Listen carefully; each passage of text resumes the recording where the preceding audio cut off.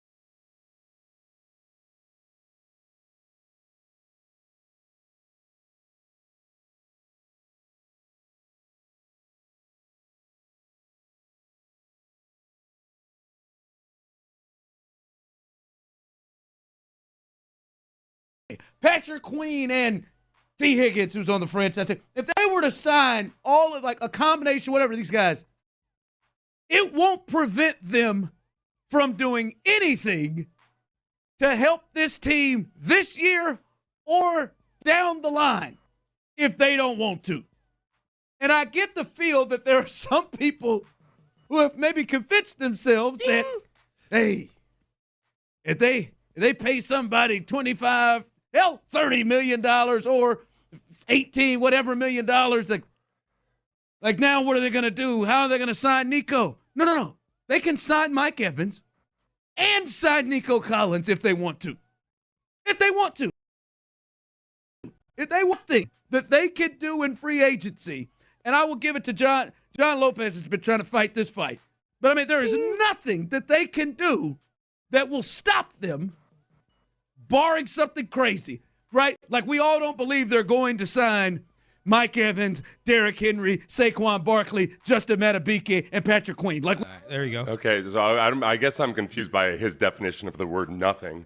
Because what is he? He's saying there's nothing they can do, and then he goes out and lays certain things that they won't do. Because that would be like, okay, listen. Have I ever once said that they shouldn't sign Madubuike? No. I don't recall ever saying that. No. I don't. Somehow there's a faction of people in Houston who think that the only avenue and route, if you care about the Texans winning, is to full force put everything you have into signing Mike Evans. And that's the only thing. That's the test. If you don't want Mike Evans, then you don't care about winning. I don't get it. I 100% do not understand. As far as Ron's contention that there's nothing you can do in free agency that would bar you from signing guys down the line or anything, maybe he hasn't been paying attention to his own damn team. Maybe he hasn't been paying attention to the Miami Dolphins. Maybe he hasn't been paying attention to various other teams throughout the history of the salary cap era that have spent heavily and aggressively in free agency, and then it's barred them from doing certain things. I found myself in Houston because I was part of a team that had spent super aggressively and knew that the bill would come due. I cover a team in the Houston Texans who spent wantonly and cravenly, not just in free agency, but with offseason moves. They spent draft picks, which is just as egregious as spending heavily in free agency, and they had to pay the piper. So, yeah, that's just flat out false to say there's nothing they can do. Secondly, I've got zero issue with signing guys that I want. But it's just somehow me wanting Patrick Queen and Christian Wilkins, that means that I don't care about the Texans winning. It's only if you like Mike Evans and only if you like Saquon Barkley. Only if you want to sign a running back who's been healthy in 2 out of his 5 damn years in the league. And only if you want to pay really good money to a guy I like a lot, Mike Evans, but to add to a position that you are already strong at and you need to build from within. There are 8 starters who need to be replaced right now. The wide receiver is the only damn position of strength on this team we have right now. Mm-hmm. And you want to spend heavily there? Because I believe Ron was saying that he was saying something about how there's nothing you can do except that also, listen, don't worry, we're not going to do the thing that you would do. You've got limited resources. I'm sorry to tell everybody. I'm sorry to explain that to everybody, that you do have to use some discretion in when you sign this. Because I've been in the damn league since 1997. I've seen it over and over and over and over again. You can't just be one off the shelf and have it turn out well in the end. Mm-hmm. It doesn't. The Denver Broncos, there you go. There's your example. That's the team that went super aggressively, and by the way, part of that was to bolster Peyton Manning. And it did end up hurting them in the end, but it worked out, and they got the gamble. But, yeah. Ron actually brought up the Chiefs in his argument. We don't have that bit of audio. Yeah. And I thought it was an interesting way to frame it, because I'm willing to listen to anything. And he's framing it as, look, the Texans only have X amount of guys. I think it was 4 guys who are more than $10 million over, whose cap figure is more than $10 million. Laramie Tunsil, Titus Howard, a couple other guys. And he said the Chiefs have 10, and one of them's Patrick Mahomes. And that's a fair point. Like, for an elite team, the Chiefs have done a fine job of managing the cap. Now, for every Chiefs, there's a Bills and a Dolphins and 3 or 4 other teams that are way, way over the cap and have a long couple weeks ahead of them. I thought it was interesting, though, that Ron brought that up as if the Chiefs have just been able to keep everybody. They did have to trade Tyreek Hill because they didn't want to. They didn't have the resources to pay an elite receiver. Like, eventually you do need to. Eventually you do. The bill does come due. You do need to make decisions on things. No, and I think the thing is, like, the Chiefs have the 7th most The seventh most of their snaps played were by players who were drafted by the Chiefs. Yeah. So it's a matter for them. It is. They've drafted well, and it's a matter of like a lot of your heavy spending is on and you have to let some of them go. That's just what ends up happening. You know, the Texans. The Texans couldn't keep Eric Winston that one offseason. It wasn't because they didn't want to keep Eric Winston. It's because they had to re-sign Arian Foster. Mario Williams, they couldn't retain Mario Williams because they had to keep that roster together in the early 2010s.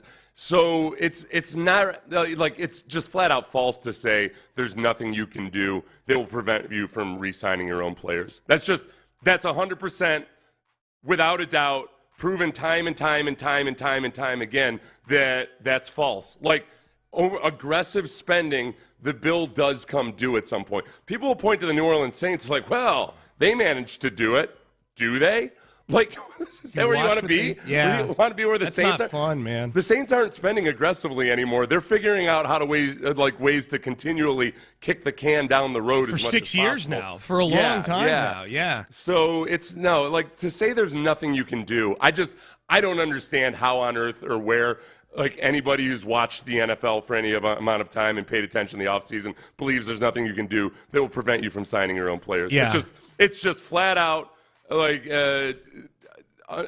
impossibly false. It's ridiculous. Yeah, and I think you and I pointing that out has led to a characterization of this show as being overly cautious maybe with the cap, and I don't think... Oh, yeah, that there were little old ladies crossing the street with our coin purse. Yeah. Clutching the two hands. We're on a limited income. Yeah. Yeah.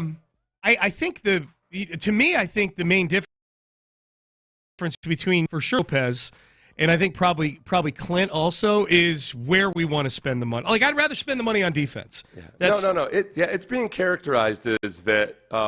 Like, my objection to the Mike Evans and Saquon Barkley is that I think it's stupid money. Mm-hmm. I think that's a stupid spend. Yeah. It's not that I'm opposed to spending. It's that we have 8 other positions that currently have no starters. Many of them have actually no good backups either at those positions. I would love to spend more aggressively on the places where there are actually no human beings right now. That's a good call. That's where I'd love to spend aggressively. Yeah. I know Ron thinks that we can spend aggressively right up to the hill on every single position because there's nothing we can do that will hurt us in the future. But that's actually not the way it actually works. I would love to spend aggressively on actual needs for the Texans. All right. Story in The Athletic yesterday about C.J. Stroud's leaked S2 score from last year. I got so angry reading this article yesterday, man. We might have to save some of our angry stuff for later in the show. I feel bad for anybody that's just waiting. I apologize, everybody. It's all right. It's all right. Free agency. It's been a successful week of Sean and Landry trolling me with sound bites. So it's going on like 9 days now. We're going to have to take a break at some point. We will. All right, C.J. Stroud's S2 score. The story in The Athletic is, this got me heated yesterday. We will get to that coming up next. Oh, Bayway Chevrolet. This would be the opposite. You need to.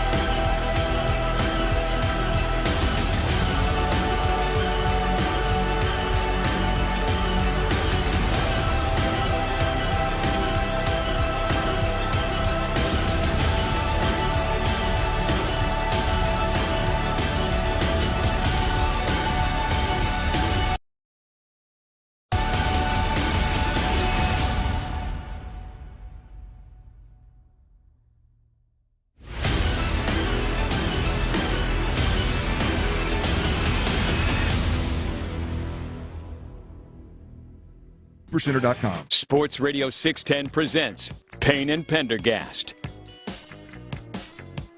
Man, I will say this.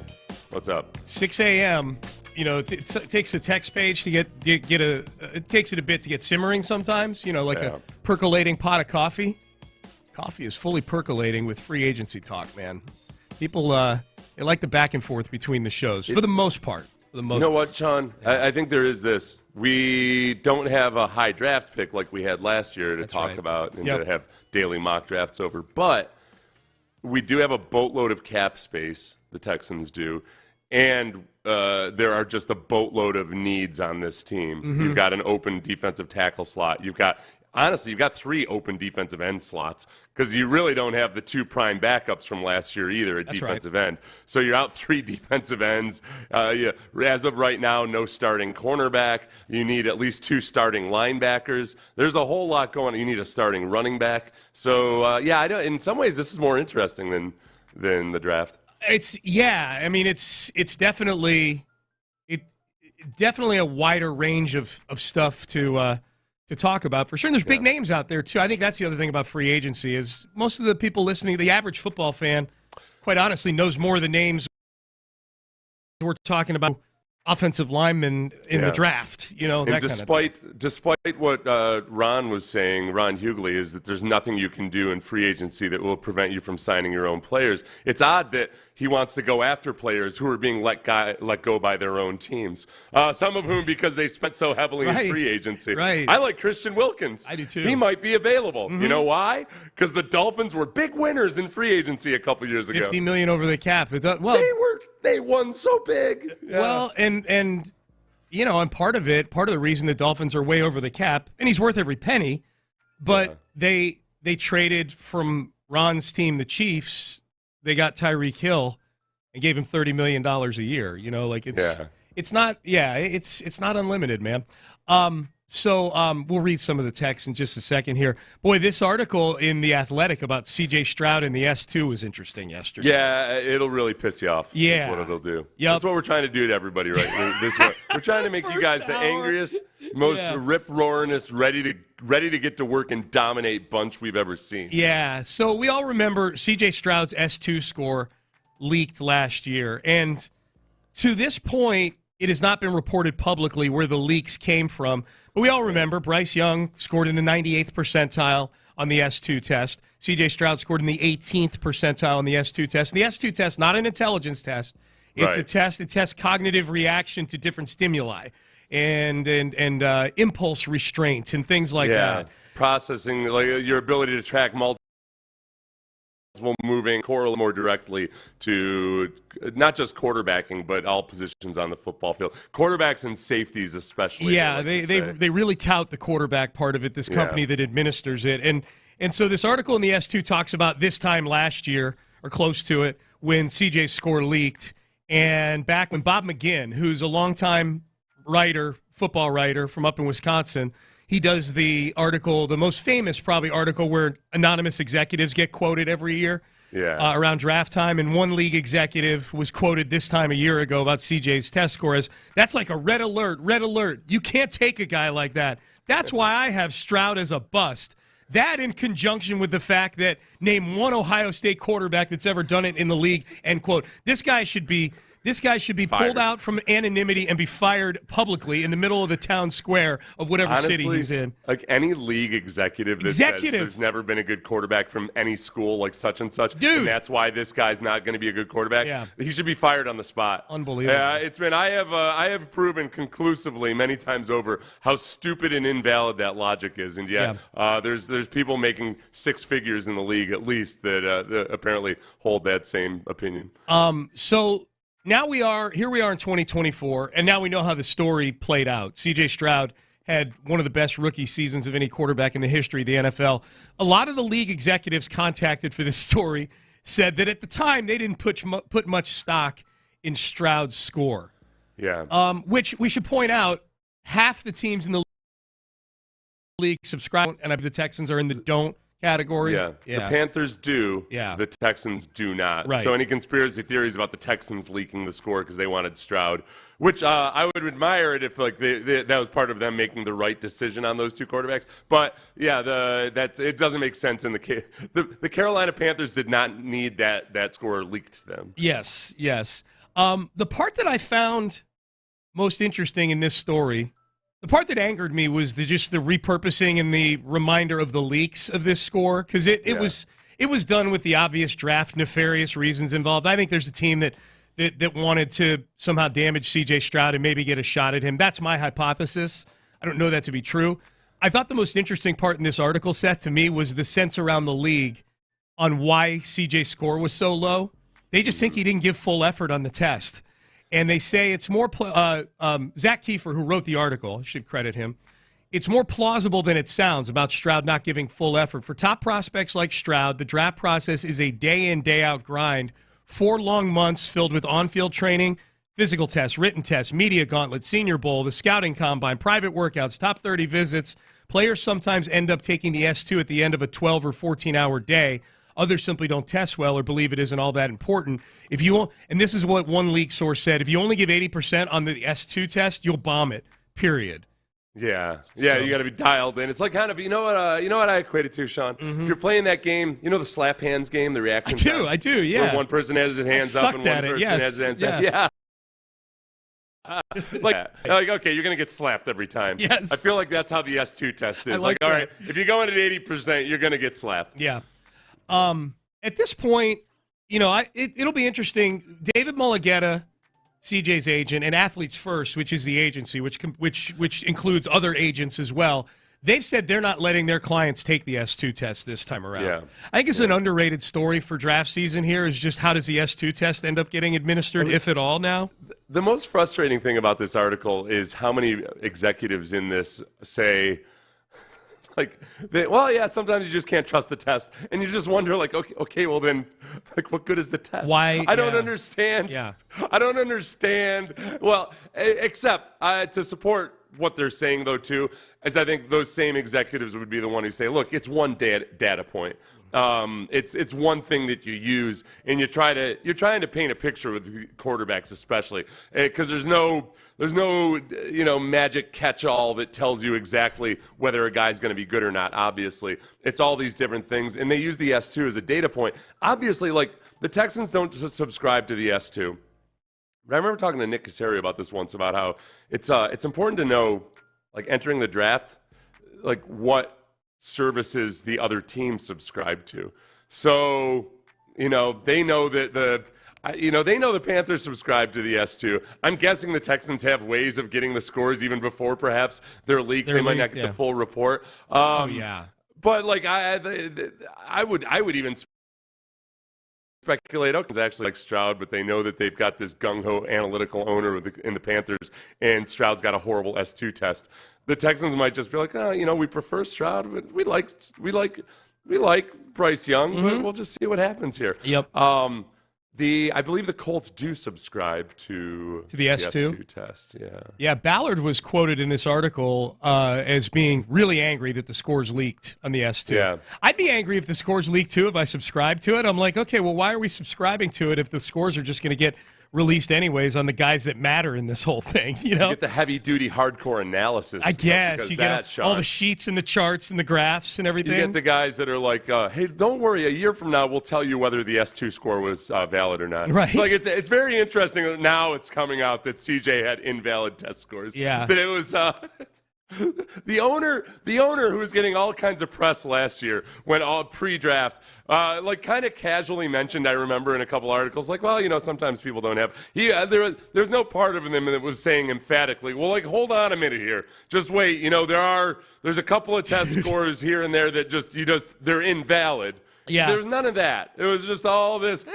Remember guys with the 98 test scores. I don't know if you were in Houston when Marvin Zindler was a thing, Seth, on Channel 13, and Marvin Zindler would do his reports on which restaurants had slime in the ice machine and things like that, and it would send these restaurants into a tizzy. They'd have to go into triage mode to make sure they still had customers coming in the door. CJ's rookie season had to be like one long from Marvin Zindler. You know, like it's like one long report of slime in the ice machine. Like, oh God, this is our core business. Marvin is doing a 3-month slime in the ice machine report about us. And think about it though, they too. Like anytime like people sell stuff to the league, usually it's almost a loss leader, or they're doing it's a lot of publicity. You know? Yeah, for sure. That's not, even if they're making money on it, that's not where they make the bulk of their money. So I'm sure they have this for all other applications in major industries and stuff. Yeah. Except when people are looking at it and they Google S2 cognition test, the first thing that's going to pop up is all this horrible press. Like they're going to have to hire like 10 SEO experts to try to get their search results. A quick thing about Marvin Zindler. Yeah. I sat next to his granddaughter on an airplane once, and I was I was really taken by surprise by how normal she was. I kind of expected her to be like, flight attendant, are you kidding me? These peanuts are too salty. Marvin Zindler's granddaughter, United Airlines seat 3B. She was wearing normal glasses. Really? Not blue ones. Oh, Marvin Zindler was a gem, man. A lot of texts coming in here on the first segment where we responded to Ron Hughley's claim that, hey, the Texans can do pretty much anything they want in free agency and no reprisals. The argument they all make, and I think by they, the texter means people like Lopez. And Ron, we are on a time restriction of 4 years with CJ's rookie contract. If we build in a smart way, we can be successful after those 4 years. Right. Oh, okay, so they're agreeing with us there on the time window. Yeah, the time window is 100% true. It's good. You can take advantage of this time to build and spend aggressively, but you still have to be smart about it. And that's my biggest objection to the Mike Evans and Saquon Barkley is that on a team where you still have 8 starting roles to fill, not to mention the most number of total free agents in general. So it's not just, and I've heard this characterized by Landry and Lopez as like, well, those guys aren't big dollar guys that you're replacing. Okay, I thought the goal of everybody here that was arguing for free agency was to improve on those positions. B, even if you were to replace those guys, you realize the Texans were one of the Texans did not have a bunch of cap space during the season last year. Like, those 40 players cost a lot of combined and total money. Mm-hmm. So, like you got to fill in those holes. And if you're going to spend aggressively, I'd like to fill in holes in ways in that which you can be competitive as hell right now, in especially spots that you don't have positions. Yeah. So it's not about not spending money. Right. I haven't argued that you shouldn't spend money. I want you to be very careful and judicious in how well you and how and where you spend the money. Yeah, and you and I haven't even argued that we don't necessarily want Mike Evans, or Saquon Barkley. Saquon, I'm a little more on the team. It's just these are the hardest part about these conversations is there's always a price tag involved with these guys, and it gets tedious if you start applying a price to every single little thing you're talking about here. Text message, let's have this conversation after free agency is over and we see who the Texans have signed, but I do like hearing the back and forth bickering. Okay. Well, okay, so that's the thing is how are we all going to judge free agency? And it's like it's natural every year if you don't get big names to feel like you lost free agency. And yet the cautionary tale every year that you see and you're reminded of during the regular season is, winning the offseason doesn't actually mean anything. Like winning, quote unquote, winning free agency is a bad bet. Like you can usually if you win free agency, you're more likely to actually have kind of a rough year because honestly, there's fundamentally a problem with your team usually. Usually there's a fundamental problem with your team if you are being one of the most aggressive teams in free agency. For me, where I'm going to look at is I'll feel good if they've addressed all of the many, many holes on this roster right now adequately to the point where you feel like you don't have desperate and glaring needs going into the draft. Yeah. So if I feel like, man, all right, look at this. They've signed guys who have been quality starters at cornerback, at linebacker, at defensive tackle, at defensive end, at running back.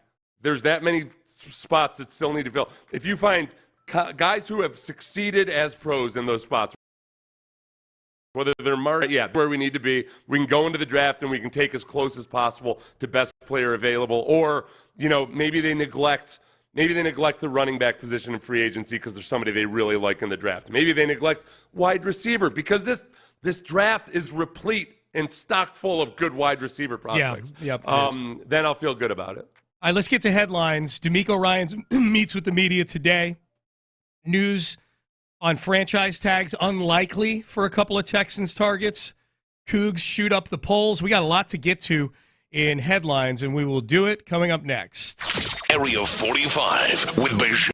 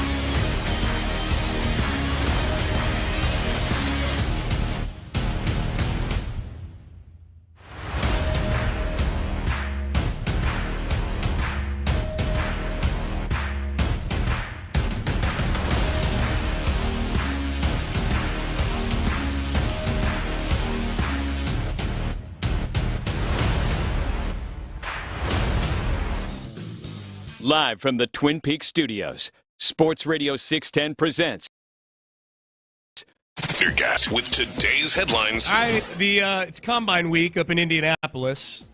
And today and tomorrow, big days, man. Noon. Yes. Block it out at noon. Today is DeMeco Ryans. Tomorrow is Nick Caserio. So I guess this time a year ago, the Texans were much more of a front and center team as far as draft stuff goes. Now they're just your garden variety, good football team that's picking in the 20s and has 8 picks and so forth. So I don't know that we get anything out of DeMeco, and I don't think it was his Combine press conference where he said it last year, but it was around this time of year. Might have been like in a sit-down at the Combine where he made the 2 quarterbacks comment that a lot of the Nugget Hussies conveniently forgot once April rolled around. The comment being, there's 2 good quarterbacks in this draft, and we're going to take them. We're going to take one of them. Yeah. What would be? We're going to take both of them. We're going to trade up and take Bryce Young and C.J. Stroud. Yeah. What is there anything that DeMeco could say today in his press conference that would conveniently get forgotten as the draft started to get closer and closer? I think him probably doubling down on we're going to build in the front 7, and honestly, I don't blame anybody for not taking coaches at face value.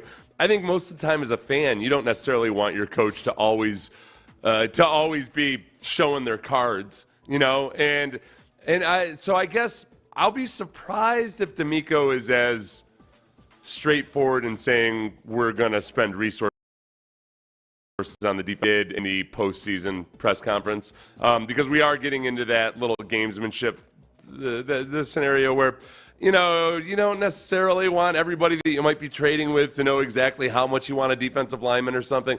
But I think with DeMeco, he's not all that good at the coach speak, which is good. That's an attribute. He's like, his weakness is I think he might be too decent a human being because coach speak is just lying, acceptable lying. So he's not that good at the coach speak. And also, the first guys to work out are the defensive line and the linebackers. And more and more coaches are sitting out the combine completely. I wouldn't be blown away or shocked if DeMeco watches the defensive line and linebackers and then heads back to Houston. I think he is going to be dialed in on these defensive linemen and linebackers. And this is one big thing. I'm not going to get heavy X's and O's here, but it's just something to think about for fans. You look at the Texans, you look at Robert Saleh with the Jets, you look at the 49ers with both those guys, and this year, even though Steve Wilkes was a little bit different, they don't blitz a lot at all. They want their defensive line to be the blitz. Win. Like we don't need to spend we don't need to bring a 5th or a 6th guy to get a pass rush. We want our 4 guys up front to get it done. And that's why DeMeco is so adamant that they go after defensive linemen.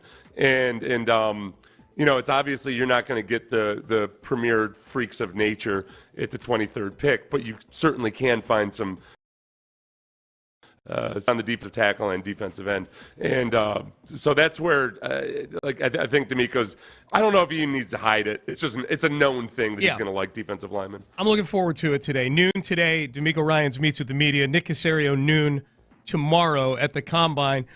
Franchise tags unlikely for Josh Jacobs and Saquon Barkley. I don't think that's a big surprise. The franchise tag for each would have been over $12 million. It's pricey for a running back.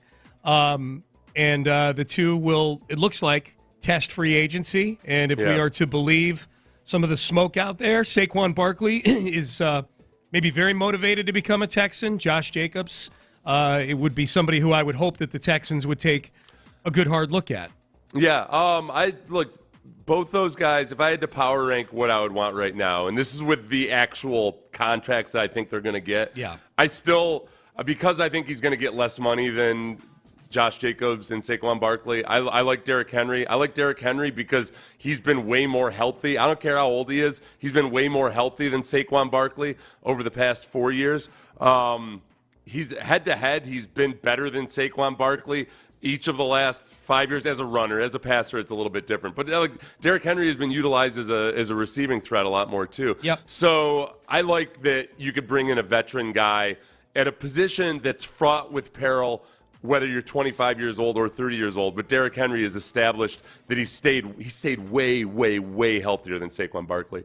Saquon Barkley's had 2 healthy seasons out of 5. Given everything that we know about running backs and the cautionary tales and just how dicey it is taking a guy in a second contract, Saquon Barkley and his injury history scares me more than anybody else in this free agency.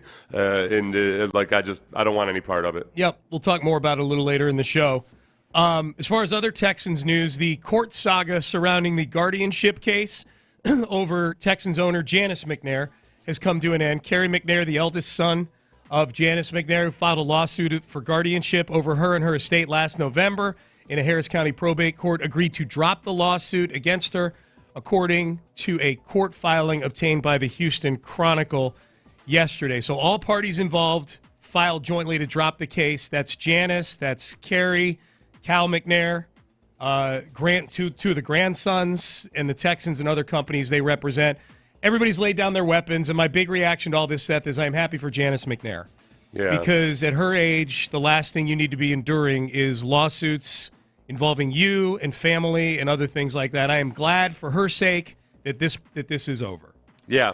One of my goals in life is to not sue my mother when she's 90 years old. Mm-hmm.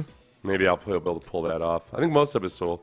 The vast majority of us will be successful enough in life to not sue our mothers when they're 90 years old. Yeah, that would be nice. Carrie McFlair. Yep.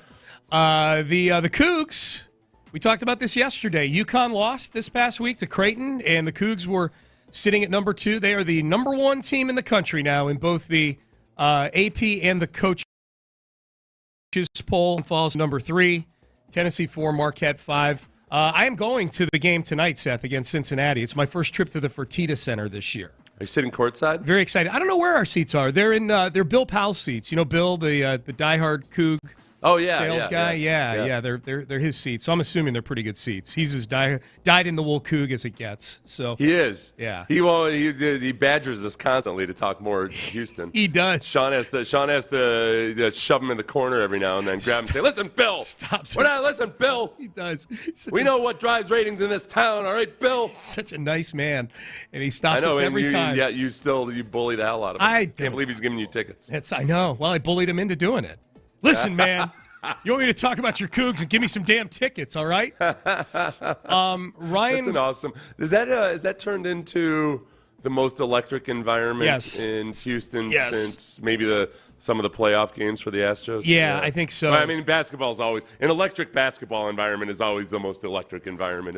It's the most electric regular season environment that the town's had. I think that Fertitta Center. I mean, some of it is a function of it's cozy. It's only 8,000 seats. The team is amazing.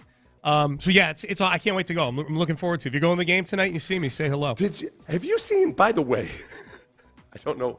I was watching Fordham basketball the other day, as I tend to do. You're a resident A10 expert. No, I had never seen Fordham's arena before. How tiny it is. Oh, really?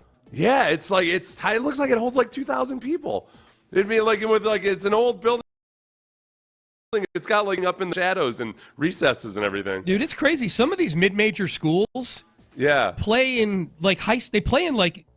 glorified high school gyms. Like if you ever watch like a lot of those schools on the West Coast in Gonzaga's conference, like Pepperdine and Portland and San Francisco and some of those schools, they're literally like gyms where there's walls at the end and not seats. Yeah.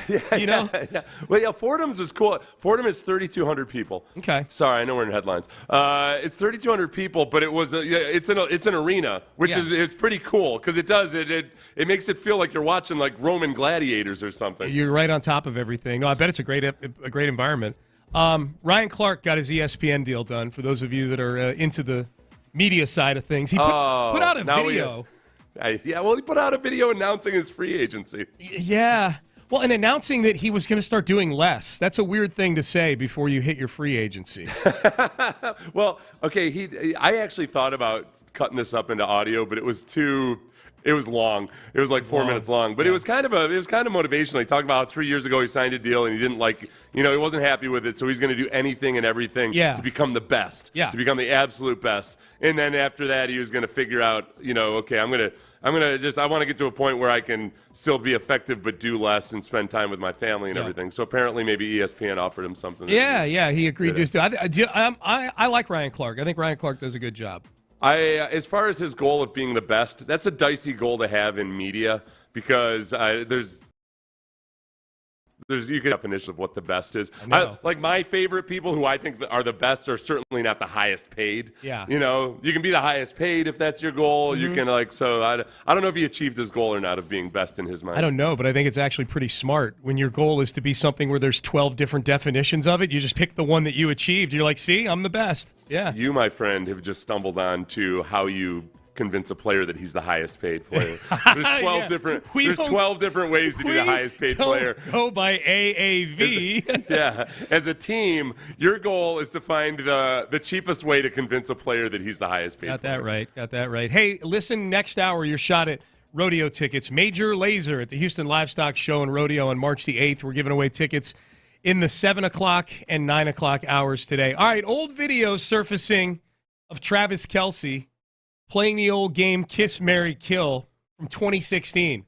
And Taylor Swift is one of the choices. We're going to let you hear the audio, but then we're going to play a little Kiss, Marry, Kill game of Texans free agency in the next segment. So stay there for that. I want to tell you right now. So last night, there's no Rockets game on. So I wanted to watch some basketball.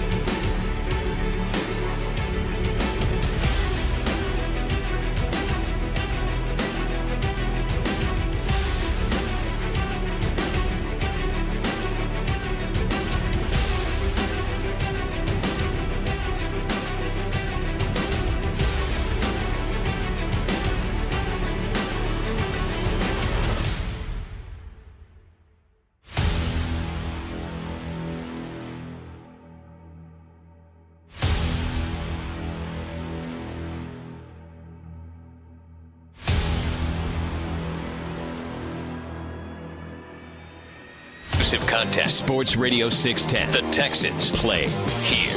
An Odyssey station. Sports Radio 610 presents Payne and Pendergast. All right, so this bit of video popped up. I think this is from when Travis Kelce was doing a reality show back in 2016, back when he was still looking for love back in the day, early in his career. He's found it now, but... yeah. This was part of his reality show? I believe so, It was, okay. Yeah, I believe so. So he did a MZ this week, and it's... the old game, kiss, marry, kill. You get presented with 3 different options, and you go, okay, well, kiss means you're just there for kind of a short-term thing. Marry means this is my long-term choice, and then obviously kill is purely metaphorical. It just means we're choosing to do away with this one, right? Oh, well, no, it's a metaphor. Well, it's an imaginary game where, like, if you had to, then you would kill them. Right. It's not a metaphor. Yeah. It's no, you would kill them if this was the choice and you had to kill them. Right. Let's call it what it is, Sean. Don't try to sugarcoat it. I'm sugarcoating it. If you're in this situation where the world's going to get blown up unless you play this game, then you need to kill. Seth wants to kill me right now. Because Catching of the Kelce was the name of the... Catching Kelce, show. Yep. So he was given 3 choices by the interviewer here. And the 3 choices, just in case it's not captured in the audio, Ariana Grande, Katy Perry, Taylor Swift. Taylor Swift, Ariana Grande, Katy Perry. Kill, marry, kiss. Damn, that's messed up. I don't want to kill any of them. Well, it's just a game. Just a game. It's going to be harder to find real love. So you got to play this game right. So what is it, kill? Kill, marry, kiss. Ariana is kill. Okay. Unfortunately. Love you, but you're gone. Okay. And then Taylor Swift would be the kiss. And then Katy Perry, what's the last one? Katy Perry. Katy Perry would Marry. be the... Yeah, Katy Perry would be the He's like, yeah. All right. So is that video coming back to haunt him now, do you think, 8 years later? Have a feud? Didn't Katy Perry and Taylor Swift have a feud of some sort? I don't know. I lose track of all these feuds. Did they? Yeah. I feel like the other thing, too, is if we're going to go down to, like, I don't know, maybe at that point he doesn't know any of them personally, theoretically.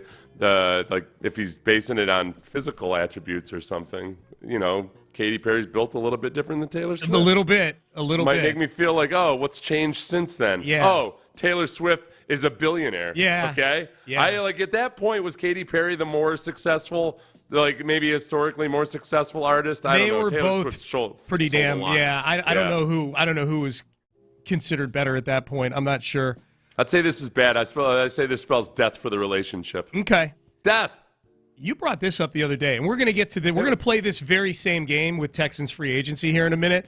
But as long as we're talking about Travis here for a second, I mean, look, you see players partying in the offseason all the time. I don't know, man. Like this does feel like if you're somebody who's lining up, waiting for the Chiefs, for the bricks to begin to fall out of the wall in this Chiefs dynasty, as long as Mahomes is the quarterback, they're always going to be in it. But if you're somebody who's waiting for the Travis Kelce train to finally go off the rails a little bit, I feel like this offseason is progressing just the way you want it to now. This last season had the feel of it right up until the playoffs. Yeah. I mean, and then Kelce did like kind of a Gronk thing in the playoffs where all of a sudden playoff experience, savvy, and just making the final push is enough to get through and be your old self. Yeah. Remember last year, it was just in the offseason, going into training camp, and then in training camp, you realize, wow, Travis Kelce's in a lot of commercials, like way more than I ever remembered seeing him in. A lot of commercials, and it felt like, all right, he's cashing in for one big last jaunt before the end of this. He went full bore in on like publicly courting Taylor Swift, all that. Maybe him like traveling to Australia and then wherever else Taylor Swift's going to be on tour this year, and I don't know. I don't know if Travis Kelce is the guy who's built to be able to handle that kind of life and also then still produce, because he was immature when he was younger, and he kind of had to learn how to limit and avoid distraction and stay focused. Yeah. And now I feel like this might bring out some of his worst elements. Not to mention when he realizes, like, oh wow, if I'm actually like pretty well taken care of by this Taylor. I gotta hang on to her. Yeah. Got to hang on to her. If I were him. yeah. Like, you got to treat her right. Yeah. But I feel like he's built for that. Yeah. I also wonder if he's going to have some embarrassing episodes where she realizes, like, oh, dude, all right. Like, he did. The freaking parade. He was a mess. Well, yeah, I don't know if she think that was that. I'm thinking more about, like, within the music industry. Okay. Like, if she's talking to some super important producer or something, he's like putting whoopee cushions under people's He gives him a seats. wet willy. Yeah. Yeah. Noogies him coming. Just like zero attention span. Like, after 2 minutes of conversation, be like, hey, is there a good place for barbecue around here? Right. Yeah. Grabs him in a headline. Hey, Rupert, Dad. I'd also like to point out how funny it is that in the hypothetical game of kill, marry, kiss, like the original one is kill, marry, have relations with. Right. It's like, of those two things, no, definitely keep kill. But we can't be speaking about hypothetically making love to somebody. Right. No. Yeah. Kill is fine, but not the making love part. Right. So, well, and for purposes of what we're about to do, I think at 7 o'clock in the morning, kiss is probably a better thing to use. So let's apply this same concept to Texans free agency. Seth, Okay. I've got 4 positions of need for the Texans. I've got 3 names at each one. Okay. And I want you to tell me, Kiss is going to be basically a 1-year contract. Mary is a just to keep it simple, a multi-year contract. Oh, okay. Kill is don't want this guy. Okay. All right. Running back, Saquon Barkley, Josh Jacobs, Derrick Henry. Derrick Henry, I would like to do a 2-year deal with, but like a 1-year deal would make sense. I think he'll have options other than a 1-year deal. But very short-term deal with Derrick Henry. Derrick Henry. I would. So I'd kiss Derrick Henry. Yep. I would kill Saquon Barkley. That's obvious. In a heartbeat. Yes. Like, I wouldn't even think about it or feel. There'd be no part of me that'd be like, I just took a human life. Like, none of that. Sniper. And then Josh Jacobs, I would, if I had to. Like, I don't like the idea of giving any running back a lucrative contract, but Josh Jacobs would be. Yeah, it's like we kind of walked into a bar like, I don't know if I really want to marry any of these chicks, but I guess if I have to marry one, it'll be that guy in a Raiders 8 jersey over there. Yeah. This is actually really more appropriate for football than a lot of other things. Because it is. Like, Saquon Barkley in a lot of marriage material, but no, I'll just kill him. Yeah. Kill him. Yeah. Right. All right, defensive tackle. Kiss, marry, kill. Kiss a 1-year deal, marry multi-year deal, kill, want no part of him. Justin Madubuike, Christian Wilkins, Chris Jones. Oh, okay. Chris Jones kiss, because I think he's motivated. Like, he's a guy that needs constant motivation and a carrot dangling in front of his face, and it seems to work out really well with him. Oh boy. You like both these guys. Boy, I like both. I really like Christian Wilkins and Madubuike. Yeah. I would say, it's unreal. Oh, boy. So I've already killed Chris Jones. No, you kissed Chris Jones. Oh, I kissed Chris Jones. Yeah. I didn't want to kiss him. All right, You can kill him. You can take it back. I can? Yeah. All right, I guess I'll kill him because, he's never, he's probably going to get franchised.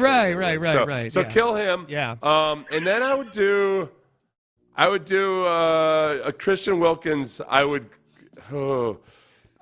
think Christian Wilkins is going to get a deal that's more accurate. I think Madubuike is playing in a defense that gives him a lot of opportunity to be one-on-one. Yeah. So I think he's going to get paid way more than he probably should. So I would do him on a 1-year deal if we had our druthers. Yeah. Wilkins had a long track record of just being a super solid player. Yes. And I think he's going to. I very, very much trust giving him a boatload of money. Yeah. He's going to perform afterwards. The point I can't shake about Madubuike that you have made is the double team, the fact that he faces almost no double teams on that defensive line. Those two, he's going to be facing more of those, which is why he would be kiss for me, because I want him on the team, but I want to kind of see how it is for a year. Yeah. You know, and I want to live together. You know, like let's live together for a year and see how it is. Wilkins, it's a Mary. hard game. Yeah, it's fun though.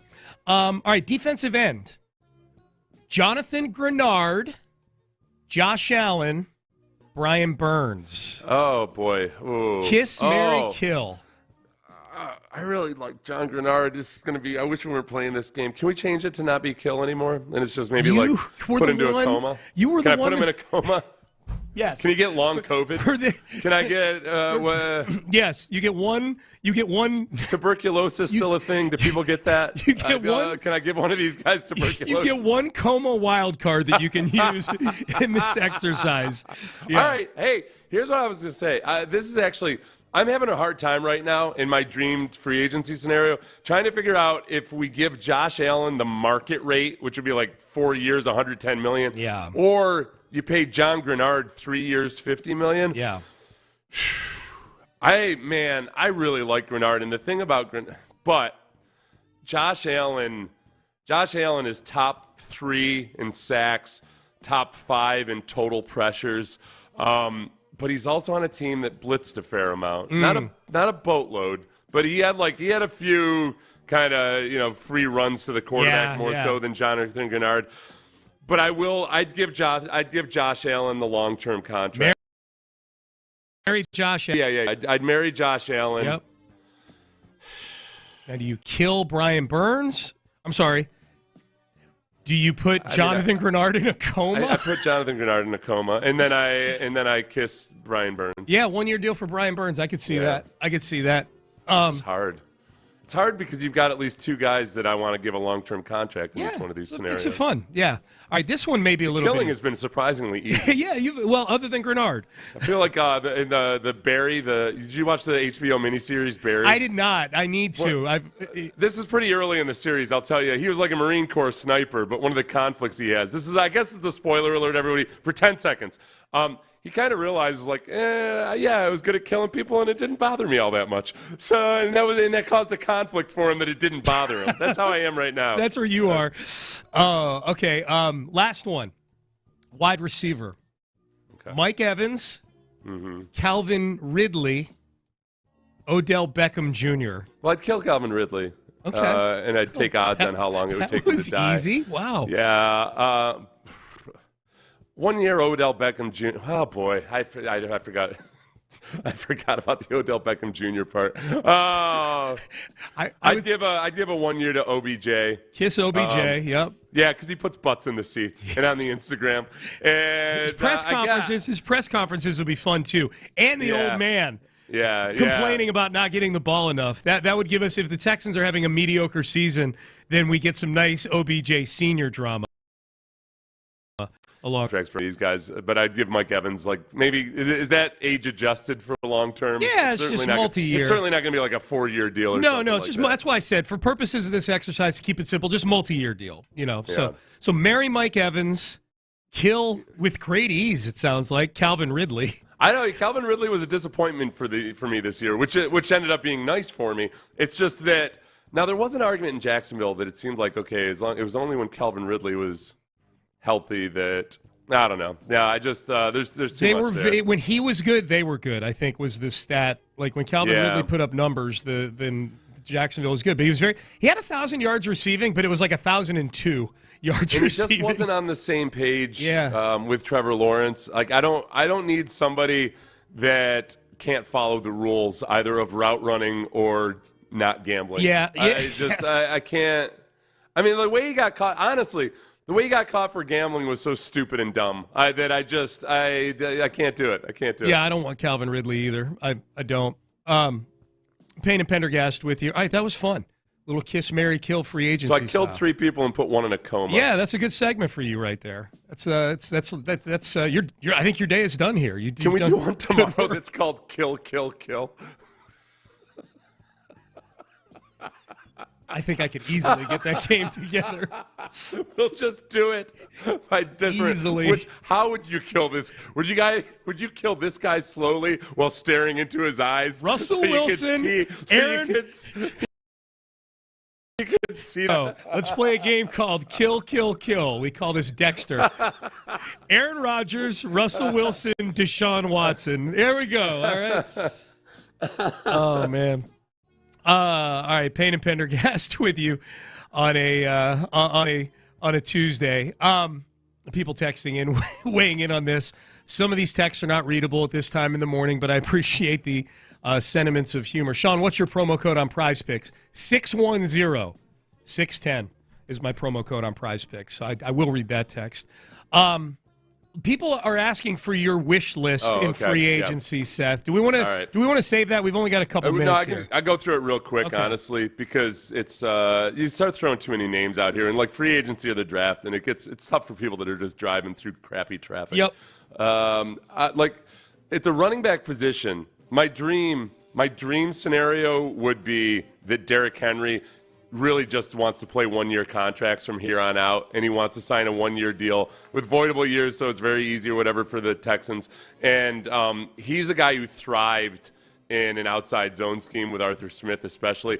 There's a big part of his veteran mentorship, I think, that could help this team out a lot in that regard. He doesn't need to be a bell cow. He would almost be like Rex Burkhead, Sean, but much, much better than Rex Burkhead. So that's my dream. My dream is that he specifically wants to go play with C.J. Stroud, who he spent time talking to at the Pro Bowl. Pro Bowl, yeah, sure did. I told you Josh Allen and John Grenard, I either want to put him in a coma or sign him because I love John Grenard. I think he's way better than people realize, and yet Josh Allen is just super productive. He's not the ideal body size that I really want for the physicality of this defense, but he's good versus the run. So I would go Josh Allen, 4 years, $110 million. Okay, off-ball linebacker, I've got options where it's either Patrick Queen, and I know some people, like myself included, are worried about whether I don't think either Patrick Queen or Christian Harris are at their best when they also have to be the play caller. Yeah. I gotta look, it's up to you, Christian Harris. You got to become the green dot guy and be the play caller. You're ready. You've been in this defense for a year. Sign Patrick Queen. If they can't get Patrick Queen, I'd like Levante David. Yes. On a short-term deal. That's a cheapie. That's going to be a cheapie. That's going to be a 1 year, $5-6 million deal. I love that idea. I think he's still very good in coverage. Like I even thought about Bobby Wagner, but I think Bobby Wagner's coverage skills have dropped off more. Yep. Defensive tackle, I want Christian Wilkins. No big deal. 4 years, $92 million, whatever. And then it's at cornerback. Like, I know a lot of people are falling in love with Xavier Howard because of the name and whatnot, but Steven Nelson's been better than Xavier Howard the last couple of years, and I think he'll probably get less money because there's less bling there. If they bring back Steven Nelson, I think that helps at an affordable 2-year deal, like $15-16 million. I think that opens up the door for more spending because there's still more positions you need. The running back, I'm not opposed to signing 2 guys, drafting somebody. I think they blow up that room. That's my prediction. The running back. So we would end up with Josh Allen, Patrick Queen, Christian Wilkins, and then just re-sign Steven Nelson. There you go. That's a lot of money. It's good. That's only 2 marquee signings, though. Christian 3. That would be 3. Yeah, it would be Patrick Queen, Christian Wilkins, and Josh Allen. Boy. Yeah. I don't know. I've been accused of being stingy. Yeah, I was about to say. I don't know. I guess my dream scenario is that sounds like someone found religion. I guess I don't know. Yeah, because the 2 of us had been. Now, according to Ron, I would have room for all of those guys, plus Mike Evans and Saquon Barkley, and CJ's second contract in 3 years. There's nothing you can do that prevents you from signing more people. That's always. Right. That's right. All right. Russell Wilson had some interesting things to say on the I Am Athlete podcast. Could we ever see DeMeco Ryans doing something this slimy? That is next. Payne and Pendergast. As unreasonable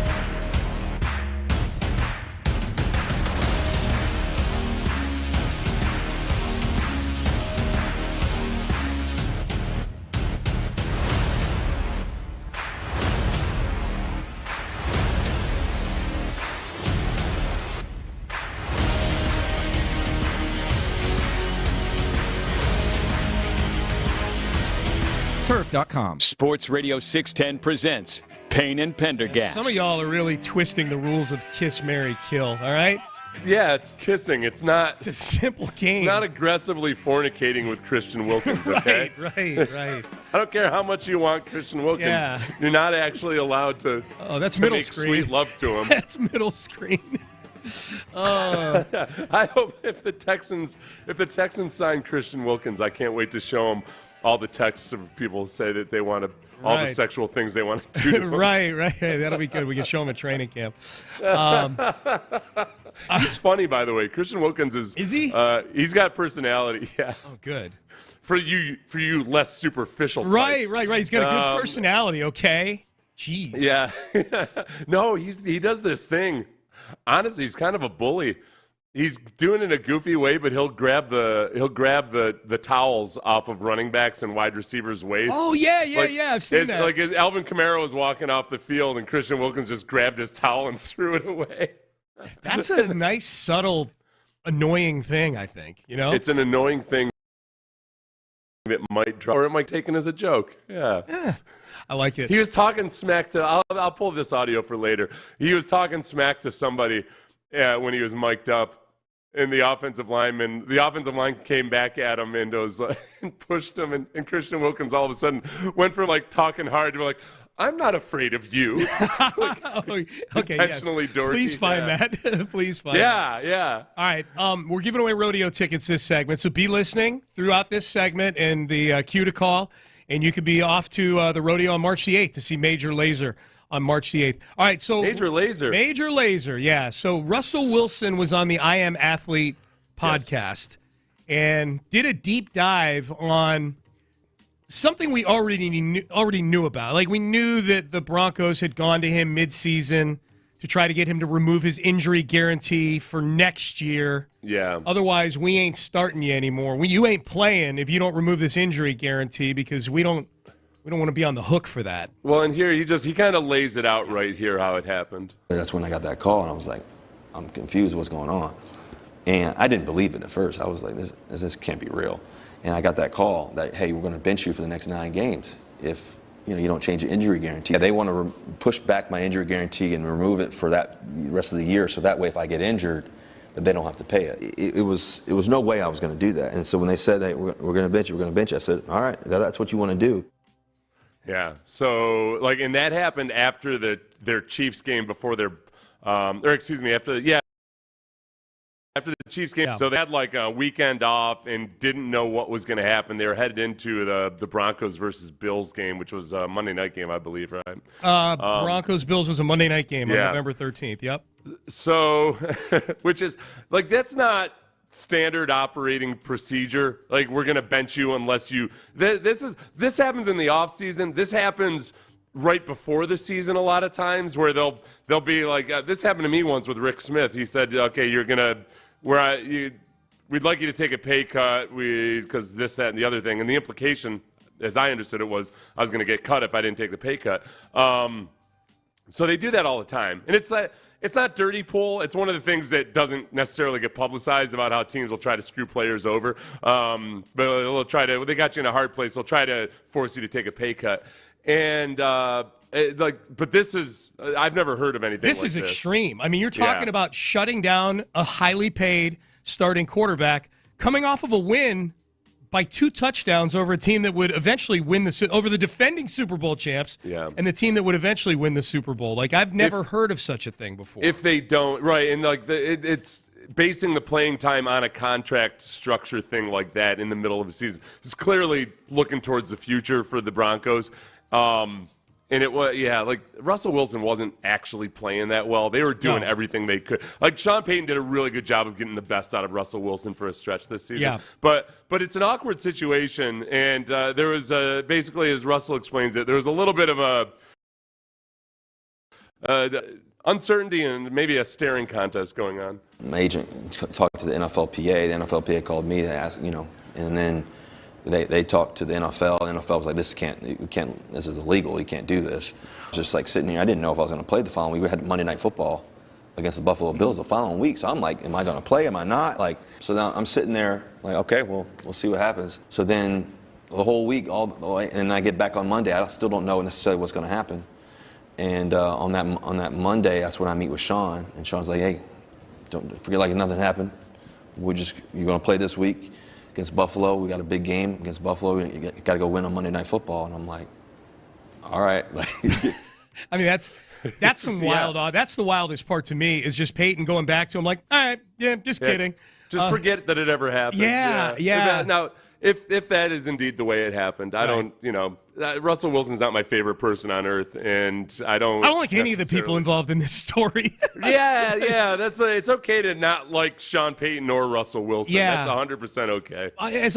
As I'm watching this video of this snippet of I Am Athlete, Brandon Marshall's the host, and as I'm watching this, I'm going, man, am I just naive? Like I couldn't imagine DeMeco Ryans doing something like that. I mean, I hope he's never in a spot where he feels that way about his quarterback, because our hope is that his quarterback for the next however many years is C.J. Stroud playing at a very high level. But that's an incredibly slimy thing to do to me. Like it's a slime to do to the team. Russ isn't great, but I think at that juncture in the season, he probably is the quarterback that gives them the best chance to win football games. And now you're talking about guys where the clock is ticking on guys' careers. You only get so many years in the league. You only get so many chances, especially veteran guys. And now you're talking about benching your starting quarterback because you're looking ahead to what things need to look like in year 3 and 4 of your tenure there. Yeah. I think it's so unfair. Think it boils down to, I guess, it's unfair, and yet, like, Russell Wilson didn't have to do it. And he didn't do it. Ultimately, he won the staring contest. He did. I think from Sean Payton's perspective, I very much doubt, no matter how much propaganda he fed Colin Cowherd before getting the job, I don't think that he ever actually really believed in Russell Wilson. I agree. And I'm certain, I would 99% say certainly didn't like Russell Wilson by the beginning of the season. Mm-hmm. And knew that it probably wasn't going to be the marriage made in heaven. So at that point, I think he was just trying to do what he felt was best for the team, like long term. Yeah. And is it dirty pool? Sure. But he just didn't care, I guess. he just flat out didn't care. Yeah, to be clear, I don't really feel bad for Russ. I feel bad if it had happened that way, if it had gone down, I would have felt bad for the other guys on the Broncos. You're wasting a year on a team.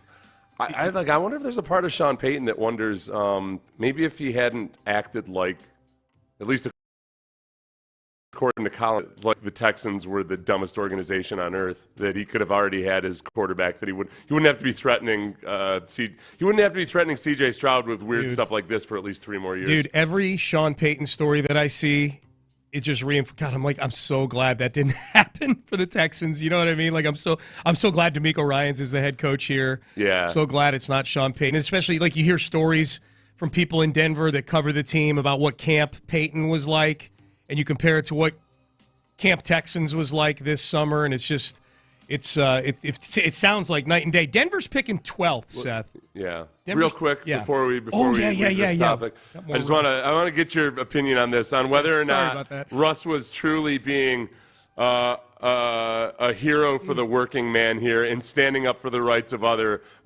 when he said this about why he couldn't accept why he couldn't get rid of those injury guarantees. Right. I didn't want to set a precedent for players to remove their injury guarantees. Yeah. He was doing it for everybody, you see, Sean. Yeah, he's doing it for the greater good.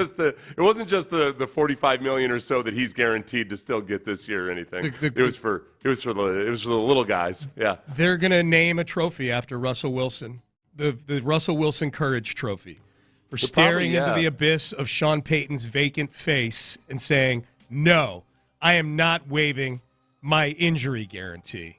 Man, that's such a nice hero. Like at various times, if the Texans would have traded for Russell Wilson, if they would have hired Sean Payton, if they would have hired Sean Payton, still end up with C.J. Stroud, I think we'd be feeling pretty good about Sean Payton for sure. It wouldn't be as much fun as with DeMeco, but I think we'd still be feeling pretty good about Sean Payton. Right, and we'd have no idea what it would feel like to have DeMeco Ryans as your head coach, so there's nothing really to compare it to. Now it's like we've had a year of DeMeco, like this is awesome. This is great. Would Would we like Sean Payton more than Bill O'Brien already? Yeah. Okay. Yeah, because CJ would be playing really well. Yep. And I just think I say what you will about Payton. I think he's better at that job than Bill O'Brien is. You know, he's a better head coach. Would we like at this point? Would we like Sean Payton? Nah, that's a weird game to play. So kiss, marry, or kill. Yeah. Sean Payton, Bill O'Brien. Yeah. Denver is picking 12th in the draft.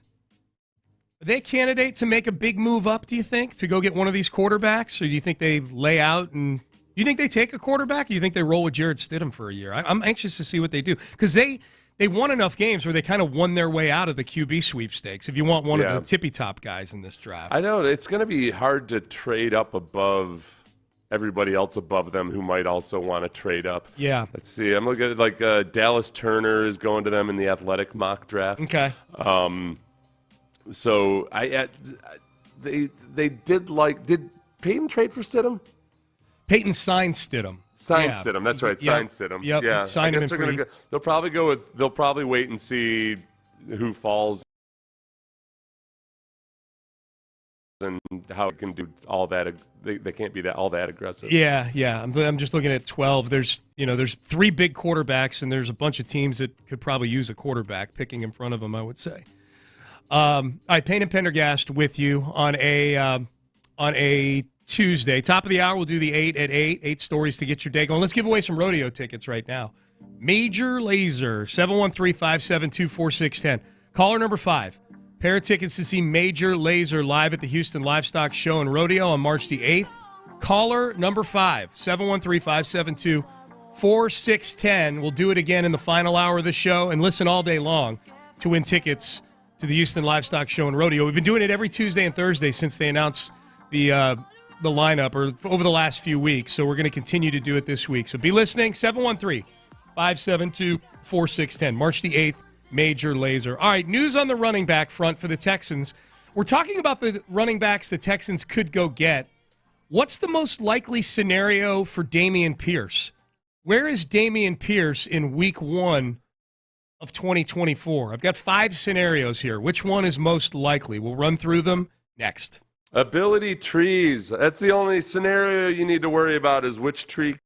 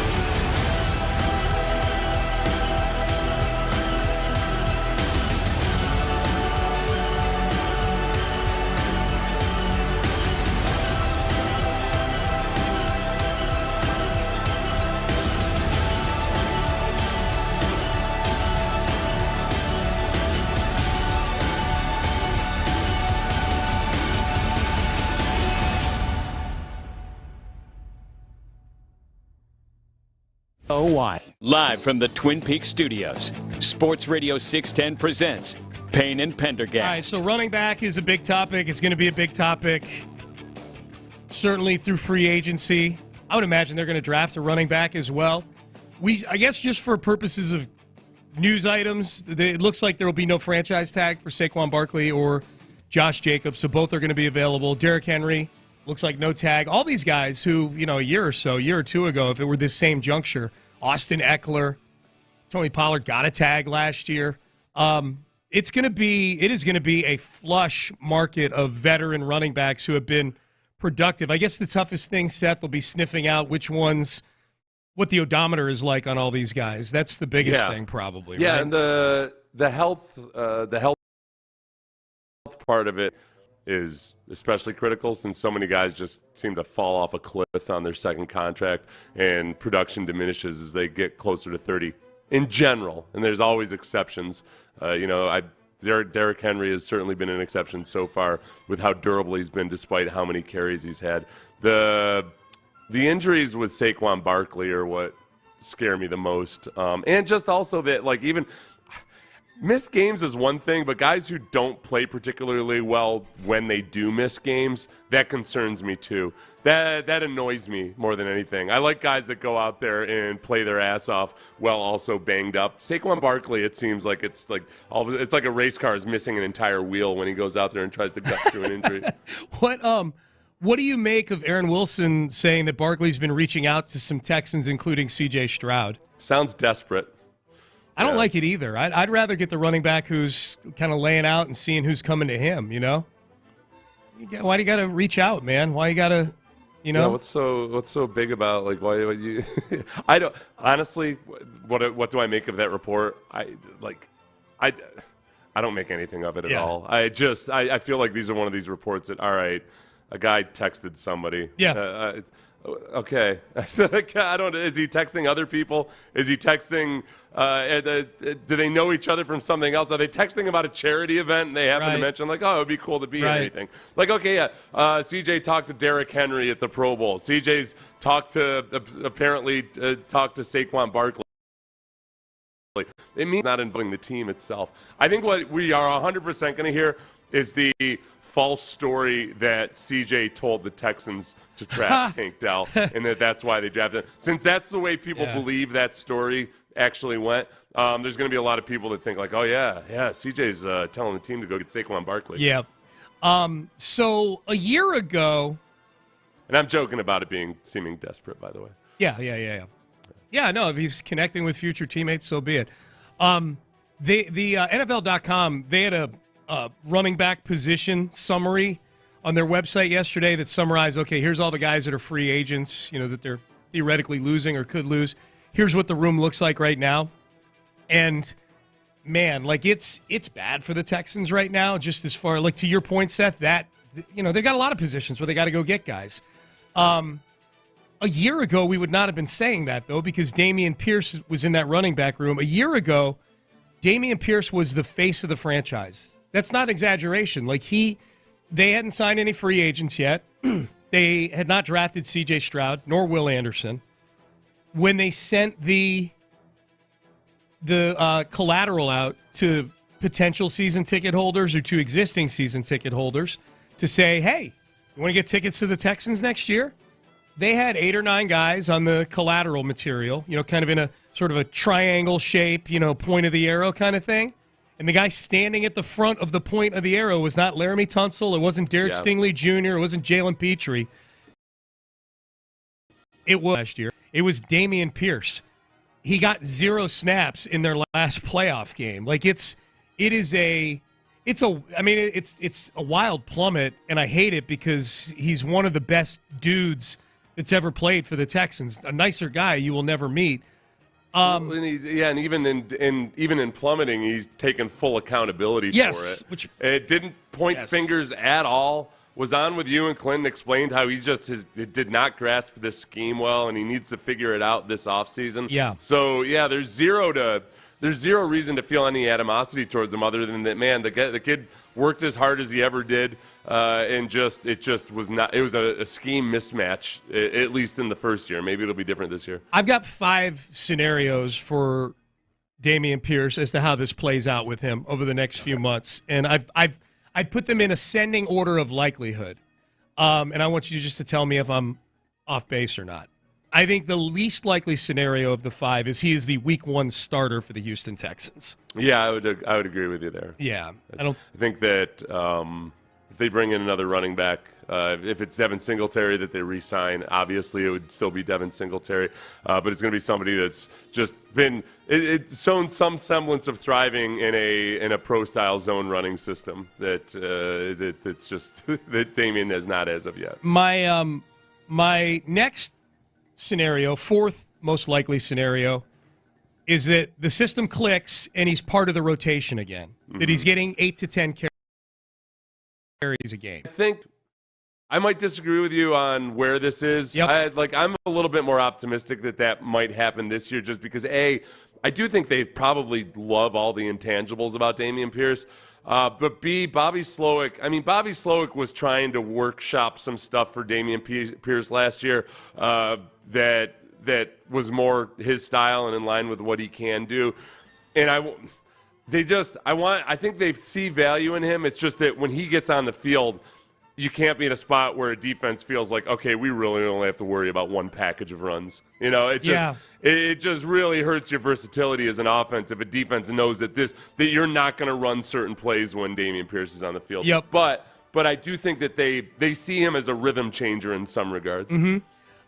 Number 3, ascending order here, is that he just doesn't make the team. Like, he's in camp. He's there. He's competing with a bunch of running backs. This one's a little dicey for me. That's kind of why I plunked it in the middle, because we don't know who they're signing. We don't know how many backs they're signing. Do they go with an approach where they go get 3 mid-tier backs as opposed to one big fish that they feel they can pair with Damian? So I plunked it right in the middle that he's in camp, and he's one of the, after the last preseason game, he's one of the guys that gets cut. Yeah. It's on the board, I think. It's on the board. I'm going to wait to comment on that until we get to your number 1 item, because I feel like you're arguing against yourself. I'm going to expose your hypocrisy here, Sean. Good. Number 2, I think he makes the team. He's kept for depth, special teams, kind of what he was. Kept for depth. Yeah. Okay, so he's a part of the rotation, but not the running back rotation. He's like a Dario Gumbawale, he's Dare. Perhaps. Yeah, he's Dare. Yeah. Yeah, okay. Yeah, I agree with you on that being the second most likely scenario. That's in that they still, they'll use him on a few snaps per game, but as a returner or whatever, that makes sense. That's a good one. Number 1, traded. Mm-hmm. Trade him for a day 3 pick. Or just traded regardless of price. Yeah. I think that's very, very possible because he's still on his rookie contract. I think there are a lot of teams out there that are going to see that, like, okay, it was a scheme mismatch. That's obvious. We feel like we can still do something with him. Just in the way Bill O'Brien used to sign players that had throttled his own team. I feel like there's a lot of teams out there that are like, yeah, I remember when Damian Pierce ran I remember when he broke 9 tackles against us, the Jaguars. Yes. I think there's a good chance that teams like that say, I'll take Damian Pierce for a 6th round or what have you. Which is why that's my comment on number on cut. You're putting cut at 3. I feel like if traded is the most likely scenario, then cut is probably the least likely scenario. I think there is value out there for him for sure. Like he flashed way too much as a rookie for there not to be teams out there that think, all right, we got to I like the upside of Damian Pierce way more than these other 3 jamokes we got on the roster right now. Yeah. Damian Pierce to have this thing click. You know what I mean? Yeah. It would be fantastic. I wonder how much you think they're factoring Damian Pierce into how they're approaching running back in the draft and free agency. Is he a non-factor in their evaluation? If you were Nick Caserio and DeMeco Ryans, how much would you be factoring Damian Pierce into your evaluation of the running back room? I think they have to. That's where I think they've got him on the trading block already because you can't you can't go. In a weird way, it's like J.D. Martinez, where they had already moved on from J.D. Martinez. So the cautionary tale with the Astros and J.D. Martinez would be that mentally they had already moved on to the point where they didn't see that he had actually turned a corner. And, like, you don't want that to happen with Damian Pierce. I think you've got to be mentally ready to trade him if there's a good offer, and it might happen during the draft. But also be open as long as he's on the roster that, yeah, he is trying to figure the system out. It's just it's hard. It's hard to figure that out, really, until the regular season. I know it's just the preseason is such a joke anymore that I don't know if you can figure out whether he's genuinely got it or not in the preseason. That's where, again, it becomes more likely that he gets traded because I think the Texans are probably open to keeping him on the roster. They love him. They want him to succeed. And yet, on draft day, if Nick sees somebody he likes and that team the team he wants to trade with wants Damian Pierce, I think he's gone real quickly. I wonder, a point made by a texter here. Derrick Henry talked about how long it took to own run scheme as well.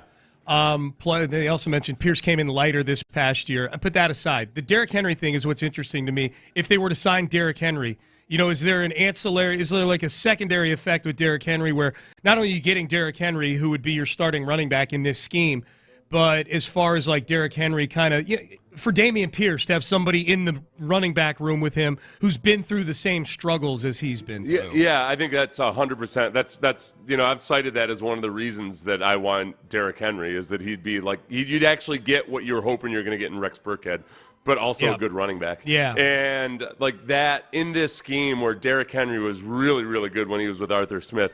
Derrick Henry was the second leading rusher in the league last year, ahead of Saquon Barkley, even though Derrick Henry had a worse offensive line, since people can't keep making excuses for Saquon Barkley in his awful offensive line. I think that's a big part of it that I would like. But again, I don't think that but it shouldn't prevent you from moving on from Damian Pierce. Some of the guys, okay, here are the guys that you're hoping figure it out in their second year in this system. Jalen Petrie, right? Obviously on the defensive side of the ball. Damian Pierce, 100%. He's a guy that you've seen there's an upside, but you just don't know. Of those two, who are you more optimistic about figuring it out like this year compared to last year? Jalen Petrie. Yeah. I think it's Jalen Petrie. And I wonder if they use Petrie differently this coming season than they did this past year as well. Just how it's used. You're a running back in the Kubshanistan system. Like that's sort of etched in stone how you get used. Whereas I think Petrie, I think they're going to give Petrie every opportunity to succeed or fail. That's evident. That's very evident. And if you but I do think he's going to have to compete for a starting role this year. Yes. He's not going to be named a damn captain right off the bat. That was one of the things I was very uncomfortable with last year. Is I was mostly optimistic about everything. The fact that Damian Pierce and Jalen Petrie were being treated like 10-year vets. That was rough. That was rough to watch. That was the part where I got really, really nervous. Yeah. Because they hadn't genuinely proven anything. As far as guys who weren't rookies last year but still have something to prove in a big, big way this year, I think Brevin Jordan is on that list. Yep.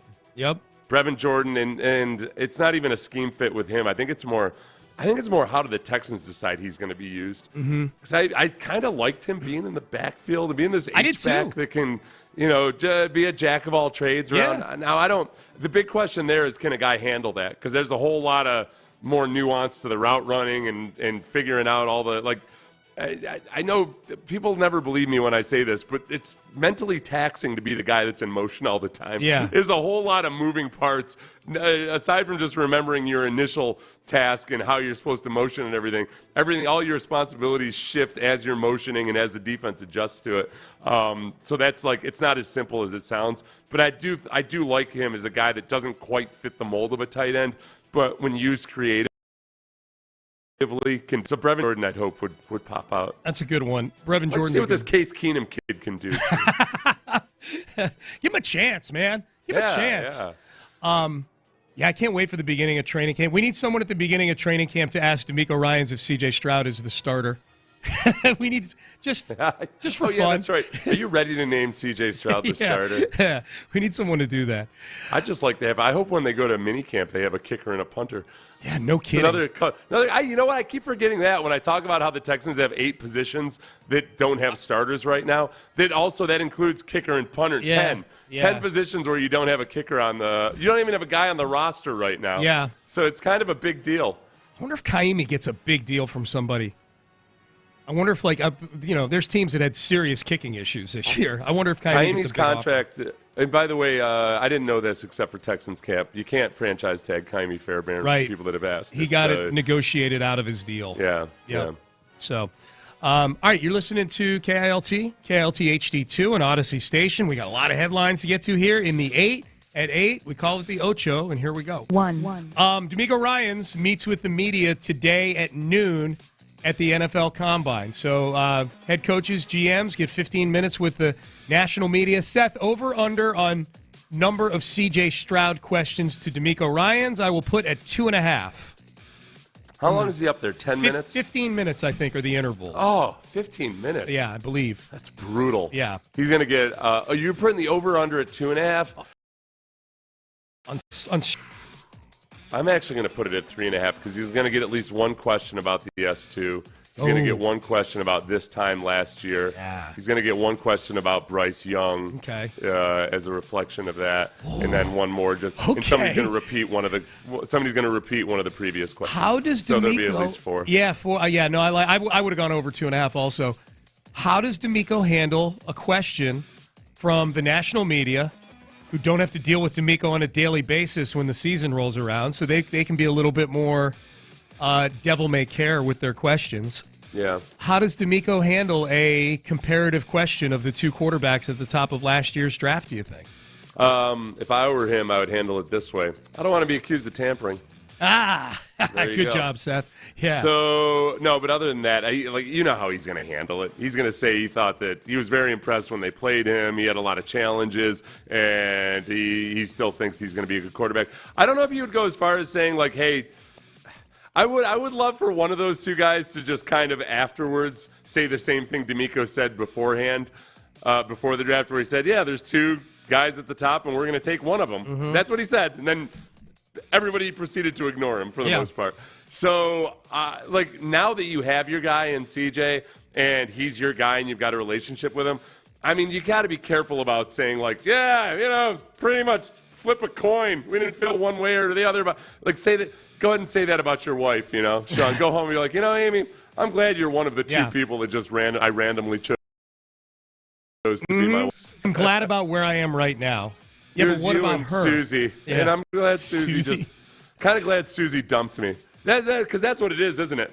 Yeah, you know what? I mean, you weren't my first choice, but Susie dumped. I was happy with either of you, but Susie dumped me. Yep. And now I'm with you. So DeMeco at noon today, Nick at noon tomorrow, Nick Caserio, noon tomorrow at the Combine. 2. Franchise tags, unlikely. We just mentioned this in the previous segment. We'll mention it again for those of you getting in your cars.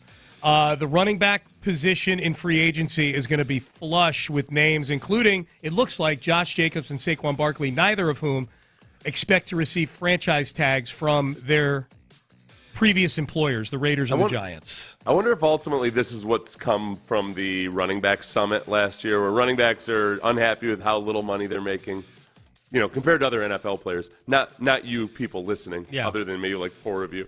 But I wonder if it's kind of come to this where teams are like, all right, listen, we'll let the guy test free agency. It's good. Franchise tagging of a running back is going to be more of a headache than it's worth. The very reason we don't want to pay you that much money is that we don't actually love you that much anyway. So, go ahead and test free agency. Yeah, we'll see what happens. I wonder. And maybe you see more re-signing of their own, though, too, after the market is set. Maybe. I think every team that drafts a running back in the first round goes into it with their best-case scenario being 5th-year option franchise tag for years 5 and 6. Yeah. Every 4-year rookie quarter-year option franchise. That's what Josh Jacobs and Saquon Barkley just went through. I think that, Le'Veon Bell sat out the entire season. I feel like he should be martyred a little bit and that's an option that teams have to consider now. Like, okay, even if we think it's dumb for the guy to do it, he might actually do it. Yeah. So, all right, we'll figure something out. We want our running back to be happy. Like, okay, we'll figure out a 2 or 3 year deal or something. Yeah, I think the other thing, too, to factor in with these two specific ones, Barkley and Jacobs, are their teams at a stage in their roster construction where it makes sense to pay $10 million a year for the next few years of Jacobs and Barkley? Like, what's the ceiling for their? Like, what are we doing? Like, we're bringing this guy in to come back, give him the ball 275 times, so we win 6 games this year. Right. Yeah. The same argument against drafting a running back number 2 overall when you're the New York Giants in the first place. Yes, absolutely. 3. Good news for Janice McNair and I would say Cal McNair as well. Kerry McNair, the brother of Cal McNair, eldest son of Janice McNair, who is the owner of the Houston Texans. The court case, the court saga surrounding the guardianship case that Kerry McNair was seeking over his mother, Janice McNair, is over. It's come to an end. All sides have filed a dismissal of the lawsuit that Kerry McNair was trying to get guardianship over her and her estate last November. Medical conditions and wanting Janice to undergo evaluations and things like that. She was able to get that squashed, having to undergo an independent evaluation by a doctor. And then the next logical step was this case was going to get dropped after that. So here we are. You know, one thing that you and I do to try to kind of figure out what's popping in sports in Houston right this moment is we'll look at the Chronicle website, and they have their top stories listed, the most popular, I'm assuming most clicked-upon stories. This has been almost every time something comes out about this situation, it's one of the top stories, and yet I don't necessarily feel a groundswell of demand from our listeners that we talk about it. So I think it's a matter of it being kind of a crossover. Like, non-sports fans are probably interested in this because it's rich people family drama. You know, it's like watching Millions on cable or something. But then it's also something, I think it's like a quick news tidbit, and like barring any. Now, if there had been testimony and they were dishing about things and it got gossipy, then that would be one thing. But if you felt like there's a huge demand from people to hear about this? No, not at all. I think this is one of those stories that it's a sports story and that it brushes up against sports. I think it gets huge clicks from people who like soap opera. Right. You know, it has all the looks of a soap opera. Yeah. There aren't the juicy details involved necessarily. At least there hadn't been as all this was going on. Yep. So it gets a lot of clicks, but it's not necessarily it's not something you're going to talk about for 27 minutes. Happy for Janice that it's over. She's 87 years old. Going on amongst your family when you're in your 80s. Yeah, I guess I just don't know. Like, Legal proceedings never have to be over if somebody doesn't want them to be over. Fair. So we'll see. Yeah. 4. Happy for now, right? Happy for now. Astros lineup is out for today. Seth, the new era is upon us. Yordan Alvarez in the 2-hole today for the Astros against the Washington Nationals. I would say this is the closest lineup. The Nationals actually put out a jersey a few years ago where they left out the O or something like that in the jersey. Or it wasn't NAT''LS? No, they messed up. Yeah, they called it the Nationals. Long time ago. This is probably the closest lineup that we've seen. Definitely the closest lineup that we've seen in spring training so far to what it's going to look like in the regular season. Altuve 1, Yordan 2, Bregman 3, Tucker 4. Abreu 5, Yiner 6, Jeremy Pena 7, and then you've got Corey Julks and Mauricio Dubon in left field and center field. I would say you swap those two out for Chaz and Jake Myers, and that's probably your closest thing we're going to see. Jose Urquidy on the mound today, by the way.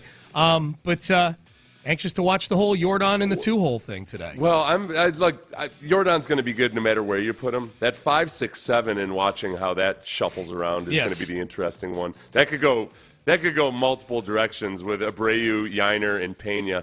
I think most people would send where you hope he would be, and he's in that top 5 in the lineup at some point relatively quickly. But I'm not opposed to Abreu having a magical comeback tour. Dude, you throw Chaz in there in left field instead of Julks, And you get a B to B plus version of Abreu, Diaz, and Pena, and this lineup is a beast. I'm not, you don't even need like MVP Abreu and World Series MVP Pena and Yiner at his peak skills last year in his rookie year. Like, you get the B plus version of those guys, and that is one tough 1 through 8 right there, man. If Jake ever figures it out, my God. 5. All right, quickly here. Cougs up to number 1 in the AP and coaches poll. UConn losing last week helped out with that. The Cougs move up to number 1 in the country. Man, Kelvin Sampson is a witch. Like, he move up to the Big 12. Cool. Not only are we going to lead the conference, we're going to be the number 1 freaking team in the country while we're at it here, too. And he just keeps shuffling new guys through there, and it's the same ethos. It's the same culture with that team that's built on defense and grittiness and everything else. Kelvin Sampson's got a machine going there right now. I would submit to you this too, Sean. I got to bring up Kelvin Sampson more often when people make the argument that a coach like Bill Belichick is too grumpy for today's youth. Like, Kelvin Sampson, if God forbid, if the University of Houston had a setback next year for whatever reason, it could be because, like, something completely out of Kelvin Sampson's control happened. People would point to Kelvin Sampson is just too old school for these young kids. They're not going to respond to a guy like Have you guys listen? Have you seen the way some of these coaches at 7-on-7 camps coach? I don't want them to coach that way. It's not the right way to coach, but kids respond to it. Yeah. It doesn't mean it's the right way to coach. But and that's the extreme level. Kelvin Sampson is an old school, hardcore, taskmaster of a coach who gets the absolute most out of these kids that are supposedly too soft to handle coaching like that. I applaud you, younger generation. Some kids want to be coached. Only several of you, but the ones that do. Yes. Some of you, yes. Look, some kids want to be coached that way, man. And Kelvin Sampson's able to find those types of kids. I'm anxious because they play tonight. They play Cincinnati tonight. I'm going to the game. I'm very excited. Kelvin Sampson's going to do media, and I'm sure we'll get asked about being number 1 in the country. And we're going to get a nice surly answer, which I am no stranger to. All that bugaboo you just said is now who's saying that? Yeah, that was me who said that. that was Kelvin Sampson saying that to me. Bugaboo monger. That's and everybody knows That's when they made the Sweet 16 and they were the 2 seed in their region, and the other 3 teams were like the 9, the 10, and the 13. And I was like, okay, well, is there any trepidation that you're considered that heavy a favorite, and that there could be let up or what? I forget how I phrased the question. Yeah, not a fan of the question. Bugaboo you just said is now who's saying that? Yeah, who's saying? I was like, Sean. And he goes, no, I know who you are. Who's saying that? I'm like, my co-host Seth. I did the old people. People. Keep saying it. 6. This A's move to Vegas has been, I don't know if I say botched, but it has hit some bumps in the road, man. And I need this thing to happen because I want to make road trips to Vegas to watch the Astros play. But now the $380 million in funding that the owners of the A's have secured with the city of Oakland is attempting the Nevada Teachers Organization, the Nevada Teachers Association. I don't have the exact name in front of me here. My link froze. They're trying to block the A's move to Vegas because the $380 million might be better spent on things like books and teachers and things like that. Yeah, this gets dicey. When we'd love to do a 4-hour podcast on the murkiness of the economics of pro sports and whether they do juice the local economy or not. I do feel like Las Vegas itself might have some pretty damn good information about just how much stuff like this does either stoke the economy or not. And I think it's different than every other place in the country. Yep. When we were out there in Las Vegas talking to people just like about the hockey team, for one, and kind of what it meant to the city, but also the advantage that you get by opposing players not being able to hold off on the Vegas nightlife. That's not the economic part of it. That's just me as a competitor thinking about it. But the difference in Las Vegas is that you get so many visiting fans into the city, than way more than you do at other places. Dallas might have a little bit of that because there's always a lot of opposing fans there. Vegas gets so many people to come in and spend a lot of money on the tickets and then a lot of money elsewhere that I got to feel like there's an argument that, no, this makes sense. Yeah, it's a good point. Some of these other cities, it's bogus, but in Vegas, it makes sense. It'll increase the tax base, either directly or indirectly by having the team They're there. doing stuff all day long when they go to games there. You're playing blackjack in the morning and you're going to a show at night, This is what I worry about from the Astros perspective, though. We were talking to that one musician about the Vegas flu, that when teams come in, when NHL players come in, they get the Vegas flu, and they look like they don't play all that hot because they've been out late or doing whatever. I worry about a baseball team being there for a 4-game series. Oh, yeah, dude, for sure.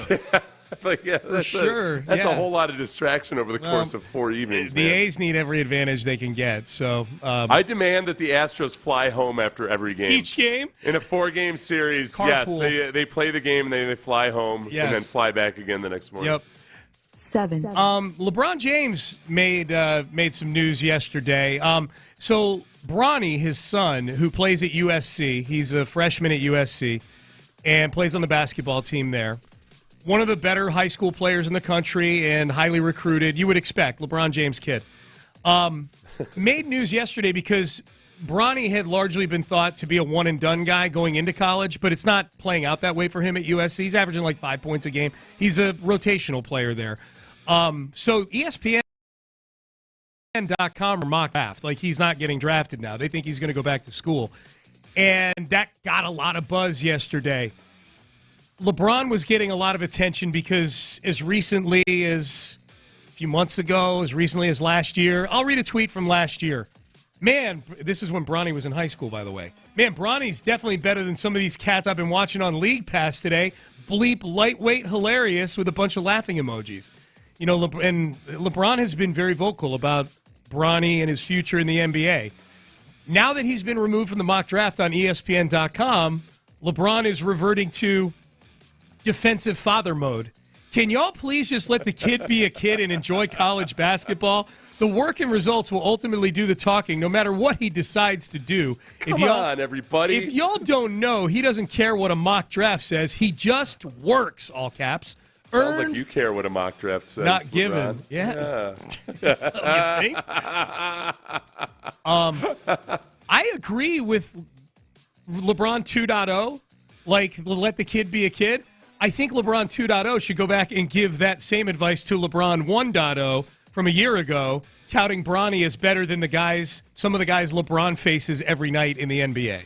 Yeah. Rough spot to put your kid in when you're the best basketball player on the planet. It's got to be, look, there's certain challenges in being LeBron James that most of us don't have to worry about. And one of those is being a guy who's been treated the way he has since the time he was like 16 years old, I think. There's just certain times where how much special treatment he gets. Right. This is one of those glaringly evident times where what are they supposed to do? Stop having mock drafts? What the hell? I don't know, man. Could you please stop putting this content out that people consume en masse rapidly because my son wasn't included in the latest one? Just let a kid be a kid. Like a year ago, he's better than NBA players. I've worried about Bronny ever since I first found out that his nickname is Bronny, and this is why. I couldn't think of a worse nickname to give a kid. Because it's a combination of, it sounds like jabroni, or it sounds like brony, which are the adult male aficionados of My Little Pony. Oh, really? It's it's a whole thing. Bronies, yeah. Okay. Yeah. That is a take right there. It's I've never liked the nickname Bronny. It makes me very uncomfortable. 8. Last one. Florio's Cause Celebre for today, Seth. I feel like we should do that every day for number 8 in the 8 at 8. What is Florio? What is HOA Florio going off on today? Mike Florio, Pro Football Talk.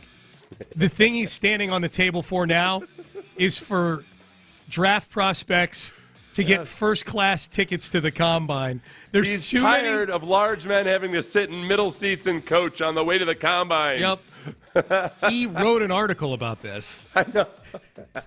Several words. I'm torn on this because I feel he's sticking up for your people. He does have a point, and yet at the same time, I feel like But they don't need Florio sticking up for them. Man. That's old. Now the reason that the reason the Combine is in Indianapolis is that it's the NFL, one of the most central locations amongst NFL cities. So you can get there via a 2-hour flight from just about everywhere. You don't have to fly forever, maybe 3 hours or so. And you're catching these young men when they're still in the prime of their life and they haven't had as many surgeries as they will one day have. That's true. Very, very soon. So I don't think it's that big of a deal. Yeah, you can sit. I sit in middle. Well, now the big guys. Yeah, they should at least if they're sending him southwest. You're with Florio on this. You're HOA Seth. Here's the thing, Sean. Yeah, I'm 100% with Florio, but I don't want to say it publicly. Well, nobody's listening. On the upward pay speaking spay. All right. So it's a weird headline to see. Yeah, it's time.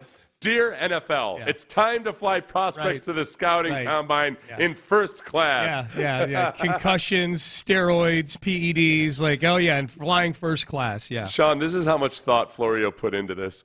And usually in a newspaper, they don't write their own headlines. I feel on blogs a lot of times people do write their own headlines because you're just slamming it and putting it right. The headline is this. I'm going to read it word for word. Dear NFL, it's time to fly prospects to the scouting combine, prospects in first class. That's the headline that's still up here 24 hours later. A lot of fun into this. Yeah, that tells me nobody's reading it. Nobody's texted him to correct the headline. No, I've pointed out various serious errors on their blogs where they don't update anything. Yeah. They're factually incorrect. They don't care. They just leave it up. Yeah. All right, Payne and Pendergast with you. As you guys know, if you listen, it's been a lot of back and forth between the shows on this station about how the Texans should approach free agency, most notably Payne and Pendergast and In the Loop.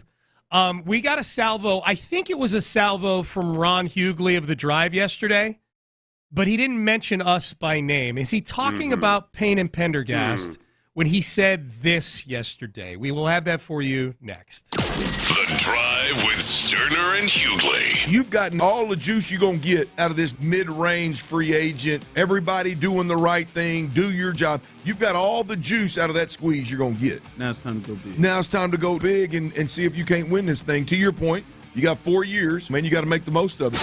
Ride home with Clint and Show. 2 to 6 every afternoon.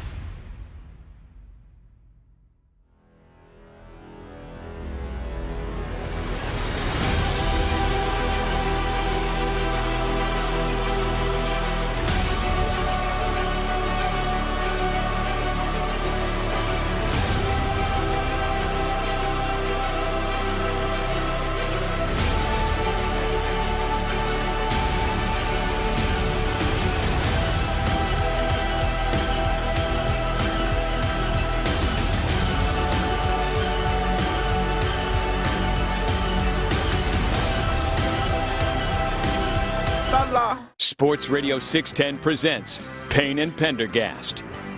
All right, Payne and Pendergast with you. Good to be with you. All right, so free agency has been a white-hot topic on this station. And I think ultimately all three, I'll say all four, because we've got Area 45 now, although they've not come running down the aisle to jump into the Royal Rumble yet with the other three shows on how to approach free agency. I think most of us kind of want the same thing. I think most of us want the Texans to spend in free agency. I just think, that we got different viewpoints on it. And you and I are being characterized as not wanting to spend in free agency. It's odd. It's kind of weird. Yeah. And yet, people are arguing against us using this somehow myth that we all. Yeah. All right. Yeah. So anyways, much of it has been with In the Loop and probably more Lopez than Landry. I think Landry's kind of enjoyed being able to watch Lopez joust with other people, is the sense I get. And after listening to Lopez's response yesterday, I think at the end of the day, I think he feels we're mischaracterizing what he's saying about free agency. I think we feel like we're being portrayed maybe a little inaccurately, whatever the case may be. So I'm going to lay the weapons down when it comes to In the Loop and John Lopez and just say we're not going to battle via sound bites anymore. If we want to have a sit-down somewhere in a secure setting where Seth and I won't get whacked, then I'm willing to do that. We'll go sit down somewhere. But then, so I listened to Lopez yesterday because he talked about it at the end of their show. And then I stuck around for crosstalk, and then I stuck around for the first segment of The Drive as well. And it was a good segment. Ron Hughley going off about free agency and how the Texans should approach it. I don't know that I agree with it, but he was very passionate about this point of view. But take a listen, and I feel like here is yet another show that's coming in off the top rope at Payne and Pendergast, but he doesn't say Payne and Pendergast. Barring the Texans signing the top 5 free agents in the free agent market, which they're not going to do. Barring that, if they go and sign the top 2 guys we've been talking about on the offensive side, the defensive side, if they go and sign a big, if they were to sign Chris Jones and Saquon Barkley, if they were to sign Chris Jones and Justin Madubuike, Patrick Queen and T. Higgins, who's on the franchise, if they were to sign all of a combination, whatever, these guys, it won't prevent them from doing anything to help this team this year or down the line if they don't want to. And I get the feel that there are some people who have maybe convinced themselves that, hey, if they pay somebody $25, hell, $30 million or 18, whatever million dollars, like now what are they going to do? How are they going to sign Nico? No. They can sign Mike Evans and sign Nico Collins if they want to. If they want to do that. There is nothing that they can do in free agency, and I will give it to John. John Lopez has been trying to fight this fight. But, there is nothing that they can do that will stop them, barring something crazy. All right. So barring something crazy, he doesn't establish exactly what barring something crazy. Well, he said if they signed the 5 top free guys. agents or what have you. This is the part that honestly, it's driving me insane, is the number of people who are 100% acting like the only option for signing top free agents is to sign Saquon Barkley and Mike Evans. And then because you're scared to send money. I don't get it. No matter how many times we talk about this, I'll say repeatedly, I don't have any objections to signing top tier guys on defense. And I understand and assume the risk. There are 10 starting positions on this team right now. 10 that don't currently have a starter on the roster. And their backups are not starter quality as of yet. 10. My objection is to spend huge money at positions where, A, you already have a good players at wide receiver. B, at running back, it's inherently one of the riskiest things you can do. It's dicey as hell. And I don't particularly like Saquon Barkley amongst the top running back candidates. That's my objection, is to those two guys. And yet somehow this is turned into Seth and Sean are scared to spend any money at all. They want to sign nothing but rookie free agents. Like I have no idea what the hell they're talking about, other than that I feel like they are wholesale ignoring the fact that there are 10 starting positions right now who do not have a starter. Yeah. Do not have a starter. And the one that those guys are fixated on is running back is one of them. And it's the one they want to be least responsible with their money on. No, I'm all for spending money on free agents, especially at positions where you have holes to fill. So this notion that somehow, because there's a lot of cap space, then you can do anything and everything you want doesn't road. This is the second part of what Ron said. It's just false. It's just 100% false. Sean, correct me if I'm wrong or not. Do the Kansas City Chiefs expect to retain all their free agents this offseason? Do they expect to retain both L'Jarius Sneed? Do they expect to keep Drew Tranquill? Do they expect to keep all those guys? I don't know what the expectations are, but I know where you're going with this, which is it's going to be the math is eventually going to catch up to them on this stuff. Christian Wilkins is one of the guys that I would love the Texans to sign. Yeah.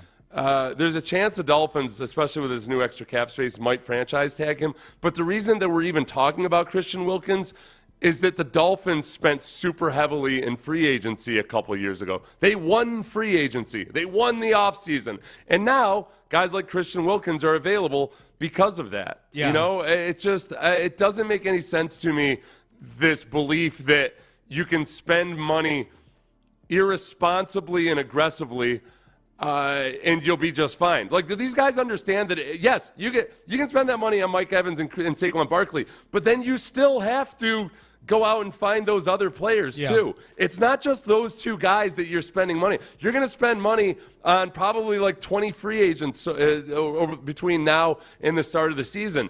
So it's not as simple as like, Seth, the only reason you don't want Mike Evans is because you're scared to send money. It's the dumbest counter argument I've ever heard in the history of many counter arguments waged against me, Sean. Yeah. Frankly, I'm insulted by the stupidity of the counter argument. The open yesterday to use the Chiefs as an example of a team that has a bunch of expensive guys. You know, they've got 10 guys who are $10 million or more cap hit, and the Texans only have 4 right now, which is. Yeah, I mean, they're managing a quarterback on a big contract in Patrick Mahomes. They did have to get rid of Tyreek Hill. Like, they weren't able. No, it can't. It's not possible. They can't have possibly had to get rid of Tyreek Hill because you can do whatever you want. And keep everybody you want all the time. They did have to get rid of Tyreek Hill. I mean, they did have to hit big on a lot of rookies. You know, they turned to the draft on the defensive side of the ball to a lot of that. That great defense they had, it was a lot of drafted guys that they had that are on rookie deals that are really contributing on there.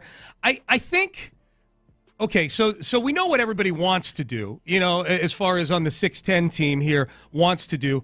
What do we think happens? How do we think? Because I personally feel like the Evans and Barkley people are going to be very disappointed when the offseason plays out. I don't think either of them are going to be Houston Texans when it's all said and done. If I had to guess, they're going to make a run at defensive players because DeMeco already said that's what he's going to do.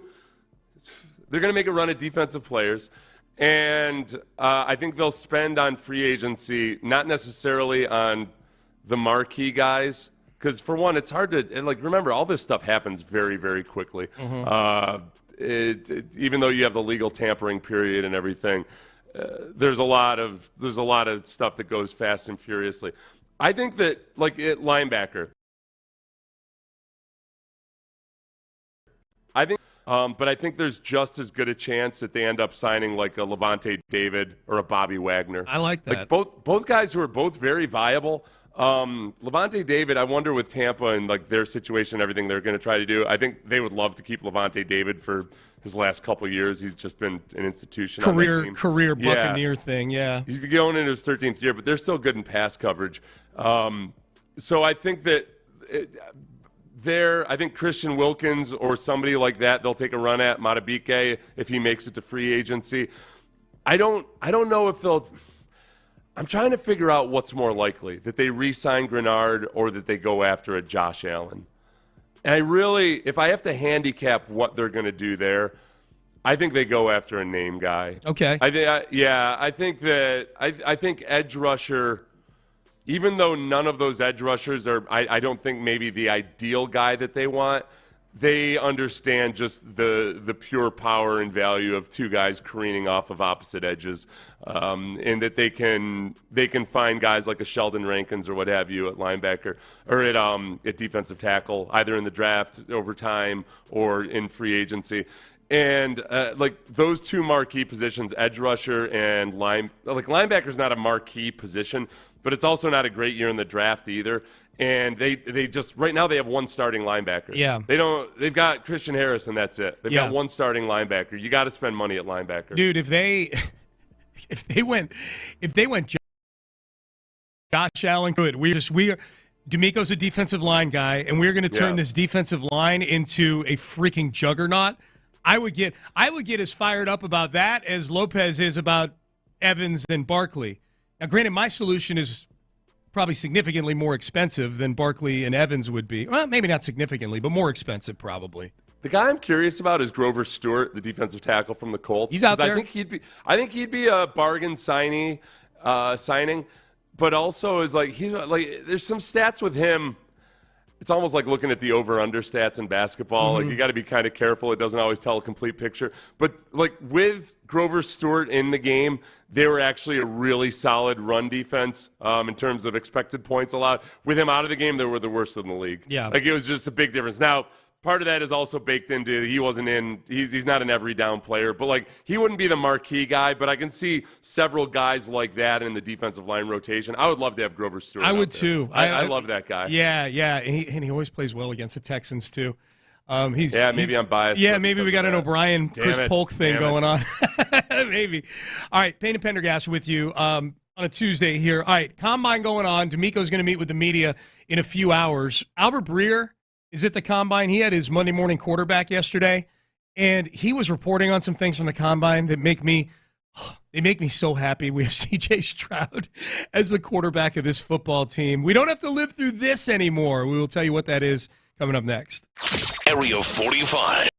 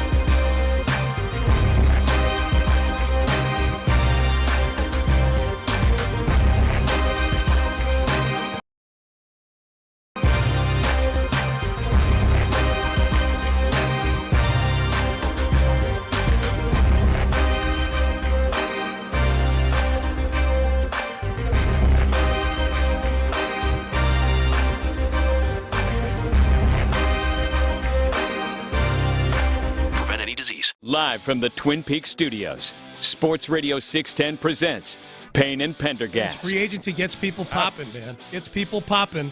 Much as I would love to have Evans, says a texter, I'm more so liking the idea of a Tyler Boyd, save some money on a very talented 29-year-old. I think if you're asking me to predict, because the Texans are going to do stuff at every position, because they need at least one or two guys at every position other than quarterback. Wide receiver, if I had to make my prediction, the free agency approach to wide receiver will be to get one mid-level guy, like a Tyler Boyd type, and then they're going to attack it through the draft, and they're going to coach up John Mechie and Xavier Hutchinson and hope that one of those two guys gets in as part of the rotation. You know, though, I guess the other side with the Mike Evans stuff is, too, that there's a possibility that none of these guys get the money that you're necessarily expecting them to. But so there's that. I guess for me, I start thinking about just pass catchers in general, and I think about the tight end position more than anything. Like it's, the Dalton Schultz isn't on the roster. There's a fan. Is there anybody out there that you would? There's no way to forego signing a tight end in free agency because there's nobody in you've got one really good tight end in the draft. Right now, it doesn't look like the Texans would be in position to draft him without trading up. So it does come down to Dalton Schultz might not be your favorite guy on earth, but Hunter Henry, Noah Fant, Adam Troutman, Austin Hooper. There's not a lot out there to get excited about. It dips quick. Yeah, it dips quick. So it might be as simple as just re-signing or using that franchise tag. Now that you got that a little bit extra cap space there, a little franchise tag. I was opposed to using the franchise tag on Dalton Schultz earlier. After kind of looking at the entire roster and the meager offerings in the free agency class, I'm actually cool with the franchise tag on Dalton Schultz now, especially with the extra $10 million in cap space. If that tweet came out from Schefter that the Texans have placed the franchise tag on Dalton Schultz, my reaction would be a positive one. I got to put that. I guess that's not my wish list per se. It doesn't get me excited or anything. But it's part of my free agency scenario. Like my dream free agency scenario, I guess, would simply just be getting Dalton Schultz back. I got to put mine together tonight. I think my dream. What do I think? What is a reasonable best 5 free agents that the Texans sign, and I'll include their own guys, bringing back what does that look like? I may have to go through that exercise. So we had teased talking about the combine.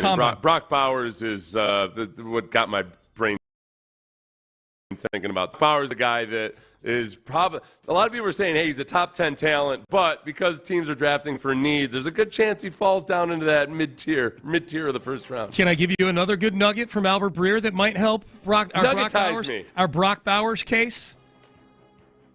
This is from Albert Breer from the Combine. Now, this I'm excited about some of the things Breer had about the Combine in his Monday morning quarterback column for a couple of reasons. We'll get to the quarterbacks in a second, but as long as we're talking about Brock Bowers, Albert Breer, I had one scout tell me he thinks Bowers will come in under 6'2".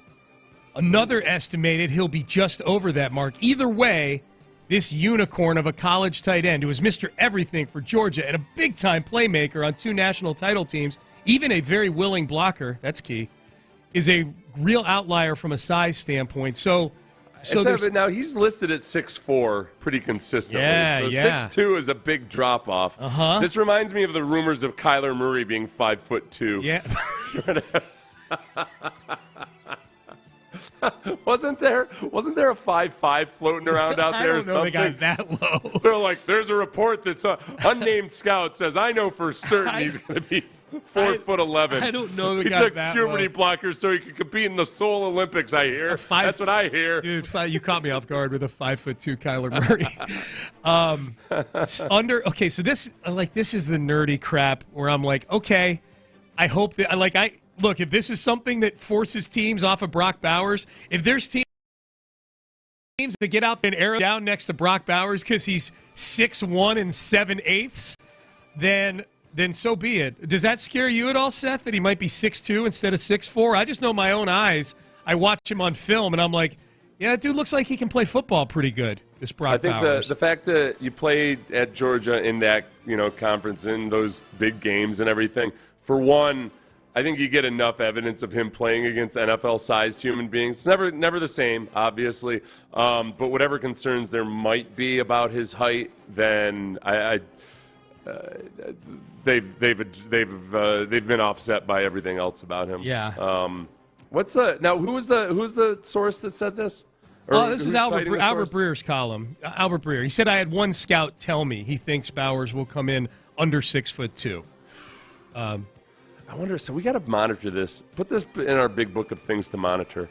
All right, if Albert Breer has these scouts working for him, or, that he has relationships with. Yeah. And let's say Brock Bowers comes back and measures just shy of 6'4". Does he not take any more information from that scout? I don't know. Yeah, you got to factor it in, right? You got to factor it in. I just think it's funny, that this is what's being said. Brock Bowers is a certain size right now. It is a data factual thing. I guess they just they don't know what it is. This guy's How do you look at it and as a scout? I don't know, man. My human eye tells me he might come in just under 6'2". He's going to measure eventually. All right. With Bryce Young, the big thing was his body weight, because it wasn't that he was short as much as he was short and slight framed. Yeah. And then there was a lot of speculation, and that's a tougher one to figure, because there were people speculating that he would finish the season at 178. Yeah. Which is funny. I don't know. I'd be curious to know how much he was able to maintain his weight through the year, because he got up to 205 or so when he was weighing in. He did. Okay, well, this is what got me excited about Breer in this report from the Combine, 10 things he's looking for. Quote, there are 6 to 8, maybe 9 starting quarterbacks in this class.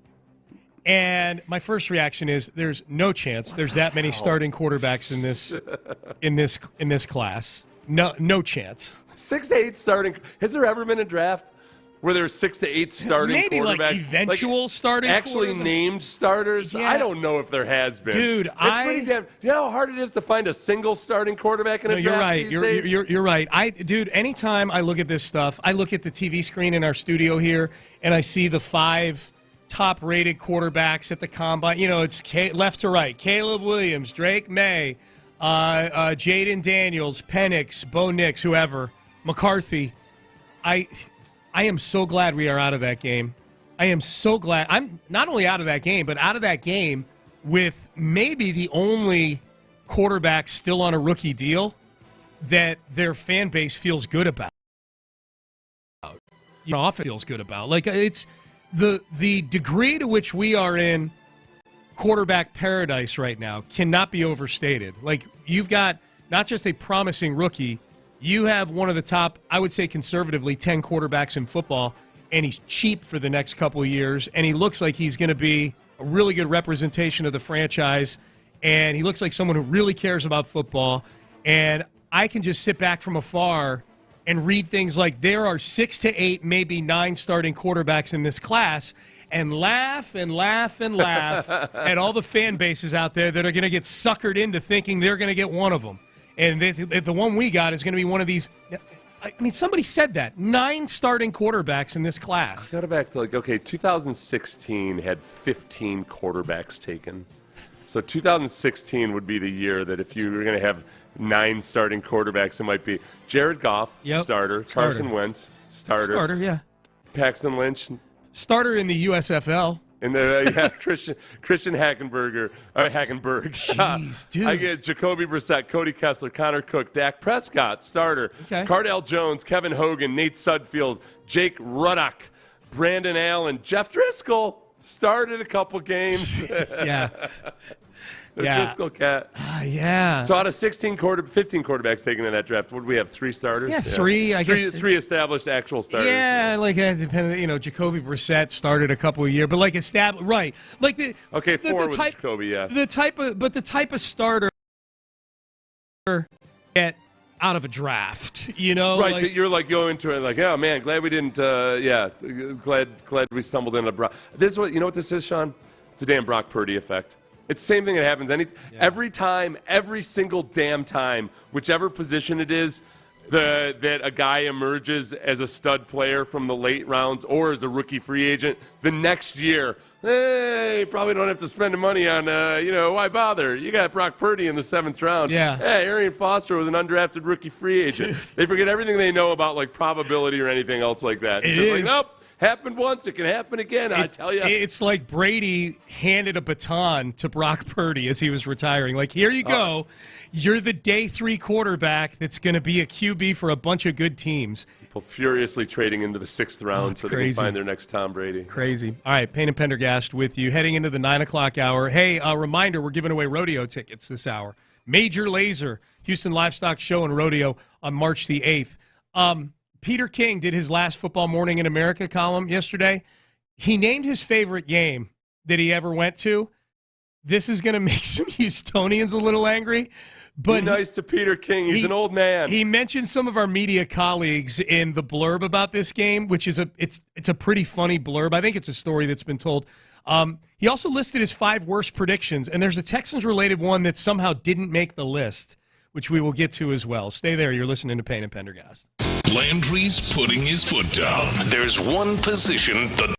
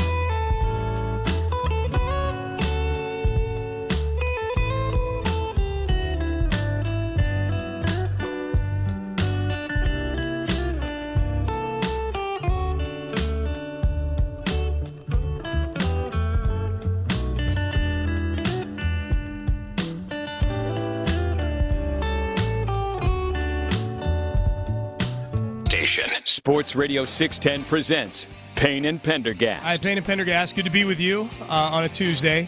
Appreciate you tuning in. Peter King, calling it quits, hanging it up. He's retiring, but it would appear that it might be a McLean-style retirement, but he's going to be doing other things. How long does it take Peter King to realize he really enjoys being Peter King? You know? Because usually, like in other industries, you retire and then you become a consultant. Mm-hmm. I don't know if you can consult people on being Peter King. Yeah, I think there's a sort of like John McClane was like the Houston version of Peter King, where John McClane would walk around and everybody would recognize him, and he's kind of like just people would tell him things just because he was John McClane. And likewise, I think Peter King is that guy in a lot of national NFL circles. He's the head honcho. It's very intoxicating, you know? The attention is very intoxicating. I'm curious until how long until Peter King pops back up again. His column, he seems to be very, very excited, and I understand this feeling too, because you and I work Sundays during the season, so we don't get a ton of Sundays where we're just wake up in the morning and you're just all in spectator mode. But Peter King is very excited to just sit down and watch Red Zone all day and consume football that way. Like, he doesn't watch football on TV very much because he's at these games or he's at a game, you know? Right. So he's excited, and I understand that. That's how I consume the rare Sunday that I get to sit and watch football. I do Red Zone. I just sit and watch Red Zone. He's saying right now that he's excited that he's going to be able to watch Red Zone. Yeah. You think that after a while he's going to miss the excitement of being at the game. I do. After the playoff game, was it after the Indy game or the playoff game? It was after the Browns game that he interviewed C.J. Stroud. I believe so. Yeah. He was in because he was in the hallway. That's There's right. that picture of him talking to him in the hallway. Yeah. So he gets to go to a lot of stuff like that. I think he's going to start to get a little fidgety. I do. Watching. Yeah, I do. I mean, his kids are out of the house, empty nester. With his wife. His wife may not want him around as much. That happens now. True.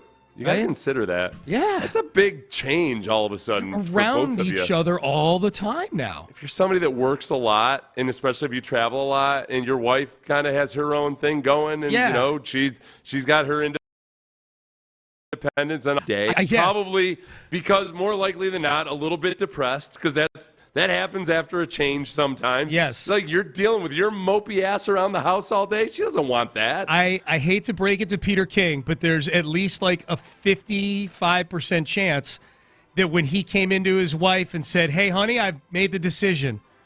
I'm retiring," she was like, "Oh, great. Okay, we got to have a plan." Awesome. Yeah. Oh, so you're going to be here all the time now, huh? Yeah. Sweet. I think there's like a coin flip chance she's like, "Oh, man." I'm just kidding, Peter. So his favorite game, he had a couple superlatives here in his Swan Song column, Seth. His favorite game he ever went to is probably one that many of our listeners are going to want to forget. Favorite game he ever went to, game of my career, he says. January 3rd, 1993. Oh, that's bogus. Buffalo 41, Oilers 38. He says this. Fraudulent. The things you remember. It's 28-3 at halftime, and two Houston media guys used the landline next to me in the press box, no cell phones in those days, to make non-refundable plane reservations for the playoff game in Pittsburgh the next weekend. So, two Houston media guys. Yeah. I texted McLean yesterday. And he confirmed. In fact, I should have forwarded. He actually left me a voicemail about this. I should forward the voicemail to Ben Doria in voicemail. But just, it was McLean. He said it was actually three of us. McLean, Ed Fowler, former lead columnist at the Chronicle, and Dale Robertson. Oh. They all got on the horn. Yeah. When it was after Bubba McDowell's pick six to make it 35-3 to start the second half. It was 28-3 at the half. Bubba McDowell got a pick six off Frank Reich to open the second half, and that's where they went to the landline. And apparently Chip Namias was the media relations guy at the time. It's like, "Hey, guys, maybe slow down on this a little bit. I know it's 35-3, but boy, if they came back, this would be a bad look." Nope. Got to make our reservations. That sounds, at the end of the day, it's not like that was coming out of their own pockets or anything. That was their respective. No, they had a for big those enough things. budget where they could buy non-refundable tickets and be like, Yeah, that was a mistake. It was an indication of just how big an upset it was. But I feel like those guys did just fine. They made out all right. Yeah, they were okay. John didn't have to pay for it or anything like that. 30 years later. Yeah. So it was confirmed. It was McClain, Ed Fowler, and Dale Robertson. Yeah, I remember watching that because I had to go work that day, and I was at my girlfriend's house, and my stepfather was watching the game, and he was a Bills fan, and he was. I remember being kind of like disappointed in him. I think ultimately this is what broke the relationship up. After that score, he was like, you might as well. There's no way hell they're pulling back from this. And I was kind of like, I don't know, sir. He's like, and I wanted to respect my elders, so I left, and then I missed the end of that football game. And you despised him every minute after that. Yeah, I dumped his stepdaughter, and I told her, I said, you remember this is because of Bruce, not Bruce Smith. Well, actually, you know what? His name, and it wasn't because of him. His name actually was Bruce Smith. No way. And he lived near Buffalo? I'd forgotten that completely until I just said because of Bruce, not Bruce Smith. Oh, wait. No way. His name was Bruce Smith. Dude, that's funny. It wasn't the Bruce Smith, though. I wasn't dating Bruce Smith's daughter. Okay, so Peter King also has freezing idiotic takes. He has the 5 worst predictions that he made in his 4 decades of writing the Monday Morning Quarterback column. Okay. Now, you got to tell me, are these worse than predicting that Brooks Reed would be Defensive Player of the Year? That was a hell of a prediction. In 2012. He did. Based on Brooks Reed. He didn't base that on any of actually Brooks Reed's previous performances or anything other than in the playoffs that year. Because Brooks and Connor went on a run. They did. And they were kicking butt and taking names. And obviously JJ was coming into emergence too. But the thing that made it worse was that was the year that JJ ended up getting defensive MVP. He picked the wrong second-year Texans defensive player to win Defensive Player of the Year. Crazy. All right, so are these predictions worse than that one? 2003, he's at a fantasy football convention. In quote, if you can't get one of the stud quarterbacks in this draft, Manning, Favre, Warner, Gannon, solve your running back and receiver needs, and then pick up Danny Werfel of Washington. One guy in the audience didn't let me get away with that wisdom. You're smoking crack, he yelled. I remember that because we got drafted the same year, Danny Werfel and I did. Yep. And I remember I was working out at this pre-combine training place in New Orleans, Tom Shaw. And I was there. There were a few guys there that were SEC guys. I can't remember what schools they were from. But they were talking about Danny Werfel. They're like, no.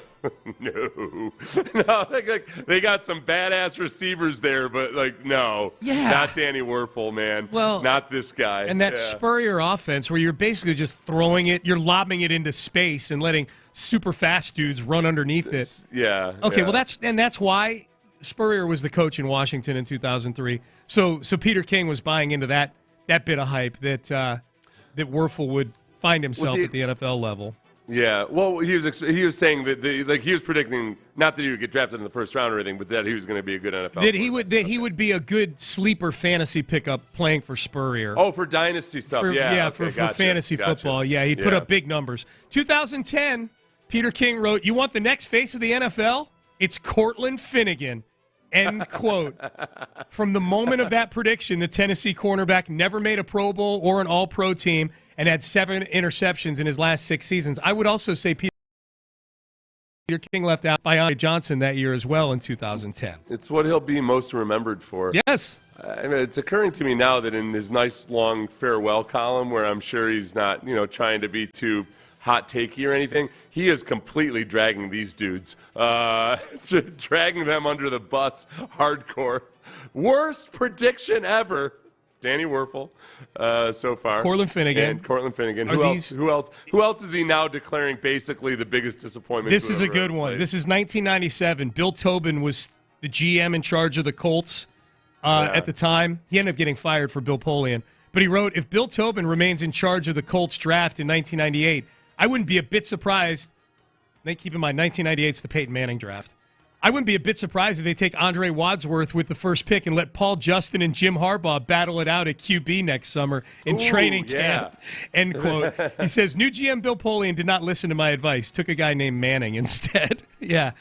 Andre Wadsworth. Jim Harbaugh was, I thought there was a little bit of a gap between Harbaugh and Manning. Well, they let Harbaugh go once they drafted Manning. Harbaugh went to Baltimore. Right. No, but they butted right up against each other. Yeah. I thought he had been gone for a year or two. You'll like this one. It involves a former teammate of yours. These are Peter King bad predictions. Are these worse predictions than saying Brooks Reed would be Defensive Player of the Year? Oh, this will be Mark Brunell. I bet he said Mark Brunell was going to be better than Favre. No. This actually, I say former teammate of yours with air quotes around it. 2004, quote, I think the Cowboys got a great deal in Drew Henson.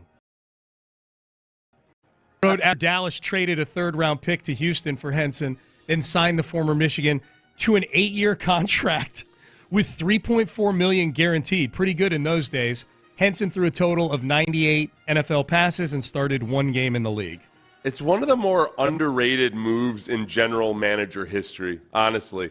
Charlie Casserly drafted Drew Henson knowing that Jerry was going to be an idiot for Drew Henson and ended up, drafted him. And what was the exact sequence?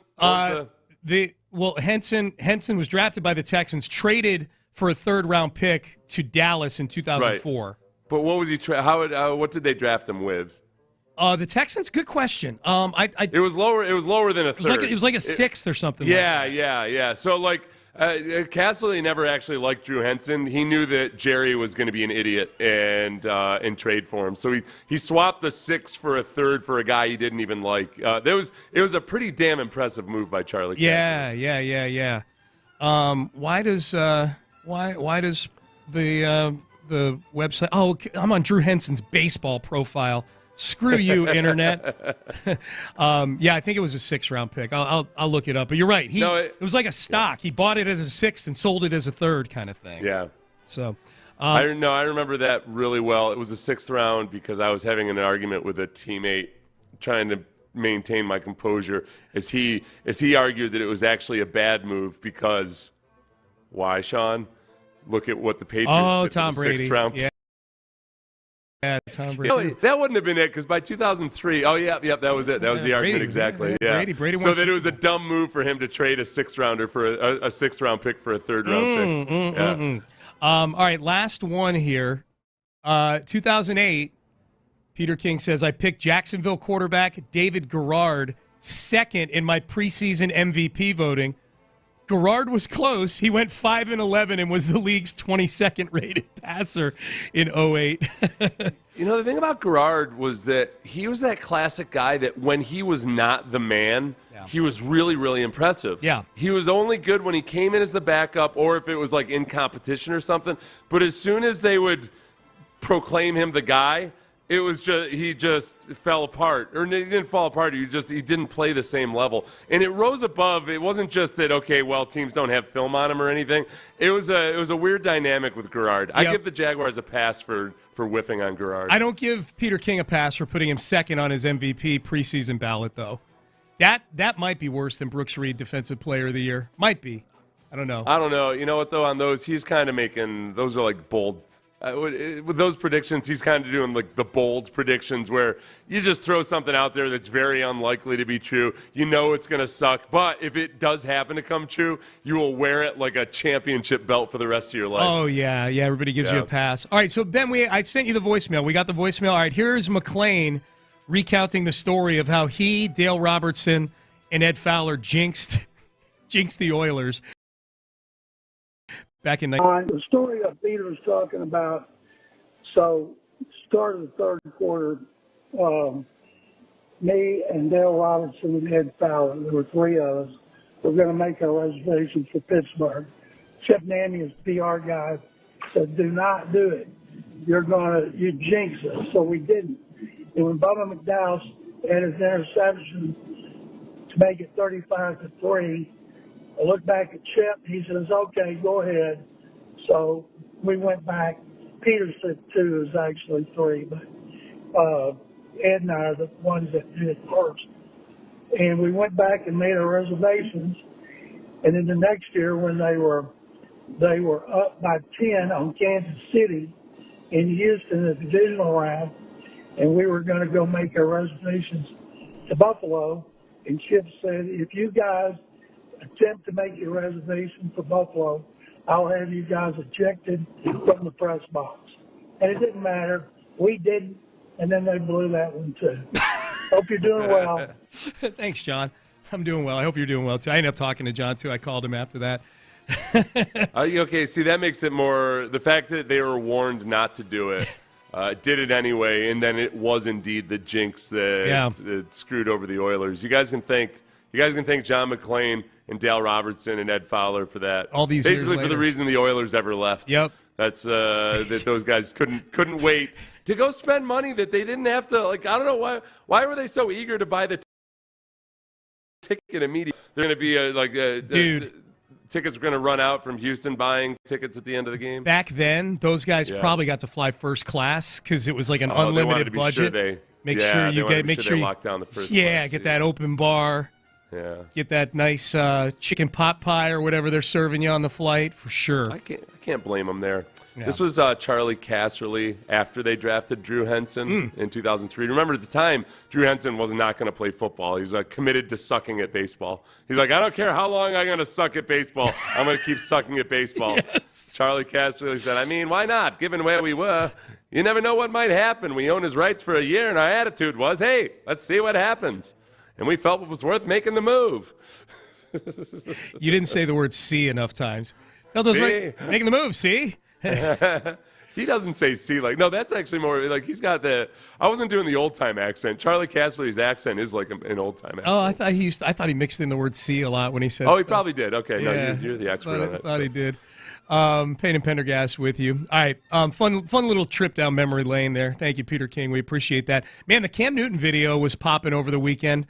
I don't believe Cam has spoken about. If you missed it, Cam Newton got into a brawl with some coaches, as it turns out, at a 7-on-7 tournament that Cam puts on. The coaches that got into the fight with Cam have spoken out. So we'll get one side of Camgate. Who's the victim here? That's what we're going to ask. That's what we're gonna ask, and we're going to hopefully answer. And we're giving away rodeo tickets. Major laser today there. Payne and Pendergast. That's why.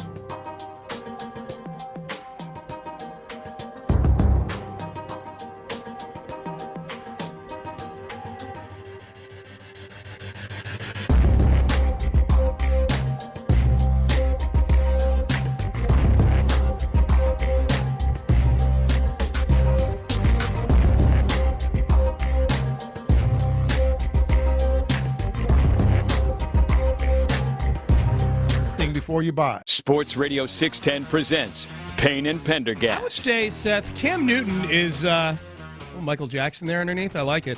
Cam Newton is one of the more visible retired players. Right? Is he officially retired yet, by the way? Has he turned in the paperwork?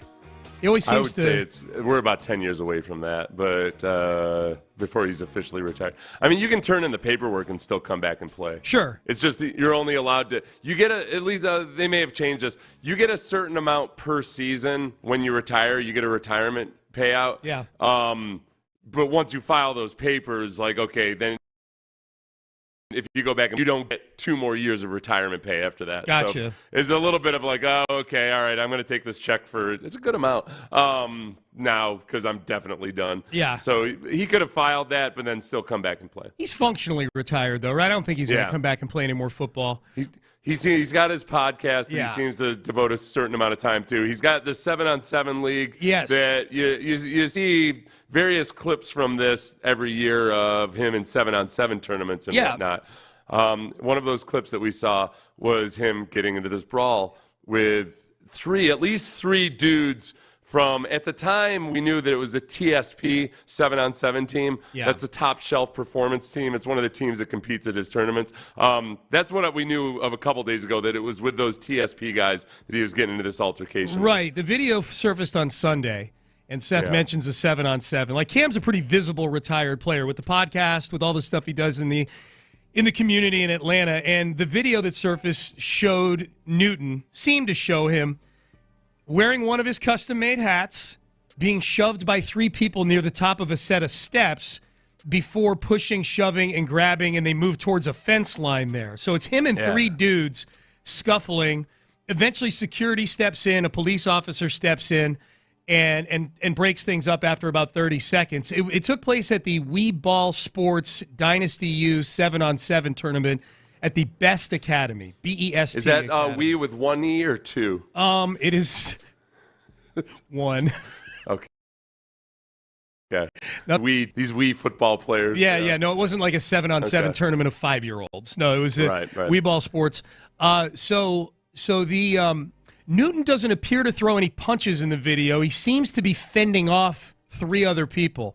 As it turns out, these 3 other people were coaches involved in this 7-on-7 tournament, right, Seth? Yeah. And they've spoken now. They've spoken. They were on 105 The Beat, 105.3 The Beat in Atlanta, and the DJ there was talking to them, giving them a chance to give their side of the story. The one thing to know in here, I think you hear a Steph referenced. Steph is just one of the 3 coaches that they're talking about. So this is one of the coaches, two of the coaches explaining exactly what happened. Cam has an organization. It's not just one team. He has an organization. So it's just been a lot of trash talk, from, hit more so his side, just out of nowhere, just talking crazy to us for no reason. And it's like, it's not nothing new. Like, I've been around bro for 5 years. So, like, this typical Cam Newton behavior. But Steph, you was right there. Yeah, so they you was listening to the whole thing. So you heard him and you walked up. So Steph walk up there. Okay. And as I'm walking up to Steph, Cam is in Steph's face. I made y'all responsible for everything y'all do, whatever. Then he grabs Steph. Okay. So me being my little brother, and I'm walking up a flight of steps, and I see a 6'6" guy grabbing my brother. And that's the footage that everybody That's sees. what everybody's seeing. Okay. Like, So that was the first altercation Yeah, where everybody saw. Nothing else Right ever then. happened before Okay. that. Nothing else ever like, happened. nobody's seeing like how he was talking crazy for the like past that. 2 days. Like nobody's seen that. Okay. Now that's saucy. Sounds like Cam. So this is Cam. According to Steph, Cam put hands on Steph before anybody put hands on Cam. Yeah. So there's Cam that. started and then it. Steph's brother is walking up and sees what's going on and jumps in. As far as like nobody talking about Cam saying or talking trash or anything. I mean, I've seen a lot of various videos of this 7-on-7 where Cam's having a good time talking trash.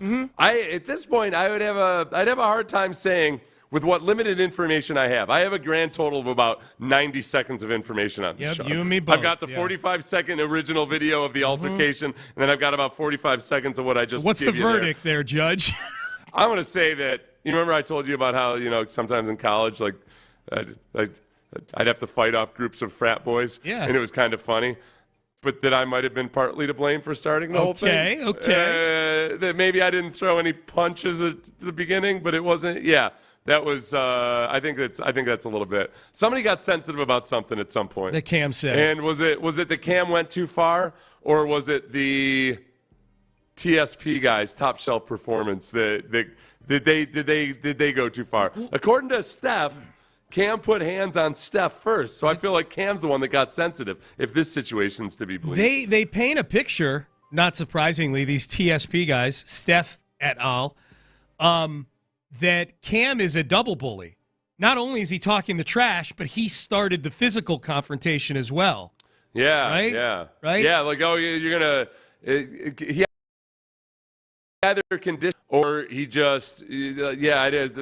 I don't know. According to these guys, to be clear too. There's a preamble to this, the clip that I have at least, where one of the coaches very much says, like, look, we can't be doing this. I accept responsibility. It's not acceptable whatsoever. Yeah. So it wasn't like him just completely deflecting all blame. I'm glad you mentioned that. It was just boring. So this part, the juicy part, the good stuff. Is that Cam, I don't know. I don't know where to go with this. If you're gonna talk a lot of smack and back and forth, and especially when kids are around and egos get involved and everything, I guess if I were gonna go op-ed on this, I would say, where have we gotten to where the adults scuffling with each other have become more important and more of a spectacle than the actual competition amongst the youth? And what kind of an example are you setting for these young men?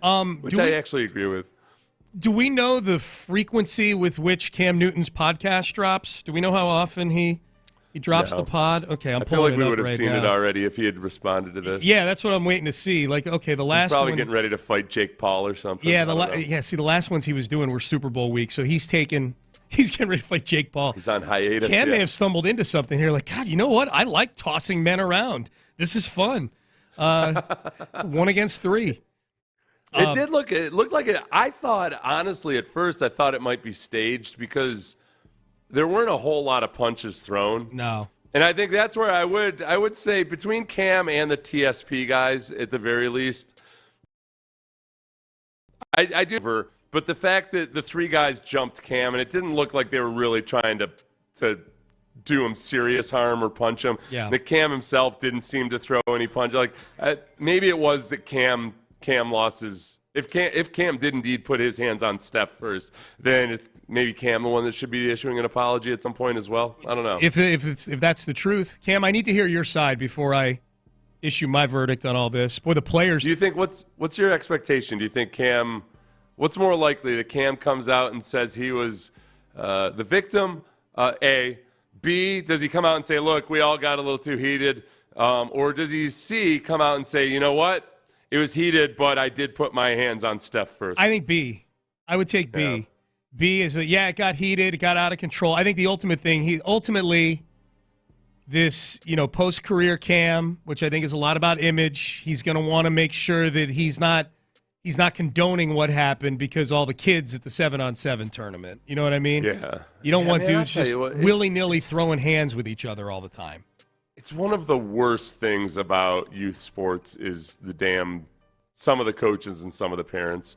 It really is. Like, I don't contribute to that. Don't contribute to just the overbearing, over-aggressive, domineering, zero sportsmanship side of it, right? And I'm not sitting here, like, I'm not railing against bat flipping or anything like that. I'm just saying, like, try not to get into violent altercations at your kids. That would be nice. Okay, can you do that? That would be nice. Can you do that, America? Come on. The one that was it Clemens that got into it with somebody at one of his kids' baseball games? I don't know, and I don't want to say for sure because I like Roger. So yeah, I'm not sure. He got no. It wasn't. From the way I had heard the story, it was basically, I think Roger kind of tried to step in and be like, "Hey, what the hell are you guys doing?" And I don't think Roger was the issue. The one that happened recently that I saw was Matt Barnes, former NBA player. I don't know if you saw this. He lives in Southern California. He's got a son that plays high school basketball for like one of those like nice private schools that a kid whose dad made $10-15 million a year for a few years probably goes to in Southern California. Matt Barnes came down out of the stands to basically pace the sidelines like a caged lion and yell at the referees at one of his son's basketball games. and there was a kid sitting there courtside who was doing play-by-play for the school's TV or radio station, whatever, like a broadcaster apprenticeship thing for kids that want to study that. And the kid was saying, like, boy, Matt Barnes really needs to sit down. He really needs to get back up in the stands. And Matt Barnes could hear the kid. And Matt Barnes went over and started like standing over the kid like a gargoyle, put his hand on his shoulder and said, "Did you just tell me to get my ass back up in the stands?" Like, Barnes got fired from his NBC Sports Bay Area gig over this. Oh, wow. I didn't know that. Because he was menacing this. How old is the kid? He's a high school kid. He's like a senior in high school. He's like 18 years old.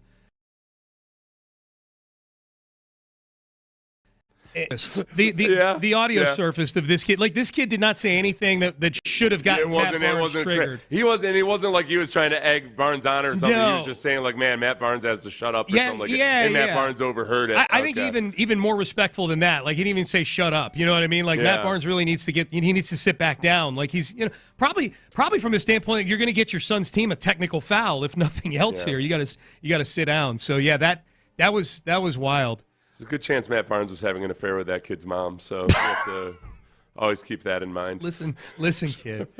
Oh, yeah, that's right. Matt Barnes was in the whole thing with Derek Fisher. I'm not your stepdad yet.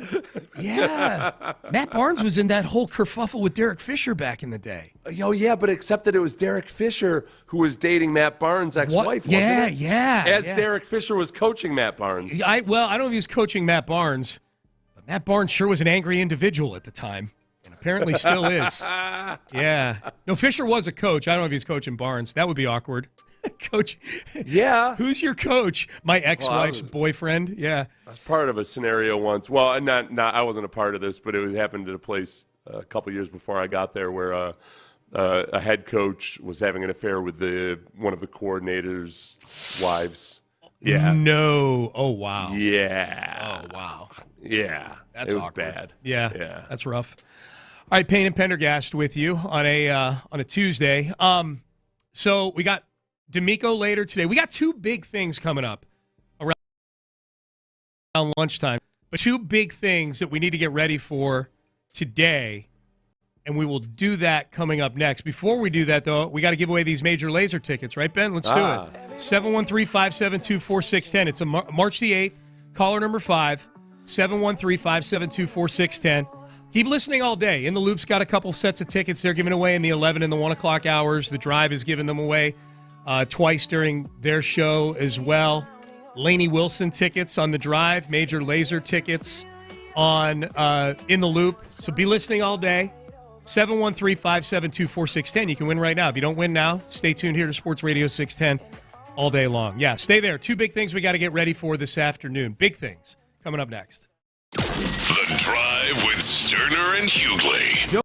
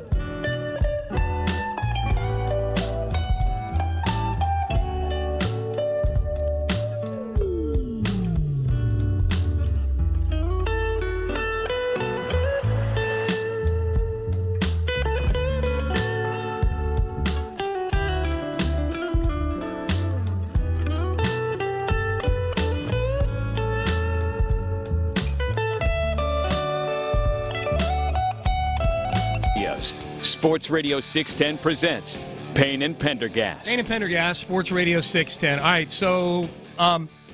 so we got a very active day today for Houston sports fans right around lunchtime. DeMeco Ryans' press conference at the Combine. That'll be at noon, and we are going to carry it live here on Sports Radio 610. So be listening to In the Loop if you want to hear what DeMeco has to say about Phase 2 of the rebuild here for the Texans. Then be listening at noon. I'm always intrigued by a new set of journalists, writers, media folks getting to pepper our head coach and general manager with questions. I'm always curious what people outside of Houston are curious about.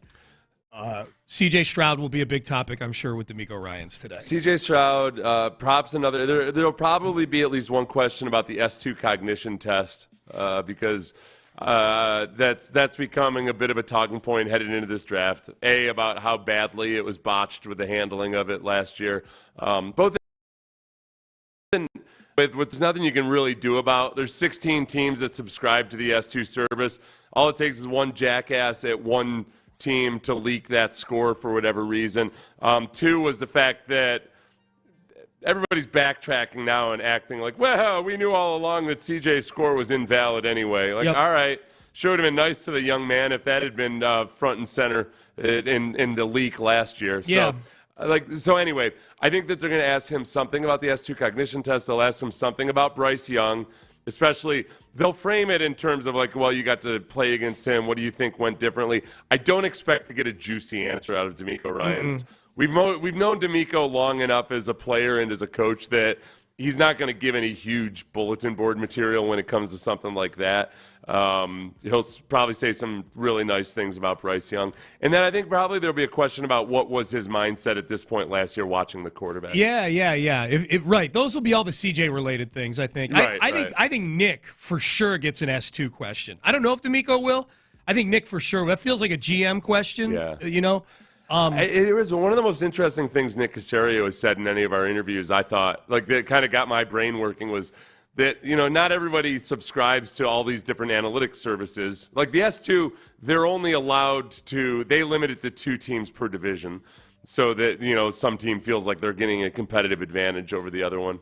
That's interesting. So so I read in that article that there's 2 teams per division. That's something the S2 people do as a sort of a restrictor plate. Okay. To keep the information scarce, to create So it should be an incentive also for those teams to not share the information because they're paying for something that a couple of their competitors are not. Yeah. So, and I'm sure when they leaked that score for CJ, it was just one part of the score. It wasn't the entire score or anything. Like, it was like one facet of the score. Mm-hmm. So, one of the things that Nick had said was that they monitor and they know what other teams use, like which services other teams use. So maybe you're in the 4th round and there's a quarterback you like, but you know that this team has like they lean on the S2 cognition test, but maybe you also know that look,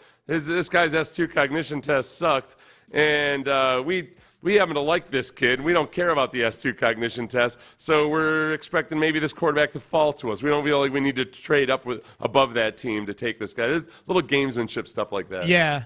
My hope for tomorrow, based on what DeMeco says today, is that we get some cuts from him on some of the Texans' more prominent free agents that we can read into to see if indeed they are going to be returning to be Houston Texans next year. Mm-hmm. Because he's not. I don't think he's going to say directly, he may. I think the most he'll give is, "We'd love to have this guy back" or something like that. But I want to read into his tone to see just how much I think he would love to have, say, Steven Nelson. And Landry were both really good at judging Bill O'Brien's body language and tone of voice when it came to either retaining or getting rid of. Sometimes he was almost like by tone of his voice saying "shoo" to a player when he would be asked about this time of year. Like Kareem Jackson, right? No, he liked Kareem Jackson. No. Right? You could tell that he didn't like him. Okay. Yeah. That's exactly where I was going. Seth, this hand, Tyrann Mathieu. This in hand, in your left hand, Tyrann Mathieu. Kareem Jackson in my right hand. Yeah, and love Tyrann Mathieu. Loved. Remember, like great leader. Like you're lifting your left hand. Lifting my left hand. Yeah. Just I'm sorry. Yeah. It's true. I'm too swept up in the video.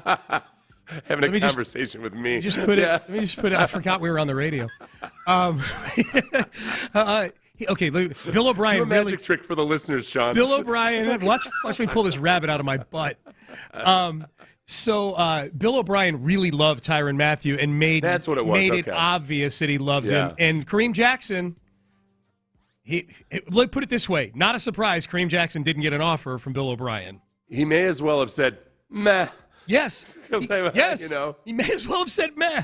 Yeah. Okay, so good question. So when he's asked about Dalton Schultz, Devin Singletary, both these guys, with DeMeco and Caserio, I think Casario's pretty good at doing the poker face thing. Yes. And he'll give like kind of a non-answer answer. DeMeco doesn't have as good a poker face. Right.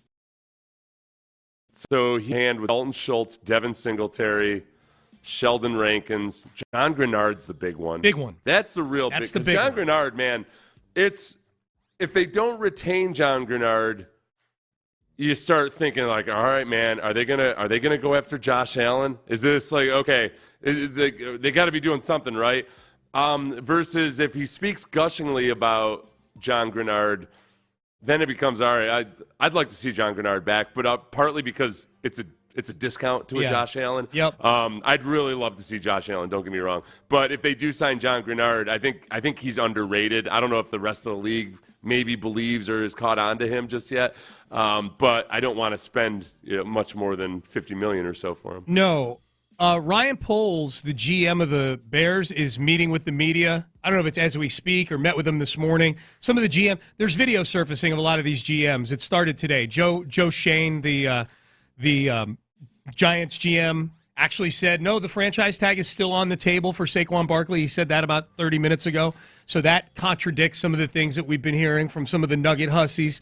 But Ryan Poles said that they are getting much closer. I don't have the exact wording in front of me, but things are moving very positively with Jalen Johnson, their cornerback. Now, I don't know that Jalen Johnson's on the radar for the Texans. What I do wonder is when Nick meets with the media tomorrow, if they're getting closer with some of these guys, will he be as forthcoming as Ryan Poles?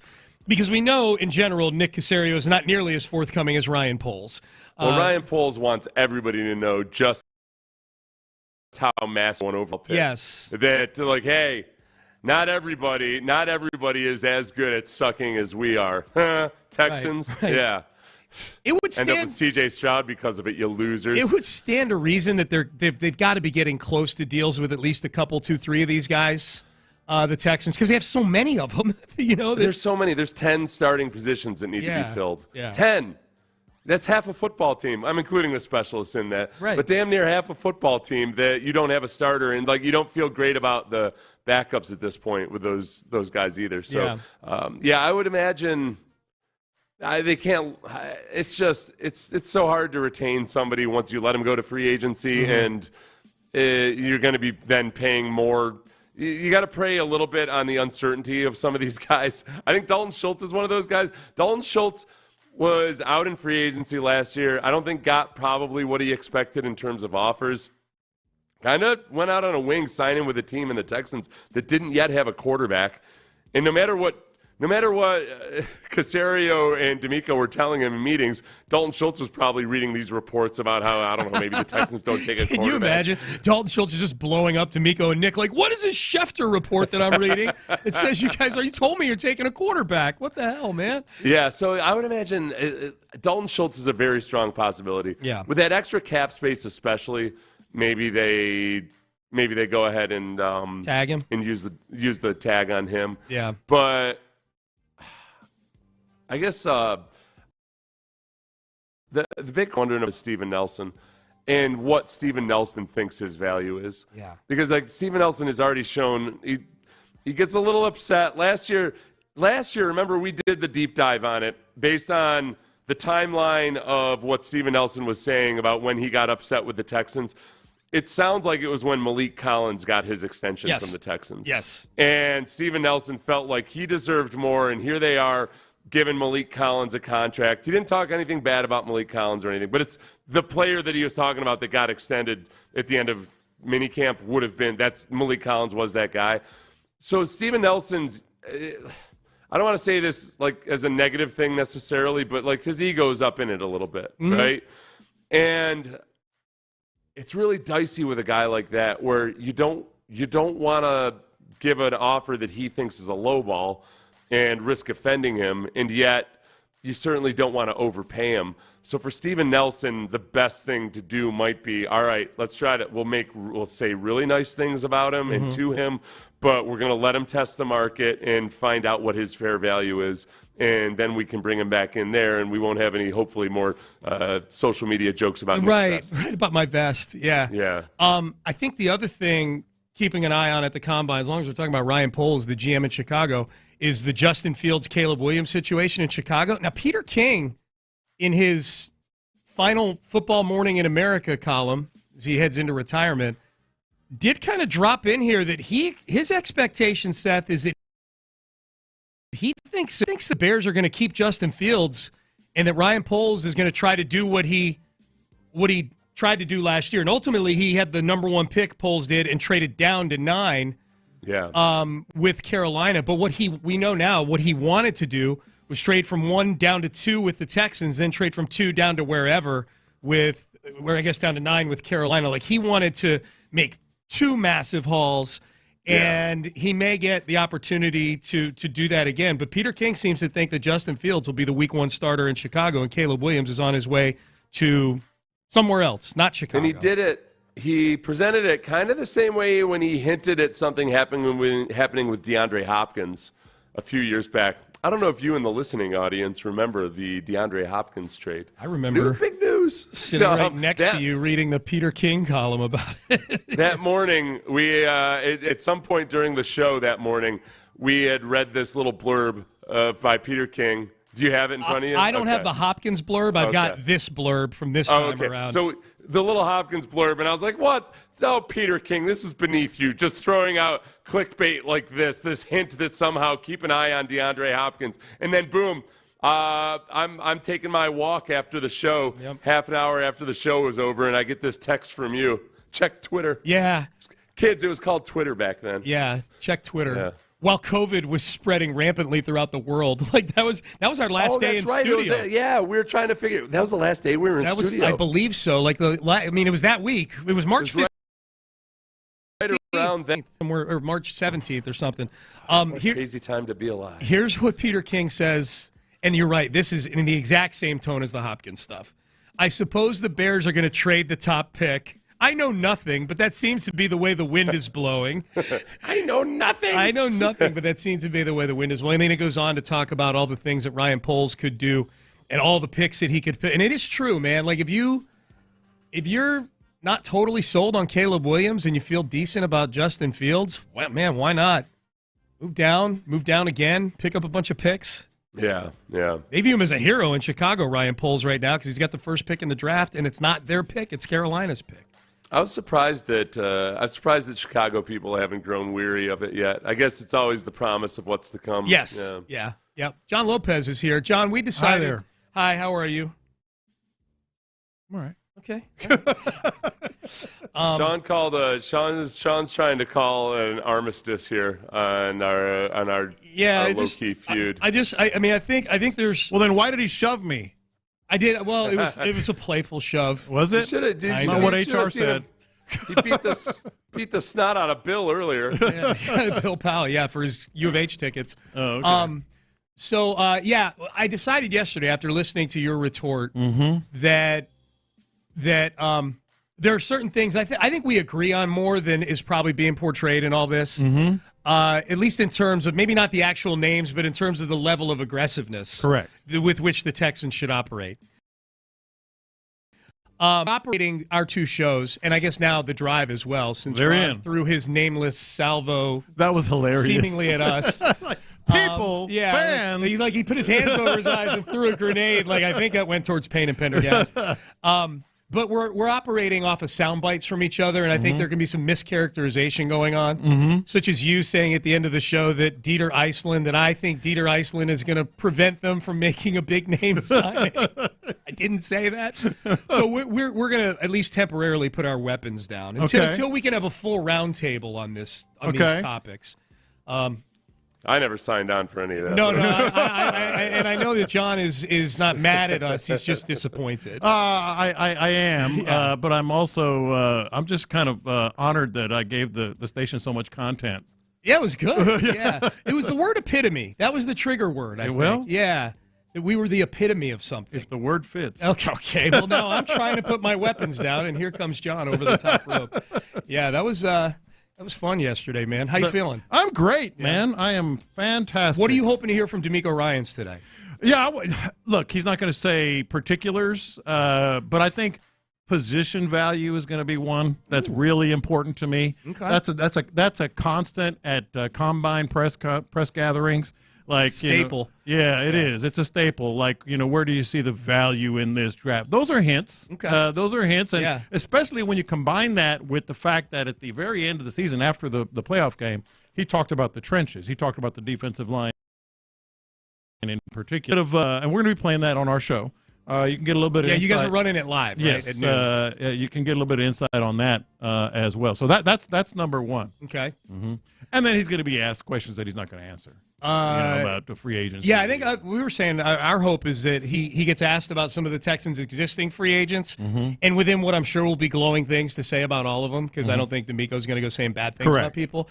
Read to the degree to which he says good things about them. Yeah, he does speak in code a lot. Yeah. So try to read into into what DeMeco's saying there. Yeah. That should be good. No, it should be fantastic, and that's going to be played live. We're going to have a check-in with Cody Stutes as well, who's at the Combine. Oh, he's at the Combine? Yeah, he's at the Combine, so we're going to check on that. So it's going to be good. Okay, yeah. And we might have to rehash a couple things. Wait, hold on. I just put the weapons down. No, for the sake of content. I got you. I know. That's fine. That's what we're here for. Exactly. All right, cool. Well, you're listening to Crosstalk, brought to you by D&M Leasing. You're listening to KILT HD2 on Odyssey Station. Seth, I will see you mañana. Antibodies. Thank you. All right, we're done. We're out of time. In the Loop, Landry Locker, John Lopez, Figgy Fig. They are here, and they start now. Business picking up. We got the NFL Combine starting today. We got DeMeco Ryans speaking in a couple of hours. We got free agency 2 weeks away. We got a lot of stuff going on, a lot of intense cussing and discussing. We'll go live to the Combine at 11:15. We'll talk to Stutes. He's out there. So we'll get a little update on that, on what to watch for. The running backs are going to get tagged, so the running back position is going to be something we anticipate that the Texans will be active in. I know you would like to see that. I would like to see that. I think Figgy would like to see that as well. So never a dull moment right Can we agree that they are going to sign a running back? I would think so. Right? They're going to sign a running back.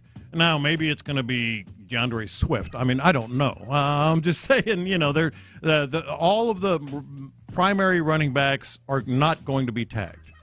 So they're going to sign a running back. And now it becomes just sort of a guessing game and a reporting game as to who they're going to sign. But I feel like I feel as if that the running back is going to be a priority. They're going to sign a running back. And now it comes down to who that's going to be and who might be the best fit. The best thing is who's the best fit? I think Josh Jacobs, and then Saquon are my top two. Now, is that smart money or is that? That's absolutely smart money because that's what I was about to say. I can't keep up. I can't keep up because that's what I was about to say. None of the running backs are going to be more than 3-year deals. Yeah, I don't know where this reckless money with running back stuff comes in, quite frankly. Yeah, and running back is a different animal. I also don't like the double standard in which Saquon Barkley is being spoken of in the show that leads off for us. Okay, how so?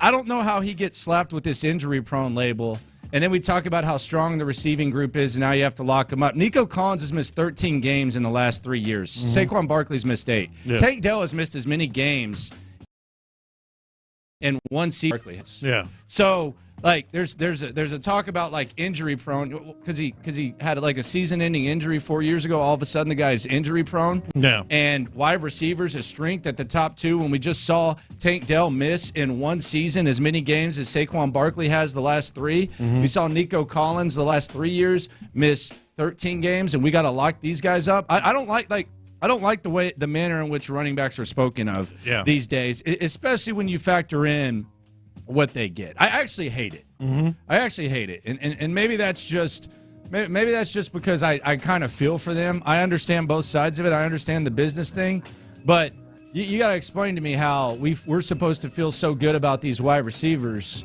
that miss more time than Saquon Barkley, but I'm supposed to be concerned because the guy's, I guess, injury prone because he had one fluke injury during a football season and missed 1 year. Now he's just labeled that for the rest of his life. You know what his injuries were when he missed those 8 games over the last 3 years? Ankle sprains. That is what happens with everybody in the NFL at some point. You know, you get an ankle, whether it's a high sprain or a low sprain, whatever, some sort of ankle injury. Saquon Barkley in particular is an interesting one because you just laid out, his injuries were as much or fewer than Nico Collins and Tank Dell. And look, there could be a gray area that I understand where maybe he's playing hurt and he's not effective. I saw the same thing with Nico Collins. I'm not even counting one of Nico's 13 games as the Jets game where he leaves after the damn near the. There is a gray area that I understand. I just don't know how Saquon Barkley is getting that label, but we're not worried about Tank Dell and Nico Collins. Yeah, well, I get. You're right. You're 100% right. But when it comes to Saquon Barkley himself, the other thing that kind of just piques my interest. That's a nice way to put it because I think we're trying to put down weapons, as Sean Pendergast said. I'm not putting down crap. y'all are disappointing me. Y'all are having a discussion. This will not disappoint you because it is down weapons. It is directly dramatic as that attributable to one Seth Payne. When talking about Saquon Barkley, he said outside of his highlight reel, he really has not done this, or he's been injured, that.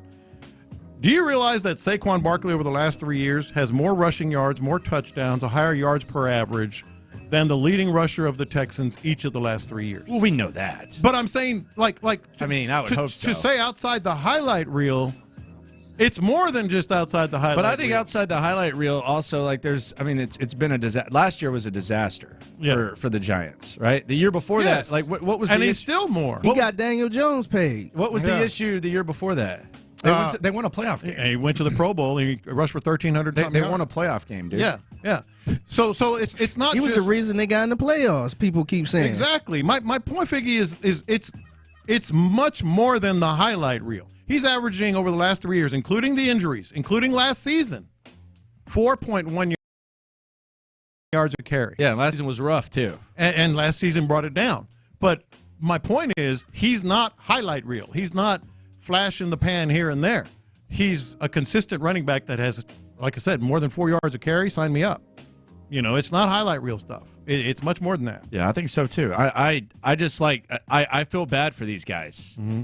I feel really bad for these running backs, man, because I think they're being evaluated differently. I really do. If you pay Saquon Barkley whatever you want to pay him, that's fine. Josh Jacobs, cool. Whatever running back they decide on is cool, but I just don't. I'm not as comfortable with these receivers as there appears to be comfort level. I think receiver is important. Absolutely. I think receiver is important. You have two guys who missed time last year, one of which we only have a 1 year sample size, and he's missed 8 games. Mm-hmm. The other one's missed 13.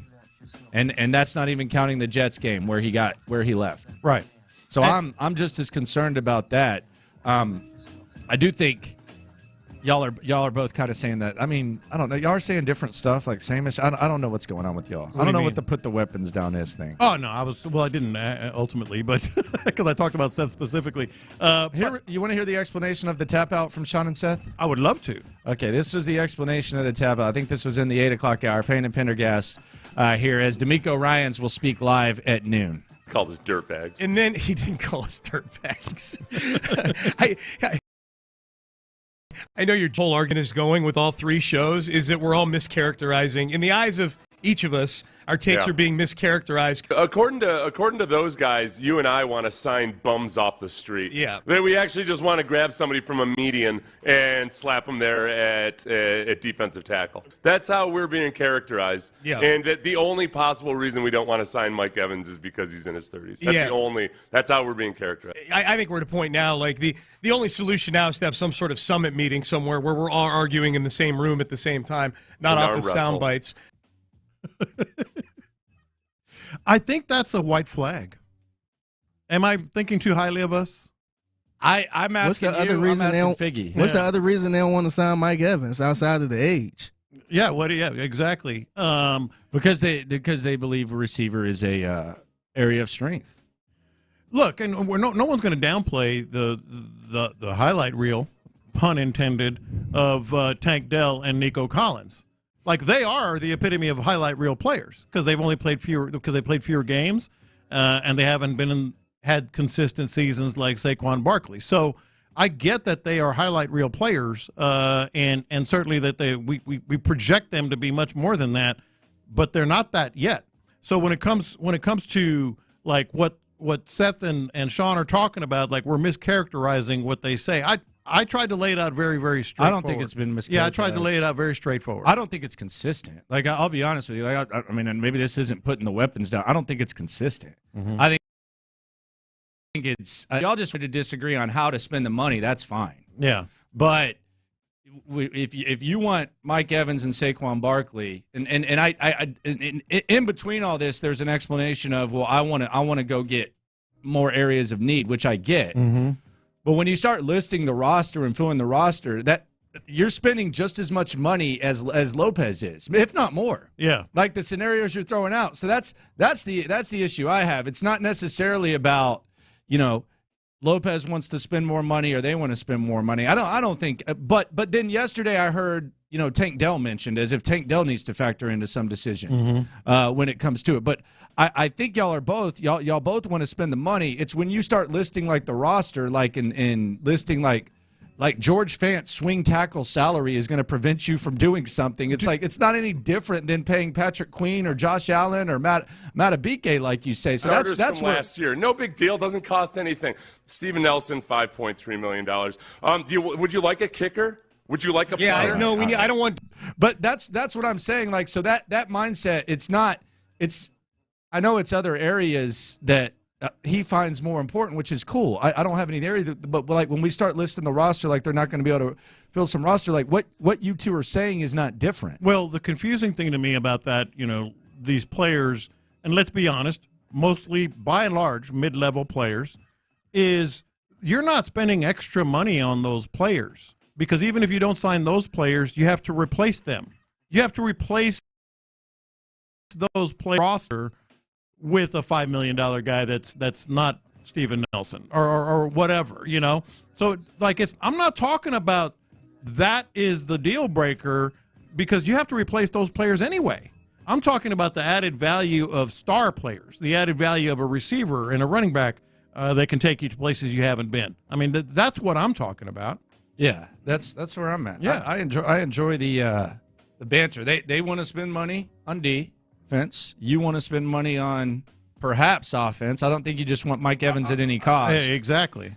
But like the notion, and we'll hear what Show had to say at 11. Show was a little bit fired up about this. He was very fired up. We'll hear what he had to say, but I think y'all are. But the listing of the roster and stuff like that. Yeah, you got to replace those players anyway, either with them or someone like them. What we're talking about is someone who's not like them, like a Saquon, a Josh Jacobs, a Gabe Davis, a Mike Evans. Those are the players that take you to a higher level. Those players, you're going to have either them or someone else like them no matter what. That's not added money. That's the money with the cap going up that you're just going to replace. That's where I'm confused. Yeah. So that's where we're at, man. Yeah. It's interesting, man. It's interesting to say the very least. So we're going to hear from DeMeco, man. What do you think DeMeco's going to say? I was thinking about you this. Think he's going to tip his hand? I think he might tip his hand a little bit. Well, what I'm interested in is because he knows not to say specifics and especially free agents and all that. I don't know that he's as worried about it anymore. But I think what he is was asked about that is the value at the position value in this draft. I think that might be where you get some hints. And he's going to be asked about it, I guarantee you. Cody Stutes is there. He'll probably ask it, if not him, someone else. Like, where do you see the value in this draft? If he goes defensive line high after saying he wants to, work on the defensive line after the season specifically, I think that's going to be a big tip on where this team is looking in the draft, which I'm good with that, because defensive line, you get a big-time defensive first-round player to tackle in the first round. That's a rookie contract. It gives you the flexibility to know what you're doing offensively with some of these other players that we're talking about. I think you need to be a little bit closer to the vest when you're talking about a quarterback. I don't know if they're going to be as close to the vest on this one here. But Seth is texted in. Shout out to Seth. He said he's had nagging injuries that affect his play, like when he started for the second half of 2022. That's fair. No, I get it. No, that's fair. And Saquon missed games. I acknowledge that I'm looking at games played, and I don't know like the gray area. I 100% acknowledge that. Yes, and my point on that was not that it didn't affect Saquon Barkley or whomever. My point was it wasn't an ACL. It wasn't a meniscus. And it's been kind of a disastrous situation for the Giants. I just feel like this is more beneficial for Saquon's skill set. But I get it. Like the running back position for them, but I feel for squads. But yeah, the nagging injuries that affect the play, I completely get that. There is the gray area. Of course. But are we not going to say that Nico and Tank Dell are injury prone? We can't. That's my question. One way or the other, we can't say it yet. I mean, maybe Nico more, because it's been 3 years. That's my question. Yeah. Like, how good do you feel about them? Because when we were talking about spending money, like, are those guys? That's why I want to see Nico one more year. If you only miss a few games next year, cool. But what we've seen from Nico Collins is, I mean, he's been pretty damn injury prone. Yeah, and it seems like there's been games where it's kind of affected him, like when he left the Jets and whatnot. Mm-hmm. I just don't feel as good about these receivers. I don't want to say it's like a Damian Pierce remix. I think it's a little bit more of a need. Like the depth at wide receiver for me is more concerning than what quality of linebacker they bring in, whether it's like a low-level project versus like a Patrick Queen. I think the depth at receiver is something that they definitely need to address. Yeah, you just touched on something that I was thinking about after the show yesterday. I was thinking about the whole roster thing that Seth was talking about, how you're going, and I just mentioned it, how you're going to have to replace those guys no matter what. That's not the players we're talking about. The other thing I was thinking about is that exact thing about the wide receiver room. To say that they're set boggles my mind. Like yes, they have a fantastic prospect in Tank Dell. You and I have called him a number one receiver. They have like potentially. They have like a 8 or 9 game sample size of Tank Dell and Nico Collins being able to stay on the field together the whole time. That's what I was thinking about. They have an absolute prospect for number one receiver with Tank Dell, absolute prospect at number one receiver for Nico. But they are not number one receivers yet. You don't know that. So to say that they're set, and I'm not saying that they exactly put it this way, but to imply that that's not the priority, I don't understand that. I don't understand how you can't prioritize wide receiver with this quarterback, with the fact that you need as many weapons as you can, and you still have to find a running back. I don't understand. It's beyond me that you don't prioritize wide receiver. That's where I separate the most. From whether it's them or anyone who thinks that way. Because I think the dangers, like the real dangers. There are dangers from paying free agents like top dollar. I agree with that. But what about if you fall in love with your players too much and all of a sudden you're paying Nico Collins like he's Amon-Ra St. Brown and he can't stay on the damn field. Exactly. And he doesn't. And we've only Titus seen Howard. a good year. Yeah. Titus Howard. There's an example. I like that. That does not resonate with me. It doesn't compute that you think or imply that you're okay at wide receiver. Coming up, let's look beyond the highlights. Let's talk about Saquon Barkley. Let's talk about this running back market. And I also wonder, is Nick Caserio 100% over his old ways, or could he have a strong opinion about a running back that we aren't even talking about? We'll discuss next.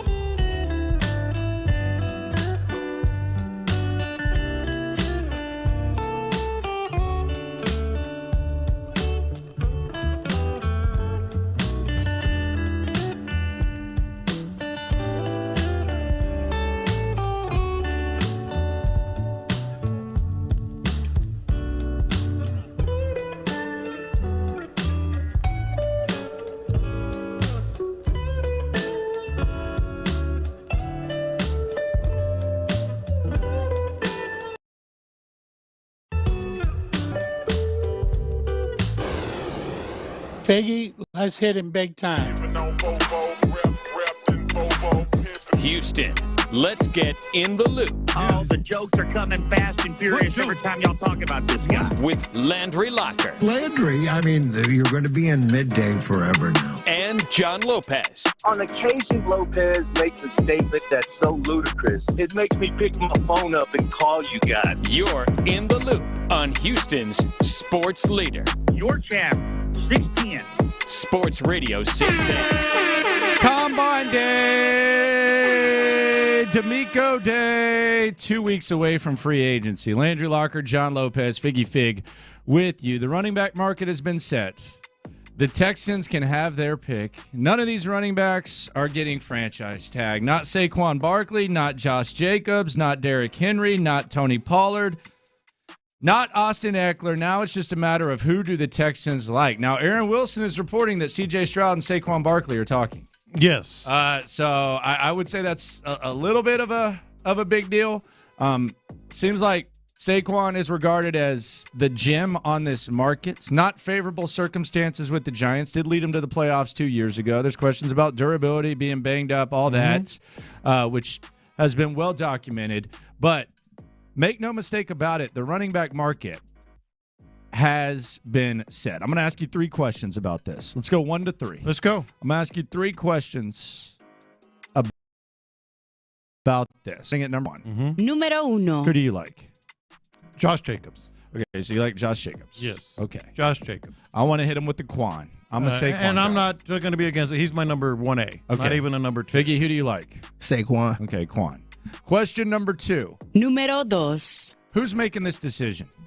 Who's making this decision? Who do you think is making this decision for the Texans? Is it Bobby Slowick? Is it DeMeco Ryans? Is it Nick Caserio? Like, who's making this call? Who do you think has the larger chunk of the pie? Don't give me this. Everybody's going to be on the room and give me who has the biggest share of decision making in this decision that the cop out answer is they all have a voice. It's true. I think DeMeco's going to go to Bobby Slowick. Caserio's going to tell them both what he feels is the best sit. They're going to hash it out. But if you said, like, who's going to ultimately say, boys, we're going with this guy? DeMeco Ryans. Okay, DeMeco. Yeah, I think it's DeMeco Ryans. Okay. I think Slowick has a big say. I think I wonder who Nick Caserio likes. Like in his like if Nick Caserio were just sitting there in his own world, like who he would like, because I think he's over that Patriot system crap. Oh yeah. Right? Like he's over it, right? Yes. Like we got a new system here. It's completely different. Because I think that if the Texans still ran the same system that they ran with O'Brien and what they ran here and they incorporated that Kubiak offense, I think Austin Eckler would be the perfect Patriots I told y'all, running back. man. He looked like an Eckler guy, man. Yeah, I think Austin Eckler would be the perfect Patriots running back. Now, I don't think that's the case here in this situation, but I do wonder, like, if Nick Caserio watches Austin Eckler, and because he was in that offensive system for like 20 years, he's just like, man, this guy's perfect. If New England was still New England, I could see him being. But it's a different an offense. Eckler guy. Oh, I know. If it were the same offense, then Eckler might be a fit. But I do wonder, like, who makes that decision? It's got to be DeMeco. I think it's got to be Slowick. I think Slowick has a big voice because it's his offense. And as much as DeMeco trusted him, it's like, okay, who do you think really is going to fit here? You know, best fit for what you like to call blah, blah, blah. I think he's going to have a big voice. But when they're in that room, and let's say it's you, me, and Figgy, you know, it's DeMeco, Slowick, and Caserio, somebody's going to say, all right, we're going with this guy. You know what I think about Nick, though? I think his sort of tiebreaker is going to be, can we get him on in 3 years on a 3-year contract? I think you can get them all on a 3-year contract, but can we guarantee? Yeah, no running backs getting over 3 years. Yeah, so I think none of these guys are getting over 3. I think the tiebreaker for Nick is we got him at 3 at this number. Let's go. It might even be less. It might quite be. honestly with what Derrick the running Henry back would be less. Yeah, I could see it being less. And I think that I don't think the running back position is like something that just completely hang. I don't see it as like a handcuff type of No. position. I don't think so either. What's your third question?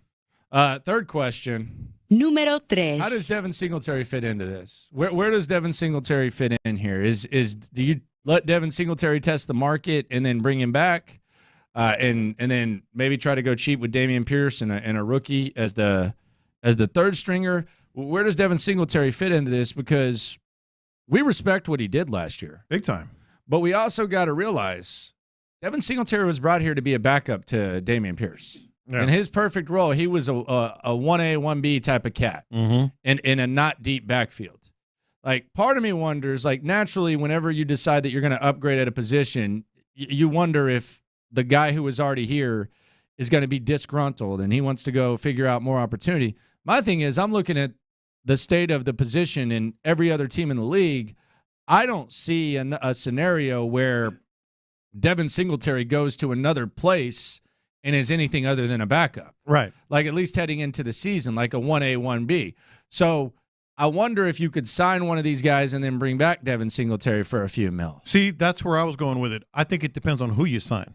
Like, if you sign Derrick Henry or Saquon Barkley, then I think the priority to bring back Devin Singletary rises. And the reason is, Barkley, ankles, injuries, all that stuff, even though we think that's a little bit overblown. And Derrick Henry, as a guy that's just to kind of pound the line, who knows how much he's got left. I think if you bring those two guys back, you almost prioritize Devin Singletary to test the market. Yeah, but what's the market going to tell him? Right.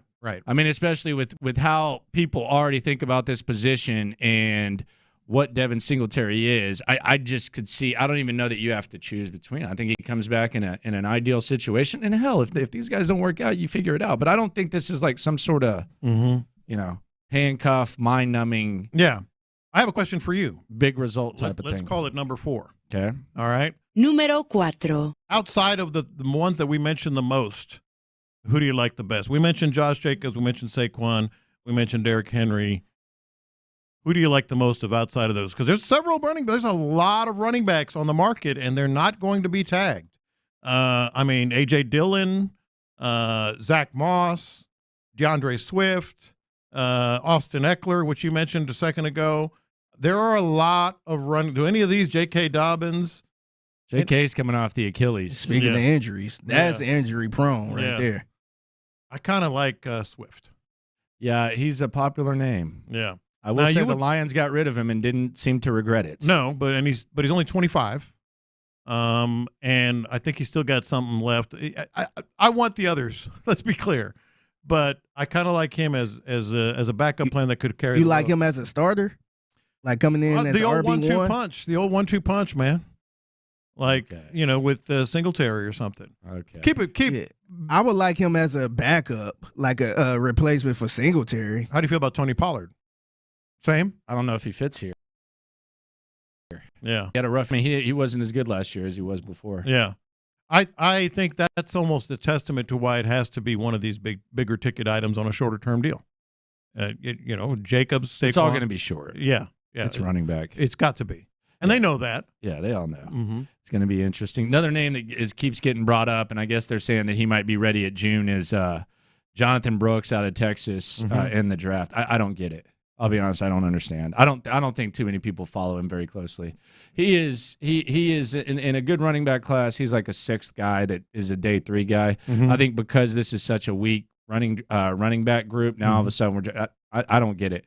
I think if he'd have gone back to Texas, I don't even know if he might be their 2nd or 3rd best on that team. Yeah. Maybe that's an embarrassment of riches type of thing. I don't get the Jonathan Brooks. Like, if you're looking for Jonathan Brooks, like, if you want to kick the tires on him and keep him around, that's cool. Yeah. But if you think Jonathan Brooks is going to come in here and help your run game like immediately, I don't see it. See, that's why you can't rely on Maybe it the happens. draft. I just don't see it. You can't rely on the draft for that reason alone. You could have last year. Yeah.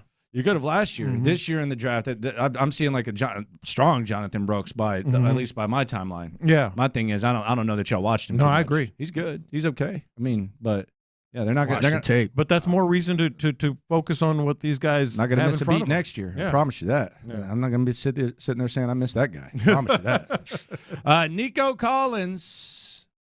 What's the hurry when it comes to Nico Collins? Nico Collins spoke. He had some interesting things to say. Plus, the long shot trade rumor that will not go away. Let's talk about the state of the wide receiver position.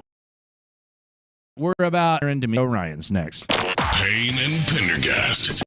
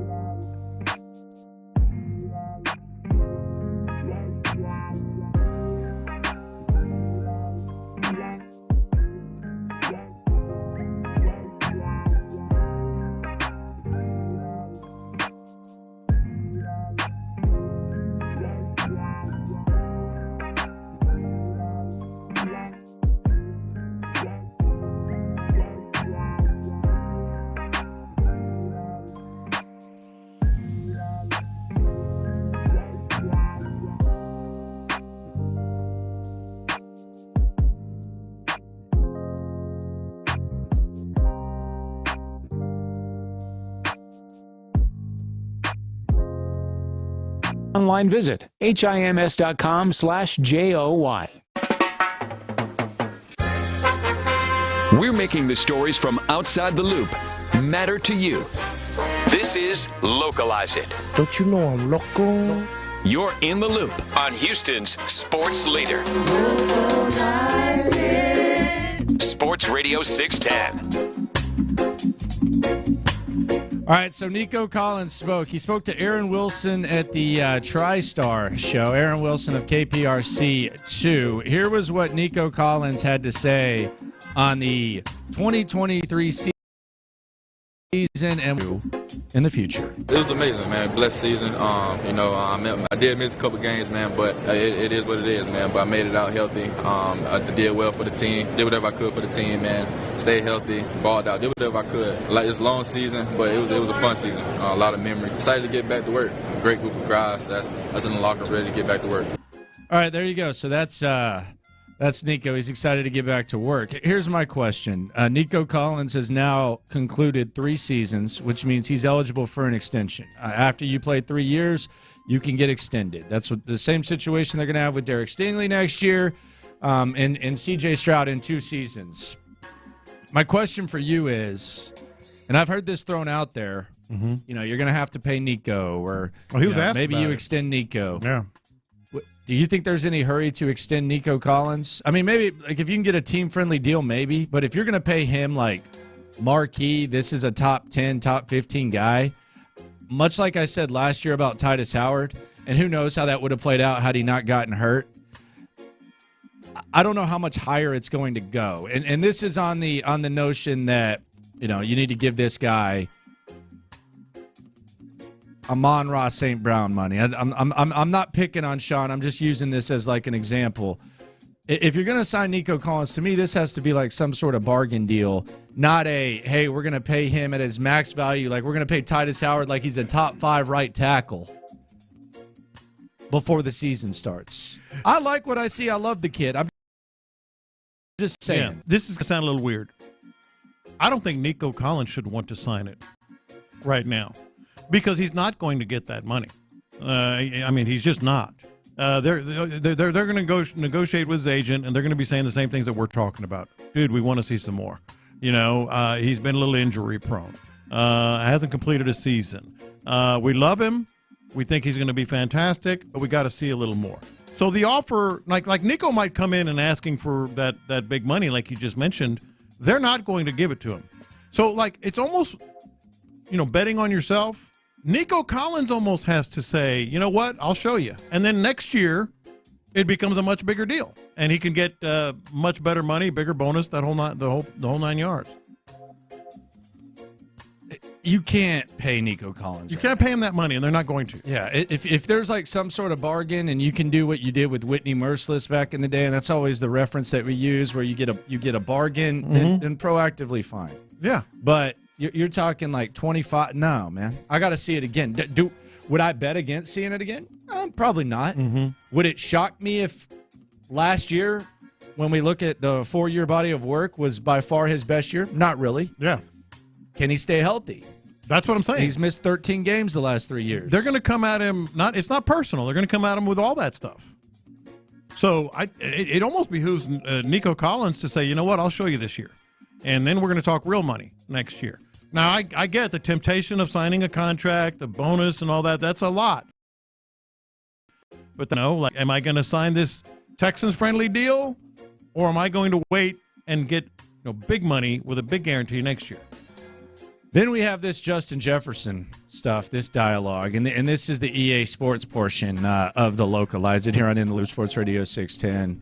EA Sports. It's in the game. Do you think we get to a point where the Texans, not necessarily now, but much like these teams that were kind of knocking on the door, where these teams aggressively pursued wide receivers, whether it's the Miami Dolphins with Tyreek Hill, whether it's the Bills with Stephon Diggs. Do you think we get to a point where the Texans are doing that, or is that something that – because of all the reckless stuff, I think if you can avoid that, I think that would be the best way to do it. Sometimes you can't avoid it because it's hard to find receivers. That's the point. Fingers crossed, to be honest, that you are in a position where you can afford to go after one last piece like that. This is not the year. This is not the year for like the Justin Jefferson thing almost makes me uncomfortable to associate him with the Texans, because it's not just $30 million, which is about where he's going to be slotted. It's a first round and another player, or 2 first-round picks and a later. That's a lot for this point in your process. And by the way, it'll be a longer deal too. It'll be 5 years, 6 years. And that's when it starts eating into some of these other contracts. It almost sounds silly. I don't want Justin Jefferson at that cost. At what cost? 2 firsts? 2 first and the contract? And a longer-term contract? But what if you're looking at it as, all right, you're talking about paying Nico Collins and you're bringing in Justin Jefferson instead, who is a superior player. What if you're looking at it that way? Yeah, but the cost is still going to be, twice as much? No. Yeah. I don't think so. Yeah, it will be. I think he's going to be around 30, right? 30, something like that. But you had the top 3 receiver in the league, though, right? Yeah, top 2. Top 2? Yeah. Maybe. Who knows? Yeah. And the picks?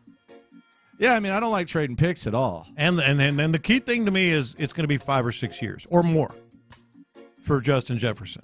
Man, that's going to. You think he's going to fall off? No, it's going to eat into all your other contracts they have to pay. That's when the cap. Oh, okay. That's when the cap has to come Here into we play. go. No, the whole reason I like the Saquon and Josh Jacobs things, because we're talking 3 years. The whole thing I like Mike Evans, and who knows about Gabe Davis, but let's use Mike Evans as a contract, because it's going to be like 3 years. I wouldn't pay him more than 3. I would not do it. Steven Nelson, $5.3 million. Would you like a kicker? Would you like a punter? I don't want Dario Gumbawale to kick it. I'm being smart with Texans money here, Landry. I'm trying to be smart with it. You sign Justin Jefferson for 6 years or more, well, then you got bills to pay later. Then you are into the whole 2000 Jaguars thing that Seth talked about. But why do you think the Bengals are franchise tagging T. Higgins right now? But for that reason, for money because reasons. They have Jamar Chase on his rookie deal, right? Yes, exactly. So that's where you can get right. That's actually kind of makes sense if that's where you're going. Because a tag is 1 year. If you gave him a contract, who knows how that would play? Yeah, it's a short-term. That's my point. It's like Justin Jefferson, boy, what a player. Top 2, whatever he is.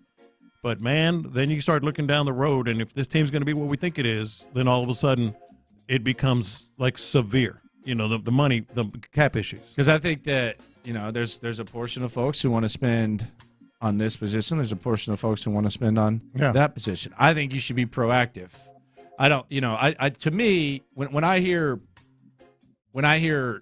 the opposite side of the Mike Evans thing, and I'm kind of just in the middle, instigating and enjoying it.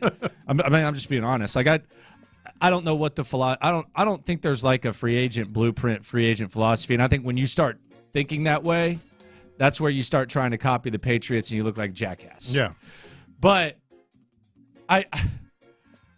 I do think you should proactively evaluate your team and not just look at it as, oh, we need this, and we feel good about this. Like last year at running back, oh, we feel good about Damian Pierce. Do you? Maybe you should have looked a little closer into that. Mm-hmm. We feel good about Nico Collins and Tank Dell as the number 2 receivers. Oh, maybe you should look closer at that. The fact that they barely were on the field for half a season together. Yeah. So I do think there needs to be like some sort of proactive evaluation instead of just drafting for need. That's where the whole draft, like draft for need, draft for.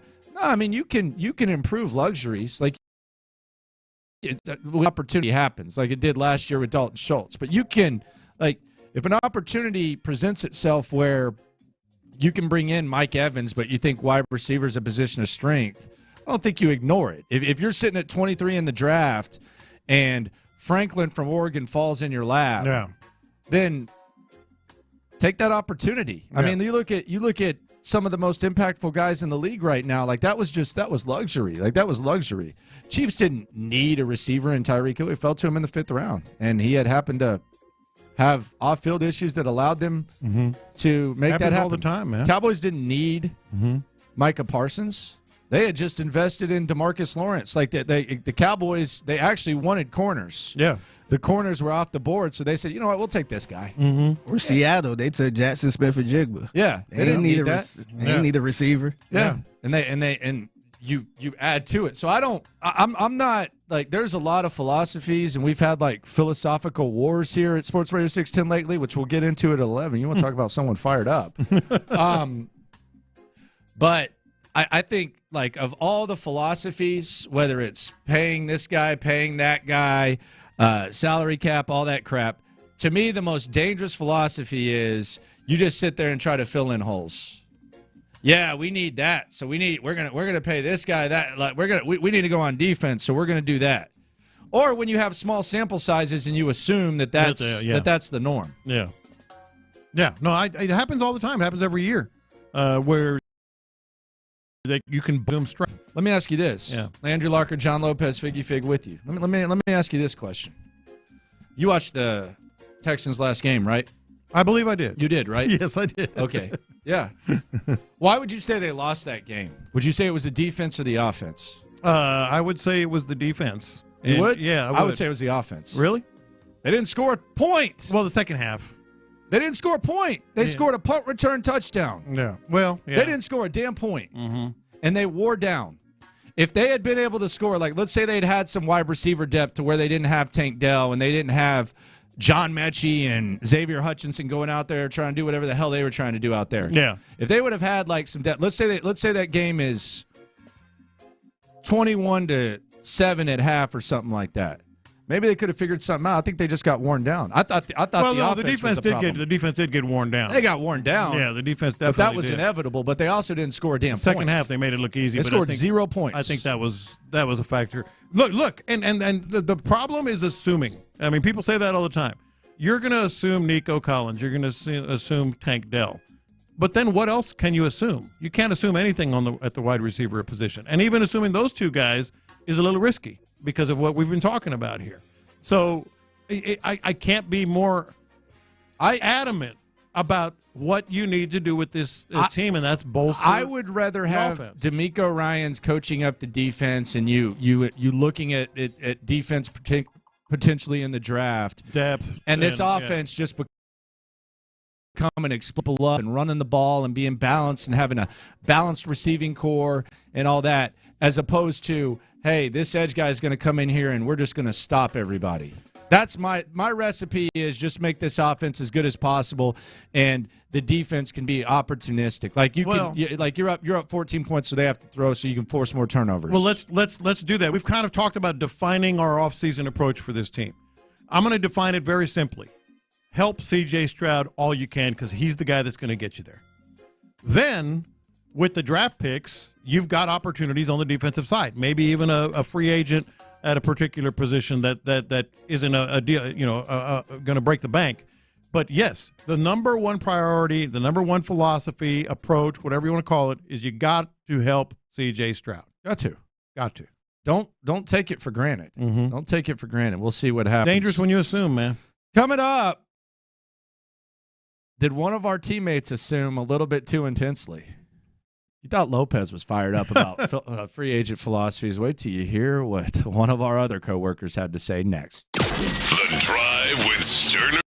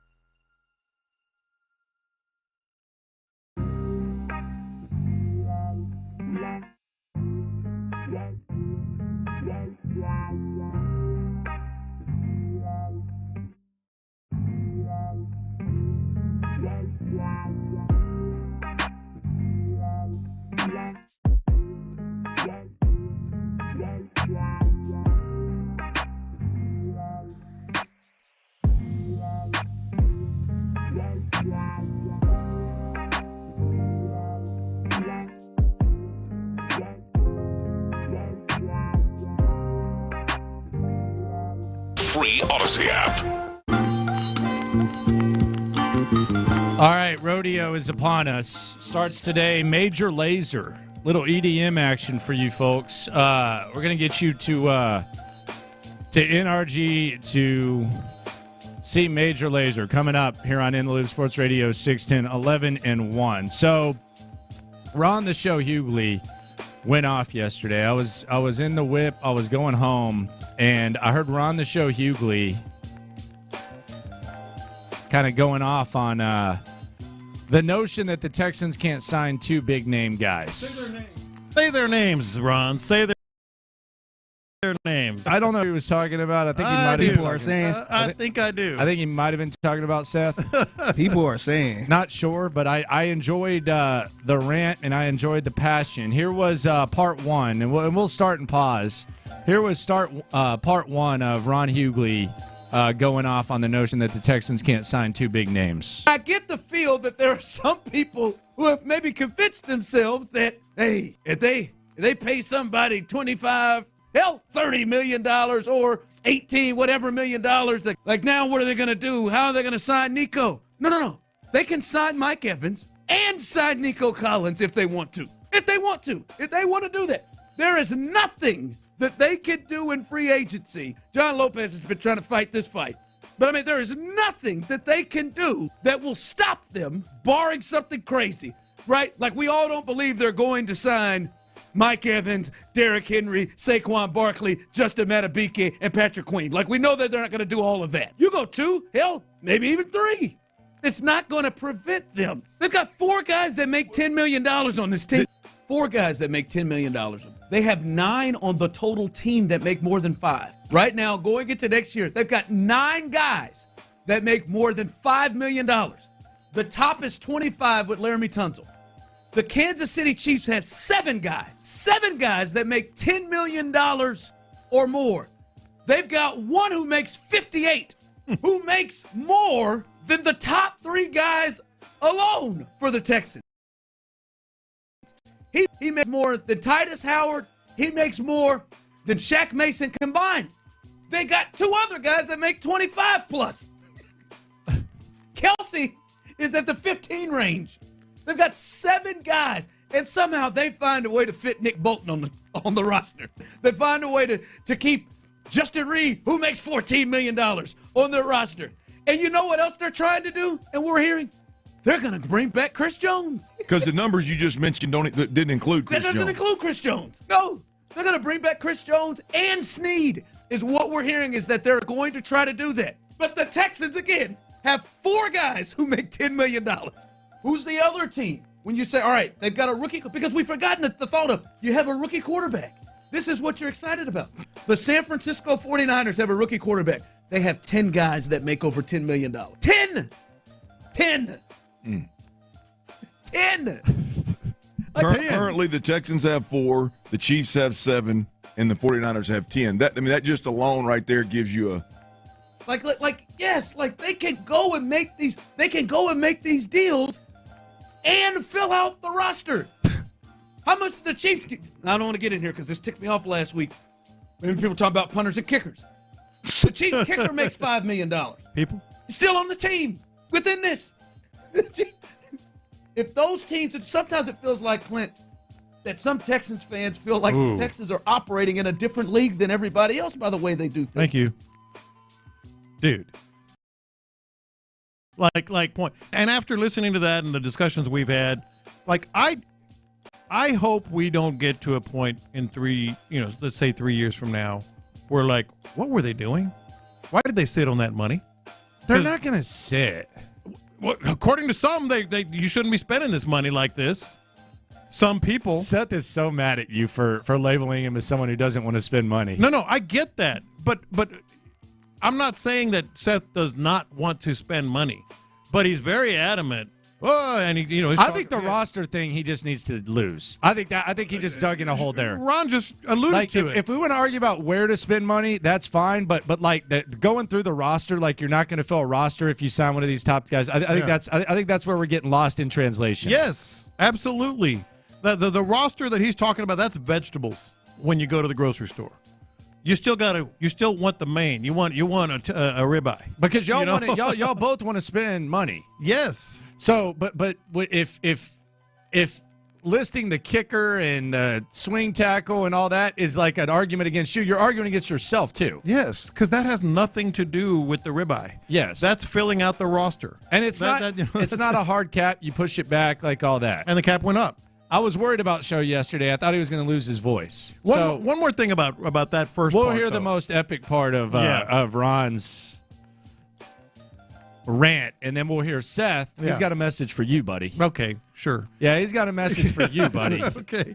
But what he just referenced is what I've been talking about. The Kansas City Chiefs have spent all this money, and he just laid it out. And they're still going to spend more money. They're still going to spend more money this offseason on big-time ticket items. Like, that's why I don't want to be looking back thinking, man, what did they do? Why did they sit on that money? Why didn't they take advantage when they could? And you're going to hear me say it again. They'll never have this chance again. They're never going to have this opportunity again. No, and it's obviously a little bit different, but the money's there. And I want to make this clear. Mm-hmm. Seth Payne wants to spend money too. Right. So let me make that clear. He wants it clear. He wants to spend money too. Mm-hmm. Just like you, maybe just as much, just in different areas. Right. They'll fill a roster if they do that. Here's part 2 of Ron Hughley's rant yesterday. My goodness, this guy was going off. I had to park outside the garage and listen to the end of this one, and I was kind of worried about him. This person texted in, and they trying to be cute. It's silly. Since you're a resident capologist, now please tell me how we replace the following starters and still pay big money to 2 or 3 big price free agents. 1 at corner, linebacker, D tackle, running back. Don't count the kicker and punter because they're irrelevant. Don't forget the draft and depth players. Yeah, you have the draft. You have all those things. All right, listen, you want to say that because you're pulling a capologist thing. You tell me how the damn San Francisco 49ers are able to afford Trent Williams, $31 million on a cap hit next year. Deebo Samuel next year. Eric Armstead, $28 million on a cap hit next year. Fred Warner, $24 million on a cap hit next year. George Kittle, $21 million on a cap hit. $18 million for Travarius Ward. Javon Hargrave, $15. Nick Bosa, $14. Nick Bosa, by the way, is the highest paid player on their team. But somehow his cap hit's only $14. Oh, my God, how the hell did they do that? Who does that in the NFL? How are they able to pull that off? I don't know. And then here, it's not done. Christian McCaffrey, hadn't gotten to him, $14 million. Brandon Ayuk, $14 million. Dre Greenlaw, a shade under 10. How in the hell are they able to do it with Brock Purdy on a rookie deal, but you can't? You said it. I'm talking too loud for some of y'all. I can see some of you are well ready for that type of intensity. I'm telling you, man. Like if we combine with what we're talking about, what I've said and what he's saying, it's just silly. It's just silly to think otherwise, that you can't do this. And that's why they know the trigger word epitome. Like, and he referenced it there in a different way. But like they are in a different league. I think he said that. I don't think it's an epitome. I don't think you want to spend on Mike Evans no matter what. No, but the idea of Seth doesn't want to spend money. I just think somewhere along the line that's got lost in translation, where whether it's what Sean and Seth want to do, where let's say you sign Christian Wilkins and then you sign an edge guy or Patrick Queen. Yeah. Or you do what you sign Saquon Barkley and Mike Evans. Your way is a lot cheaper. And better for the long term. And because it's probably shorter term deals. Yes. You're talking 3-year deals. Like with Mike Evans and Saquon Barkley, you're talking 3-year deals. If you're going to sign an edge guy or a D lineman, you're talking 4 or 5 year deals. No, that's just what it's going to be. Absolutely. They're not signing 3-year deals. Yeah. So The roster thing is where I think it got lost in translation. Where we start, where Sean Pendergast says he saw the light because of Dieter and special teamer D'Angelo Ross. How about? Can we put Sean in the slime off for acting like he was surprised that an NFL player made $1 million? I got to put Sean in the slime off for that. Mr. $10,000. Oh no. This sounds like a slime ball nomination. Slime. Right, let's hear this real quick. This is I got to put Sean in the slime off for this one. This was and the real enlightening thing was Sean's contestant won in the slime. I think the other thing too, like I'll tell you what, like an eye-opening thing to me was the other day. It looked like a total non-story, and ultimately it probably is as far as the season goes. But they re-signed a couple of their restricted free agents. The Texans did. D'Angelo Ross for about $1 million. No way. And this Dieter Iceland guy $1 million for a couple $1 million. And okay, that's $3 million right there. Like the minimum salary for an NFL player is approaching $1 million. Damn. Yeah. You know what I mean? Like each roster spot is going to be a minimum of $1 million. I thought it was $25 an hour. Yeah. That's slime off number one. We got to get past this. Now that we get past this, let's get to where you and Seth are arguing about the smart way to spend money. Right. Let's get there to where we're not listing players. Let's hear it from the man himself, though. Landry Locker, John Lopez, Figgy Fig. We're less than an hour away from hearing DeMeco Ryans. Haven't heard his voice in a long time. I'm looking forward to this. Yeah. But here was Seth, number one, and he's calling your ass out. You and your fishing shirt can go stick it. Somehow there's a faction of people in Houston who think that the only avenue and route, if you care about the Texans winning, is to full force put everything you have into signing Mike Evans. And that's the only thing. That's the test. If you don't want Mike Evans, then you don't care about winning. I don't get it. I've got zero issue with signing guys that I want. But it's just like somehow me wanting Patrick Queen and Christian Wilkins, that means that I don't care about the Texans winning. It's only if you like Mike Evans and only if you like Saquon Barkley. Only if you want to sign a running back who's been healthy in 2 out of his 5 damn years in the league. And only if you want to pay really good money to a guy I like a lot, Mike Evans, to add to a position that you are already strong at and you need to build from within. There are 8 starters who need to be replaced right now. You've got limited resources. I'm sorry to tell everybody. I'm sorry to explain that to everybody. Never said that. And that's the number one thing. Never, ever, ever, ever, ever have I said, ever. Let me say it one more time, ever. It's got to be I do think the focus should be on the offense, running back and wide receiver. And free agency. In free agency. Yeah. Because we've talked about this. Today, we've talked about this. That at those with C.J. Stroud, you got to help him any way you can. There are questions about longevity and durability and consistency because they've only done it for 1 year with Nico Collins and Tank Dell. So I disagree with them, and that's a philosophy. But let's talk about let's just get away from the notion that you can't. Neither one of y'all can fill a roster because let's just pretend y'all both want to spend the right amount of money. But let's talk about the same-ish amount of money. The Patrick Queen. Let me turn the tables on Seth here. All right, because he talked about Saquon and Mike Evans, which I never said, as I just mentioned. But he's mentioned multiple. But you said you could sign both. You could sign both. Not that it's, I said you could. You have to. Yes. He mentioned multiple times now Patrick Queen and Christian Wilkins. If he wanting to spend that kind of money, he actually should be on my side with the offense because those contracts, as we just talked about, are going to be longer term, and it's going to actually affect and higher, and it's going to actually affect what you're going to be doing. But with, it's with impact. The Derek Stingley's but it's an impact. No, and if he, I think y'all's argument should be about impact. When you start listing, do you want to fill a roster? Yeah. Saying that is why. Yeah. It is why there could be like some misunderstanding that he doesn't want to spend any money. The thing I agree on, is we do have a philosophical difference. Like he says, defense is the priority. I say offense is the priority. Yes, that's a good argument. That's a good argument.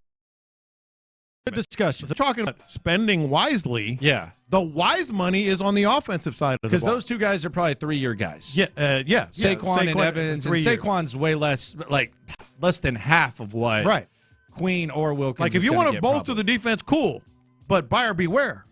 because those are going to be longer-term contracts, higher contracts, and it's going to affect the Stingleys and the Will Andersons, et cetera. See, I think we're getting somewhere here. Don't you think we're kind of getting somewhere? Yeah. All right, let's hear in about 4 days.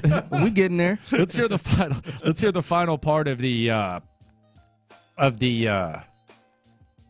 analysis from Seth Payne this morning. I've been in the damn league since 1997. I've seen it over and over and over and over again. You can't just go out and pluck everything you want off the shelf and have it turn out well in the end. Aggressive spending, the bill does come due at some point. To me, I think the main difference between you and I, and for sure Lopez, and I think probably Clint also, is where we want to spend the money. Like, I'd rather spend the money on defense. No. It's being characterized as that. Like, my objection to the Mike Evans and Saquon Barkley is that I think it's stupid money. I think that's a stupid spend. I would love to spend more aggressively on the places where there are actually no human beings right now. That's a good call. That's where I'd love to spend aggressively. Yeah. I know Ron thinks that we can spend aggressively right up to the hill on every single position because there's nothing we can do that will hurt us in the future. But that's actually not the way it actually works. Yeah, look, I know he played the game. Aggressive spending, and let me just reiterate, you're more aggressive if you spend that on defense. Like you are. Like he said, it comes back to bite you in the butt. It's true. The chances of that happening are higher if you do that on the defensive side with these guys, of it coming back to bite you in the butt. Yeah, those are more prototypical bad free agency deals. Right, and that's why I don't understand. If you want to be smart money, it's offense. I don't know how you can compare the Saquon Barkley thing to anything else because the entire state of the running back position has changed so much in recent years to where, yes, like the concerns are still there, but the risk, I think, is lower. The impact is still the same. So to me, like when you talk about I've been here since 97 running backs were the highest paid guys in the league, right? Like they were close to it, right? I think so. Yeah, I think they were up there.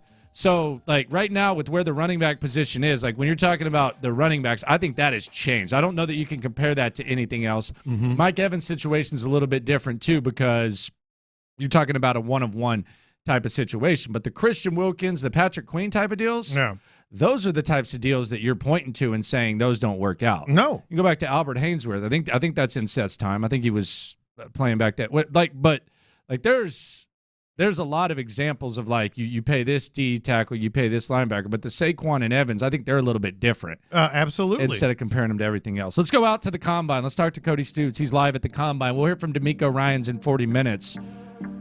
But first, who we listening to right now, Fig? Major Lazer. Oh, my gosh. Oh, I've heard this. Y'all heard this, Come to the rodeo. Rodeo begins today. Caller number 7. 713-572-4610. Caller 7. You're going to see Major Lazer. Your next chance to win coming up at 1. Let's go live to the Combine next.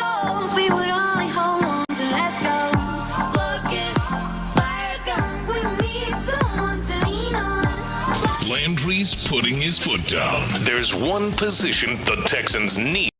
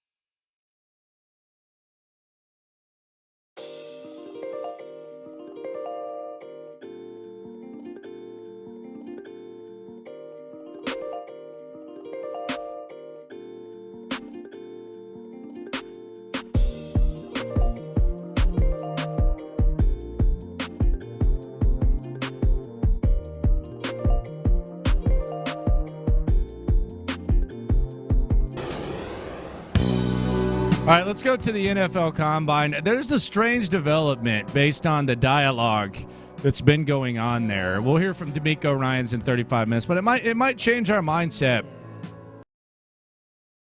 about Cody Stoops. He's out in Indy. Cody, you brought this up.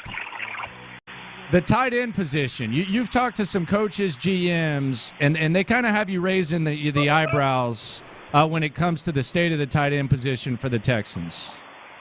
Yeah, so Jason Lipp, the Buccaneers general manager, was talking to the Buccaneers media, and I just happened to be standing there listening to what he was saying, hoping for a Mike Evans update. And he just sort of volunteers that it's good that they added to the tight end position last year and worked around some of the deficiencies of this year's draft class, because it's not not the strongest tight end draft class. It's not anywhere near what last year's draft class is. And if you remember, because the draft class was so strong, a guy like Dalton Schultz was available for the Texans at a much bigger discount than many expected him to get from a contract standpoint. I don't think that's going to be the case with Schultz and other free agents this year, because you don't have those young players to turn to in the draft to fill those roles like, say, the Lions did last year when they drafted Laporta, or the Bills did last year when they drafted Kincaid. So the price for Dalton Schultz, he's already the best veteran tight end set to hit the market, but without a reinforcement from the rookie class this year at the tight end spot, the veterans are going to reign supreme this offseason, it feels like. Yeah, and that's not necessarily, in fact, it's not a good thing because he's going to get multiple offers from multiple places. Yeah, I mean, you got to, if you're the Texans and, Nick Caserio is going to talk tomorrow, and that's really where, you'll find out, hey, are you guys interested in using the franchise tag? I mean, Schultz is a franchise tag consideration type guy. It basically would double his salary. Yes, it's a fully guaranteed hit on the salary cap, but just because you tag him to keep him from free agency doesn't mean you couldn't keep negotiating a longer-term deal, 2-3 years, take care of Dalton Schultz, get him that guaranteed money spread out over 2 years, and then that sort of helps you adjust the cap hit. But the Texans really got to consider getting a deal done ahead of free agency or maybe even using the tag. I'll be interested to see what DeMeco Ryans and Nick Caserio have to say about Schultz in the next couple of days, and certainly with Caserio about potentially using the franchise tag. We're live at the NFL Combine with Cody Stutes here on In the Loop, Sports Radio 610. DeMeco Ryans speaking in 33 minutes. So one of the good things about the Combine is you kind of get to get the point of view from other squads, and you kind of get to localize it with the team you cover. What's the most popular maybe opinion outside of C.J. Stroud is good? Like, what's the most popular opinion that you're getting from other NFL media types when it comes to the Texans and perhaps where they are heading into the offseason? The biggest thing, talking to a bunch of different media people, was that they were super impressed with the offense because they weren't super impressed with Nico Collins as sort of a top wide receiver. Two different people asked me, is he actually a number one? Can he be a number one? Can he stay a number one? And most of the conversation was, well, if I was running the Texans, I'd just go get Mike Evans, or I'd go get a big-time wide receiver and add him to Nico Collins and Tank Dell, which I don't know that that's, a super prevalent fans. I know you guys have discussed, how much a guy like Evans would cost. Obviously, T. Higgins is on the franchise tag now, so he's probably not an option. But the belief in the wide receiver group that the Texans have right now is pretty low amongst people who, cover other teams and just kind of observe the Texans from afar. And I'm a little bit higher on the Nico Collins Tank Dell combination. I certainly want them to add to the room. But that was what jumped out to me, was there's a lot of skepticism with the pass catchers in the Texans offense.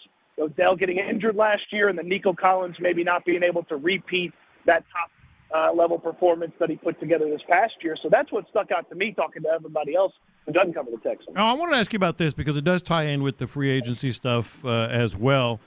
We can look at media people and experts, draft analysts, all we want about what they think, where they think the position in this draft is strongest, which position group. What are you picking up now as you're talking to people there? Where is this draft the strongest? I know receiver, but maybe outside of receiver. Well, it's one of those things where we can think back to the Titus Howard conversation. This is one of the strongest tackle drafts and offensive line drafts in recent years. I mean, just a couple of different general managers today talking have just gushed about the tackle depth. Daniel Jeremiah last week was talking about how there's 5, maybe 6 guys that can find themselves in the first round, with a bunch of them going in the top 10, which, hey, the Texans are set at tackle. They don't need an offensive tackle. But, the positive outlook on that is if a pick 23, then a better player gets pushed down the board from that standpoint. John, you talked about wide receiver. That's a really deep position as well. And then I think the defensive line group is probably a little top-heavy. There's maybe not as many guys from the middle to late standpoint that teams would maybe trust right away, but a little top-heavy defensive line group. But the offensive tackle and the offensive line positions are where everybody's raving, it feels like, in this year's draft here at the Combine. Where are you at? Cody Stutes live from the NFL Combine. Where are you at on the Saquon Barkley thing? So I'm in favor of Saquon Barkley. I'd prefer a bell cow type with compliments, cheaper compliments around him. The one thing I did notice talking to a bunch of different people last night about Saquon Barkley, and even people who worked in and around New York, they're shooting way lower than a lot of the contract projections on Saquon Barkley, and they're not necessarily believing the, I think you've seen, if you go to Spot Rack, 10 years or $10 million a year for 3 years with, 20-ish or so guaranteed. That a lot of people feel like the guarantees are going to be low and the commitment from a year standpoint is going to be lower than 3 years. I don't know that I totally buy that. I'm interested in Saquon Barkley and then having guys that can help and then maybe a competent guy should injuries pop up again for Saquon Barkley. But again, over the past 3 seasons, he's played more games than Christian McCaffrey has. So the injury concerns, they're a lot further away for Saquon Barkley than people basically the whole season in 2020. But he's been playing a bunch over the past 3 seasons, so I'm not as worried about that. And it's not a super deep and talented running back class. So I don't know that you want to say bring back a middling veteran and invest a pick in a running back versus bring back one or, go get one of these bigger veterans who's a bit more talented and then sort of backfill it with another veteran as well and maybe kick the young guy can down the road a couple of years from a running back standpoint. All right, so at the risk of bringing you into a discussion we've had for a couple of days now, offense, defense, how the Texans spend free agent money this year. I'm going to ask DeMeco Ryans about if there's positions that he trusts veterans more versus positions that he trusts, he would trust rookies more. I don't love the depth at running back or where the running backs are kind of situated in most people's draft board opinion. So I would like for them to spend on the running back spot, but I feel like the majority of their investment is going to be in free agency, not only adding potential starters. You got to opening a defensive tackle, you got to opening a defensive end, you got to opening a cornerback opposite Derek Stingley, but adding some significant depth. I mean, Jimmy Ward dealt with injuries last year. Jalen Petrie wasn't very good. You need some depth at the safety spot. Derek Stingley's a guy that hasn't been healthy in the NFL in his time in the league. So depth at the cornerback spot. You only got a handful of linebackers on the team. You need to go find some depth or some starters there. And I tend to lean towards starter money being primarily spent on the defense, but I would prioritize what is a gaping hole on the roster right now, which is the running back spot. All right, there you go, Stutes. We appreciate you. We'll talk to you throughout the week. Enjoy the combine. Do your thing with DeMeco, man. Yeah, we'll be listening. We'll be listening. Sounds good. There you go. Cody Stutes live from the NFL Combine here on In the Loop on Sports Radio 610. The Saquon thing's going crazy right now. It's going nuts. Sean and Seth are what's Sean got, like a sword or something? Got the sword. I just saw that. It's from that whatever that movie is, the Scottish movie with the blue face.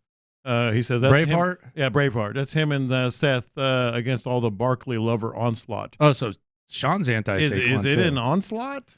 Sean's anti-Saquon too. Oh my goodness. Good Lord. Landry Locker, John Lopez, Figgy Fig with you. By the way, I'm looking at I decided to go back because Seth said I've been in this league since 1997. Mm-hmm. Go back to 1997. Oh goodness. This is an article from the AP. The Detroit News and Detroit Free Press reported that Barry Sanders has agreed to a $34.56 million contract that averages slightly more than $5.7 million a season. Troy Aikman had previously been the highest paid player in the NFL, but it's now Barry Sanders. So I think the league's changed a little bit. Maybe that explains why he's so scared of Saquon Barkley. Maybe old Seth is stuck in 1997. Lord. Coming up next, when it comes to the Saquon Barkley thing, C.J. Stroud appears to be on what side that is next. Payne and Pendergast.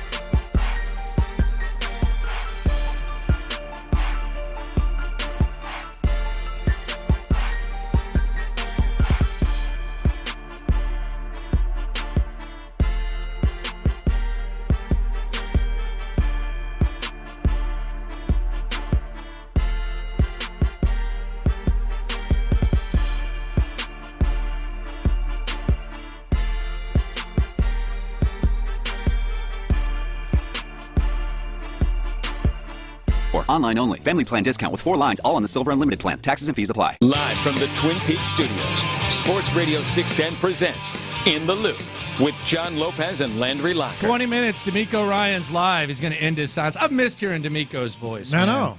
I know you're more of a Coley, Lovey Smith type, but I like hearing DeMeco speak. So I'm the most I'm important excited thing about to hear football it. There you go. is the football. There you go. I'm excited for this, man. Very If excited. we got to go 3 and out and punt it, we're good. It's John Lopez's spirit animal when it comes to pigskin. Ridiculous drive-by for no reason whatsoever. So Saquon kind of a polarizing figure around here. This is Aaron Wilson of KPRC2. This is his report that Saquon and C.J. Stroud apparently been communicating a little bit this offseason. Saquon Barkley, it goes beyond him following guys on social media and hitting like on Paul Wall's come to Houston tweet. It's a case of him communicating with top players, including C.J. Stroud, about a desire to play here.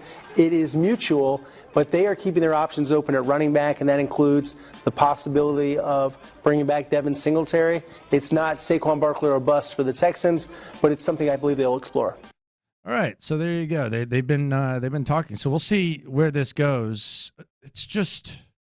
It's astonishing. You just heard Cody Stutes. He said that the projections could be even less. Which what are we talking about? We're talking about $7 million. That would be wild. Saquon. Yeah, that was just kind of an interesting little tidbit. Yeah, what are we saying? Like 341 is like the max. I think what Jonathan Taylor got with the Colts. Mm-hmm. Like that would be, probably too much for a lot of people. But the Saquon thing is interesting. I think Payne and Pendergast have established themselves, and Sean's kind of confirmed it with the tweet. Yeah. They don't want Saquon. They're dug in. They're dug in on no thank you for Saquon. Whether it's Henry, whether it's Jacobs, that's where they're at. CJ appears to be, I don't know what he's doing. Well, let me ask you about that. You and Figgy both, because I'm the one that, these guys do that on social media. I don't really put much stock into it, et cetera. Now, I don't know Aaron's report. I mean, he didn't really reference a source told him. He just kind of made it as fact. So I don't know. What the hell are you saying? How valid the report is? If it's just something he's heard, that's what I'm getting at. Whether it's something he's heard or something that he's reporting, because it was kind of vague there. But let's assume that it is more than social media. Okay. Let me ask you both this, because I as I said, if it's social media, I kind of roll my eyes, and everybody does that. If he's had discussions or text exchanges with Saquon Barkley and vice versa, is there a little Tank Dell action going on here? What do you mean, where he wants his guy? And Remember, he wanted to. I didn't buy it then, but apparently, they talked about it, and I don't know how important it was. They liked each other. But I'm saying even with Nick has referenced it. Nick Casario's referenced it. Now, I don't know how important it was ultimately in getting Tank Dell, but if he's texting with him, does that make it different? Is that a different kind of, interest that CJ has in him and vice versa than just exchanging social media? Why would you not be interested in him? That's what I don't get. That too. With what the market is, and this was Seth. This was Seth earlier today, and this was kind of a reference to the notion of signing Saquon Barkley and Mike Evans. This was Seth talking about that type of mindset. Since 1997. I've seen it over and over and over and over again. You can't just go out and pluck everything you want off the shelf and have it turn out well in the end. Over aggressive spending, the bill does come due at some point. To me, I think the main difference between you and I, and for sure Lopez, and I think probably Clint also, is where we want to spend the money. I'd rather spend the money on defense. No. It's being characterized as that. My objection to the Mike Evans and Saquon Barkley is that I think it's stupid money. I think that's a stupid spend. I would love to spend more aggressively on the places where there are actually no human beings right now. That's a good call. And that's where I'd love to spend aggressively. Yeah. I know Ron thinks that we can spend aggressively right up to the hill on every single position because there's nothing we can do that will hurt us in the future. But that's actually not the way it actually works. They don't have a running back. They don't have a running back. Like no human beings. They don't have a running back. Mm-hmm. They don't. They had Damian Pierce is their only running back. And I know he mentioned 1997. 1997, I just read an article from the Detroit Free Press. Barry Sanders became the highest paid running back. It's not the case anymore. Yeah. Like running backs are nowhere. Highest paid player. Yeah, highest paid player in the NFL. Yeah. That doesn't happen anymore. So it's not the same. But they definitely don't have a running back. They have Damian Pierce. Well, and the other thing is, and you want defense, I want offense, others want offense. I'm not going to argue that. What I will argue is this. I think it's less aggressive to spend that money on the offensive side at running back and wide receiver. Aggressive on the defense. Well, as we mentioned earlier, that's a higher level of aggression. It's a higher level of aggression. It's more money and it's longer term deal. And then there's this. I want people. I want them to fill the roster. Yeah, they're gonna fill the roster. They're going to find players that are good. Let's just throw that or out. better Let's than just good. get past like that. he said, I want that, to let's sign get past that though. where they don't have people. They're not going to start the season and say, well, don't have any cornerbacks. Yeah, they're going to fill the roster. It's going to be filled. What I'm saying is upper end game changing players. You can like defense. I like offense. Yeah, and it's, Saquon's injured. B. Blake on YouTube says, I'm shocked how many people want the Texans to sign Barkley outside of the numerous failures regarding signing free agent running backs across the NFL. Give me some examples there, bud. Like, that's like the various examples of failed sign. Are we going back to Mon Green? Yeah. Like, is that where we're going? Look, hold on. Okay. There's no position in the NFL that has changed more in recent years than the running back position. It's changed. Yeah. So let's quit going back in time and talking about this running back, this, and this contract, that. Give me the examples, because I think they're so undervalued that you can get running backs for cheap. Mm-hmm. Like you're not giving Saquon Barkley over 3 years, I don't think. It's and the impact that he makes at his best, like Christian McCaffrey, the impact he's making on the 49ers is they've been the last 2 years. Mm-hmm. He allows Brock Purdy to do his thing. Yeah. So like if we're going to sit here and we're going to talk about, these historic examples and this has happened, just tell me, like, give me these examples that you speak of and tell me how the running back position was the same then as it is now, because it's not. It's changed big time. Look at the draft. In 1997, 10 years ago, like a Saquon Barkley on the market or whatever, the Giants might have already locked him up. Right. And look at the draft, where running backs were prioritized in years past and where they're prioritized now. It's just not the same. But again, that's neither here nor there in terms of like this aggressive spending. Aggressive spending, yes, I would love Patrick Queen. I would love Christian Wilkins. But that's also a defense. And I think Seth and Sean both would agree with this. The Texans have done more with less on the defensive side of the ball by far than they've done maybe ever. Like, players have played as well or better than ever. So, yes, I want a superstar player, but that's not necessarily something that is like, I got to have. I got to have that on the defensive side. And now we're just naming guys, and it's out of nowhere. Melvin Gordon? Melvin Gordon's never made over $6 million a season. Like, the guy got franchise tagged. Miles Sanders, yeah, the Panthers gave him a 4-year deal. They're dumb. Mm-hmm. They're idiots. That's not Saquon Barkley. So it's not the same. Like, the running back positions, it's completely different. Mm-hmm. If you don't like Saquon, you don't like Saquon.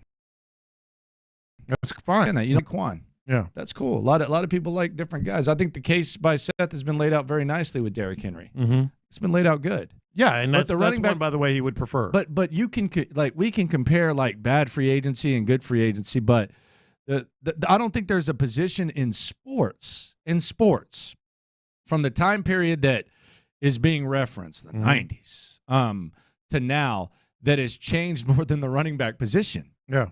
At all. No, there's not. Running back, I mean, maybe receivers are even higher valued, but it's kind of gone the opposite with the running backs. Right. You can look at free agent signings. You can look at the draft.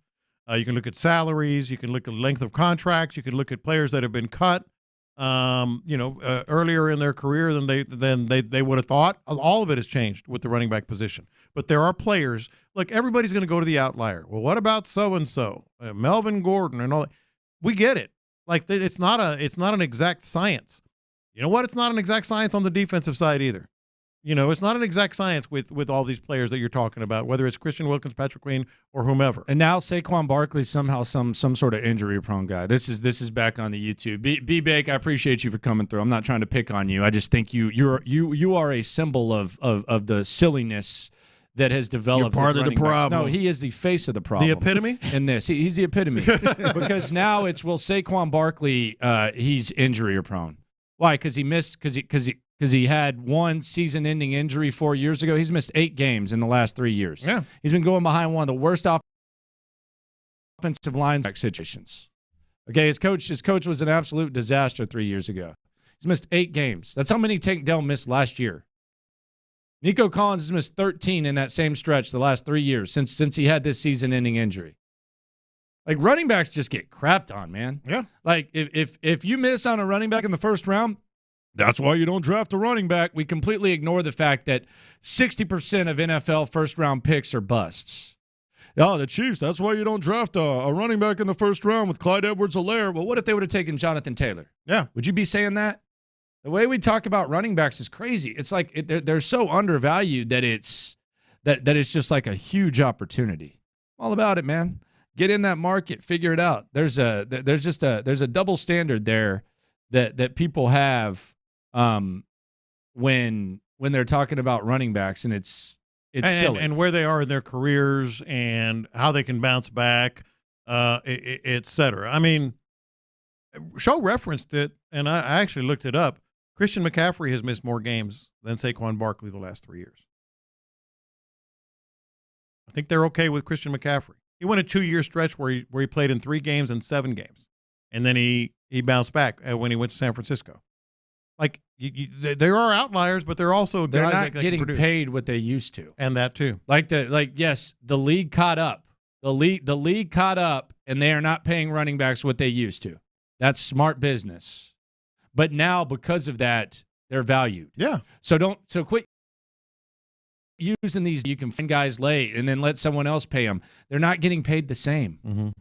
The price has dropped. A guy like Saquon Barkley is out there. The price is lower. The Colts decided to pay Jonathan Taylor 3 years, $41 million. The price has dropped. So you're comparing a past philosophy, which the right philosophy was developed, but because that philosophy was developed, now these guys are cheaper.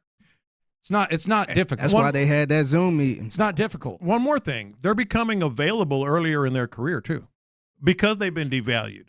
And because some tend to hit a wall, a lot of hit a wall, they actually become available at a cheaper rate earlier in their career. Like, that's why it's the smart money for me. Let's hear from DeMeco. Let's go live to the NFL Combine. We'll talk to DeMeco Ryans next. The Drive with Stoerner and Hughley. Joe Espada. He said his ideal lineup is Altuve, Jordan, Bregman, and then Kyle Tucker. Jordan.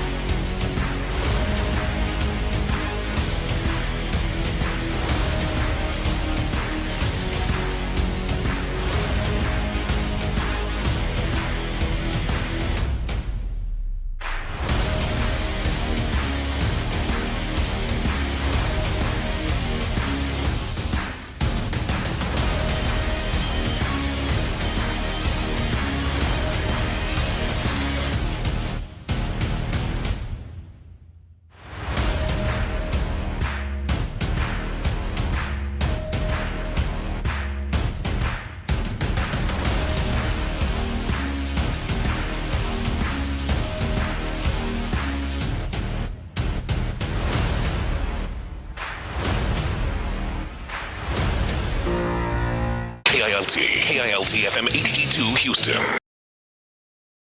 Insider 10. The Texans play here. Always live on the free Odyssey app. All right, going to hear from DeMeco probably the next 15 minutes.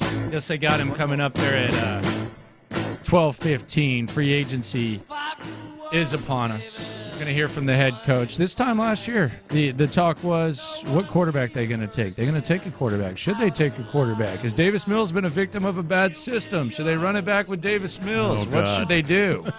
3 picks in the top 33.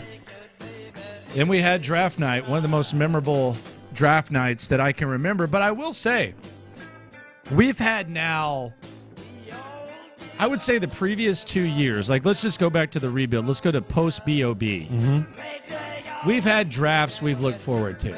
Sure. Like there was one year Even where they a didn't third-round pick. They didn't have a first or second because the football idiot BOB did what he did. Yeah. And then the last two, you've had multiple firsts, and we've had excitement building up to the draft. Free agency, not really, because you weren't going to be a prominent player. It was warm bodies. You didn't like the layout of your roster. Yeah. So free agency was just, last year was a little bit of a better version because you were bringing in higher quality roster churning type of dudes. Yeah. But we haven't really had in a long time a situation where this period of the offseason is as exciting as it is, to where there's disagreements, you can argue about philosophy, you're pointing to players and you feel like you truly have they want to be here, and maybe do they fit in. So that's the exciting thing about this, is I almost feel like the draft, I'm not saying I'm not excited about it, but it could be pivotal, but it's not like the end-all, be-all because of how everything's gone in the last year. Yeah, and I remember how excited we were for Dalton Schultz, and that's not to downplay his significance. He's a really good player. But, like, we're out of even the Dalton Schultz business. I mean, they need to sign him, speaking of which, because the tight end class is kind of weak in the draft. But I'm saying you got bigger fish to fry now. He was a very good addition, and it was something that this team had not experienced before. But now you can go to the next level, and that's something that we're just not used to. And it's also opportunity, because we're not used to having the opportunity to even go after them, whether it's money or the quality of the team. And you can this year. That's what makes it exciting. Yeah, for me, it's almost like, how there's some things where you can look ahead and you can also enjoy the moment. I'm looking at the draft, but I really do just want to see how free agency shapes up. I'm in the more next few excited weeks for it. That. Before I get in draft mode. I think it's going to be cool to watch that the Texans are even in these discussions, that they're even being considered by these big names, because no one would give them the time of day otherwise. And now you can. And so that I'm excited about it. Now, that's not to say the draft is not going to be immensely important, maybe on the defensive side of the ball, whatever your preference is. But you talk about like having you also don't have 3 picks in the first 33. So you have to be able to pick your spots in the draft, and you actually have to get the position that you need the most in the draft after free agency. I don't know if they have to go need at this point. Maybe not. Like you were talking about the receiver position. I just want impact. Yeah. I don't think there's like any significant need that I point to and say, you got to get this Maybe done. fill a role is a better way to do it. Got to get this like done. get another receiver. I hope we get to the point though where we can start mentioning names when it comes to the draft. Like that might be too much to ask, but I want to get to where like we're mentioning names, not positions. Yes. Yeah. They need a shutdown corner. They need a elite edge guy. Okay. Doesn't work that way. No. Yeah. No. It doesn't. And right now, it could be. That's why it's important to hear what DeMeco has to say here. I think you'll get a good feel for where they're prioritizing things. But he's going to be asked about free agency too. Now he's going to be coy about that, but we'll see if we can get anything out of that. I think he's going to be pretty transparent about what they need to improve, though. Yes. I think DeMeco will go up there and say, "Hey, we got to be able to run the ball better. We got to be able to rush the passer better." I wonder what he thinks about the safety position. I do too. I mean, you have Jimmy Ward and you have Jalen Petrie. I saw the Texans tweeted out yesterday. They put a picture of Jalen Petrie at the combine, and then they put a picture of him in his Texans uniform, and it said how it started and how it's going. I didn't know. I would didn't really know what to make of that one. Yeah, how is it going is the question.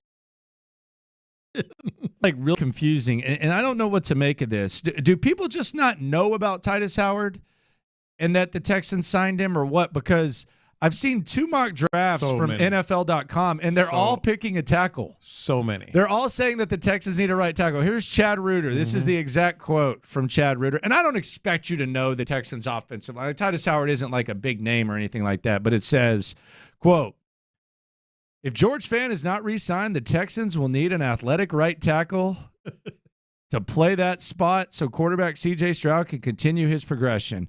And then another one has him actually trading up for a tackle. Oh, wow. Yeah. So all these, maybe that's a good thing. Maybe they just don't know about Titus Howard. Because I doubt they're like saying, oh, they just paid Titus Howard. They got to figure it out. They're probably just looking at the depth chart of last year and saying, okay, George they're Fant's looking at the roster. They know he getting paid big money. Yes, they should know. They know he's getting paid. I've seen it like from the very start of all these mock drafts. I've seen tackle all over the place, and I'm like, I wish. Like, seriously, if you could erase that, I would be all about. If Titus Howard's contract did not exist, would there be anybody, anyone, anywhere saying that they should draft anything but a tackle? No, I don't think so. None. Yeah, I don't know what's 100%. going on. We'd all be in agreement, even me and Seth. They got to draft a tackle. Like, it would be total or agreement. Sign a tackle. I think draft, but you think it's possible they do draft a tackle? No, they surprise us. Not in the first round. Not in the first round. But that's an indictment on your situation. Question, but I mean, it also is an indictment of Titus Howard and what people believe in him. I think they just don't know. Yeah, we do. And I just said, and I think you agreed. If his contract didn't exist, we would be in agreement, draft a tackle. 100%. I don't think anyone would want anything but a tackle. What is what? Let's go to the needs though, like on top of impact. And I brought this up earlier. Why is there like a belief that the Texans need defense more than offense? And I'm not sitting here saying that they don't need to improve on defense, but that Baltimore game, they scored 3 points on offense. They had a punt return touchdown, and Nico Collins was banged up, and Tank Dell was out. Tank Dell, one season in, he's missed 8 games. Mm-hmm. Nico Collins has missed 13 games the last 3 seasons. That's 8. That's 5 more than Saquon Barkley has. Mr. Injury prone that I keep hearing, the injury prone guy. I'm not even counting the Jets game where Nico left after one of the first 4 plays of the game or whatever the hell it was. Yeah. Their rushing offense was the second worst of all postseason teams. Yeah. Only Tampa Bay, who was the worst in the league, had a worse rushing offense than the Texans. So why in the hell do we think that they need defense so much more than offense? Like, don't you think just because I think you have the pieces to where if you give them even more, this could be an elite offense where maybe the defense doesn't, because we've got to believe that Nico Collins and Tank Dell aren't just going to be out there all the time. If you go just what they need, I just wrote down in order their positions of need. Now, I'm assuming they're going to fill some of these via free agency. But what do they need, Landry? For me, stop me when you disagree. Number 1 is wide receiver. Number 2 is running back. Number 3 is tight end. Number 4 is linebacker. And you can switch running back and wide receiver. I get that. So let's say wide receiver, running back, those are your top 2 needs. Yes. I think tight end is 3. Here's my other thing. You don't get to the defense till the 4th important thing. Here's my other thing. If you're looking at the seasons that these guys had last year, Landry Locker, John Lopez, Figgy Figgy, we'll hear from DeMeco Ryans about 7 minutes. But if you're looking at Nico Collins and Tank Dell, those are 2 guys that we feel really good about on offense. We feel great about CJ, and CJ's the straw that stirs the drink. Mm-hmm. But do you think that Nico Collins, like with the season that he had, isn't this?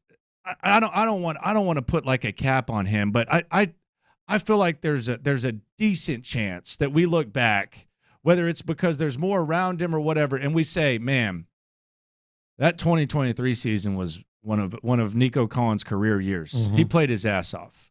Or at least it's similar to that, right? Like, do you see like some massive step where Nico Collins is all of a sudden producing at a top 5 level? That just doesn't seem realistic to me. Yeah, well, how many players have? Yeah. Yeah. I like Nico Collins. I put him in like the T. Higgins, Brandon Ayuk category, which is great. I'm not knocking that. Yeah. Tank Dell. Love Tank Dell. But he missed 8 games. We don't know what's going to happen there. I think C.J. Stroud, I think this is just the start. I think C.J. Stroud's going to be elite, but we have that. But I'm just focusing on the receivers. Yeah. On the defensive side of the ball, I think Will Anderson's going to be way better. Yeah. Like borderline, like elite. Christian Harris. I think Christian Harris is going to get better, and I think Derek Stingley is going to be a CB1. Yeah. So those guys are getting better on defense. You got to improve your offense, man. Yeah. That's got to be the strength of your squad. You do need DeMeco can coach it up. You do need a tackle, defensive tackle. You do need an edge. Yes. But in terms of like holding down the levels on the defense, you got some players that are going to do that. For sure. Yeah. Landry Locker, John Lopez, Figgy Fig with you. Let's hear from DeMeco Ryans. We're going live to Indianapolis next. All right. The reality today is that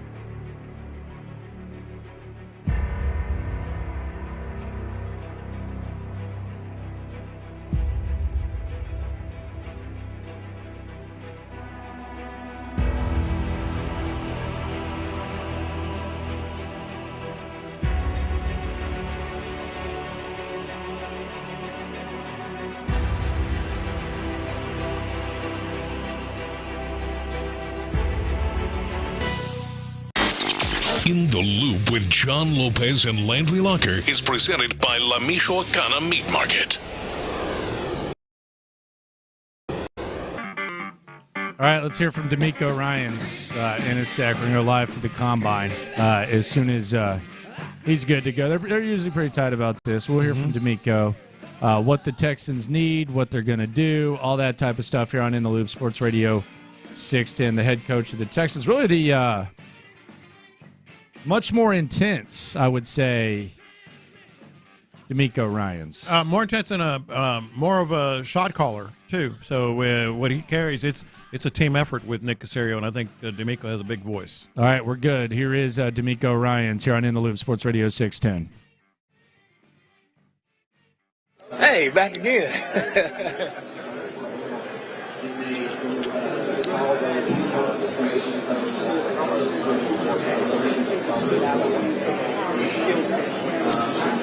Yeah, with CJ, the things that stood out from the skill standpoint is, as we all saw him, right, he can put the ball anywhere he needs to in a very accurate manner. He did a very good job of just his demeanor. I think at that quarterback position, when you have a very calm demeanor and your teammates see that, right, it's a confidence, right? It's a calm confidence that kind of exudes throughout the entire locker room, and that's what CJ has, and I think those are the skills that allowed him, right, to be very successful as a rookie and have one of the best rookie seasons for a quarterback in our league's history. So very excited about what CJ did this year, but I'm also even more excited about the things that he can improve on better, continuing to lead our team this next year. Definitely looking for a huge jump in his growth from year one to year two. The amount of success that you all had on last season, do you feel like you're coming into this new season the ones that are being hunted now instead of being hunted? Well, for me, every season you start over, right? Last year was last year. It was a good run for us. Didn't end the way we wanted it to end, but it was a good run for the 2023 Texans. Now, for me, it's a clean slate. We start over 2024. Now, who are we going to be, right? And we have a lot of great matchups versus a lot of great teams this year, and I'm excited to, first off, build our team again the proper way, of guys who are just looking to compete, guys who have their relentless mindset, guys who want to go out, play for each other, guys who want to hunt, guys who want to play with relentless effort and finish. Like, that's what I'm looking to build as we start this offseason.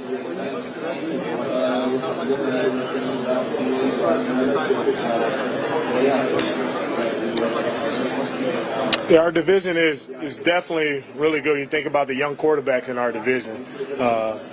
With the Colts, the Jags, right, the Titans, and us, we all have really young quarterbacks who all have bright futures. And so really 4 really good teams in our division. Is going to be a battle each and every week that we play each other. But I'm excited about it, right? You want to play against really the top competition to see where you stack up, right? And I'm excited to see our team, right, develop and grow throughout the year. And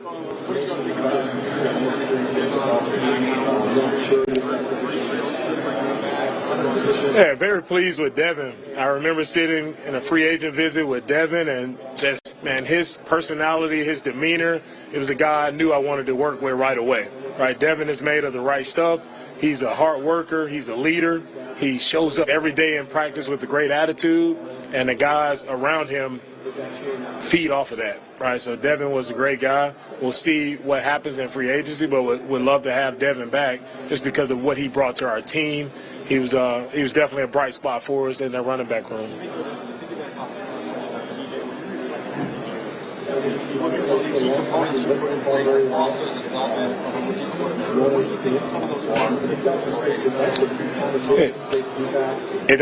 When we talk about his growth, I think it starts with the coaches that you surround him with. So we surrounded him with some young coaches, young talented coaches, and Bobby Slowick, Gerard Johnson, also veteran coaches, and Bill Lazor and Shane Day, who's no longer with us, but we just surrounded him with the right guys in the coaching position, but also in his room, right? Having Case Keenum there, a veteran quarterback who's done it at a high level for a long time. So making sure that we have that balance around CJ. So if there's any questions, any things that he may ask, or things that he can lean on guys who've been there, done that, have seen that before, right? There was not a guy around him that he couldn't ask, he couldn't rely on, who can give him the answers and their experiences of how they've seen other quarterbacks, right, succeed in this league.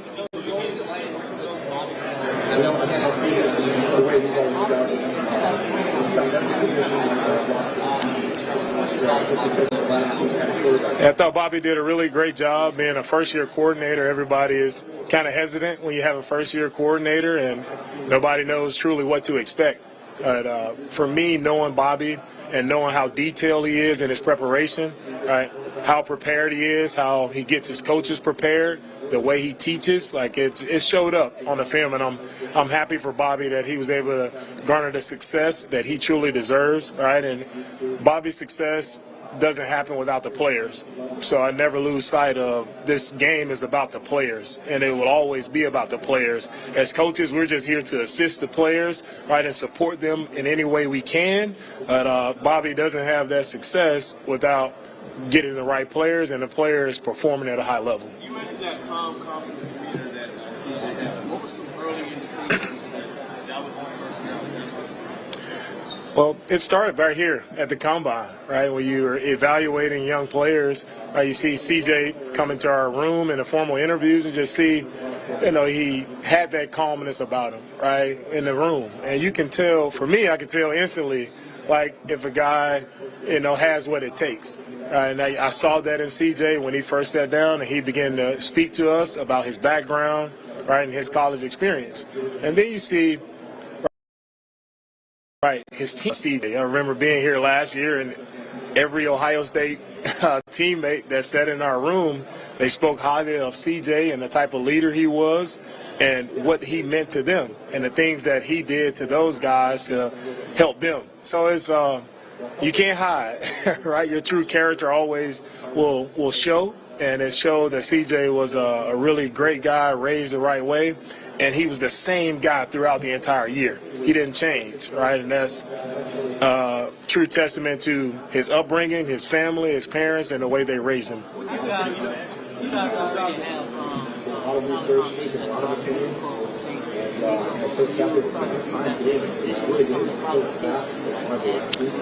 Yeah, with the receiver position, we're looking for guys who are separators, right? Who can separate, who can find a way to get open, right? And if you have that one redeeming quality that you can separate, right, that's what we're looking for, especially that shows up on third down, right? How do you win third down? How do you stay on the field as an offense, right, and continue to produce and move the ball down the field? It's about third down, right, and being able to convert. And the way you convert is guys who are savvy enough to find a way to always get open. What do you think of the job that Shane Steichen did first year coach last year? Maybe what stood out to the play calling? Yeah, Shane did a really nice job. I remember going against him our second game. He did a really nice job. Even you see a coach who's able to adapt, even though he lost his starting quarterback and Anthony Richardson, right? I mean, backup comes in and Minshew does a really sustain that throughout the entire year. So I think that speaks highly to the coaching and the coaching staff and the guys you have around him. So, I mean, credit to Shane, did a really good job without having his starting quarterback, and we were able to, come here to Indy and have a matchup there to make the playoffs. So it's really credit to him. I always thought highly of Shane. He's back in Philly, right, going against him as a play caller. He's always done a really great job of keeping you off balance, right, and really attacking like what you give him. He tries to take advantage of what you give him and not always going for the big play, but he's very smart in how he approaches his game planning. Coach, you and Nick.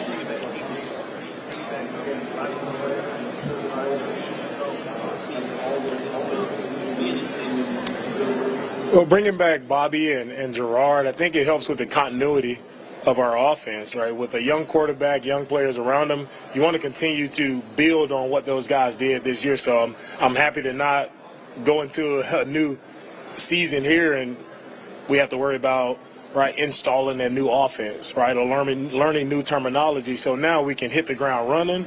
We can really build off of what we did, look at through our self-scout the things that we did well, things that CJ did well, and how can we continue to put him in those positions to succeed. Coach, on last year, you and Nick really, hit the lottery when it came to drafting CJ and Will. How do you all follow that up this year? Wow, that was an exciting draft last year to be able to get and Will, two anchors for our team, for our locker room. That was very important for us to get both guys. How do we follow that up this year? We continue to add guys who fit the Texans culture. And that's guys who are made of the right mindset, guys who have that relentless mindset, guys who are true competitors, guys who love football, guys who love pushing their teammates to be their best, guys who want to be the best at what they do, right? We add those type of players to our locker room. That's how we follow up a great draft last year.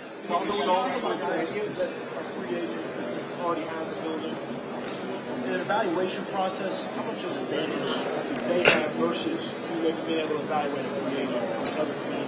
The guys already been in the building. How do you kind of weigh that process of figuring out who to bring back, who to maybe pursue a free agent? Right. When you talk about free agents, when you have that firsthand look of the guys who you've spent day after day with, you know them. You know their strengths. You know their weaknesses. Right. You know everything about the player. You know how they are when things get hot and heavy. Like, how do they handle it? So I think there is an advantage to, man, I know exactly who this guy is. I know exactly how he will respond, as opposed to reaching for someone you may on another team that you may not have much info about.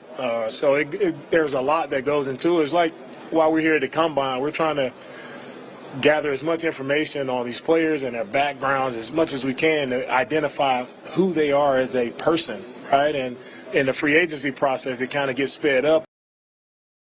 And sometimes we really figure out, man, who is this person that we're bringing into our building? So for me, it's always person over player, right? And bringing the right person in is of high importance to me.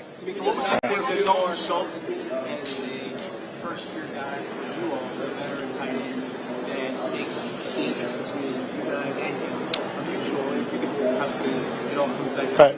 Yeah, Dalton did a really nice job for us in the passing game. When those 2-minute drives where we were able to win a few games, Dalton really showed up in a situational football, third down. He showed up making big catches for us. So we'll see what happens with Dalton in free agency, but I'm very, very proud of what he did for us last year.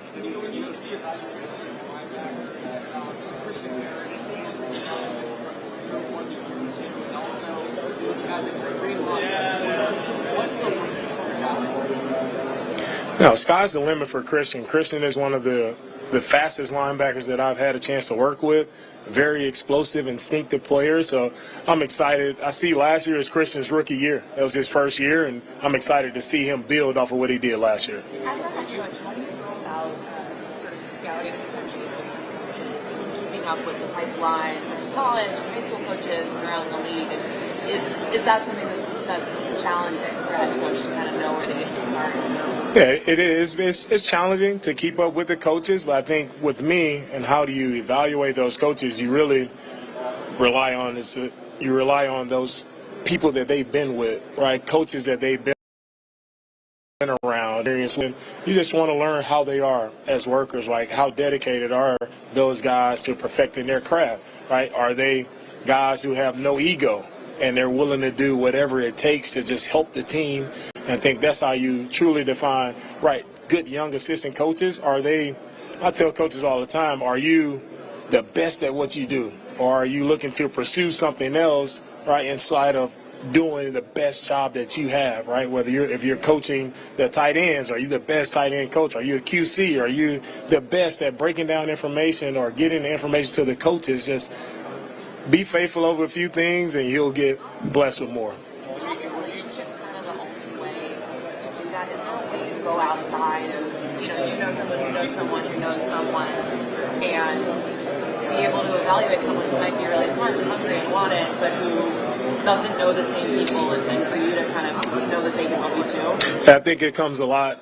Also with coaching, it comes to, right, with our scouting department who's on the road. They go to colleges and they see coaches.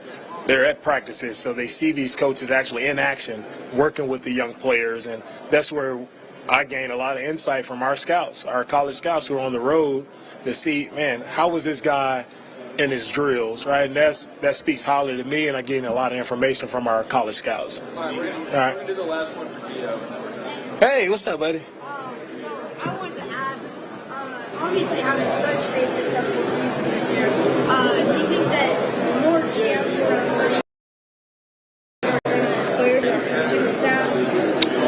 Yeah, for me, with the success we've had, I'm excited to see more former players step into coaching, right, and become head coaches, because there are a lot of talented players, former players who've done it at a high level, guys who understand the game, guys who can connect and relate with players, and guys who can lead. So I would love to see even more former players step up and become head coaches, and I think you saw that, in this hiring cycle with Antonio Pierce, with Jared Mayo, like most guys are getting those opportunities, right? And I'm excited to see those guys be successful as well. Thank you, guys. All right. Thank you, guys. All right. All right, there you go. It's DeMeco Ryans live at the podium. So we got a little bit there. Thing that sticks out the most for me, and I think this makes sense, is he was asked about two guys that I think the Texans would probably like to keep, Dalton Schultz and Devin Singletary. With Singletary, he said, we'll see what happens in free agency, but we would like to have Devin back. He said that. With Dalton, it was, I was proud of what Dalton did as a player, and we'll see what happens. But he didn't say he wanted to have him back. I think that there could be a couple of ways that one could read into this. I know Ryan Crossingham on Twitter said, it was much different. I think the market is going to speak to Singletary, and he's going to discover that coming back, even if it's a RB2 or a RB1B, this is going to be the best opportunity for him. I agree. He is not going to have a starting opportunity else to all that. And that was the original role he was brought in to play. And I think he'd be hell. I think his role he's comfortable with. I think he'd be amazing at it. Yeah, he's comfortable with it. Amazing at it. As far as Dalton Schultz, I could see with the way this tight end market is set up, there's going to be some competition for Dalton Schultz. I think it's going to be really, really hard. There's going to be unless they want to tag him. There's going to be a bigger bonus talking about. They could tag him. Other teams are going to be talking about bigger bonuses, longer term of the contract. Tell me if you picked up on the same thing that I did, though. You said that was one of your takeaways. One of my takeaways, the old eyebrow raiser. You kind of like, oh, okay. You talked very specifically about finding a wide receiver and looking for separate. That can separate, yeah. And looking for a guy that can separate. Yeah. I think that's just a general mind. We're going to hear it again. I just got like. Are you going to try to make this a Mike Evans thing? No, because it couldn't. No, my point is this: it could be draft. Yeah, it could be free agency. I thought it was just a trait that he wants from wide receivers. But he said looking for a wide receiver. We'll hear it again. He's talking about third down, separation, all that. He said they need wide receivers. No, I know, but like this is the first time he's like, because he's talking about defensive tackle, other things. He mentioned other things. I could be like totally off, but let's hear that again at some point, because he was talking as if, wide receiver. So which by the way, sorry, but it speaks to the whole. We're set with Nico. We're set with Tank. The head coach is talking about finding a receiver that can find some separation on third down. Yeah. The thing about the wide receiver thing, I just cuss and discuss this, and I want the people to as well on Twitch and on YouTube and on the text line 713-572-4610. Just heard from DeMeco Ryans live at the Combine. We'll hear from Nick Caserio tomorrow. Where is wide receiver when it comes to positions that you feel best about with this ball club? Because it might be a little higher up for some than it is for this show. Let's discuss that coming up next. All right, Low T Center right now, guys. It's lowtcenter.com.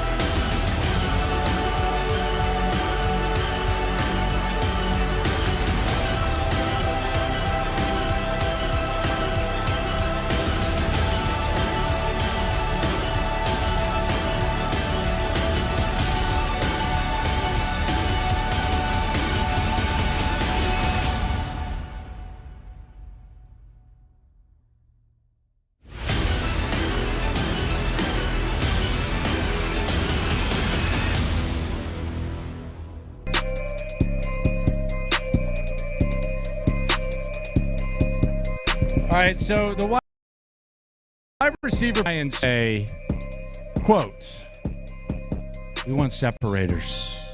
We want separators. And there was a lot of good stuff to feel good about last year when it came to Tank Dell and Nico Collins. I think they surpassed our expectations. I think we forecasted, if we were thinking ahead, we forecasted that the Texans would be in desperate need of a wide receiver. Mm-hmm. Nico Collins at least generated the discussion, can this guy be your best wide receiver? Can he be the best wide receiver on a good team? And Tank Dell, who you got in the third round, he was playing so well that it was a discussion about who was the better receiver between him and Nico Collins. So you feel better about the wide receivers than you do right now compared to how you thought you would, and I think to how, even to a certain point, that you could have realistically thought. But my thing is this, and this is my question. How good do you really feel about the wide receivers? Because there's got to be like some sort of, for me at least, like balance. I want to be proactive when it comes to the evaluation of the wide receiver position. I don't want to assume that the best is yet to come. I don't want to assume that Nico Collins, like last year, is just the start of something. I mean, you see guys all the time have career years. Could that be the career year for Nico Collins? Can he stay on the damn field? He's missed 13 games in the last 3 years. That's 5 more than Saquon Barkley. I'm hearing all this talk about Saquon Barkley, man. He's an injury in 2000, and he's missed 5 fewer games in the last 3 years than Nico Collins. He's missed as many games as Tank Dell has in 1 year. Mm-hmm.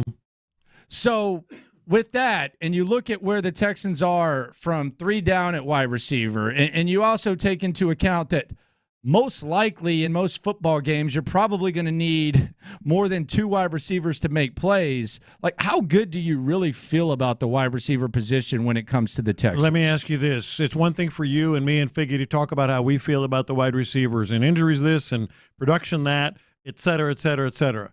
Listen to this and answer this question after you hear DeMeco talking about the receiver position. How does he feel about it?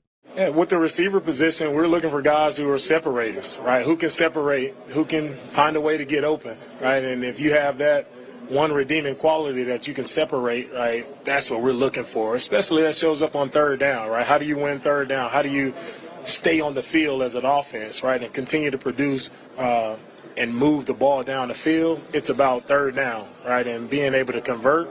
And the way you convert is guys who are savvy enough to find a way to always get open. Literally said, we are looking for guys who are separators. Yeah. So how does he feel about the receiver room? Well, I mean, that can be just as much of an indictment, though, on 3 down. Because the Jets game comes to mind where Tank was out, Nico got hurt, and those guys could not separate for anything. Nobody was open. I fully admit, maybe I'm reading something into this. I don't think I'm reading a lot into this. I think, and you said it, what was the problem in the playoff game? 0 points, outside of the kickoff. DeMeco was on the sideline, man. He's like, what do we need? Like, yes, Tank was injured, et cetera. But what do we need to take another step and bolster this offense? Literally said, we're looking for guys who are separators. I found that interesting. I mean, I don't think I'm on an island here. If you heard what he was talking about there, the receiver position, and I'm not. This is not a Mike Evans thing or a Gabe Davis. It's a position thing. It actually bolsters your point of, are we sure that these guys are the guys? And I don't know, like, regardless of how you feel, and I'm not dismissing, like, I'm not pounding the table saying there's no chance in hell with Nico Collins. Yeah, but are you sure? Is he sure? Yeah, I just think there's reason for skepticism, and as far as the receiver room as a whole, it's not good. Like, I don't know how else to say it. It stinks. Mm-hmm. Like, I'm sorry. When you have John Mechie, you have Xavier Hutchinson, Noah Brown's gone. Like, if we are functioning under the belief that you need, 4 receivers to contribute in some way, shape, or form, the wide receiver room right now stinks. Mm-hmm. It's got to get better. It's not like, unless you think that John Mechie is going to have a breakout year. I like Xavier Hutchinson. I could see Xavier Hutchinson playing his way into being, in the short term, like your 4 or 5 guy or something like that contributes on special teams as well. But let's not sit here and act like this is a good two guys who can't stay healthy, who they performed at about as high of a level as you possibly could. And I go back to last year, the Damian Pierce performance, where it was like, well, like what should if let's say the Texans keep the number 12 overall pick, should they consider Jahmyr Gibbs or Bijan Robinson? And there were people saying, no, you got Damian Pierce. How the hell does that look right now? Yeah. How the hell does that look right now? For real. Like that now running back is a situation. So this is where I think when every time the draft comes around, I know you and Figgy are going to roll your eyes, and y'all hear this all the time. Y'all been working for me for damn near 7-8 years. And I say this all the time when it comes to the draft. Hold on. Checkers and chess. Hold on. Checkers and chess. Full stop. What? Say that again. Checkers and chess. We've been what? Did you hear it, Figgy? Nah, I missed. What'd you working say? with? We can go back to the tape. I said we've been working with you for 7-8 years. You said you've been working for me. What? For me or with me? We'll listen. We'll go to the tape. I will fully admit that I was wrong. Working you said for y'all me? have been working for me. Okay, check that. But y'all definitely haven't been working for me. I don't even know. Like, that could be a misspeak, which could happen. But go ahead. But my point is that, like, a lot of times you got to play chess when you're drafting. Absolutely. You don't just look at needs and say we need this, because that a lot of times the opportunity isn't there. So the opportunity right now is to where you can add the wide receiver situation. No, I've never been, and again, this is off self here. I got to hear this audio. We'll get to it in a second. But I've never been more excited to hear DeMeco Ryans talk about a position of need than what he did, because it bolsters your point and it backs up my point of where the priority really should be. And then he segued into, or maybe it was before, the free agency thing. He said, who is the person? It matters to him most in free agency. Yeah, he said he's more person than player. Yes. That was the quote. Mike Evans is a pretty good guy. He's a pretty good dude. That is true. Pretty good dude. That is true. So is Saquon. I think we have the audio. Did I say working for? I didn't hear it. I'm going to hear it in real time. All right, let's go. Hit it. That now running back is a situation. So this is where I think when every time the draft comes around, I know you and Figgy are going to roll your eyes, and y'all hear this all the time. Y'all been working for me for damn near 7-8 years, and I say this all. Damn, I did say it. The hell is going on, Figgy? It's Landry Locker and the Pips. I meant with me. Landry Locker and Company. Yeah, I meant with me. The Landry Locker Show, but with Figgy Fig and some other Mexican dude. Locker and Company. Here on In the Loop. No, I didn't mean it like that, though. I promise I didn't mean it like that. Hit it, Figgy. Yeah, hit the You got to off. hit it. Yeah, I did not mean that. Oh, no. This sounds like a slime ball nomination. Slime me. Yeah, I did not mean that. Whatever you say, Landry. No, okay. Yeah, let me if you can I send my expense report from Las Vegas to you? Yeah, you can. Hey, you got to be sure not to. You got to be careful with those Ubers. We'll get into that. We'll do a little lunchtime confessions in the 1 o'clock hour. But seriously though, they do need to be proactive when it comes to. I'm like this made me happy. It was by and large it was a kind of meh press conference, and it wasn't DeMeco's fault. It was the people asking the questions. What was this like? The Tuesday after the last game of the season. What did you think of C.J. Stroud? That's neither here nor there. But I was encouraged with that. I've never been more convinced. They are prioritizing wide receiver. Could be wrong. They should. I don't know if they are. I'm There's a difference between what they will do. I think they should. Yeah. You need to. I think he kind of gave us a little bit of a hint there. Like even if they signed someone and then drafted someone, I would be just stack the wide receiver room as much as you can. Yes. What's the worst that can happen? And yes, that's. I just don't feel as good about this wide receiver room. And the other thing that is interesting is, and I don't mean to keep bringing it back to the philosophical battle or anything like that, but I hear on one hand about smart money. Yeah. And then I hear, well, you need to pay Nico Collins. And then I hear you don't want to pay Saquon because he's injury prone. What is Nico Collins? Mm-hmm. Last year was his he missed a few pretty key games. Yeah. And left one. So where's the concern level there? Huge. And I think it speaks to, like, we can say their names. Like Seth said, I want to prioritize where they actually need people. Well, the head coach of the Houston Texans kind of gave you a little hint there that he thinks they might need a wide receiver. Like more than a little hint, a big hint. We are looking for receivers. His words. We are looking for guys who can separate. They need it. That's a priority, man. But they need it. It should be. Yes. I mean, you saw that Jets game? Yes. It was awful. Mm-hmm. It was bad. The wide receiver room, like I feel better about the O-line right now just because you're stuck with it. I know that's a hell of an endorsement, but you're stuck with it. You've already invested. Yeah. So I feel better about that. I feel better about the quarterback. The running back situation, I think it's an easy fix. Like I think it's blatantly obvious. You top of the free agent market and perhaps even Devin Singletary. So I'm going to feel better about that. Like as far as the realistic fix, and then you look at D-line, linebacker, all that. Like you can have the discussion, but you need more than two wide receivers, and even your top two wide receivers, they couldn't stay on the field together. Yes, and so it's not a matter of minimizing the importance of getting defensive players.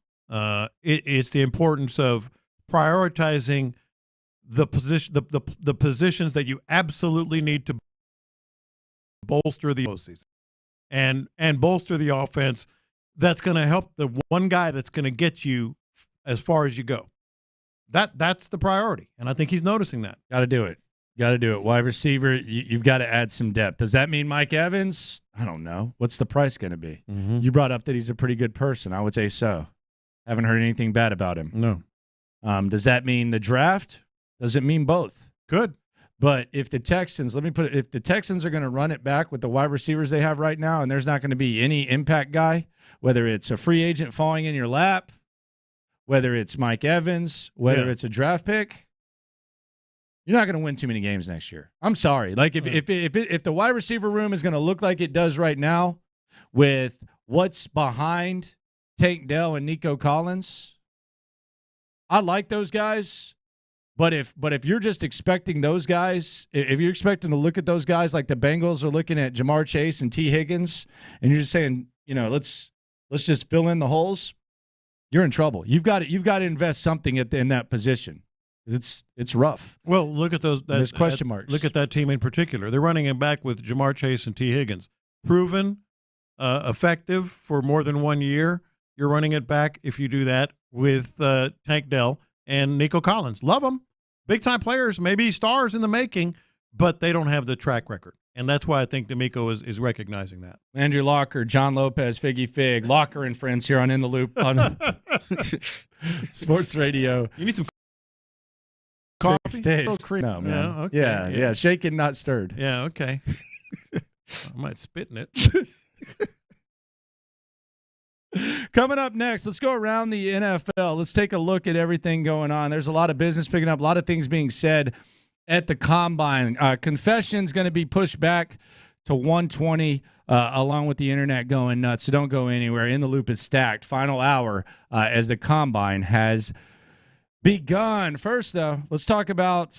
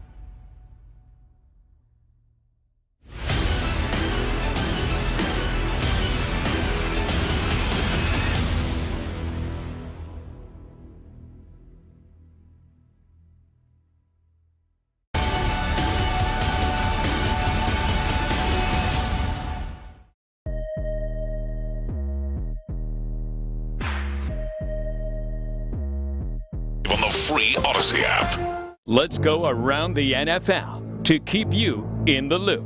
This is Houston's sports leader, Sports Radio 610. Mock and Company here on Sports Radio 610. The running back market. Yeah, we can go ahead and stop that anytime you want. Come on, we work for him, man. We can't say that to him. It was a slip of the tongue. Yeah, sure it was. It was. I wonder what Sigmund. You Freud, got his coffee? I wonder what Sigmund Freud would say about it. Who's that? One of the great minds in history. What did he do? Well, philosophy and psychology. He's the one that said you secretly love your mother and want to kill your father, all that. I think it was Freud. Freudian. You ever heard the term Freudian slip? I have. Yeah. I have. I've lived it many times. Yeah, I think that was a Freudian slip. No running backs are going to be tagged, which means Austin Eckler, Derrick Henry, Tony Pollard, Saquon Barkley, Josh Jacobs.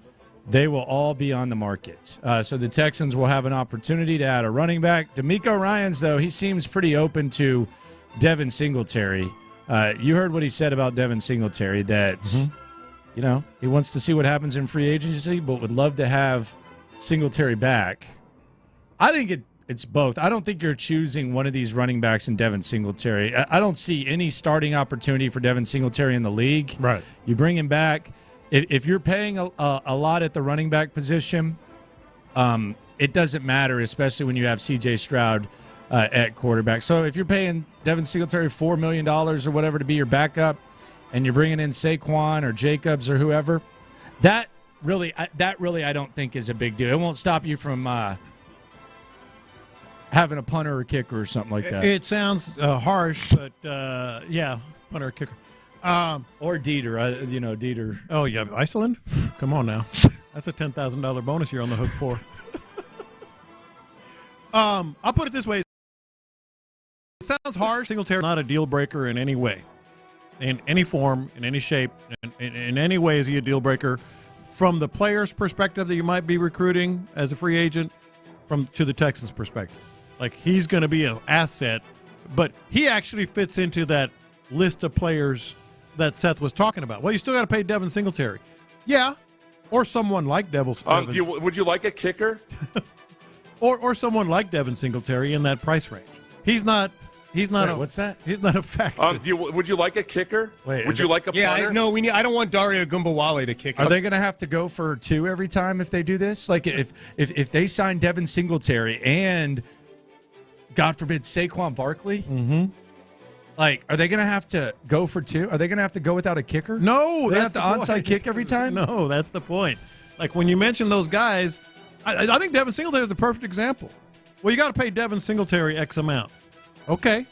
And if you don't get Devin Singletary for X amount, you'll get a running back like Devin Singletary for X amount. Not going to be a factor, and that's how you fill out the roster. You're listening to Lap here on Sports Radio 610, Landry and Pals. What is the deal with all these mock drafts? Got your lap right here. What is the deal with all these mock drafts having the Texans draft a tackle? Chad Reuter talked about the Texans drafting a tackle on his NFL.com mock draft. There's another NFL.com mock draft that has them trading up to get a tackle. Is it just they don't even factor in Titus Howard? Like, what's going on here? These NFL draft experts, they're not that naive. They're not dumb. They study. Now, they're not around the team as much as we are or study the team as much as we do, but they're not ignorant. I mean, are they onto something here? I don't think so. I think it's just a matter of they don't know. I just think Titus Howard was hurt, so they don't even look at it. That's a big blind look at the spot. Depth chart. That's a big blind spot. Well, I mean, it's a top 5 highest paid right tackle in the league. Yeah, that's my point. How do you miss that? Because he's not a top 5 right tackle in the league. Or did they not miss it and say, doesn't matter, they still need a tackle? You know? Yeah, I know. Mr. Locker? Biggie's telling me to go to the phone lines. You're listening to Hal here on Sports Radio 610, Hacks and Lock. Let's go to the phone lines. Let's go to Andy. Andy, what's up? Hey, guys. Look, I hear a lot of talk about free agents and everything. Have you have you sat down and put pen to paper and actually, because you got 8 starters that are free agents, and your nickel's a free agent, and your 2 kickers. So actually, you got 10 starters, and your nickel are all free agents. Okay. If I would love for you guys just to pick who you want to re-sign and throw a number out what you think it's gonna cost you, and then add 10 to what I think it's 10 to 13 for a draft. Put that on top of it, and then see how much you have left. Do you think it's a hard number, Andy, or do you think you can kind of manipulate it to where you front it? Well, yeah, you can manipulate it. Yeah. Yeah, I would say start at $80 million because I think they're going to redo Mason. I think they're going to redo Howard. Why would they redo Mason? He just got a new deal last year. Yeah, you're saying like restructure? Yeah, restructure all 3 of them. Okay.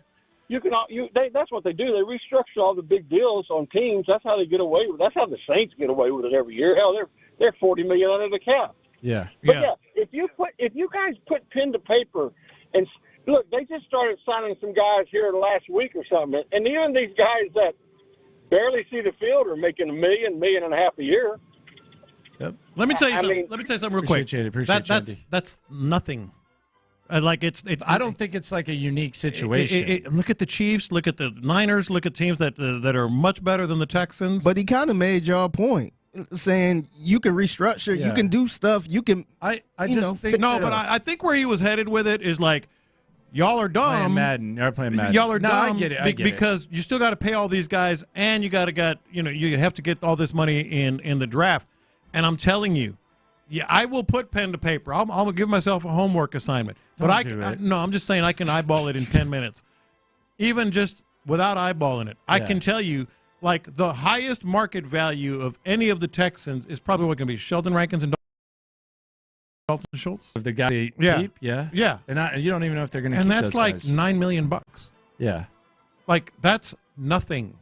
Yeah. It's nothing. I mean, there's definitely some gymnastics. You get to a point where, I mean, once C.J. Stroud is off this rookie deal, like all bets are off. That's where you find yourself like. Then it's something. That's where it's kind of credit cardish. But with the 3-year gap and the cap jumping up and all that, like it's. I mean, they're going to fill a roster. I'm going to assure you they're going to fill a roster. And my bigger point for him is if you're worried that we're spending, willy nilly is the term I've been using a lot. They're in such a good place when it comes to having the money to spend on big-time free agents. Like, they're the envy of the majority of the league. Yeah. They're the envy. The other thing is the most expensive places they're kind of set at, right? Like, it's – yeah. The pen to paper. I don't know. I'll tell you what, like, an eye-opening thing to me was the other day. It looked like a total non-story, and ultimately it probably is as far as the season goes. He's a Payne and Pendergast but they re-signed a couple of their restricted free agents. The Texans did. D'Angelo Ross for about $1 million, and this Dieter Iceland guy for a couple $1 million. Yeah, and let me give you another one of their high-ticket items, air quotes. If they re-sign Steven Nelson, okay? But the other thing about this is, like, this notion is not unique. Like, it's not. That's kind of where I'm going with this. Yeah. Like, I'm looking like Indianapolis, Grover Stewart, Kenny Moore, Michael Pittman Jr. Like, there's free agents. I don't think the Texans have like more free agents than a lot of squads. I don't know that this is not the norm. Right, and that's where I was going with it. Like, Steven Nelson, big time player for the Texans, all things considered, last year. Really good season. He's commanding about $10 million a year. Do you know how many cornerbacks make more than $10 million a year? Here's the thing. Like the Texans, let me just say this again. They're the envy of the majority of the league. Here's their the financial disservice. situation. Here's the disservice that I think Seth provided to a lot of a lot of Sports Radio 610 listeners, and I can't believe I'm going down this, but he wants to spend just as much money as you do, right? He said so. Yeah, like just other places. Like he wants to spend just as much money as you, right? On Patrick Queen, Christian Wilkins, defense. Yeah, either one of those. Like, but it's not. You can make a case actually that like Mike Evans and Saquon are going to cost less than the names they're throwing out there. Yes. Right. Yes. That's possible. I think it's probable. Okay. Yeah. So he wants to spend the same like more money. That roster thing that him and Sean did. it has people repeating it, and it's silly. Yeah. That's the problem I have. Like, we talk about, like... would you like a kicker? Yeah, like, that's my thing. Like, I agree. I agree with Sean and Seth that things are getting lost in translation, but that's because you're accusing Lopez of doing something. You're doing the same thing, and then you're listing an argument against Lopez, but it's really against yourself. And now, because of how smart Seth is and how people listen to Seth, now people are repeating this, and it doesn't make sense. That's just from someone that's kind of been on the sidelines of this thing. I think y'all both want to spend money. Y'all both want to do it in other areas. But this like notion that if you do what you want to do or Seth does what he wants to do, you're not going to be able to fill a roster. I think that's weird. And also, I think if that was the case, the guys that he wants to buy, it would be more difficult for him to do it than you, which is irrelevant because I don't even think that's a thing. Yeah. Like you can sign all these guys that he just referenced on the call and Seth has referenced, or somebody just like him in the same slot, and still have the money, whether it's defense or offense. That's the point that needs to be driven home. It's not like, oh, how are you going to – do you want a kicker? Do you want a defensive tackle? Do you want Steven Nelson back? Chiefs kicker makes $5 million. Show brought that up yesterday. Yeah. Yeah, I mean, you don't want to get reckless. You don't want to – I mean, you damn sure don't want the Saints salary cap situation. That's not where you're at right now. That's not where it's laid out. Yeah. But I think you and Seth, I just think we need to wipe away forever the listing of the roster and all that, and just talk about where you want to spend the money. Right. Because they're going to fill a roster. And they're not going to be there's not a situation where they're just going to be so reckless that it's going to set them back. I think that's the overall point. I think once y'all acknowledge that the whole can they fill a roster thing, that's nonsense. It's silly and nonsense. Yeah. And if it is a thing, it's actually more of a counter towards the guys that Seth and Sean want to buy. Then I think we can just y'all pen to paper. Then you just start realizing, wait a minute, we can have the draft, sign the players that we need to replace on the roster spots, and then get the sirloin, then get the prime rib, the ribeye, get the main pieces that are going to put you over. Yeah, that to me is that's where we got to arrive at. Yeah. So there you go. Are we there? We are not there. Done? Are we done? Are we done with this roster listing crap? I've never done it. Has become a thing. I've never done that. Seth did, and I thought the point. Well, let's just get rid of it. Yes. Let's just get rid of that because it's confusing, especially when you are both perhaps spending the same amount of money. Look at me as a moderator, man. Yeah. Well, it is your show. I'm never going to hear the end of this slip up, man. Slip up. Yeah. 100% slip up. Yeah. Team player here, man. Come on, man. LTM here on In the Loop, Sports Radio 610. God. What is this one? Landry and that Mexican. Oh. Race car! Hold on. I got to write an email. Give me a second. I got to Hey, CC me on it. HR. CC me on it. Oh, Lord. So, with all this talk about the battle between Payne and Pendergast and John Lopez, Sean kind of tapped out. This tap out, or if it's still on like Donkey Kong. Okay. Here is the proposed tap out between Sean Pendergast and John Lopez. He called us dirtbags. And then he didn't call us dirtbags. I know you're joking, but that seems to be where this whole argument is going with all three shows, is that we're all mischaracterizing. In the eyes of each of us, our takes are being mischaracterized. According to those guys, you and I want to sign bums off the street. Yeah. That we actually just want to grab somebody from a median and slap them there at defensive tackle. That's how we're being characterized. Yeah. And that the only possible reason we don't want to sign Mike Evans is because he's in his 30s. That's how we're being characterized. I think we're at a point now, like the only solution now is to have some sort of summit meeting somewhere where we're all arguing in the same room at the same time, not off the sound bites. All right, is that cool? Was that a I don't know. Putting down of weapons? Putting down of swords is what I heard. Yeah, as he put it. So we're good on that? Yeah. I Figgy, do you think we're onto something? Just eliminate the roster listing and we can go about our business? I think so, but I guess we got to find out if it's done tomorrow morning at 6 a.m. From their perspective. But that's all I want to do. That's my proposal. And there's some listeners that are enjoying this. There's other. My proposal is let's just get rid of this roster listing thing. Lopez says how he wants to spend money, which I don't know. Like, I don't know that you haven't been that clear on this. There's a lot of times where I'm like, I don't know what the hell Lopez is saying. But on this one, like, I don't know that you haven't been like that unclear. I've been very clear. Thing was that if you want to sign both, you can sign both. Yes. That's it. And I didn't necessarily say those two, but that's the ones we were talking about. Those and by the way, those two, you can. Yeah. You can sign both. And you would still have a roster, right? Heaven forbid, you don't have 25 players on the roster that you normally would have. Might have to go 7-on-7. Yeah. But yes, so we can get to that. Yeah. We can eliminate Ask the defense to go on a 3 count with their pass rush. I got to count to 3. 1 Mississippi. Yeah. 2 Mississippi.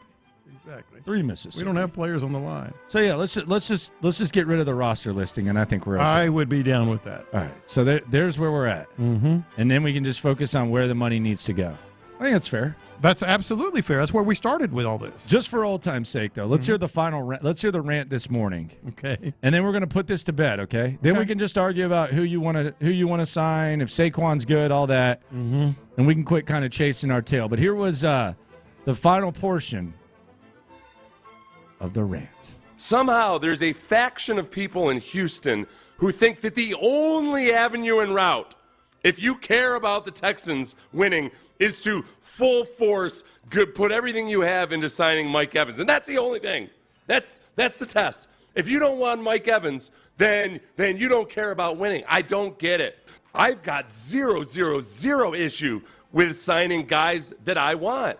But it's just like somehow me wanting Patrick Queen and Christian Wilkins, that means that I don't care about the Texans. Only if you like Mike Evans, and only if you like Saquon Barkley, only if you want to sign a running back who's been healthy in 2 out of his 5 damn years in the league, and only if you want to pay really good money to a guy I like a lot, Mike Evans, to add to a position that you are already strong at and you need to build from within. There are 8 starters who need to be replaced right now.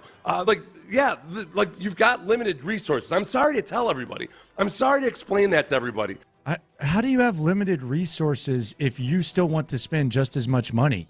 That's what I'm trying to put this to bed. No, I know. That's what I'm confused about. And I was trying to put it to bed too, but like no one has said it has to be Mike Evans. No, but that's how we let it off with. But if it's not Mike Evans, it's. But if you want to spend just as much money, what do you mean there's limited resources? Right.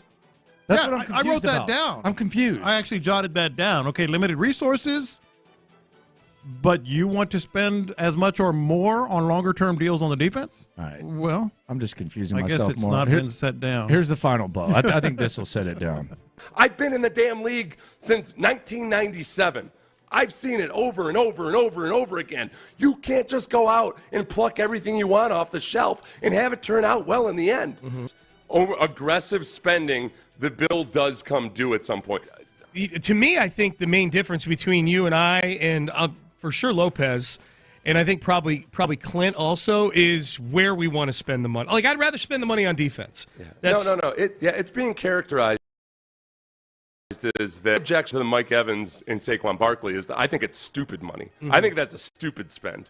I would love to spend more aggressively on the places where there are actually no human beings right now. That's a good call. That's where I'd love to spend aggressively. Yeah. I know Ron thinks that we can spend aggressively right up to the hill on every single position because there's nothing we can do that will hurt us in the future. But that's actually not the way it actually works. Where there are no human beings. Yeah. Okay. Running back. Yeah. The running back is one of them. Cheaper too, right? Yeah. And, I just don't think that's the case. We'll put this to rest, man. All right. We'll put this to rest. At least until later. Or will we? Tomorrow, 6 a.m. Who are we bumping right now? Major Lazer. Major Lazer. Okay, little EDM action, yeah. All right. Rodeo begins today. Let's get you to Major Laser. 713-572-4610. 713-572-4610. Caller number, let me think about this, 8. In the spirit of the 8 missing human beings. Caller number 8, you're going to the radio. 713-572-4610. Coming up, man, we got a special edition of post-lunchtime confessions. Mixed in with the internet going nuts. Next.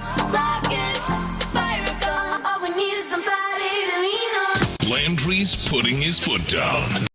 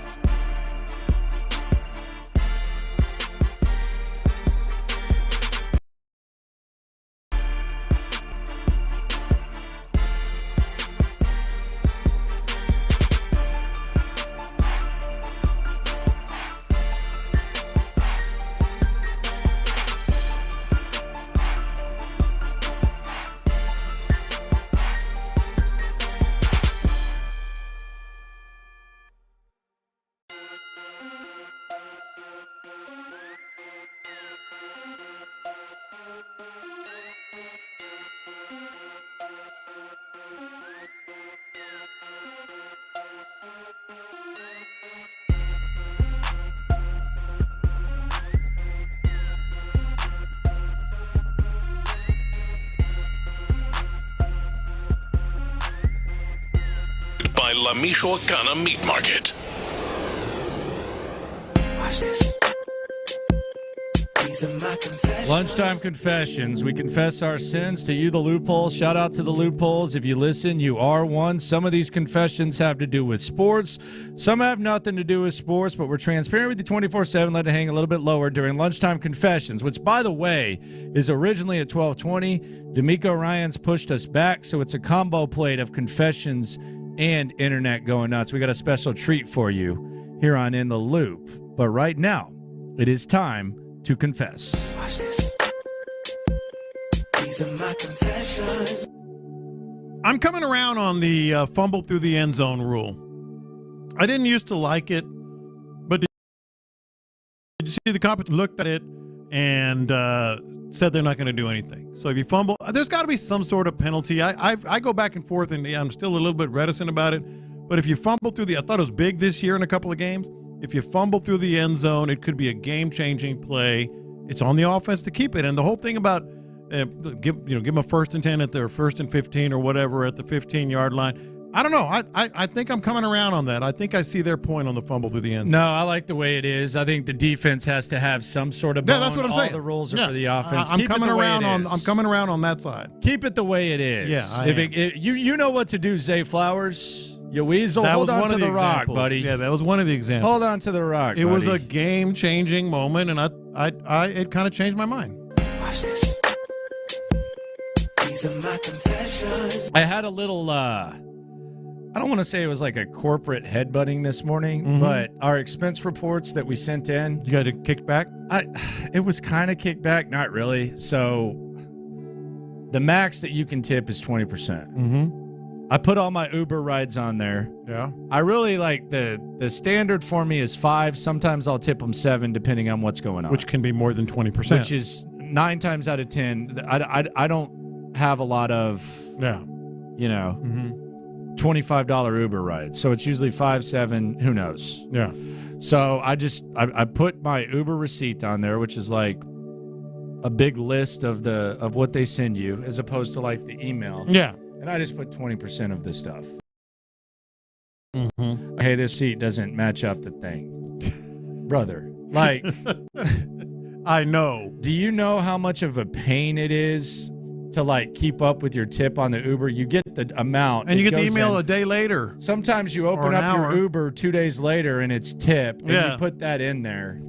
So I just said, man, like, if you don't want to give me that, that's fine. I don't, like, what do you think I'm trying to take advantage of the Uber situation? Yeah. What are we doing? No. It's by the way, if you ever need any help with someone with a lot of experience on expense reports. But this is Uber. You know how this is. They don't give you a final receipt with your. No. They say thank you for your trip once you get out of the car. And they send you one receipt. Yes. And then the next receipt has the tip. Yes. And then you just go in your thing and do the. I just keep the 30. Like, I'm not this. And that's what they want. Not you to that do. serious. You should fight for it. My main confession is this type of stuff just ruins my day. It's a headache. Just stupid stuff like this just ruins. I had a real headache this morning trying to figure out my printer, doing smaller sizes. Come on, just drives me crazy. It's just you're smarter. I'm not trying to take advantage of 30. I'm putting the minimum there. If I wanted to go get the actual receipts, first of all, I'd have to go through lots of emails. I'd have to figure it out. I couldn't just send the screenshot of the original trips, and then it would be a pain in the ass. Mm-hmm. I'll let you penny pinch so Josina Anderson can do a podcast with Morris Chestnut. Watch this. These are my confessions. Kind of disappointed with man. Kind of disappointed. $30, man. With NFL media today, man. With DeMeco. Now, rest assured, we got a couple of good nuggets, things that we're going to be talking about in the future from DeMeco. But did you? I mean, I know you did. But for the loopholes out there, did you hear the first 10 or more minutes of? Yeah, it was just basically C.J. Stroud's awesome. He's got intangibles. He's good, and. They were asking about C.J. Stroud, about Bobby Slowick, about basically a postseason recap. I mean, come on, man. You're there for a reason. You're sharing a room with 3 different people for a reason. The future, the draft, free agency. Let's go. Well, now we got some good nuggets. They picked it up, though. They picked it up. They picked it up a little bit. Yeah. Watch this. These are my confessions. All right, so I like to be nosy when I go out, whether it's at the bar, whether it's at the table, whatever. Like, if you're talking too loud, I'm going to hear you. If you're doing something crazy, I'm going to hear you. I'm going to observe it, and I'm going to analyze it. I'm guilty of it. I do it all the time. A lot of people do that. Yesterday, I went to Saltgrass. By the way, didn't get any bread, didn't eat any carbs, just staying true to the game. You're doing the carb thing right now? Yeah, trying to stay true to the game. I looked over, and this dude, man, this is an interesting order. I want you to tell me if this is an interesting order or not. Okay? This guy ordered chicken fried steak with gravy, and his side was broccoli. There's nothing wrong with that. That doesn't seem like a good mix, Ain't man. nothing wrong with that. If you're going to go the chicken fried steak, you got to go with taters, usually it's mashed potatoes. corn, like something like that. Broccoli? It's just about that, man. Broccoli is kind of a, and I've always ordered greens with chicken fried steak too. Yeah, ain't nothing wrong with that. Watch this. These are my confessions. Got my anniversary reservation over at Lock Bar. It's going to be our anniversary, and this is the best happy hour in town, by the way. And this not is even a close second. Perhaps the best oysters in town, and during happy hour they're $1.50. And I was looking at this is my confession. I had no idea that there was a drink menu like this at that place. Oh yeah. Like, it's a solid. Try that Arnold Palmer. Dude. It's $9. It's crafted. They got to mix it up during the happy hour. But they used to have hush puppies. They got rid of the hush puppies. That kind of sucks. So now they have, like, potato skins with caviar. No. Tasty. And she's excited, too. Yeah, it's good. Yeah, because she's a big oyster. Be sure to get oyster eater. Yeah, because they have flavored oysters, too, that are going to get you in, like, the normal 3. But They got char grill? I think so, yes. But you got to get the happy hours. Get you about 2 dozen of them. Get you going. But that also kind of had me thinking about our internet going nuts that you brought up about the drink. Someone says Lock Bar sucks. Y'all suck. You suck. If you don't like I've never Lock been Bar's there. happy Better hour, not you're suck, crazy but as I'm hell. taking your word for that it. person ain't telling the truth there. I'm taking your word for it. They think Lock Bar sucks. I'm sorry, sir. I don't mean to say it, but you suck. Lock Bar's good. For real. You suck. No, you suck, sir. Watch this. These are my confessions. I got you. Ready to go nuts on the internet? Well, that's what I was going to say. We've got transition, speaking of drinks, to one of your internet going nuts that I've got an opinion I got on. the internet going nuts. All right, so Clint Stoerner was ticked off yesterday because Tyler Milner, the great Tyler Milner, who's on vacation, he was at the pool. I guess he's in Mexico? Yeah, Puerto Vallarta. He's in Puerto Vallarta. Puerto Vallarta? Puerto Vallarta. Puerto Vallarta. He's there, and apparently he had 3 old fashions by the pool. Clint Stoerner was not happy about this. Nobody drinks old fashions at the pool. Who goes to Mexico at a resort and hangs by the pool in the sun baking and goes, let me get a old fashioned? Maybe he felt like whiskey. Come on, man. Tyler tries too hard to be cool to do that. Now, look, I could see, like, you want to go to a little breakfast or something, do your breakfast, and then right before, like, you want to have your little breakfast cap, if you will, not a nightcap, but a little breakfast cap with an old-fashioned with maple, bacon, or whatever on it. I may let that slide. I mean, you're in Mexico at a resort, palm trees everywhere, beach everywhere, sun fixing to beat you in the face. You know you're going to be drinking all day long. You can't go old-fashioned. No, Ron, no. Ron, there's too many of them. Margarita, ranch water, Paloma, I mean, go to Modelo, Dos Equis, Sol, Tecate. I mean, you and go. old-fashioned. No, it's not an option. Yes. There's a reason why You're when gonna you're go whiskey sour if you there's want a it. reason why you're in Mexico at the pool. All you are tequila bottles. All you see. Gentleman comes in. I would have had an old fashioned too. I don't like margaritas, and I'm Mexican. I'll be on the beach with a Modelo or an old fashioned. No, you would not. Here's the thing. Clint is 100% correct. No, he's 100% right. 1,000% right. No, if you are at a trillion, if you are at a pool, you don't drink old fashions at the pool. At a resort on the beach, no, that's your dinner drink. That's a weird look. At the end of the day, that's a weird look. There are 4 drinks you have at the pool. That actually comes across for someone who drinks as often as Tyler. I'm not trying to put his business out there, like what, 7 to 10 times a week. I I would expect that from like some 21-year-old who just turned 21 and doesn't know any better. Mm-hmm. Someone who travels as much as Tyler should know better than to drink an old fashions by the pool. Man, he's got a sugar daddy. That's for dang sure. Who is Tyler's sugar daddy? Get out of his business. I'm just curious. There's 5 drinks. I just counted them in my head. Yeah. 5 drinks that are absolutes options at the pool. Pina colada. Yep. Mojito. Yep. Ice cold beer. Yep. Margarita. Yep. And a daiquiri. And I am not a daiquiri, mojito, pina colada guy. But daiquiri counts as like any slush, right? Yeah, like a daiquiri kind of type What of drink. what about a rum and punch? Like a rum and punch, like something that's blue the like other thing that. I was going to say. Yeah. The liquor of choice at a pool is rum. It's rum. That's island. That's an island. So disappointed in Thailand. I actually don't think you can enjoy the experience if you're putting that in your stomach at the pool. Right. It's like a vibe. And look, you know this about me. You've been around me enough. I'm not the pina colada type, but if I'm at a pool, that's a vibe, man. You're dang right I am. It's a vibe, or a man. daiquiri. I got the internet going nuts. I thought this was awesome. So the Toronto Raptors finally won 3 games in a row. Oh, how are we going to celebrate? We're going to go out to the club. We're going to go out our separate ways. We're going to have a nice, $800 steak dinner, $8,000 steak dinner. Nah, man. This was awesome. You know what the Raptors did for finally winning 3 games in a row? What's that? Listen to the coach. Coaching staff was coming out talking about pizza.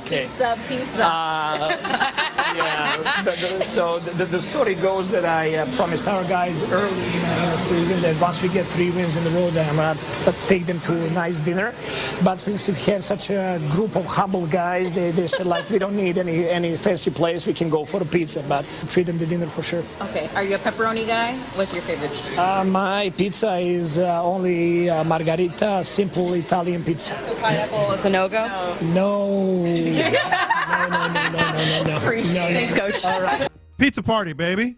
That's awesome. NBA team having a pizza party after winning 3 games in a row. That's kind of a touchstone to your kind of whack. It's a touchstone to your youth. I'm all about the pizza party, but yes, that's why they had an one. NBA team. Come on. Yeah, they're going back to their roots in a high school gym.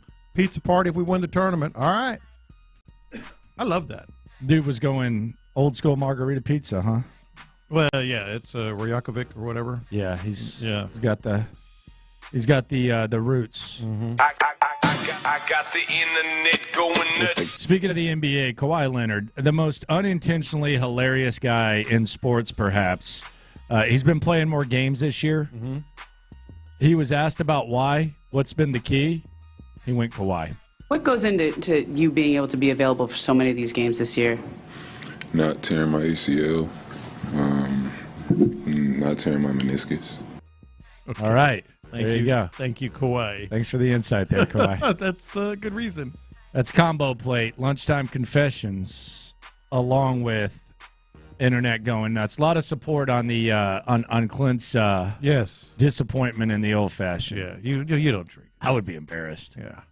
Like if you were sitting by someone at the pool and they got you an old fashioned, how would that make you feel? Come on. Feel a little bit crazy. Yeah. Coming up, 3 clues from DeMeco. 2 about guys that played for the Texans last year, and 1 about someone who could be joining them this season. That's next. Payne and Pendergast. That's why I'm so averse to signing a veteran at wide receiver, a high-priced veteran.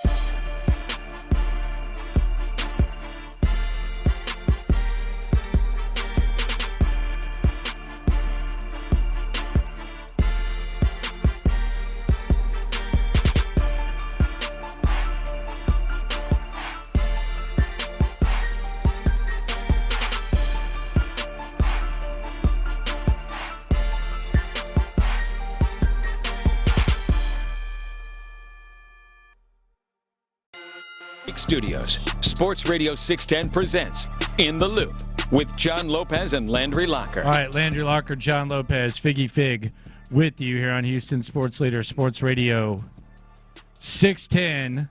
So DeMeco Ryans had a couple of interesting things to say. He talked about Tank Dell and Nico Collins, and he also said they need to find guys who are separators, guys who can get open. Said third down specifically, they need guys who are crafty that can get open. So he at least addresses that there is a need at the wide receiver position. Now, the question would be, how big of a need is it? Like, do you swing for the fences with a guy like Mike Evans? Is it another low-tier free agent? Is it a draft thing? Who knows? But I think he, much to the joy of you and I, he at least acknowledges that they need more receivers. He said they're looking for it. Now, to what degree, who knows? But I think it does lend a lot of credence to the or actually kind of shoot down the, oh, no, we're set at wide receiver. Oh, no, we've got a number one. We've got another possibility at number one. You might, but I think it's very telling that DeMeco Ryans is out there saying, no, we're looking. We're looking for a receiver that can, I believe he said not separate, but create space and convert on third down. That's good. It could be draft, could be free agency, but I think they're looking. He was also asked about Dalton Schultz. He said he liked what Dalton Schultz did last year. He was proud of him. We'll see what happens in free agency. Yeah. So he's very short on that. And when you compare that to Devin Singletary, and this is the thing that's kind of made the rounds on X, Twitter, whatever the hell you want to call it, Devin Singletary said, we'll see what happens in free agency, but we'd love to have Motor back. Yeah. I didn't make a lot of that. I think the reality is that Devin Singletary in this crowded running back market as perhaps a backup running back, a change of pace, a 1A, 1B type, I think that's the role that the Texans could offer him, even if they sign a running back, is similar to what he could get elsewhere, and I don't think it's going to be as good of a situation. So saying that you want him back, I don't think it could be costly. On the other hand, we've talked about how thin the tight end market is with Dalton Schultz.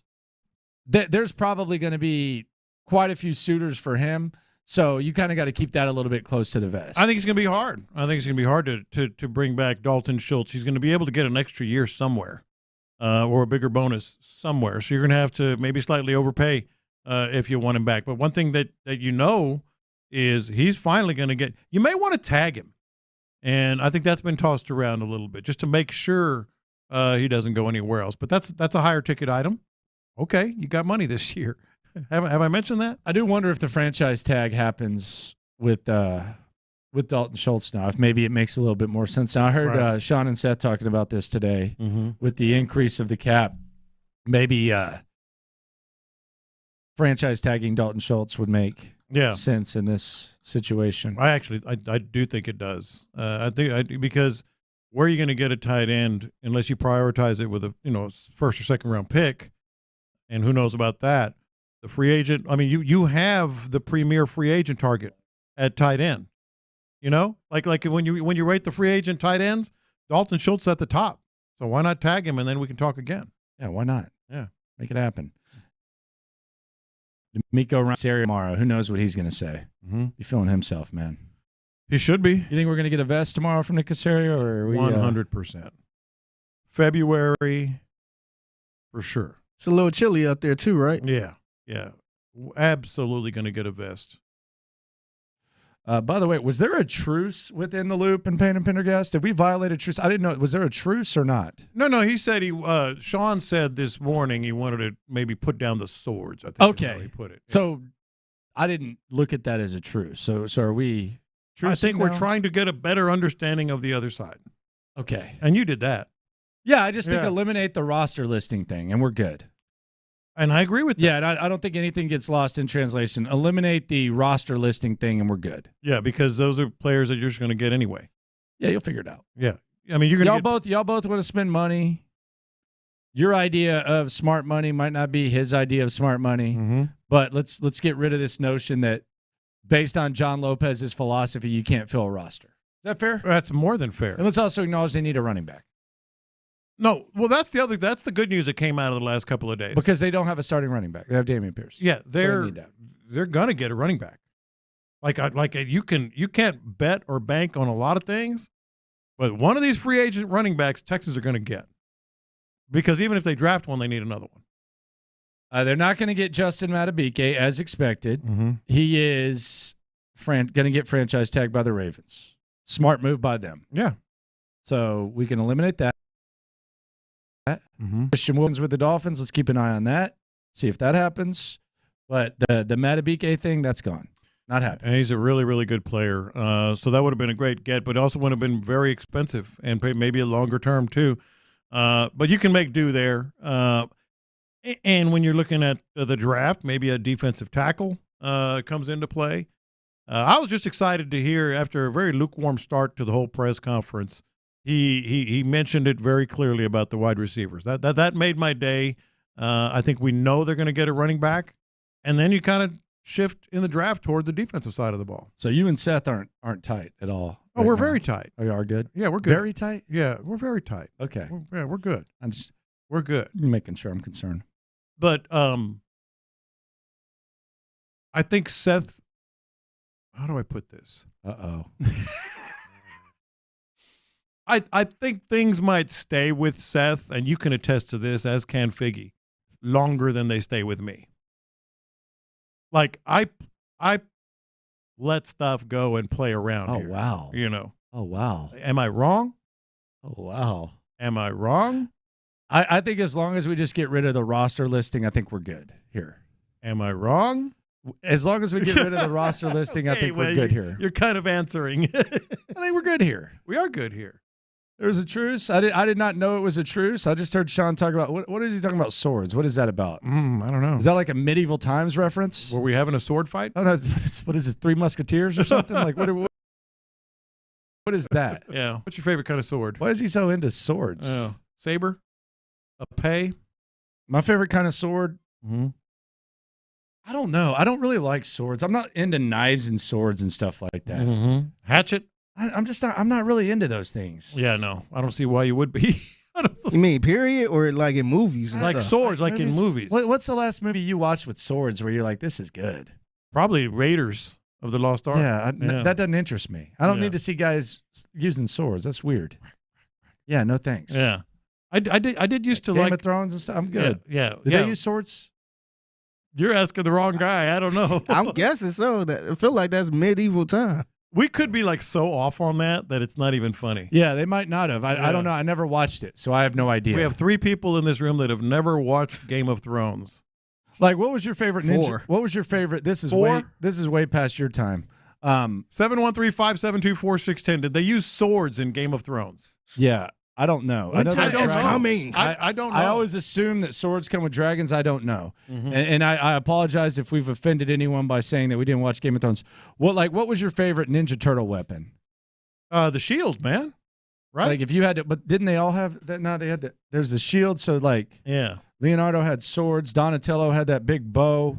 Raphael had those nunchucks. And somebody had Michelangelo nunchucks. had nunchucks. The chucks. Nunchucks got to be the best. Yeah, that's right? the best. Those are That's the best. coolest. Yeah, no question. Yeah.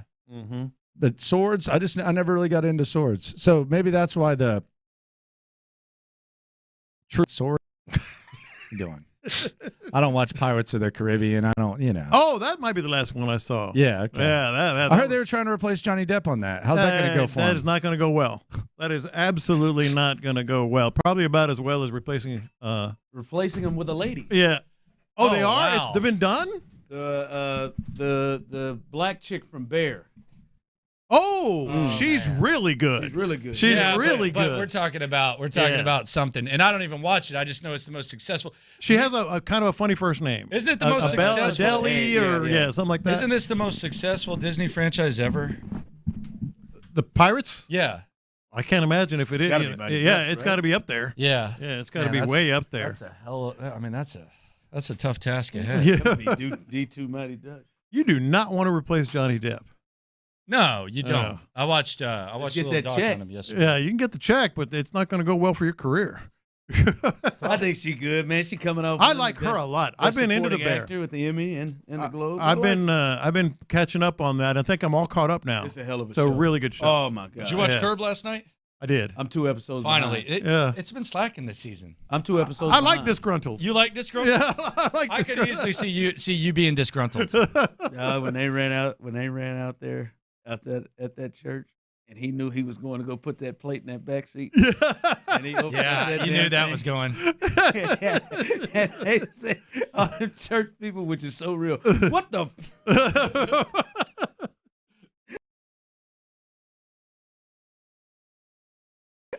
Support. I'm Team Clint on this old fashioned. You know I am. Thing. You know that is Dude, a rough look. I got like irrationally That is upset. a rough look. What?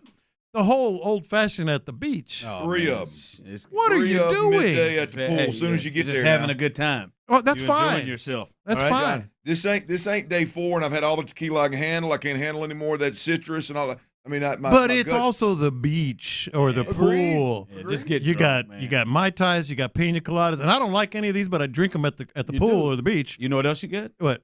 Old fashioned. No, I never had. I didn't even know that was an option in that environment. You thought they would just say no. I Gotta can't get you that. I can't believe old buddy that was Next. waiting on him didn't say no comprende. Yeah. I can't believe he went ahead and rode with that one right there. Now he's Ron's eating, doing he's eating ceviche on the beach. Ron's doing his damnedest to defend his partner now. But I'm Ron- like, hey. I have you done it. No, you would not. Ron is a very supportive. He's a very supportive drink what you want to drink guy. But Ron has always been like drink what you want to drink guy. And to a certain point, I am too. No. Yeah, do But- what you want to But do. you gotta have Ron rum. No, we got to draw the line somewhere. Rum Do or what you wanna tequila? do. Look, there's Ron. You're lying. I'm not lying. You have never put open-toed flip-flops on, board shorts, and went and sat in the pool in Mexico where you can see the beach and said, "Let me get not one, not two, but let me get 3 old-fashioned." You hadn't done it. Well, I've never been to Mexico. Now I would say. I did say yesterday the Mexico portion. You said pool, beach, nothing, and I told you. I said if I'd have grabbed one of them expensive ass maple bacon old fashions that I grabbed from Guy's Restaurant and took it to the pool and sat around the pool in Vegas a couple weeks ago, you'd have had a problem with it. And I don't think you could. Now, the Mexico thing, I would probably aim for tequila in Mexico. Rum or tequila? Those are the two acceptable ones. You'd have a color. You'd have like a blue something. Oh, I might something have. like that. No, it's red. Yeah, I'm not we a big can blue even raspberry. we can do your Not a big blue frosés, raspberry. man. Yeah, man. The We blue can do drink the red. frosés. I just want to know who Tyler's sugar I'll probably daddy give me a is. good red. Come on now. Get you a red Well, thing. I mean, he Give me does a good have red one. Can we all agree he has margarita. a sugar? You're something. listening to KILT AM, KILT HD2. The Drive is live. I wouldn't be surprised to find out that Tyler was in a bad accident at some point and just got paid off that bad boy, and he's been sitting there with that money saved away for years. When he blew out his knee, he sued somebody and got $20 million out of the deal. Tyler, you didn't tell us you slipped in a chemical plant while you was visiting your mom and you weren't supposed to be there, and security let you slip in, and you tripped on an open valve that was on a tank that exploded tore a and meniscus damn at near the same blew up time. half of Baytown, and now you got $20 million in the bank. I didn't know that, T. That's what he did. Yeah, man. Tyler's out again. We will give you an update on Tyler. By the way, if that does happen to you and you're in an accident in a chemical plant, Mo Karam Law Firm, baby. They'll take care of you. 281-22. That's a hell of an open right there, boys. He kept coming with it. All right, welcome in. The Drive is live. However, you are listening to us or watching us, YouTube and Twitch, hello. Those of you on the Odyssey app, hello as well. Those of you listening to us on Sports Radio 610 in your car, at your desk, we appreciate you for helping make us the #1 sports drive show in the city of Houston. I do want to shout out before we get going, because I think we got to get to some things, because DeMeco spoke on a few things today, and I know Clint is really amped Chomping up at the bit, man, about this. So we will get to. I just want to say I want to start some here. Shout out to Greg the Corrector. Greg the Corrector, specifically the Ron Corrector. Greg was very upset yesterday that I did not acknowledge some things that he had totaled up of mistakes. So I want to say to you, Greg, right now, those days are over. Greg, you keep up the tally of the mistakes I've made, because Greg had 3 or 4 that that I made mistakes seemed like they were over a couple of days. But Greg, if you're out there listening, you know who you are. You were tweeting repeatedly, calling me thin-skinned because I didn't have time to respond to you immediately. But Greg, we'll do it at the end of the show. You better be listening. You got to listen all the way through. At the end of the show, you can be your own little stat boy. You can text him in, and we will go through the mistakes I've made. Because listen. That sounds like a daily benchmark towards at the end of the show. At the Corrector. Greg the corrector, right there. GC, what's up, man? To rip it right off of PTI. Greg the creator, or the corrector, excuse me. You had him lined up, and make sure you're listening because he was hot about it. He said, facts matter, and you need to address when you've made a mistake. And Greg, you're right. And if you're going to continue to listen the whole way and spend your time over 4 hours to listen to my mistakes and write them down, we'll do it at the end of the show. So, Greg the corrector, you could be like Wilson off of We Never See You or Never Hear You off of the Home Improvement. Off of Home Improvement. and we'll read it. 550. All right, hey, send us a picture of like peeking over a piece of paper or something where we can just see your hair, your forehead, and your eyes, like half your eyes. Ron's mistakes.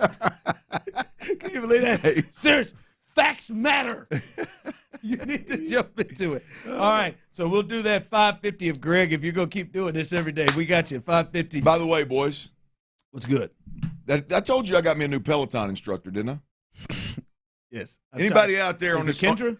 Kendall. Anybody, Kendall Tool, not Kendall the Tool. That's what she says. Boy, I like her boxing, her hit and boxing class. I ain't ventured. If I'm on that Peloton, I'm on a treadmill, I'm on a bike. I'm not doing it. My wife does all the weights and all that job. I'm on that bike pedaling, or I'm on that damn treadmill walking or running. These days, a lot more walking than running.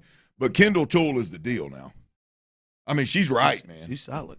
She's right now. I mean, the music is always different, which it's hip hop, and then she mixes some country in, so it really hits my two sweet spots. And she's a very good looking gal as well. She's very seductive with her eyes. She's very forceful. And the thing, I've enjoyed. The thing is, Ron. See, not just, and all the ladies out there, you should listen. Right? If you're not naturally seductive with your eyes, like if it doesn't come natural, don't try it. Because I told you, my last Peloton instructor, she's awful. She was awful. And a big part of it was she's trying to stare into the camera and see into your soul. And it's like, you're distracting me, right? Kendall does it, and you get a little grin on your face. But boy, she's good, man. She is. Got me a good one in today. I'm going to tell you something else, too. Whether you get one at your house or at the athletic club, wherever you got to get in the sauna, man. You're really on this. I got, my wife bought me a sauna for, I think I'm going on about 3 different holidays now: Christmas, Valentine's Day, anniversary. Which, by the way, 3-year anniversary today, boys. Oh, really? Your boy right here. Some folks didn't think I'd ever get married. I've made it to 3 years. 3 years. Big plans tonight? Yeah, we're going. 3 year. You don't have to do nothing crazy. Well, we're not doing anything crazy. These were her plans. These were her plans, and it's got a little tinge of Tyler in it. I'm gonna be honest with you. If Tyler were here, he'd probably say, "Well, wait a minute. You give me a hard growing up." Well, yeah, they're the same age and similar, both north side of the tracks. Play a little Singo Bingo tonight. Have you heard of Singo Bingo? Bingo is like the DJ plays a song, and if that song is on your board, you bingo it. Oh, and then you got to get a straight line or something like that at a bar, restaurant. So eating, drinking, hanging out. Yeah. That's an exciting night for you. When the wife brought it to the table, I was like, sure. Yeah, I'm in. You want me to invite Tyler? He'll play. Yeah, he'll play. He'll be in it. I'm not going to lie to you. I didn't know you had a little gray going in right there. Where at?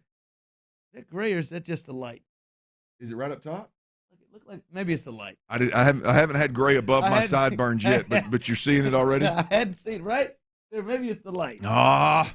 Now go. Mom's silver. Look at that in the break. It looks Mom's full blown silver now. Nothing. No, I mean, silver fox. And by the way, I'm not going to dye it. I know I'm going to go gray. I'm going to let it ride.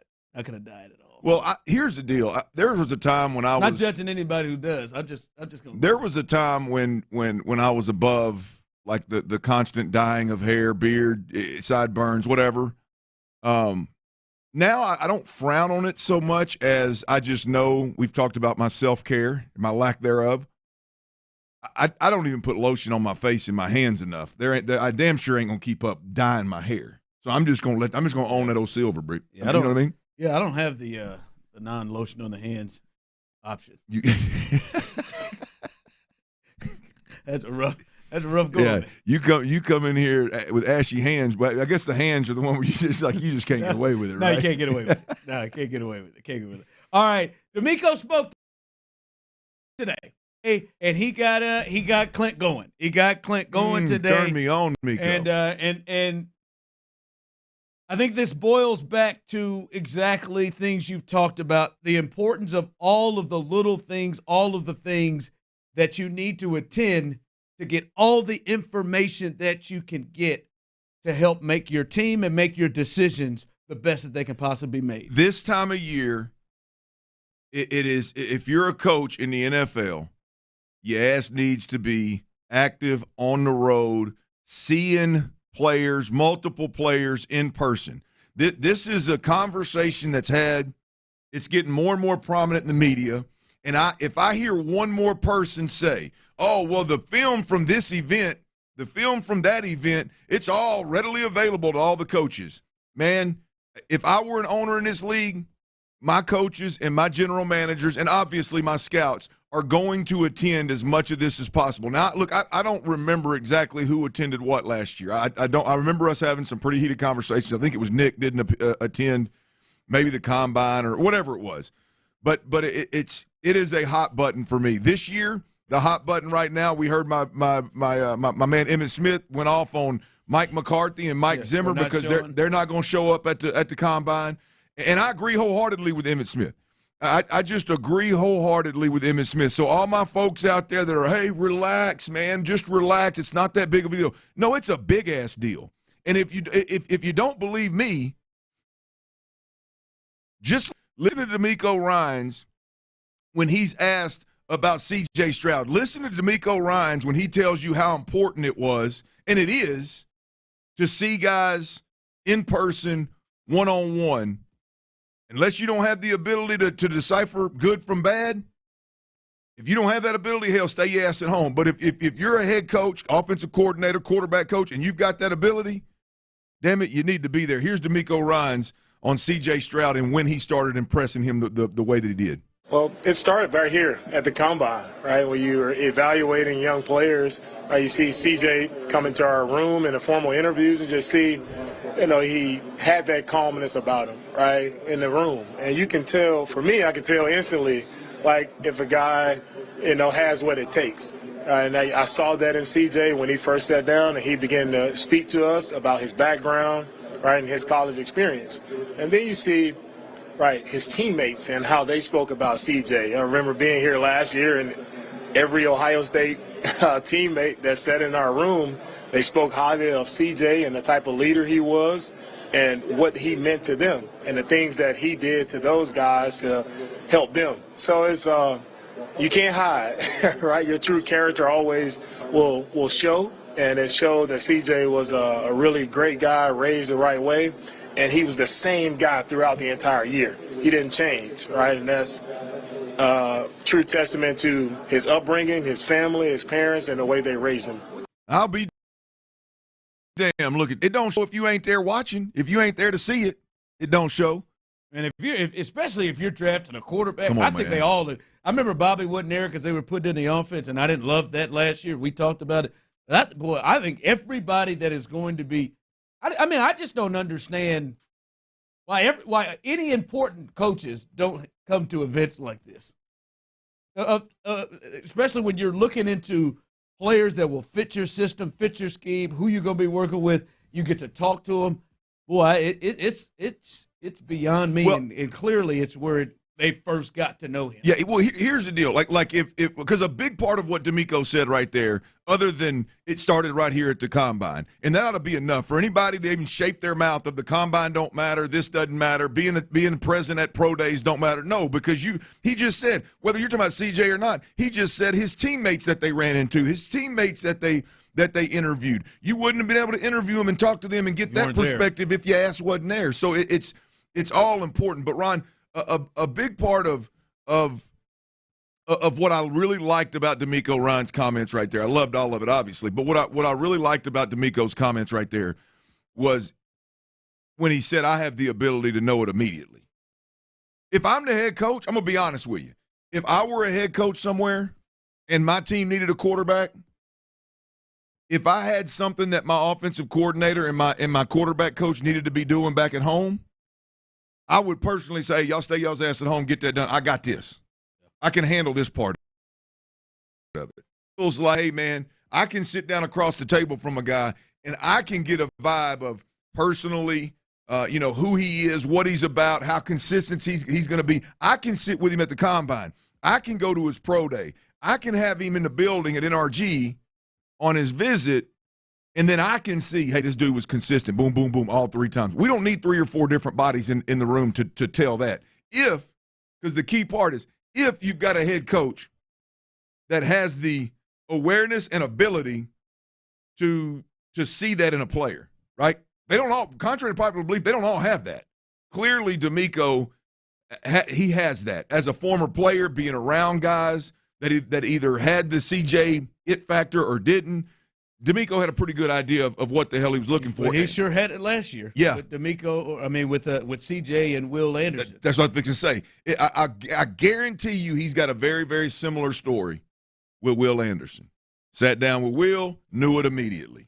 Every Alabama player that we sat down with spoke about Will a certain kind of way. Everybody that had worked out with Will leading up to the combine that we sat down with talked about Will a certain way. All of those things, those conversations don't happen if you're not present. And now in this situation, they happen in meetings, what coach wouldn't be there for those meetings, right? I would think they'd all be there.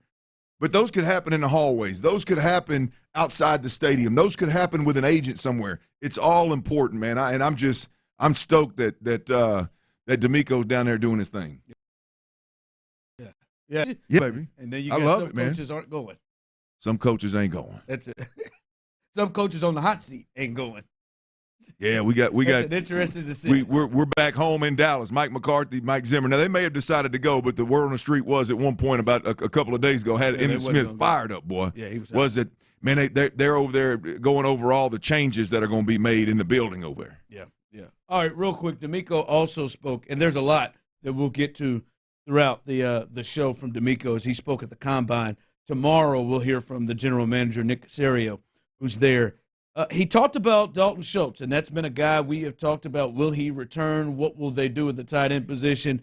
We have on this show, the two of us have talked about there's a thought that we believe they can upgrade at that position overall in terms of the run game and the pass game.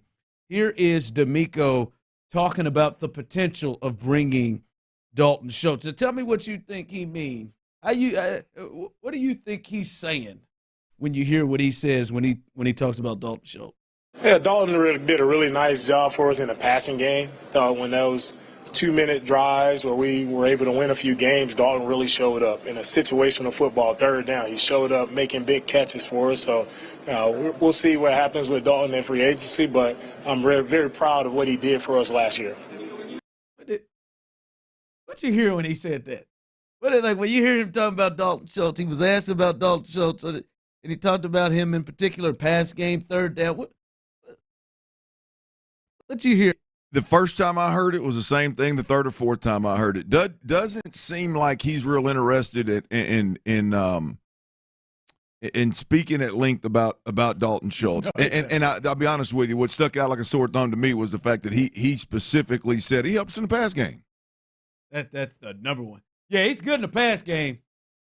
I wish somebody could have. Coach, what'd you think about him in the run game? Yeah. What'd you think about his all-around game? What do you think about him? You know, to me, that's he doesn't need to say he wasn't worth a damn in the run game because he said that by saying, he helps in the pass game. In the pass game. He said it in particular. Now, it could be maybe some sort of negotiation where, hey, we ain't gonna talk too great about him. Could be, but damn, boy, he went right to the pass game. Basically, it's like, man, he was nice season.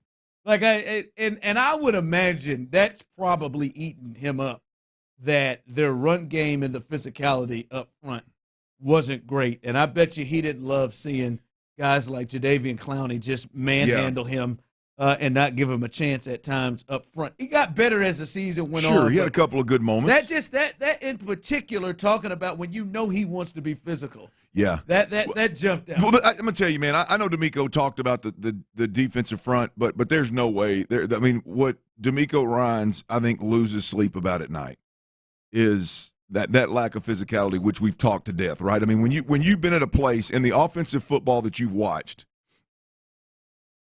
is Deebo Samuel. We've heard the stories about Jawan Jennings and his blocking at wide receiver, blocking guys into the onto the bench and getting flagged for it. That's a receiver. He does that at practice, right? I mean, so Jawan and Deebo, two unbelievably physical receivers. You look at Trent Williams, George Kittle. But he had to sit there and watch George Kittle for 4 years. Yeah, and what do you think he was thinking at times? Come on, man! Like you watch that for years, and you don't study it. You're just on the field with it every day, right? And you watch film during camp and during practice of the matchups, and then you come watch your guys, and you're like, wow. I mean, I would imagine that Dalton Schultz left a lot to be desired from a physicality perspective, and that is, I think, it's an overarching problem with the offense, and I think that ultimately is what keeps DeMeco Ryans up at night. Tyler's nemesis, Gus and Katie, I heard, thank you for your services and good luck in free agency. Fair. Might have been.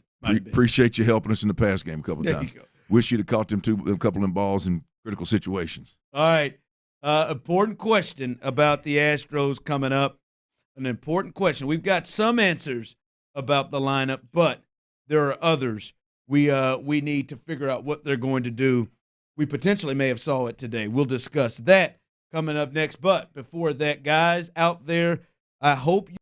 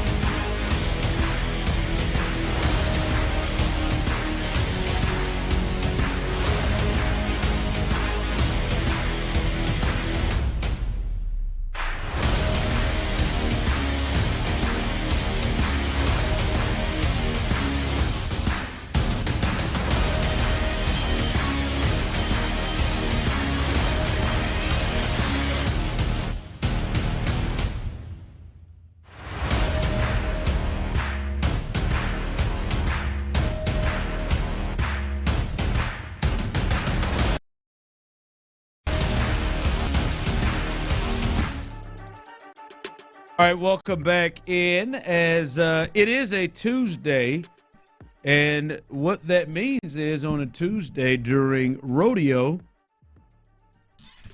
that means you got a chance to win tickets, and you got a chance to win tickets 2 different times today, and the first opportunity will be in the 3 o'clock hour and in the 5 o'clock hour in today's show. So in the 3 and in the 5, we'll let you know. Make sure you're listening. Chris will take care of you to win those tickets. And today, there's a big one for Clint. Clint's going to be there.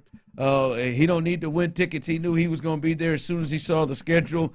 Lainey Wilson, you got a chance to win a pair of tickets to see Lainey Wilson Saturday, March 9th, coming up, your first opportunity in the 3 o'clock hour. And as I said earlier, a little bit later in the 5 o'clock hour. So 2 opportunities. Lainey Wilson, I know you're fired up for this one. Ronnie, hey, this is going to be a good one. Call me Ronnie. This is going to be a good one now. I mean, look, she's got a couple tunes, man. They're not only great tunes, but they're going to be sing-alongs. And I ain't talking about the corny sing-alongs. I'm talking about people feeling it. I'm telling you, it's going to be fun. You're ready for this. It's almost like for me, it's almost like a Denzel movie. Okay. We've reached a point where I build up Denzel so much where it's really hard for him to where you feel. I've not seen Lainey Wilson. Oh, this is the first time you've seen her live. I've not seen her live, man. And I'm gonna be honest with you, the bar's set high. The best country music. Female country music artist that I've seen live is Miranda Lambert. The bar's set high. She's cut from the same cloth, so she's very. She's got a chance to be in that same realm, in that same ballpark, if you will. So I don't need her to exceed it. I just need her to be there. I don't know if she's got the hits to exceed Miranda yet, because Miranda can go for. Geez, I mean, she can go as long as she wants, and you never sit down. I don't know if Lainey's got that. But is that the expectation you're having? That's what you're having in your mind that she does. 4 songs. Have you heard how good have you heard about her live? Well, I mean, with social media now, you can literally watch concerts damn near. So, I mean, I've seen the cuts from the concert, the highlights from the concert, the more intimate moments from the concerts. So I know there's going to be some passion. There's going to be some storytelling. There's going to be some leaving it all on the stage, straight from the heart kind of stuff. So I greatly appreciate that from jump. But I'm telling you, man, I didn't realize, because I have a problem always hearing and seeing things through my own personal lens, obviously, instead of kind of seeing it. There's a couple of her songs that are going to make people go absolutely nuts from a stand up and sing at the top of your lungs type deal. You're going to be right there with In my lungs. I'm definitely a get up, put my arm around my bride, sway it a little bit, and let her know I know the words. Now, you let me get over there to the palace and get me a couple of them tasty margaritas. I want to see Unhinged, Clint. Now that may be a little different. I want to see Unhinged, Clint. Well, just let it go. I mean, we should have did that in Vegas or something. I need to be somewhere where I can, where that 2-year-old cut loose. That 2-year-old's not climbing on the side of my damn bed at 6:45 or 7 o'clock, and then I'd be all right. You'd be good. All right, so coming up 3 o'clock, next hour is your first opportunity. You got to be listening. Tell a friend or few, and you'll have a chance to win a pair of tickets coming up here in the 3 o'clock hour. Clint, we hear that Joe Espada wants the top 4 in the lineup to be Altuve, Jordan, Bregman, and Tucker. He said that's his ideal top 4. But I'm wondering where I think it's going to be interesting is what 5, 6, and 7 looks like. I think we can all agree if Jake is in the lineup, he is dead last. I didn't mean to say it that way. If Jake is in the lineup, he's batting ninth. That was harsh. I'm sorry, Jake. If Jake is in the lineup, he is batting ninth. And I would assume at this point probably Pena is there in that 8 spot. I don't know. Maybe you all may want to include Pena in this conversation. Chris is shaking you off. If you can see him on YouTube and Twitch, he's like, hell no. So it is interesting to see 5, 6, and 7, where it looks like it is going to be Chaz McCormick, whatever order, and Yiner Diaz. That looks like that's going to be the three, and those are going to be important spots because Altuve, Jordan, Bregman, and Tucker's probably going to have themselves on base a lot, and you're going to need these guys right behind them to drive them in, and they're probably going to try to pitch around some of them to maybe attack these guys, especially if they get off to slow starts, aren't hitting well. For you, what is the best 5, 6, and 7? 713-572-4610. Those of you on YouTube and Twitch, what's the best 5, 6, and 7 behind the big four in this lineup? I would go Abreu. Ooh, you would? Yeah. Look, you got to give that a chance. I mean, because, again, like I said last year, the best Astros lineup is Abreu in the 5-hole, swinging the bat really, really, really well. I mean, that, hitting upwards of 250, 270, and bringing some power to the plate. Obviously, it didn't happen last year, but you gotta give that a shot. So I'm gonna go Abreu 5. I'm gonna go Chaz 6, and Yiner and I'm gonna go Yiner Diaz 7. Last year's numbers: Abreu hit 237, on base percentage 296, 18 homers. And it came on late, driving in runs, 90 RBIs. Chaz, 273, 353 on base, 22 homers, 70 RBIs. And them sneaky 19 stolen bases. He had 282, 308 on base, 23 homers, 60 RBIs. And that's the guy that's got the chance to climb to me. I think, look, there's a chance that Chaz maybe becomes a little bit more selective at the plate. But I think last year, hitting upwards of, up near 300 and hitting bombs and having an OPS in the top 3 center fielders in the game, and hell, it was top 3 of the Astros for a while. I mean, that's I think that's a little far fetched. To me, Diaz is the one that's got a chance to really climb here. See, I would have him 7th too, and I see some people saying no, I want Diaz up with his power and stuff. I would have him 7th too. For me, the struggle is your guy Chaz. White boy Chaz and Abreu, because Abreu, I just feel like it's just a history. I trust Abreu. Yeah, you got to driving in runs. He seems to have a knack for it. But it is. You look at it, 237, and you look at it, and last year was a really rough start. But I mean, it was 237. It wasn't great. But Chaz, there's something about Chaz. You have to ask yourself, who do you feel is going to give you the best at-bats with those guys on base? Yeah. And I think it's between those two. I'm with you. I'd probably say Abreu, but it's not easy. Chaz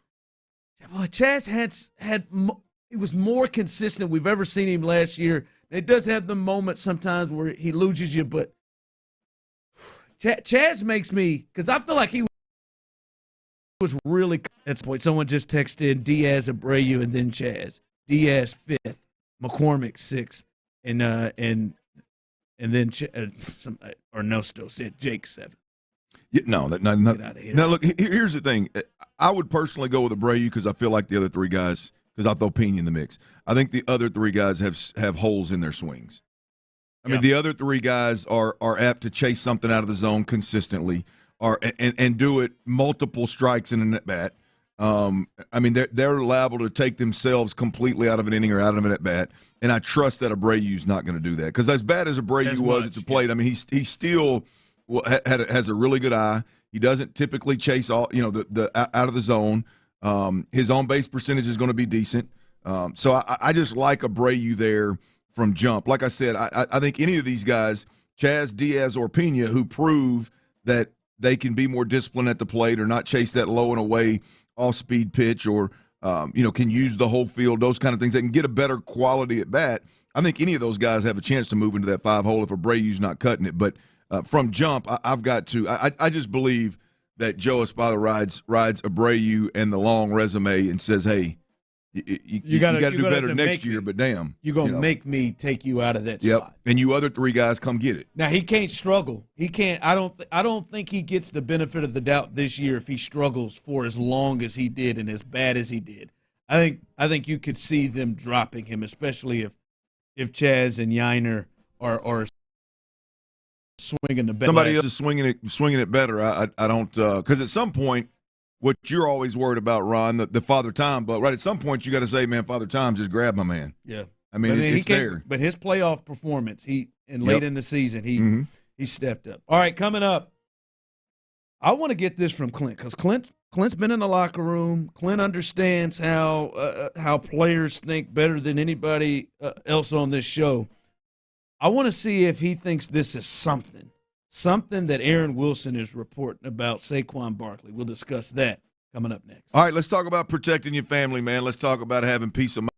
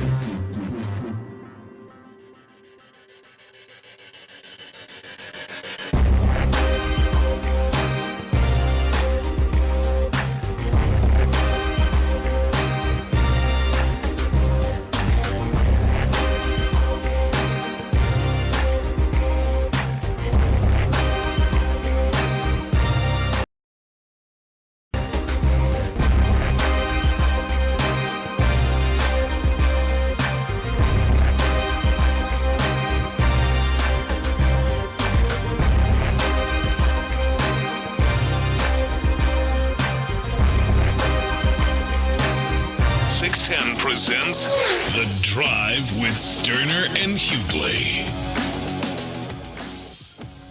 All right, we got a Tyler Milner update here in just a second. So stay tuned for that. Tyler Milner, his latest update will let you know we had a black tie event last night, and I just want you to know he's already up and at him.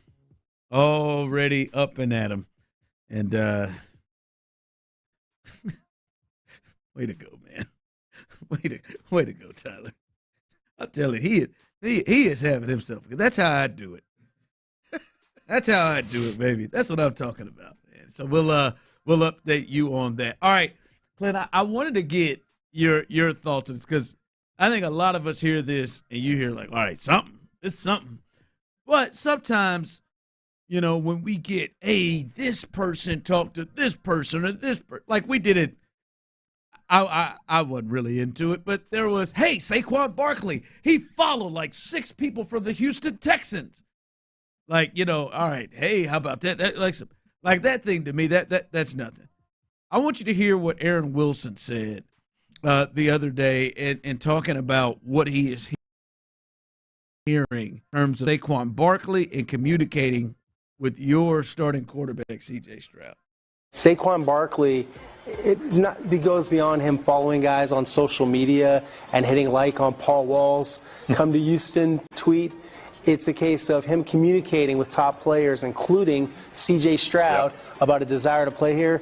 It is mutual, but they are keeping their options open at running back, and that includes the possibility of bringing back Devin Singletary. It's not Saquon Barkley or bust for the Texans, but it's something I believe they'll explore. All right, that audio is courtesy of KPRC2.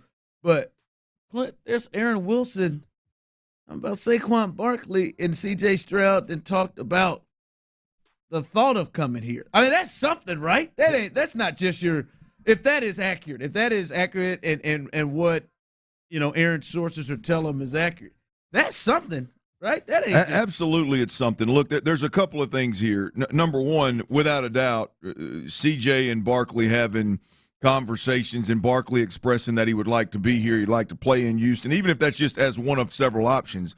That's a huge step beyond just following a few people on social media. Number one. Number two, we got to remember who C.J. Stroud is in this situation. Mm-hmm. C.J. Stroud is a guy that I don't think it's coincidence.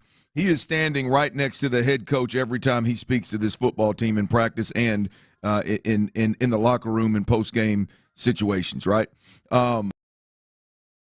This on the street was that he had a lot to do and a lot to say about Tank Dell and the Texans drafting him before the draft. And if memory serves me correct, I think Nick or DeMeco, one of the two, maybe even both, they didn't tell the story verbatim, but I think they both alluded to how high C.J. Stroud was on Tank Dell.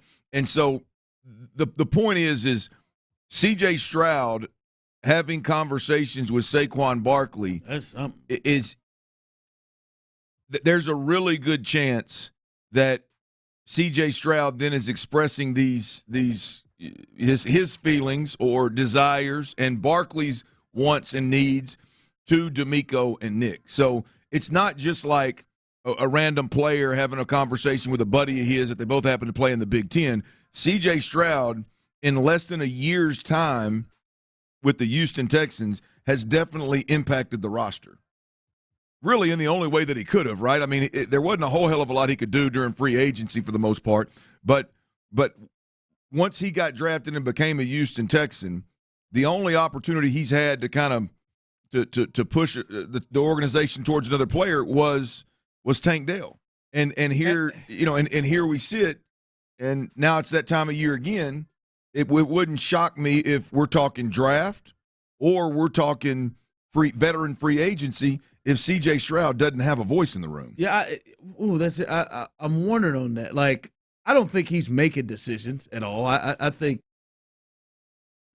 are making the decisions, but you think he's got a certain level of influence.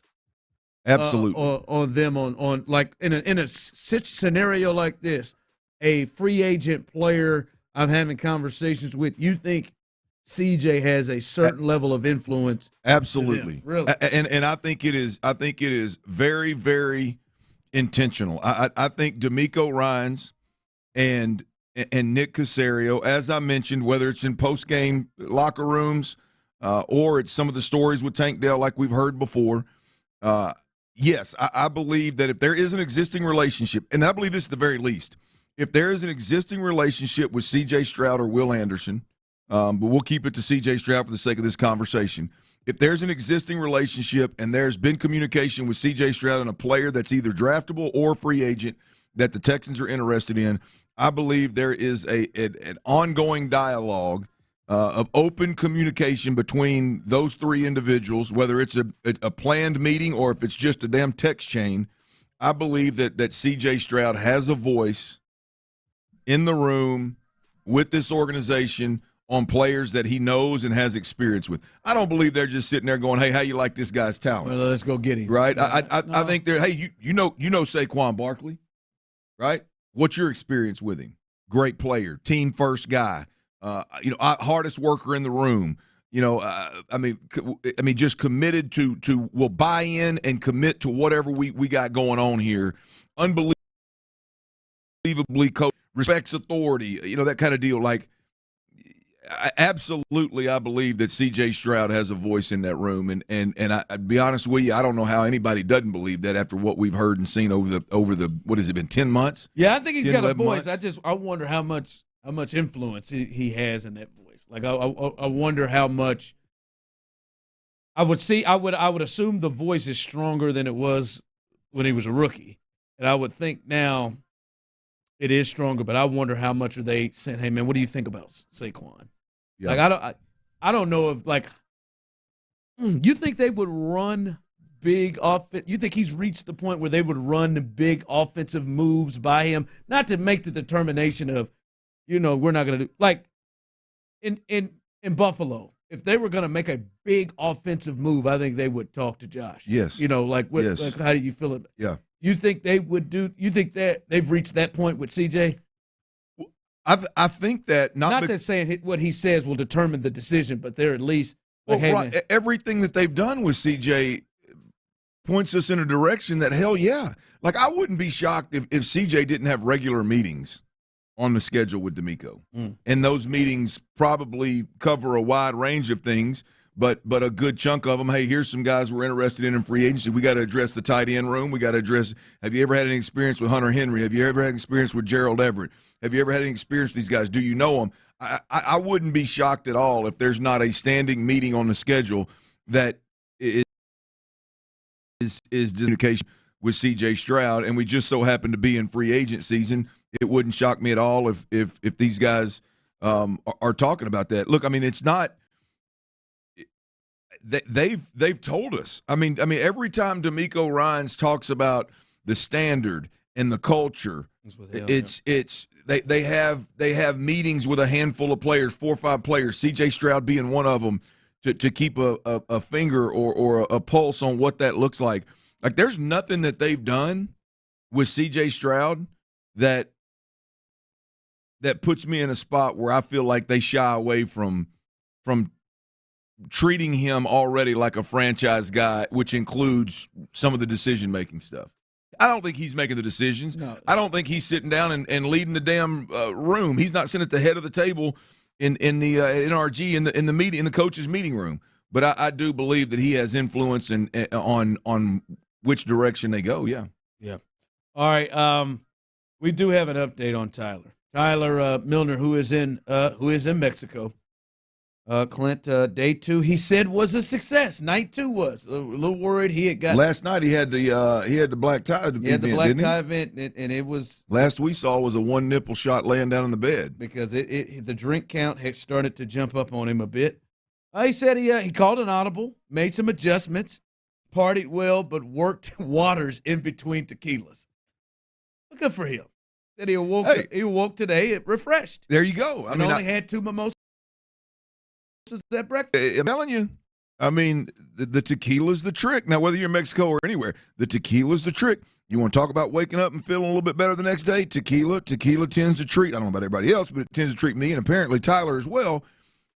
tends to treat you a little bit less harsh, if you will, than some of the other stuff. So Tyler's doing a good job, man. Yeah. Since he's added 3 mimosas, 2 frappes with coffee, liqueur, and grabbed a margarita on his way to the beach at 11 o'clock. Yeah, that's nice. That's a good way to start. I mean, he's going to see what his liver's made out of. You this think week. you think he's powered through this, or do you think the next update is a more subdued Tyler? Or you think he's really going after it? Because he sent us a beautiful photo of some ceviche he's ordered that he's having on the beach, and what is it? It's only Tuesday. He's not coming back till Thursday, right? Oh yeah, no, tonight he's going balls to the wall tonight. It's Tuesday. They're flying back Thursday. You think he gives himself a rest midday? No. Or you think he's going to power through it? No, I think he powers through it. I think he comes back with at least. Okay, just got a literal update seconds ago. A lot of margaritas. Lost TERR capital RACK at 7. I think that is probably a restaurant he's going to at 7. Or Lost Track at 7. Yes, I know. It's Lost Track. And it's only 3. Oh, at the number 7. He had 7 margaritas. He lost okay, track. I got you. And in track, he went TEE or TERR capital RACK at 7. A lot of margaritas. Yeah, he's trash. Oh, he's going balls to the wall. No question about it. We're slurring words territory. Right Oh no, it was 7 margaritas. The number of mimosas tell a lot about your day. What your day's going to look like. You think it's 5 mimosas, or do you think it's 3 mimosas? Maybe because they update. He said 3 mimosas. It's 2:53. Mimosas are easy to drink, though. So. Yeah, mimosas are easy, but if here's the deal: 7 margaritas. They're probably easy to drink too. Okay, but no, look how easy they are to drink. They're gonna do a number on if you're gonna have a take it easy day, you're not gonna bang out 3 mimosas at breakfast. You're gonna hit you 1, maybe 2, and you're gonna take it back to the hotel room, kind of start your morning off slow. I mean, this guy is. I mean, he's on a tear. He's on a tear, and he was on a tear before noon. Now it's just to hell with the liver, man. Let's rock. At least he's not taking shots with this. I mean, if he's taking shots, I'm gonna text him. No shots, huh? I've got every bit of 80 pounds on Tyler, and what he's drank today would make me drunk. Man. No shots so far for. That's you. You know what? Maybe Chris, the cups are not that. Maybe the cups or the glasses aren't that big. I want to see the size of the margaritas in. Boy, 7 margaritas. Go ahead, man. You have you a good time. He ain't drinking no old fashions today, is he? 7 margaritas. All right, DeMeco spoke a lot. He spoke on maybe his number 1 potential free agent to bring back in Jonathan Grenard. We'll let you hear what he had to say about him and other reports with him as well. And we'll tackle the Astros, and somebody's losing their minds. It was 7-0 last time I saw, and I know my man yesterday said he was losing it after they had started off on a 1-2 stretch against the Nationals. Today they're down 7-0 last I checked. We'll get you caught up on the latest because it looks like the real lineup was out today. Almost. We'll discuss all that coming up next. Payne and Pendergast. That's why I'm so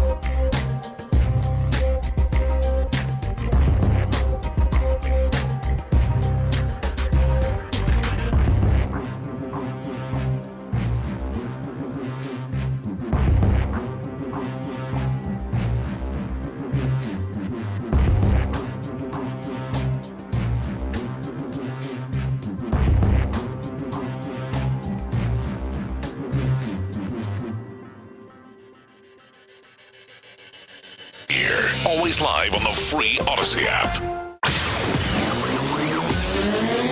Sports Radio 610 presents The Drive with Stoerner and Hughley. With the biggest stories of the day, it's the Big Three at 3. Number 1. All right, DeMeco spoke today at the Combine. You heard that live right here on Sports Radio 610 in the Loop. They had it in its entirety around noon, so if you want to go on the Odyssey app and check that out, you can go listen to that in full. There were a couple of nuggets that were given to us by the head coach, DeMeco Ryans, and he addressed Jonathan Grenard. This was him talking about which right now would be the number one free agent that the Texans have right now. 12.5 sacks last year, was this team's best, in my opinion, defensive player last year. The head coach speaking about his free agent right now, Jonathan Grenard. JG did a great job for us this year. He's very productive this year, played physical, did the things we asked him to do. We'll see where free agency plays out, but love JG and love what he did for us this year. All right, that is him talking about Jonathan Grenard. Also, Aaron Wilson reports common financial ground between top free agent Jonathan Grenard and the Texans. Texans still being actively pursued as free agency approaches. Jonathan Grenard is still being actively pursued as free agency approaches. Both sides highly motivated, but his market may overwhelm shared desire to extend his contract in Houston. That's reporting from Aaron Wilson. What do you make of that? You're hearing DeMeco, then seeing that report from Aaron Wilson on the potential of JG coming back with the Texans. Well, I don't know if he's just playing his cards tight to vest, or if he's just, he didn't feel the need to go in at length. I mean, he talked about a couple of other players, and to me, there's a little bit of a difference between kind of how he talked about Grenard and even how he talked about Dalton Schultz and then a couple of other players. But you never know. I think DeMeco does have some of that Nick Caserio.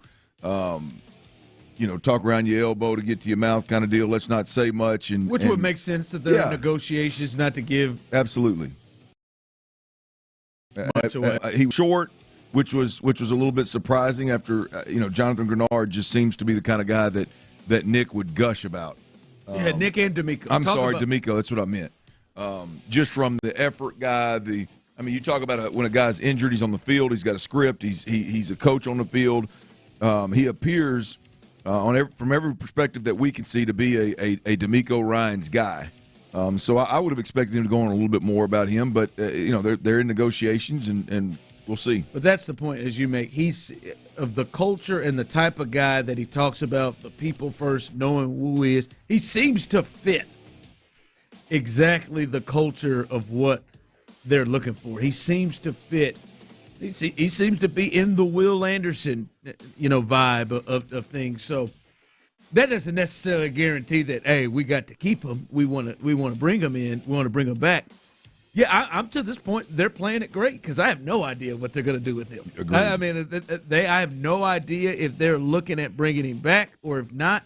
I do believe they have a number that they probably aren't willing to go past, and that there could be teams that jump over that in which they lose. But to the point that we have continued to make, and I've continued to make with Jonathan Grenard, I don't necessarily believe that you have to have Jonathan Grenard back for this team to make the moves they want to, but there has to be, at the very least, someone there across that matches what he gives or not, or if not better. Well, here's the thing for me when you're talking about the defensive front, which obviously Jonathan Grenard being an edge rusher is part of, and I'm talking about specifically the front, not the D-line, not necessarily the front seven. This is a team that damn near immediately after the season was over, DeMeco Ryans said we got work to do in our front seven. Yep. And to me, now to each their own. I don't know how everybody else heard it, but to me, I viewed that as even with even with a guy like Jonathan Grenard, we need some reinforcements up front. We got to get better up front. So now that obviously we've come around to the free agent conversation, you subtract Jonathan Grenard potentially from that comment that DeMeco Ryans made. Now to me, you're having to upgrade multiple positions. Right? I mean, if the head coach says we weren't good enough up front, we've got to get better up front. We've got to invest up front. And the very next step that's taken by the organization is you let Jonathan Grenard walk in free agency. Now you've got more work to do up front. I don't know. I mean, that's just how I hear it. And so we'll see what they end up doing. But, boy, to think that's the mindset is we got to get better up front, we got to improve up front, and then your best player leaves in free agency. My overall point is if that does happen, now you're two guys in the front from doing what the head coach immediately said following the season he wants to do.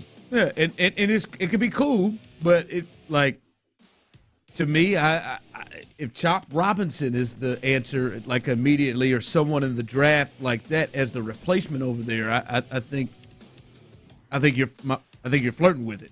I think you're flirting with a situation where you've gotten worse. You may have gotten cheaper, but you've gotten worse, and you've got to fill it somewhere else. So, like I said, it's not a must with him, but the replacement or the different direction you're going is really important. Also, he spoke about another player, which became his starting running back. We've talked about the running back position. He talked about Motor, Devin Singletary. And if you heard how he talked about Grenard, Motor he sounds a little different about.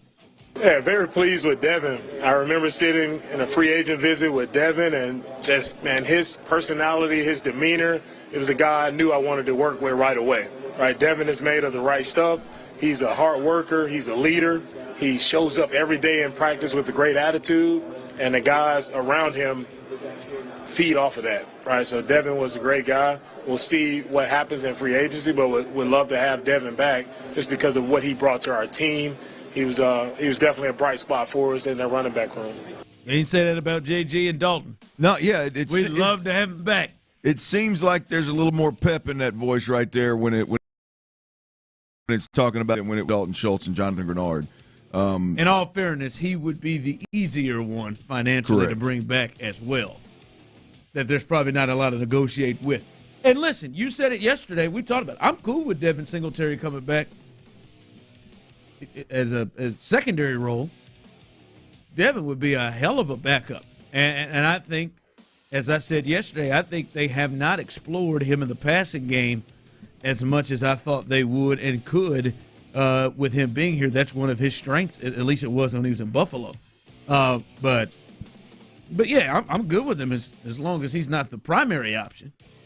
Yeah, look, I think, and to your point, DeMeco Ryans, he is going to be the easier one. And look, there may already be a number on the table that they know is going to be able to get Devin Singletary back, and they're confident in that. And there's probably a little less heated negotiation, if you will, over him as there are the other two guys. The other two guys may price themselves smooth up out of the Texans' reach, which is very possible. I don't think Devin Singletary is going to end up doing that. But I'm with you. I'd be cool with Motor coming back. Look, I think with now you got to do a lot more than this. But I think if we're specifically talking about the running back room, we talked briefly about it yesterday. I would not be opposed to a Devin Singletary, A.J. Dillon combo.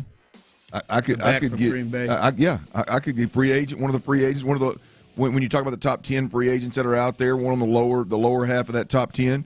But I could work with that. The two extremely complement. Now you got to do more. Like I said, there got to be another move. Well, I mean, look, if you're going to make two of the two big moves, you're going to be D-line or a safety or a corner and a D lineman, and you're going to bulk up that defense. Now you're getting into the territory where like you can't bring everybody, and you can't bring in all the answers. Or if you're going to make the big move at receiver. We know they're not going to make it at tight end because there's just not one out there. But if you're going to make it at receiver with one of these higher end guys, I could work with like if they Motor decide to go defense, but that's tough for me to say. A.J. Dillon would be the top offensive guy you bring. Like, that's the top offensive free agent or offensive guy you bring in. Yeah, no, that would be real tough. But I'm just talking about from the running back room specifically. This offensive line's second year in the system. Motor and A.J. Dillon, which ultimately would mean you're bringing back what according to some of the different outlets, you're putting 2 of the top 10 available backs in your running back room along with Damian Pierce. It's not ideal, but I could get down with that. All right, so that is the latest. As he talked about a couple of free agents that the Texans have the opportunity to bring back. Big 3 at 3, number 2. All right, the Astros, they had another grapefruit game tonight. They lost 10-3, and they unveiled probably the closest the line we potentially may see in the regular season. Altuve, Jordan, Bregman, and Tucker. That was the top 4 today, as well as behind them Abreu, Diaz at catcher, then Pena, Jolks, and Dubon in center. So Chaz wasn't in there today, but that looks like close to the lineup. Jordan is the only one of the big 4 that grabbed. Jordan and Tucker got hits in this game today for the Astros in terms of the big 4 and the guys in the starters. But Urquidy, he goes 2 innings, 1 hit, 0 earned, 2 strikes, no walks. I'll be honest with you. Like, Jose Urquidy is somebody that his spring training stats don't really mean anything to me. I feel like I have a pretty clear, even if he gets shelled, even if he does, like, I feel like I got a pretty clear idea of what Jose Urquidy is. And he's an integral part to this team and probably will be called upon to have big starts and be a big part of this team. But he's somebody, like, there are other guys. Like Hunter Brown, I probably watch his starts a little bit closer. Javier, I look at his a little bit more. Jose Urquidy, man, he feel like he out there he's just out there throwing it, man, just working on stuff. So for me, I mean, good outing for him, but like, there's nothing that he could really do in spring training that will make me feel differently about it. It's just something you feel like you got an understanding of. Yeah, well, I mean, the thing is you get those. You get the middle-of-the-road starter that's kind of a regular season innings eater. Very, very important to the team, obviously. But to your point, it's like it's just a matter of keeping him healthy and getting him like in shape and ready for the season. Although you can argue Urquidy, with the couple of injuries that he's had of late, I mean, it's probably a little bit more important than we're giving it credence. Yeah. That's just to me in spring training. If literally he next start he comes out and he goes 2 innings and he gives up six runs, it wouldn't really do anything to me. I might be a little bit more concerned if Hunter Brown did that. Hunter is somebody I'm looking at more inclined. Guys out there, my man over here on YouTube and Twitch, they lost 10-3. Calm down. It's spring training. Don't let this thing get away from you here. They'll be back on. They're champs. They're all right.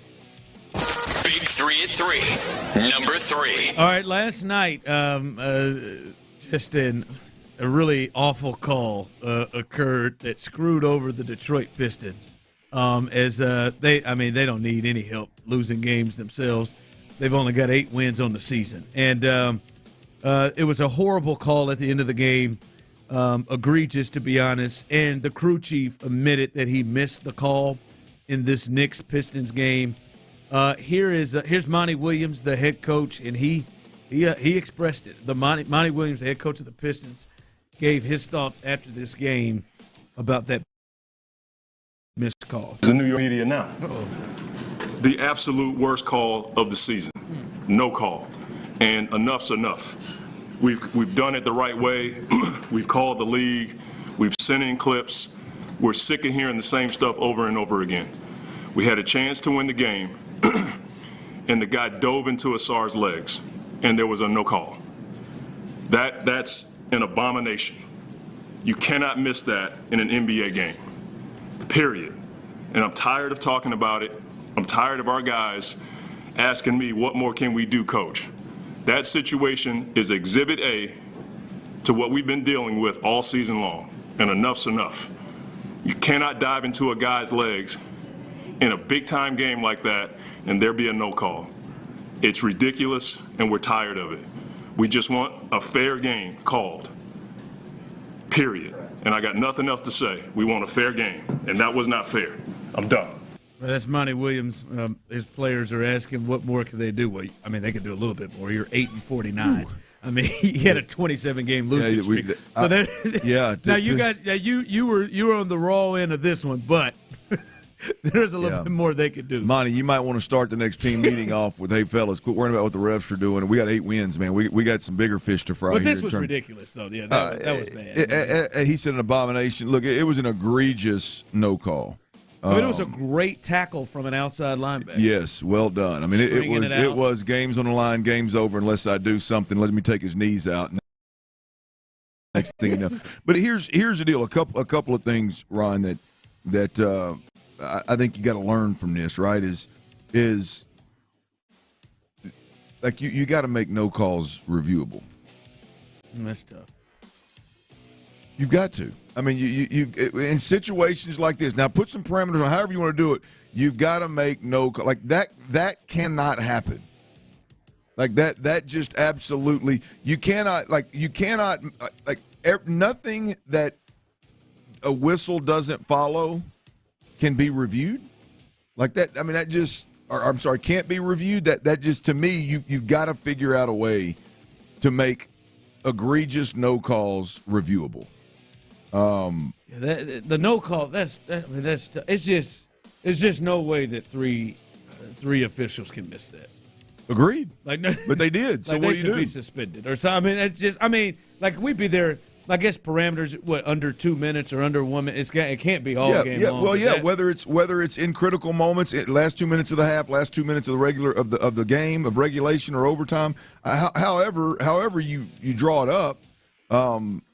I think that's the answer. Because if this wouldn't have been an 8-win Detroit team, if this would have been a game that legitimately mattered, I mean, that would have been a tough pill to swallow, man. Yeah. No, it would. I mean, it's tough how tight you go with it. Because, like, it's a hand check, a non-missed call or something. Here, man, you just can't. I mean, 3 guys could have been. That guy was standing right there, too, which was just. He was right in front of him. I mean, he was right in front of it. Right like, but even 3 knees out under him. Which, by the way, Ron, they should be suspended. The NBA needs to use a little common sense here. Like, that was a masterclass of how you handle an adverse situation from a coach's perspective. Oh, Monty. I know he's a low-key, cool, calm, collected guy anyway, so that may have been out of kind of. Keep an eye on that, Chris. Let's see if he gets fined. I mean, he should not get fined. I mean, if you're the NBA and you make egregious mistakes like that, like you would hope that the coach responds that way. I mean, that's to me, that's the way to do it with class, with professionalism, and keep it moving. You start. I mean, golly, boy, if a guy can't at least vent to that degree after getting the game stripped from underneath him, man, what can you do? Yeah. All right, I think it's time that we really lay out the fair case about, I think, arguably the number one guy we would hope the Texans go after. I think it's time we lay out the case. Let's do that coming up next. All right, before we do that, I got to tell you about Academy Sports and Outdoors, y'all. Yeah.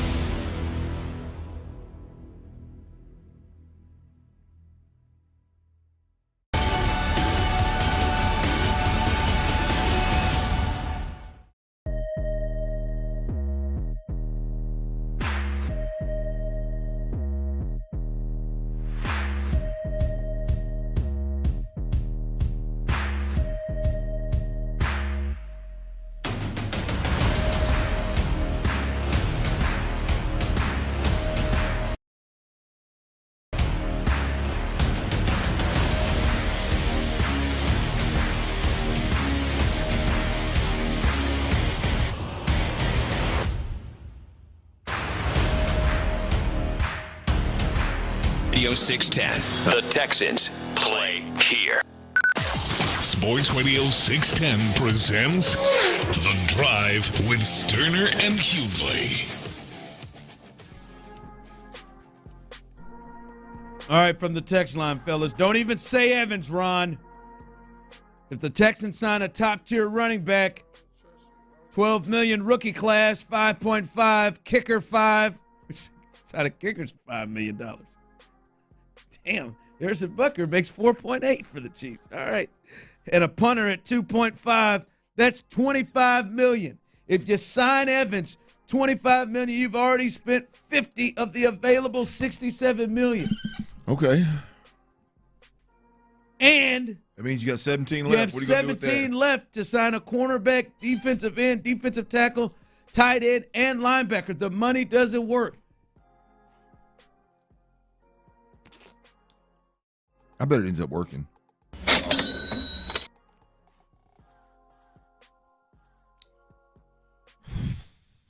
$25 million. I just have to use numbers with other people. So Patrick Mahomes makes $58 million to the cap next year. And they're trying to sign Chris Jones and Mike. He makes 58. Do you think that they're going to do something so he doesn't make $58 million next year with his contract? Like let's say they signed Mike Evans. Let's say they signed Justin Madubuike. Let's say they signed any of these the higher price guys or any guy.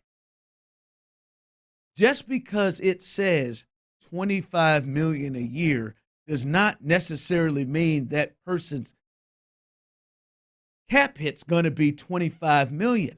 They can massage the cap many ways. Hell, Aaron Donald signed the biggest contract in the history of the NFL for a defensive player. Do you know what his hit was the first year? $1 million. They put a lot of it in bonuses and moved it to other years. So just because it would be 25 doesn't mean it would be 25 next year. Even though, as you said, you still got $17 million left.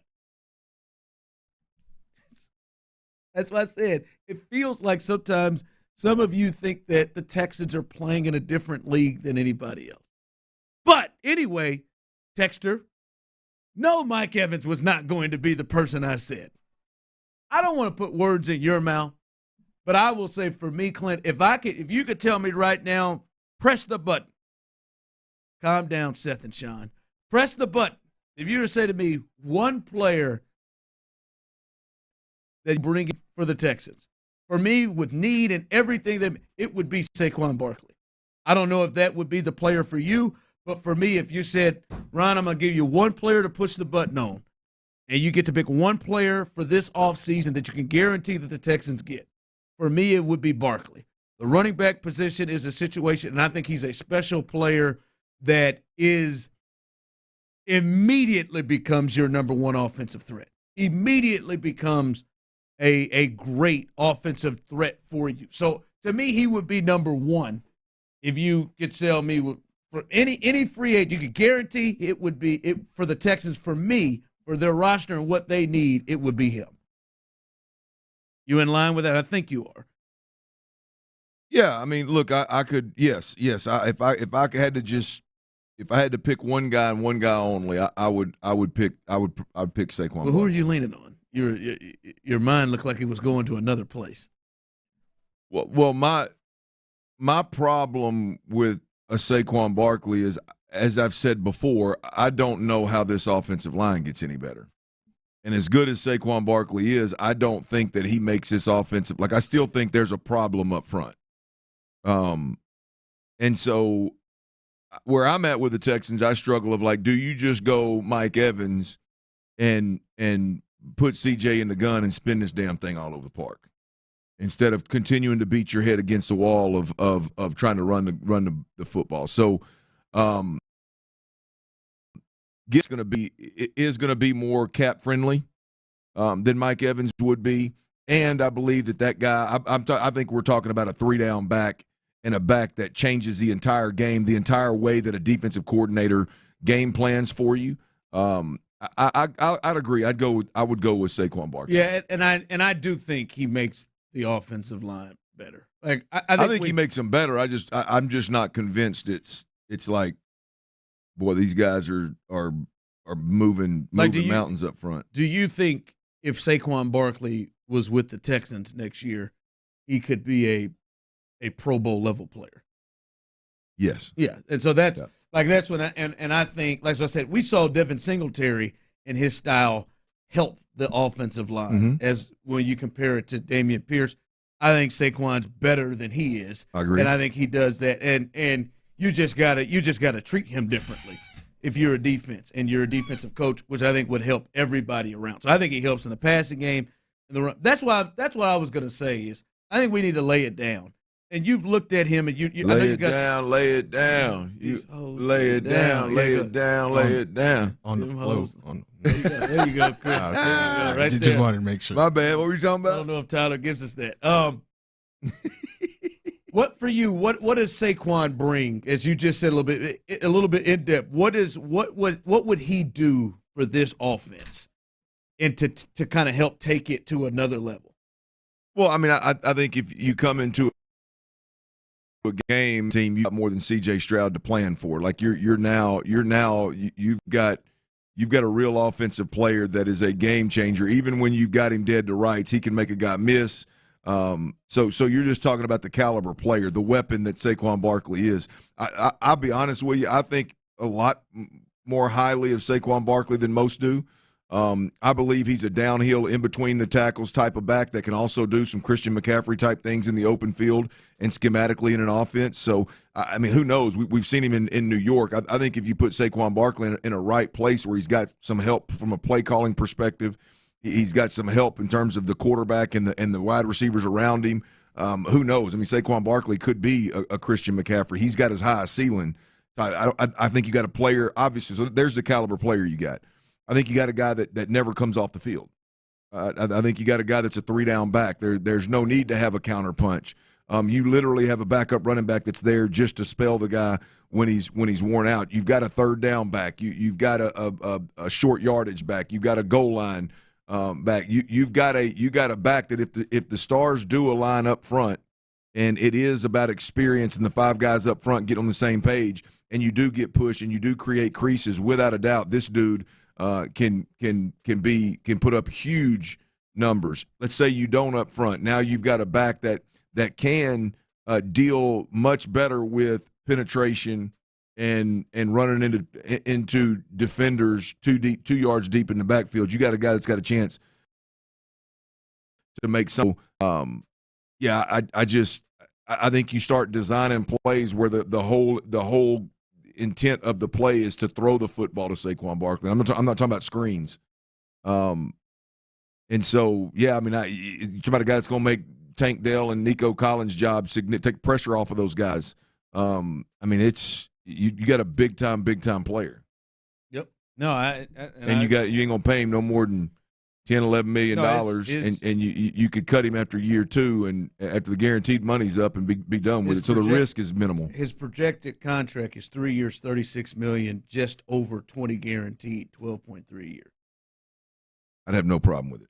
I would have absolutely zero problem with it. Fumble and fall to give that. Yeah, I would have absolutely no problem with it.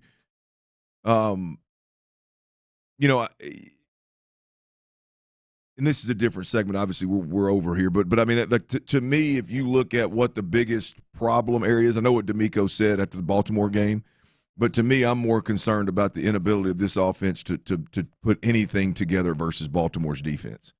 And with Saquon Barkley, I think you got a better chance of moving the football, which I think changes the dynamic of the entire game. The quickest way you can do that, I think, is add weapons offensively. The closest thing they had to scaring somebody was Nico, and they were able to close. Yeah, that I think Nico had a great season. I don't think Nico was scaring anybody. I said the closest. Oh, okay. I said the closest they think. Okay. Now Saquon is a guy that you got to deal. People chiming in on that. I'll say this: as soon as we get back, we'll finish that up. As soon as we get back, your first chance to win Laney Wilson tickets. We'll do that as soon as we get back. That's next. Landry's putting his foot down. There's one position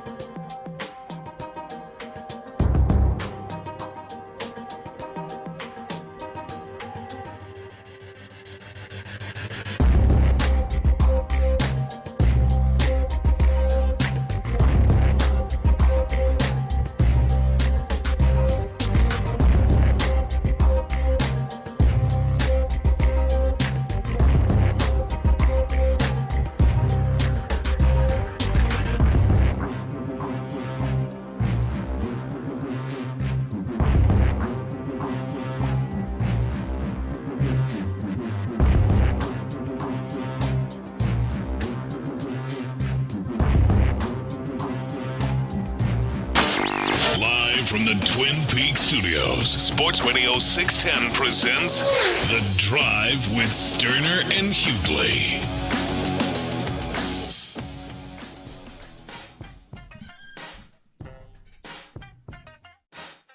All right, let's do it. 713-572-4610. Let's do it right now. Caller number 5. Caller number 5. 713-572-4610. Chris has those phone lines open. Caller number 5. Your chance right now to win a pair of tickets to see Lainey Wilson March 9th, Saturday night. Saturday night fun at NRG for the big ones now. Ooh. It's one of the big ones, at least. Clint has been Ron, talking you ain't about never Lainey. sounded better. Sing it, Clint. You ain't never sounded better, man. With her You're in the talking background. over that voice right there. Hey, good. Come There you on, go. man. And Clint's been talking about Lainey Wilson from, Ooh. since the whole thing was announced. All right, so March 9th, your chance right now, one of 2 opportunities today to win a pair of tickets. Just to let you know, Thursday, you'll have a chance to win a pair of tickets in the 3 and the 5 o'clock hour to see Whiskey Myers. So that's it's a big week for your chance to win some of the top acts at the Houston Rodeo. We're giving away tickets on the nights I'm going, Ron. Are you going both them nights? Yeah, I can hear you loud and clear in my ears, too, by the way, myself. I had to turn it up so I could hear Lainey. Yeah, learn it. Oh, Yeah. Named my second born after this gal right here. I know you did. I just told my wife how much I liked the name. I didn't tell her I was naming her after Lainey. Well, she knows now. I think she had a pretty good. I think she had a sneaking suspicion. Is her name spelled the same way? Same exact way, Chief. Same exact way. Did you pick Liv's name too? Yeah. We're 5 for 5 between the two of us. I picked all 3 of the names. We picked several names and then kind of, as you know, a month in advance, 2 months in advance, and then you kind of circle back, and then all of a sudden it's like the same name just kept being in our top 3, and the same one was there at 5. It was easy to get to, but I liked Liv from the show All American. You watch All American? No. Yeah, Is that what Tay Diggs? Yep, that show is now her name is Olivia, but she goes by Liv. She's one of the main characters, and she goes by Liv. And we got talking about. We were watching that show one night. I said, I don't really care for Olivia. Nothing wrong with Olivia. If there's anyone out there, I'm sure it's fabulous for you. But I was like, I just like Liv, just straight up Liv. Lo was like, I can go with that. Now her middle name is Lo's maiden name, and this one, Lainey James, the middle name is Lo's dad's first name. So I mean, there's a lot of Lo. There's a lot of Lo in it. You know what I mean? A lot of Lo in it. Yeah. Yeah. But I'll take credit for those 2 names. Yeah. Yeah, there you go. I did it. Yeah. My wife wasn't going to go with Lauren because a coworker of hers just had a baby and had named her Lauren. Thinking to myself, well, what if we never just like, oh, we can't name her Lauren too? And I'm thinking, what if you get a new job? You got. And we named our kids something different than we didn't want to name them because we didn't want to share it. She spells it like my Lo does it. Close. She spells hers Loren. Yours spells it Lorin. Yeah. Which I think IN is how a guy typically would spell it. Yeah, Lauren, like Lauren Michaels is what I looked at. Who is that? Saturday Night Live creator. Guy or girl? Guy. And he goes Ian or IN? Ian. Lauren Michaels. Yep. I know Lo used to get heated because the IN is the way she spells it is the male version as well, apparently. Yeah. I would have. So I think we both call him Lo, right? Yeah. Hell yeah. Both nicknames are Lo. Yeah, good. I see some people rolling in here with the thought, even if Saquon is a 3rd down back, don't run him into the ground and prevent injuries. We need to draft a guy. Yeah. Look, I'm not saying run him into the ground. I mean, you want him to be there in the big games. Listen. I have said this from the jump, Clint, and you bring up Mike Evans, whoever it is. They just need a dude on the offense that right now is proven, not I think whatever, is proven to be a straight up difference maker. Like they lack that. Like right now, for me, maybe you know with Nico and Tank that they are bona fide difference makers already. I personally don't feel like I could sit here and say I know those guys are difference makers like all the other teams you're competing with in the AFC to get to work. Because you are there right now. You were in the divisional round of the playoffs, one step away from the AFC Championship game. You are competing. All of those teams had at least a guy that you would look at and say, well, that guy's a bona fide Pro Bowl level player. If it's Mark Andrews, if it's Stephon Diggs, if it's Travis Kelce, if it's Amari Cooper, who you demolished, whatever. No matter, all of them at least had a guy. I'm not comfortable to say Nico and Tank are there already after the one seasons that they both had where they really stepped up this past year to do it. Like, I just think they need to add it, whether it's Mike Evans, whether it's whatever. And Saquon Barkley, to me, would be the number one. They just don't, as you said, have a guy right now that scares you. Like, it was just crazy watching the Ravens in back-to-back games. Immediately early, the Ravens had a guy that they had to deal with, and they had to take their best defensive player off, in Kyle Hamilton, arguably, and put it on him, which changed everything that they like to do with him. And all of a sudden, Pacheco's getting 12 yards, and because Kelce forced him, and then he couldn't hold him, so then they had to move him off of him and try. The one guy that scared them just backed them off. They were aggressive on their toes the entire way against the Texans because there was just nobody there for them that just scared them, that put any kind of fear in them. You simplify the conversation in a major way when you start talking about players. Again, they're dictating coverages essentially. You just talked about Kyle Hamilton and Kelce, but I mean there are a lot of guys, and I was thinking about this earlier. You look at, like, Calvin Ridley's had some great years, and Christian Kirk is the highest paid player on the Jacksonville Jaguars team. Like, and I don't know why, but I just thought about them off the top of my head because I think those kind of guys are in line with potentially what Nico is and but they're not going into a game and changing the coverage. They're not going into a game and second defensive coordinators going, man, we got to figure out a way to keep our hands around these guys. Sure, Trevor Lawrence Spence, my man in the backfield, the Clemson running back that got drafted with Trevor. Etienne and Christian Kirk and Ridley and the running the tight end, undersized kid. Oh, Evan Ingram. They got a good group of guys. But if you want to start dictating, like, you got to have somebody that can take over a game, i.e. Travis Kelce in overtime in the Super Bowl, right? I mean, I think that was it, right? Wasn't it the Super Bowl when he just in the second half he just went off? Wasn't it the Super Bowl? Travis second Kelce, half, 9 catches. I mean, you got the bottom line is you've got an opportunity to get one of those guys offensively, whether it's Mike Evans or Saquon, but you got a chance to get one of those guys, and to not do it, I think, is a mistake. I mean, you've got a chance to get a guy, regardless of who you think it is.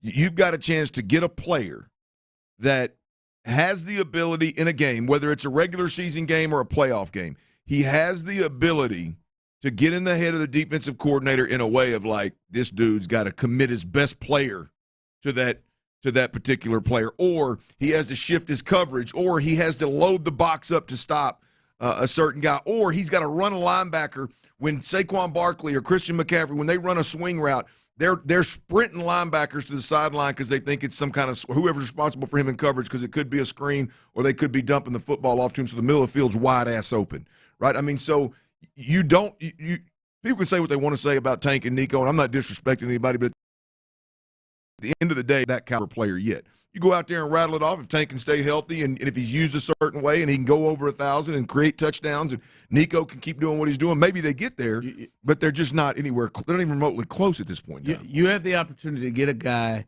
that changes the game before the snap. Correct. In a major way. Creates opportunity for everybody before the snap. Makes the picture for the offensive coordinator very clear and very simple before the snap. Does all of that in critical situations down the stretch, hopefully in big games sometime, but critical situations down the stretch. Hey, man, we got to have we're down 2, or it's a tie ball game. We need a field goal to win this thing. We got 2-3 minutes left. right? Do you want that defensive coordinator to be able to throw any coverage, any pressure, anything under the sun at you? Or do you want that guy to be scared out of his mind and have to load the box up or play coverage or one or the other? I mean, that's the game we're playing here, and the reality is the Texans have an opportunity. Are they going to seize it? I can understand people who may disagree with me in terms of Saquon because of the fear of injury. I get that. I understand that. That is very, very fair.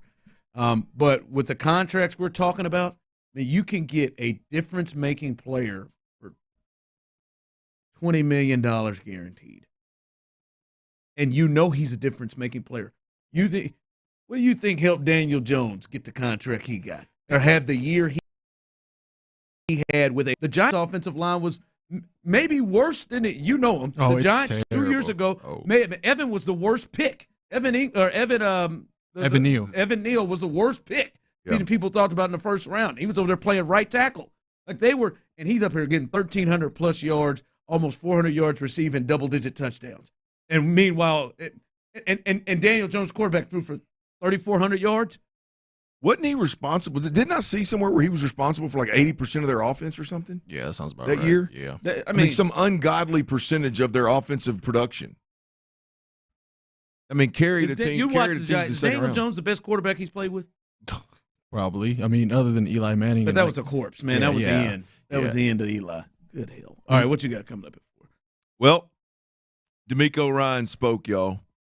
I'm thankful for something on this Tuesday. I'm thankful for DeMeco Ryans. I got 3 pieces of audio that we gotta be thankful for.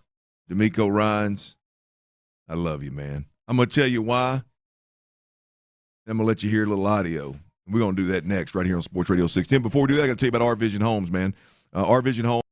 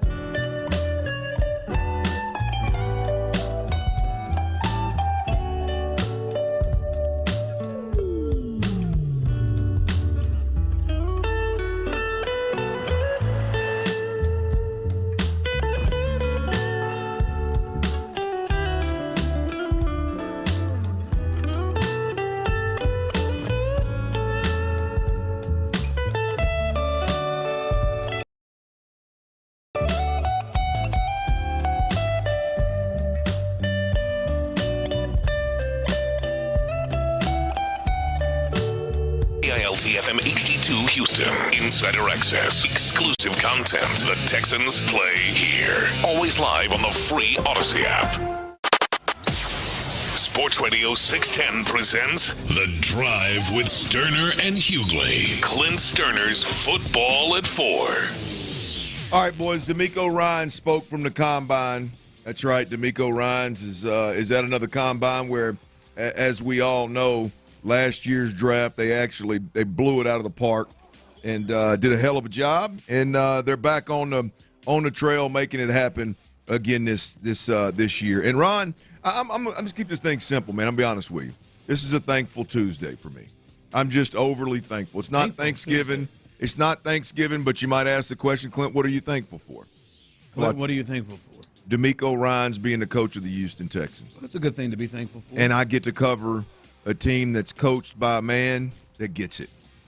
I get to watch a team every Sunday and talk about them for 3 hours after the game with my good friend Sean Pendergast, with a team, for a team that's got a head coach that freaking gets it. And I'm thankful for it, man. He's a defensive-minded head coach. I'm not always the biggest fan of defensive-minded head coaches. You did not want one. And I'm going to tell you the reasons that I'm not defensive-minded head coaches are specifically why I am in love with DeMeco Ryans. I'll start with this, ladies and gentlemen. DeMeco Ryans, he spoke today about the group of individuals that he surrounded C.J. Stroud with. And I'm going to be honest with you. Defensive-minded head coaches, they don't all know how to handle a damn quarterback. Hell, there's some offensive-minded head coaches out there that don't know how to handle a quarterback.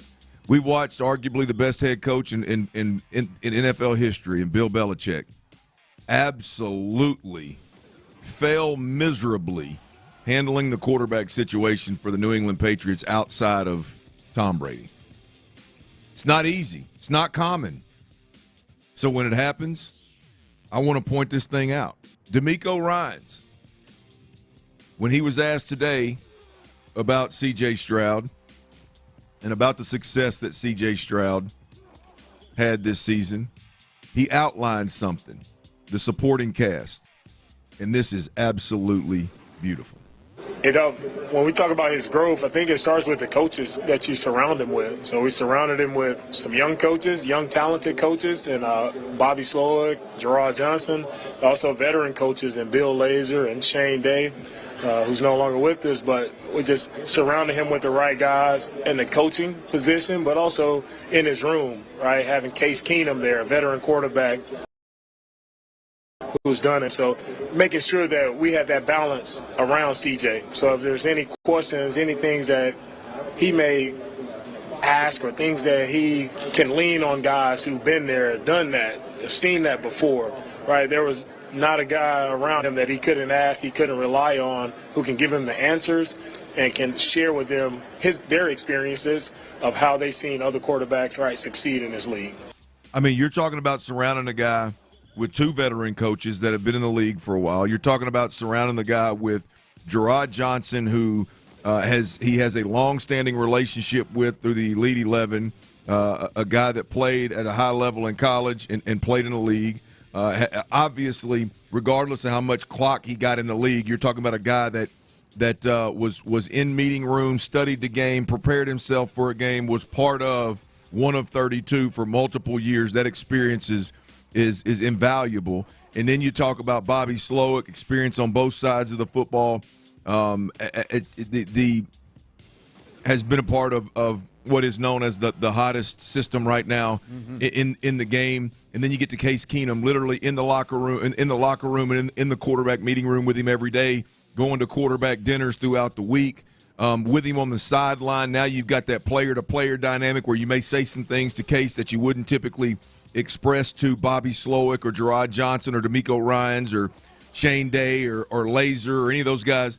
The way they insulated, if you will, and provided resources for C.J. Stroud is exactly what I was afraid wouldn't happen when you hire a defensive-minded head coach. And DeMeco Ryans said, well, hold on one second. Give me a year. Watch what I do. And this is – I had never thought about it. We've had different conversations about the value of Case and about the value of Gerard and Bobby. But, boy, when you hear the head coach just matter-of-factly lay out the supporting cast that you gave for this kid after he had the level of success that he had, that was a tremendous job by all involved. And they nailed every last one of them, Yep. which is wild. And you look at it, Bobby Slowick, they've had a ton of guys come out of that crew. And we've talked about it with CJ, the best start to a career, arguably from a rookie quarterback. Man, Bobby Slowick might have the best start to a career as a play caller. Yeah. Like to come into the situation that he came into and the constant issues that he ran into. Mm-hmm. I mean, he had a game where he had to win a road game with Case Keenum as his quarterback. Yeah. He had a game where Laramie Tunsil, Titus Howard, like guys, his best linemen not playing against the Steelers and those pass rushers. So, I mean, and there were plenty of games where he just cooked up, just masterpiece, where you looked at it and said, well, this game is about more than scheme than it is about players. And so how well they hit on every last one of those. Yeah, I mean, it's just providing resources, man. I think if we looked around the league, we'd be shocked. Again, we can go right back to New England if you want to talk about not providing support for a quarterback. I mean, you've got a former defensive coordinator calling plays and a former special teams coach coordinator as your quarterback's coach. I mean, what an absolute mess it is in New England. So there's two ends of the spectrum, right? I mean, I think you'd be hard-pressed to find a better, more resourceful, more supportive situation for a quarterback than what went on in Houston.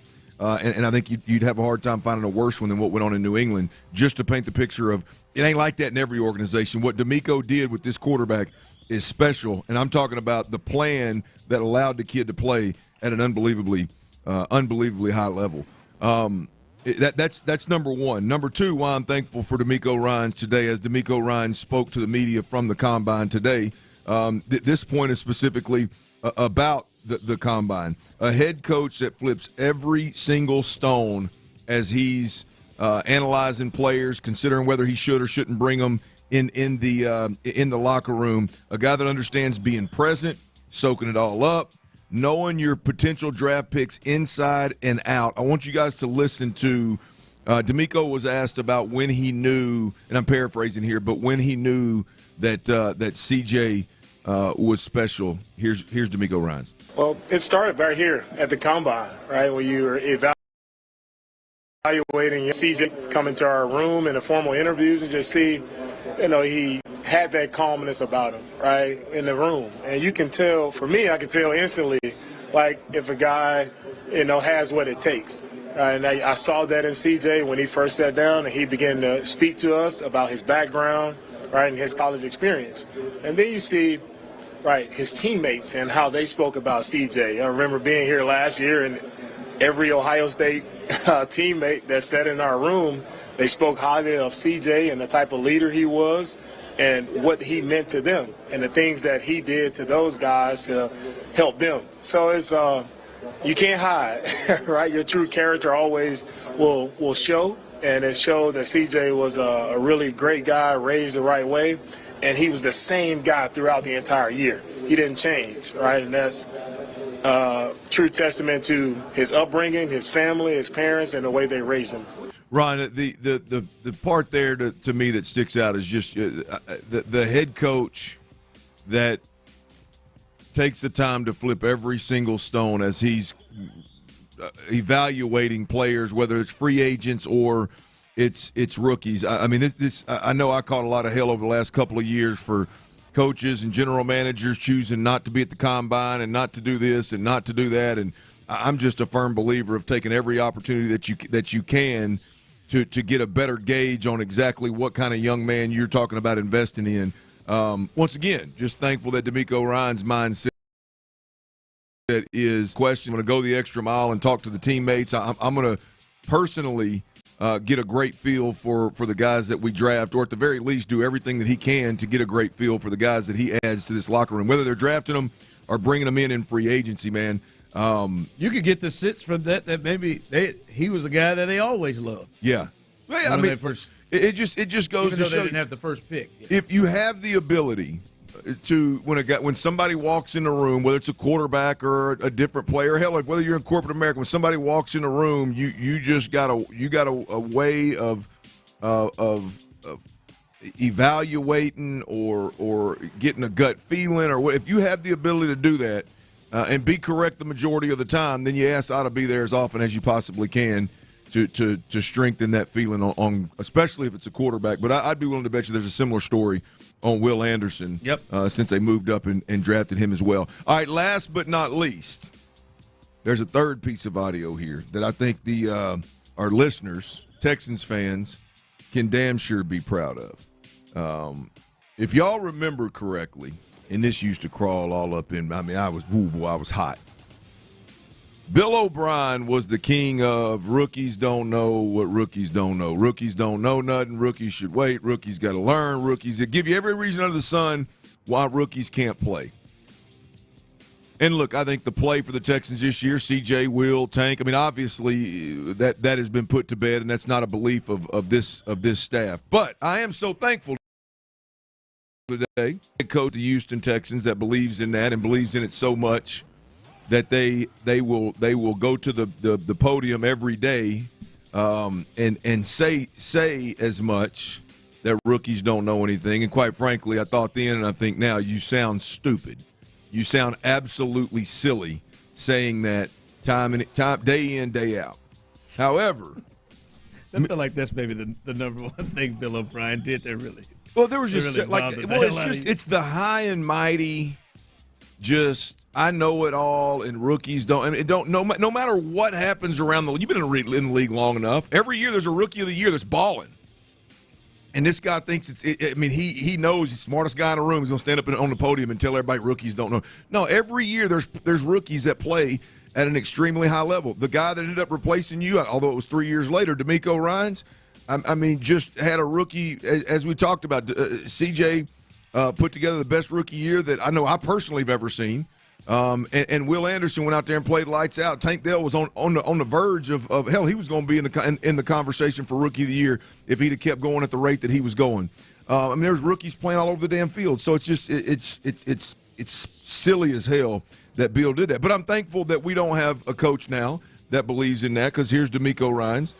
He was asked about if there's a preference for a rookie or a veteran at a certain position, which I'm assuming we're talking quarterback, center, one of the more like middle linebacker.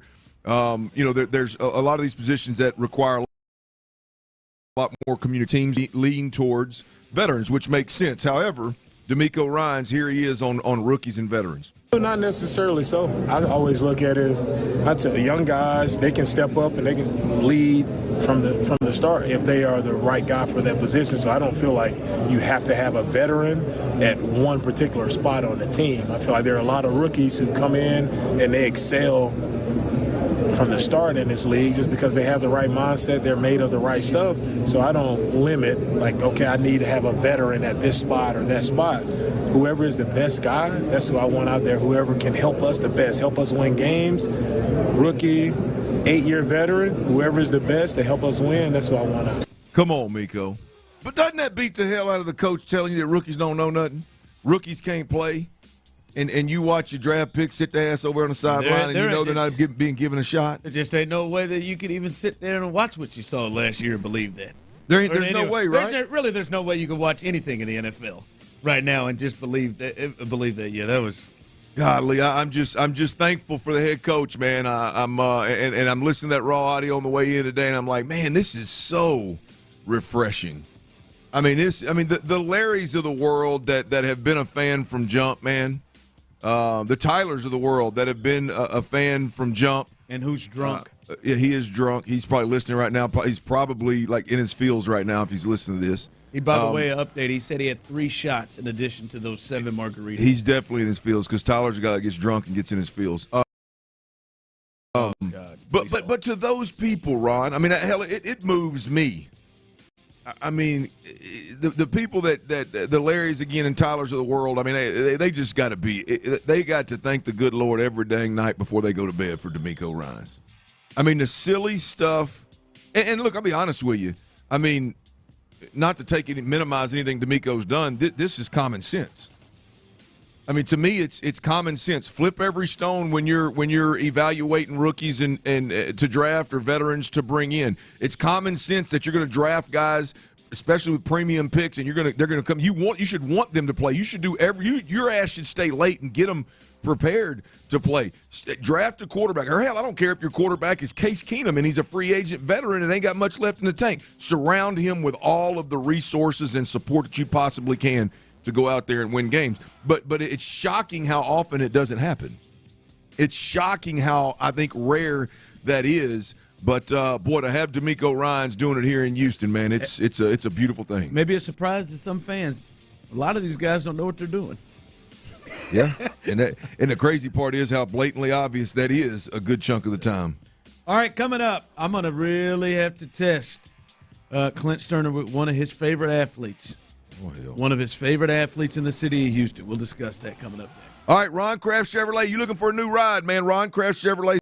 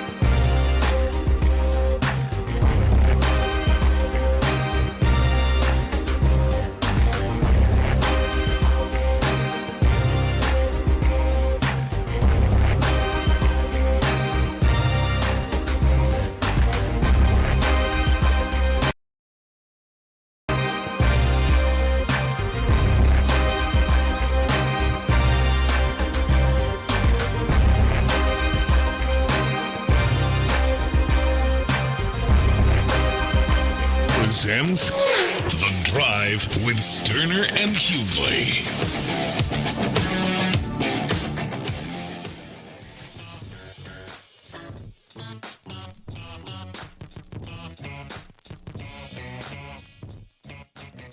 All right, welcome back into The Drive. As we get rolling through here, I'm going to tell you what, boy, man, that today may have been the worst with Red today. What happened? Cardio day on Tuesday. Boy, he drugged me. He really drugged me. I mean, whew. I can remember it right now. 4 laps around the building. Then he hit me with he got this new mat that's 71 feet down the length of the damn gym. Had me on that sled, the old school sled. A couple of 25s on there. Yeah. Down and backs. 3 of them. Are you pushing and pulling, or are you pushing and turning and pushing? Pushing, turning and pushing. And then jog lap down and back. That's 1. He hit you with the back pedal yet with it? No, not yet. Red, give it to him. Then he hit me. Then what got me was following right after that. Red's not real big into the brakes. You got 35. Never met a trainer worth the damn it was. 35.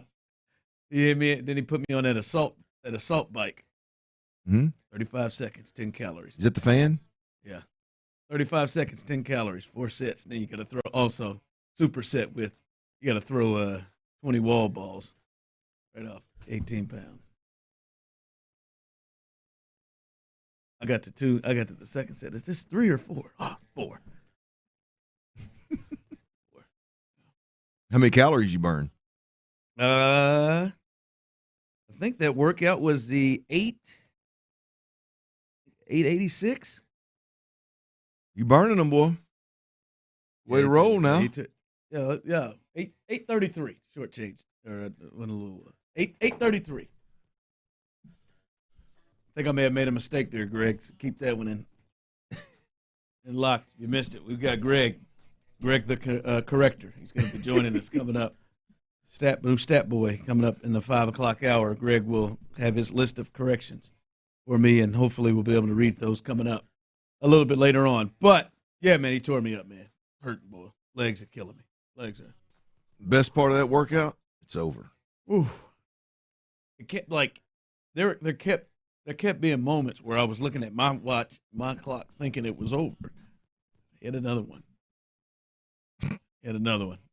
I thought it was really over when he hit me. He had the little square deal where I had to, basically run, jump in and out for 10 seconds, and then sprint down and back that same 70, 71. I thought it was over then. I looked at my watch. My watch said 10:55.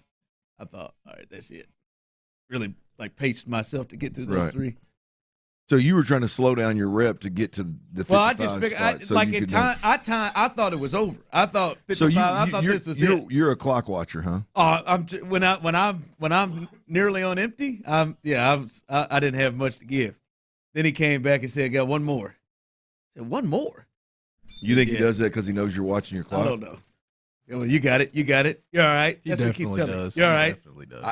I could see Ron checking that clock after everyone, real animated too, so Red can see it. Like, hey, I don't want to say it, but Red, have you looked at the clock? Then he had me with the last one was 3 sets, the weights, each leg, 10 of them.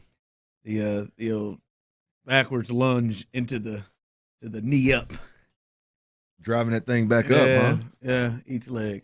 I thought I was gonna pass out. How you feel about it, man? You've been at it a while now. Sure feel good, but today was rough. You gonna be sore, you think? Oh, I'm sore now. You got to be 2 months into this, 3 months into this thing, right? It's struggle. That was the worst today. You'll feel it tomorrow. The third set on that assault bike, my thighs. Oh, woo! Yeah, that was a fight, man. You know what I did on mine today? What? My Peloton with Kindle. What'd you get with Kindle? Would you? Well, up at the Peloton, I was in pretty good shape because I've got my 30 minutes. Oh yeah, you should be trying to go with Booger. Yeah, well, I was trying to catch Booger, and it was like it never happened to be. I never got close, but not yet. Like my 30-minute personal record. You know how you get a Peloton. Up there, yeah. So like in the leaderboard, you can chase other people, or you can chase like your personal record. So it's constantly ticking away, and it's constantly right there for you to look at. Well, today I've been getting back into it. Today I said I'm going to stay within. Started out, I said I'm going to stay within 25 of my personal record. That 25 quickly went to 50. That 50 went to 75.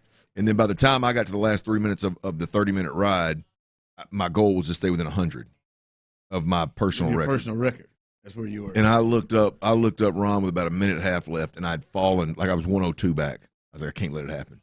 So I started I was pedaling so hard my head was shaking. And I made it. 99. You made it? There you go. 99, man. It's a little disheartening sometimes when I see how many people start to pass me. When you start to slow down, they just buzz past you? Well, not even slow down. I'm just trying to keep I'm going. I'm giving everything I got. Right. And then I look up and it shows like the leaderboard, and I'm just getting lapped. I get lapped. I at some point I got disheartened. I had to go and turn it off. You turn it off. There's nothing wrong with that. But the thing about thing about the Peloton, like my one complaint as it pertains to that, if you're competitive and you do watch that, is there's no way your board is following what the instructor's saying. Like, because there's no way. Yeah, no. Because they're flying through it, yeah. They're giving you a cadence.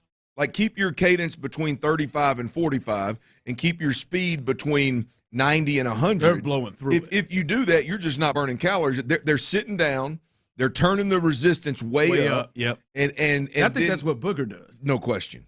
No question. It's what they're doing. But that's the way you start running them calories through the roof, or at least on the machine you do. And that's my one complaint is, like, if you follow the rules essentially to what they're giving you, you ain't climbing that damn board like some of them people are. No. I'm sitting there. I'll be sitting there. I'm like, damn, man, 6 people just passed me in the last 15 seconds. Well, no, you're at a dead stop. I'm not at a dead stop. You can't just stop. I'm not at a dead stop. These people are going. These moms, man, that's what it is. These moms, they are just hitting it, boy. Yeah. I'm like, damn. The good thing, one thing I like is if you get on a certain time of day. I'm big on the high intensity. My man Matt, the high, the power hit stuff. No, it's the not. It's like it is the turning the resistance way up. It's like power drive or whatever it's called. Right. But, my man Matt, he be on there a lot.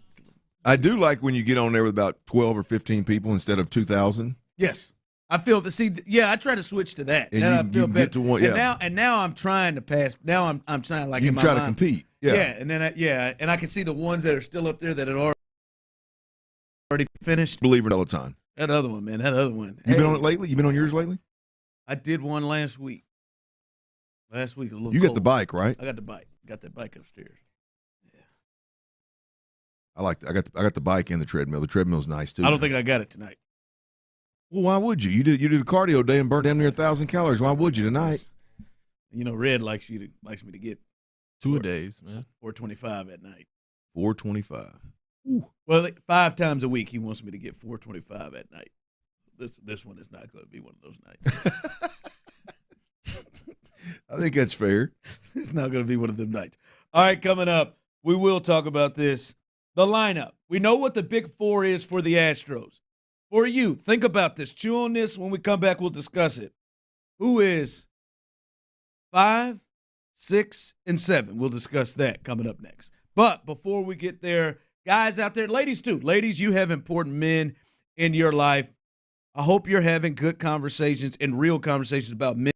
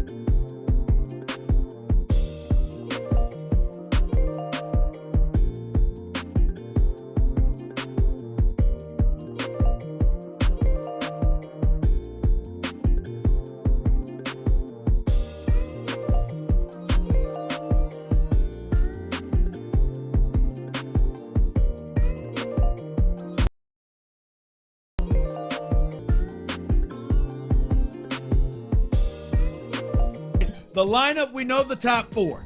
It looks like, or at least what manager Joe Espada believes that he would like to see the top four be. We understand it. We've said it. We saw it today, actually, in their spring training game in which they got demolished 10-3 by the Nationals.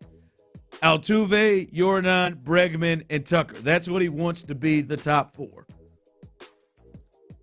Who's 5, 6, and 7? Right. If Jake is in the center, is in center field, he's going to bat ninth. And that's nothing against Jake. I just think it just adds up that Jake would be batting dead last as the worst hitter. And then you would think it's Pena, based off of what we've seen. He would bat eighth. Now you're in the 5, 6, and 7. And it's very, very important because you're probably going to have these three guys, especially 5 and 6, come up to the plate a lot of the times with guys on base that you need them to drive in. You'll probably see pitchers pitch around the likes of Jordan, Bregman, or Tucker to try to get to those guys as spots where they think they can get outs in easier than those guys, which makes sense. Who is 5, 6, and 7?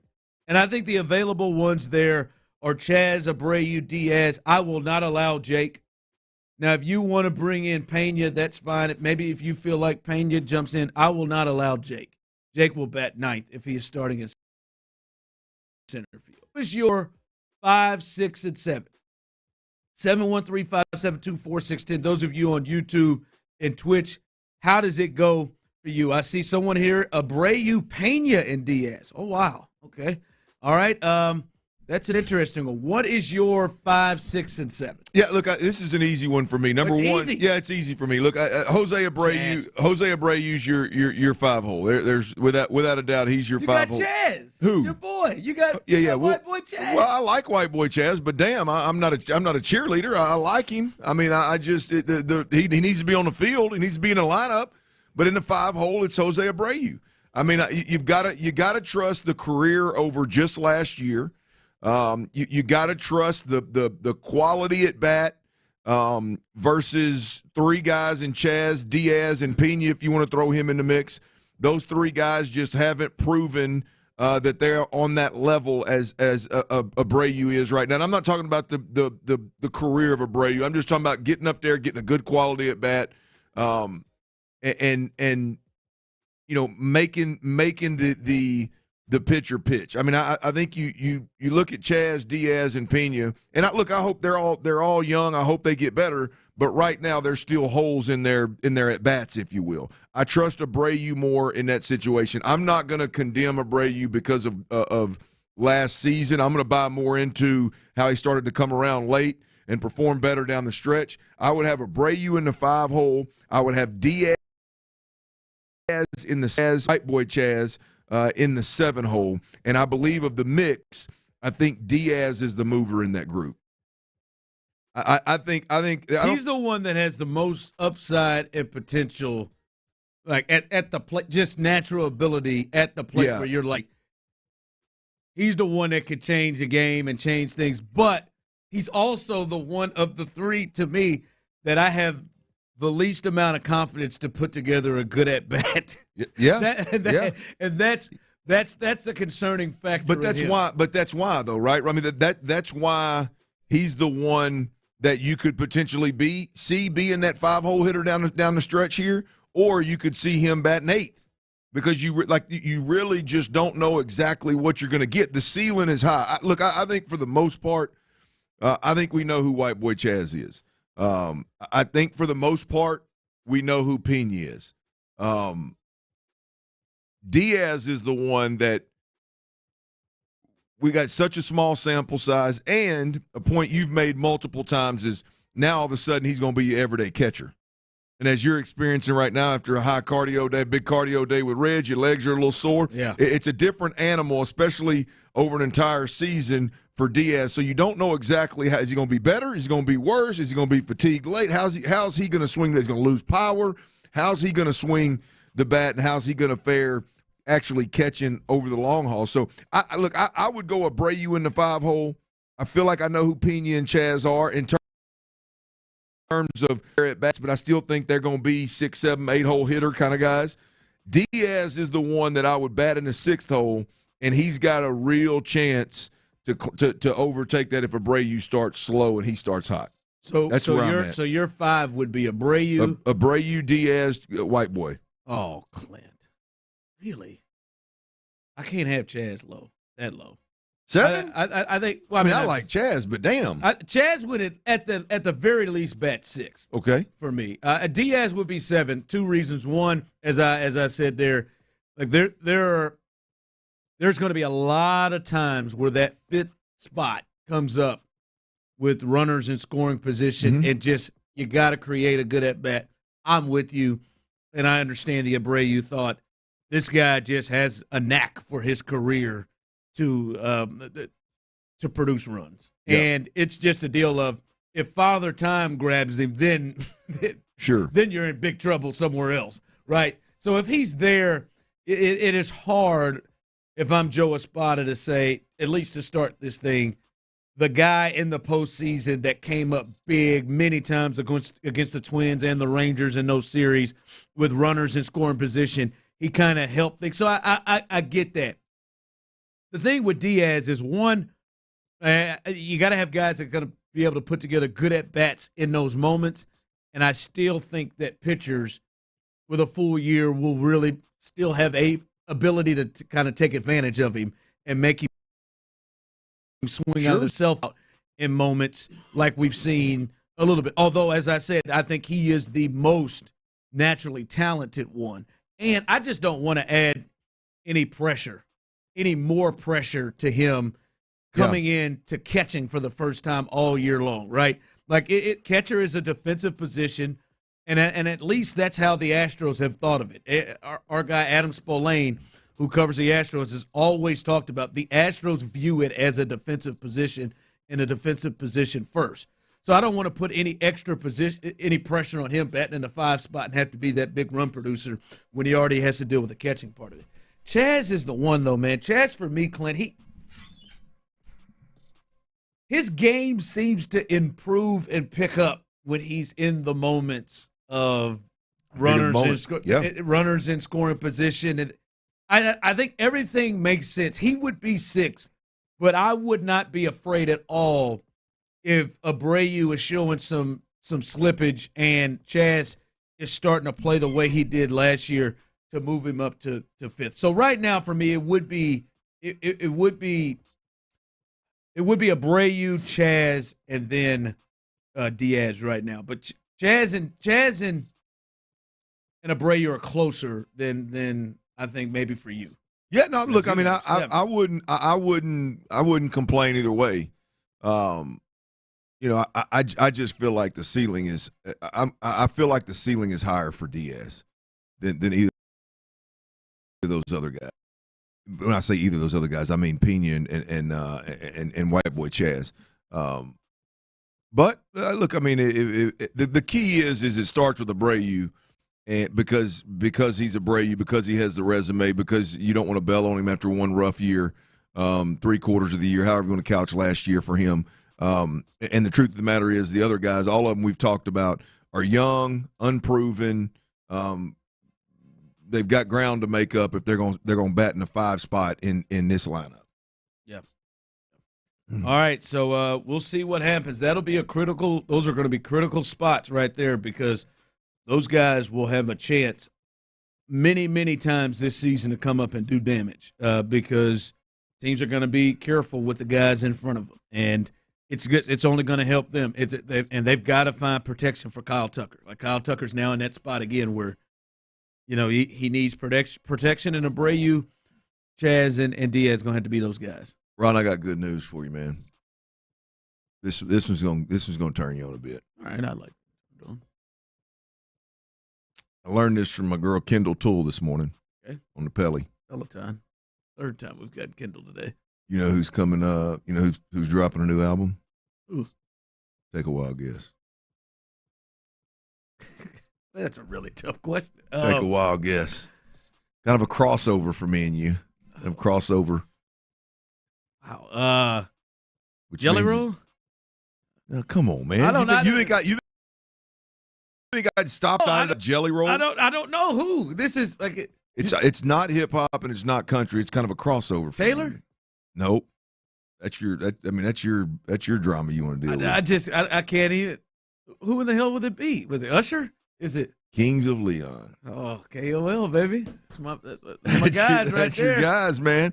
Kings of Leon. Hopefully coming he's gotten clean. May the 10th, 2024. So we're right around the corner, man. Oh, I'm on that. Couple months, Kings of Leon coming. I'm all over that, man. You think they'll drop a single before they drop the whole album? Hopefully, yeah. Have they dropped a single that I'm missing? To look it up. I'm about to check it out. Can we please have fun? Is the name of it? Really? That's a single? They've dropped a single. They've dropped a single called Mustang. I've not heard it. On that. I did not. I got good. I'm very disappointed in myself that I was not aware of that. Another reason why Kendall is the best. They got a tour coming up. I mean, I'm telling you, bro. That's when I heard that, I about jumped off that damn Pelly and went to looking at it on iTunes or Apple Music, whatever I use. Apple Music. Hopefully the boys are clean. Is there a different? Hopefully Caleb's clean. We lost. We lost the second half of a tour because. Yeah, I think that's why it's a big deal they're back, man. Caleb got so damn drunk, just couldn't keep going. Time to shut it down. Who else did that? One of my it's Turnpike Troubadours. They had in theirs. Yeah, I don't know exactly where they were in a tour, but they had to. Lead singer had some demons he had to go away a bit to deal with. So sometimes the road will get you. Yeah, it's got me. We got a lot up there. All right, coming up. You may not be able to see KOL coming up, but you'll have a chance as soon as we get back. We're going to kick 5 o'clock fire off with a bang and your chance to win a pair of tickets, the final ones of the day, to see Lainey Wilson Saturday, March 9th at the Houston Rodeo. So coming up as soon as we get back, we are kicking off 5 o'clock fire with giveaway for Lainey Wilson. Make sure you're listening. Your chance to win coming up next right here live on The Drive. Payne and Pendergast.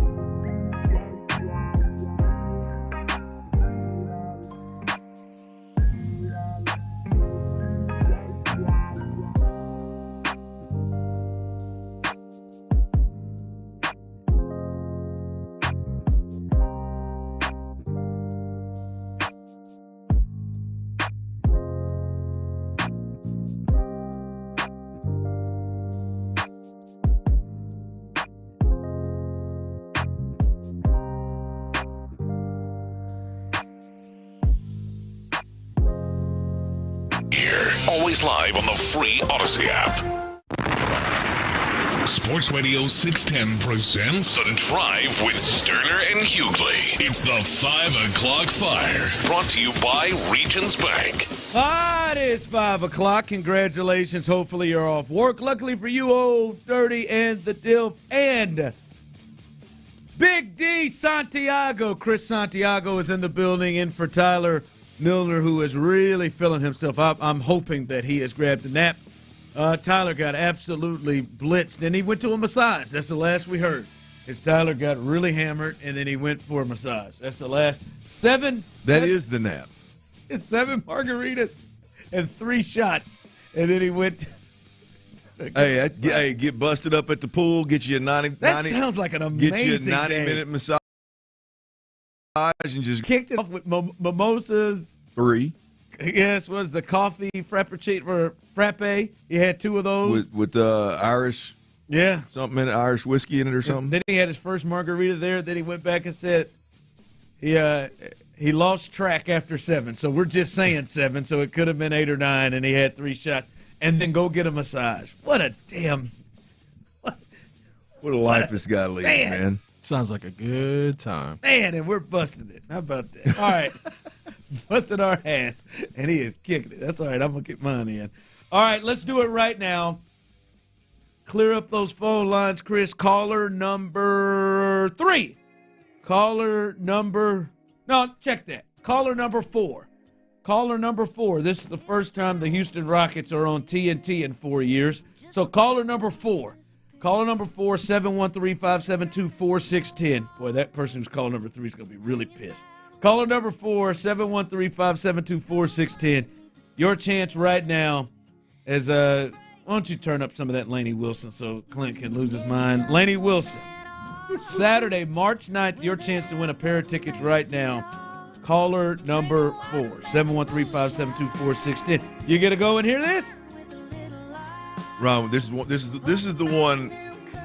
The minute she starts it, I think the place is going to go berserk. But just because it's such a quiet, almost an acoustic start, where there's just as soon as she starts it, and then people are going to go berserk. You go there, right? Oh yeah, I'm gonna be knee deep. Yes, there indeed. There you go. I'm trying to see if I can get down on that dirt. Oh, you trying to get down? I'm trying to get down on that dirt. Yeah. Got to talk to Nick. I can talk to Russo. George. You might get George. You some connections.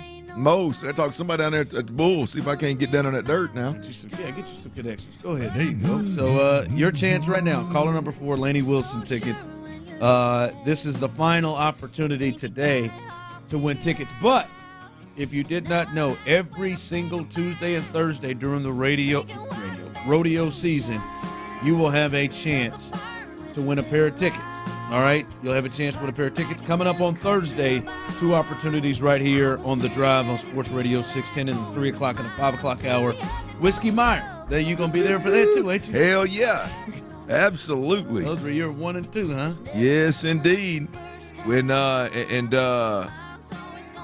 number 3 is Eric Church. You going to that? He's closing it out. That's my 3 right there. Hey, Whiskey Myers. Woo! That one right there is going to be on fire now. He's closing it out. So there it is. So caller number 4. There is a really good chance, Ron. There's a really good chance I'm going to 2-step my bride in the suite on this one. She good? She's hell. Lauren? I just hadn't seen her. You talking about Lauren? I hadn't seen y'all in action. Well, first of all, just in action in general, she shocked the hell out of everybody at the wedding. At the after party. It got pretty wild at the after party, and I said, really? In front of your dad? I mean, 99% of the people here don't know you can move like that, and then your dad's sitting over there. What are you doing? So that, but when it comes back to the point of of this old 2-stepping right here, oh yeah, cut it down.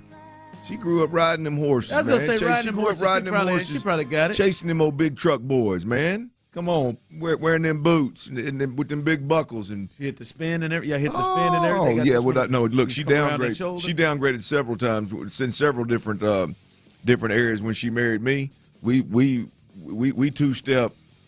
We keep it real simple. Real simple. Real That's smart. I'm simple. with you. But we just come in here tight. Let's slide these That's boots. when you start to make Stay mistakes. on. You try to get outside. Try to do too much. Yeah. Try to do too much. If we're gonna try to do too much, we need to go practice somewhere. Sometimes I do that. If we're just gonna show up and scoot some boots around a little bit, we need to stick with this old Texas two-step, and may hit you a couple spins here or there. Other than that, we're gonna keep it nice and easy. Yeah. But I may, because I get in my feels when I hear Laney go. I get it. It tends to get you to maybe step outside yourself. I can't help but smile. I straight up, I can't help but smile. Clear right now, we're seeing it. Yeah. I can't help. I can't that's it. If I'm smiling right now, but if I were at the rodeo, like I'd squeeze my lady a little closer. Okay. No, I'm not. Yeah. That's it right there. Come on. When he said I squeeze, I know where we were going. Talk to him, Laney. I didn't know where we were going. From the text line, Laney Wilson got them cakes. Thanks. Thanks. Well, that's when she really went viral. By the way, I don't know if like what was more instrumental in her career, one of her songs, maybe one of the mixes that she had with Hardy or Jelly Roll, or if it were a video that went viral about her butt. Yeah, I don't know. I don't know about that one. You ain't seen that? I ain't seen that one. Yeah, she's shapely gal now. And wears tights that turn into bell bottoms every night. Now that may be a result of the back end going viral. She was performing, and somebody like real close to the stage from a side angle was videoing and posted the video.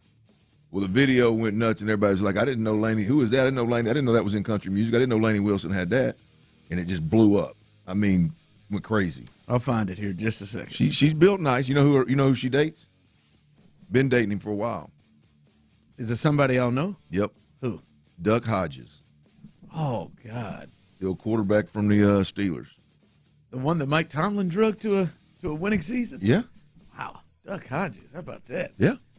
Duck did well for himself. Trust me. For him. From a guy that paved the path for Duck Hodges. Yeah, that paved the path. And I ain't talking about with Laney. I'm talking about with them Steelers. All right. DeMeco Ryans, he spoke.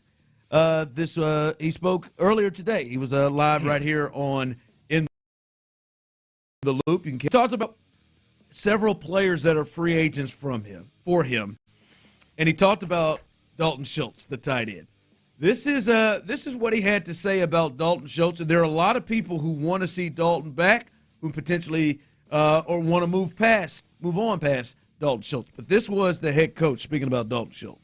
Yeah, Dalton did a really nice job for us in the passing game. When those 2-minute drives where we were able to win a few games, Dalton really showed up. In a situational football, third down, he showed up making big catches for us. So we'll see what happens with Dalton in free agency, but I'm very, very proud of what he did for us last year.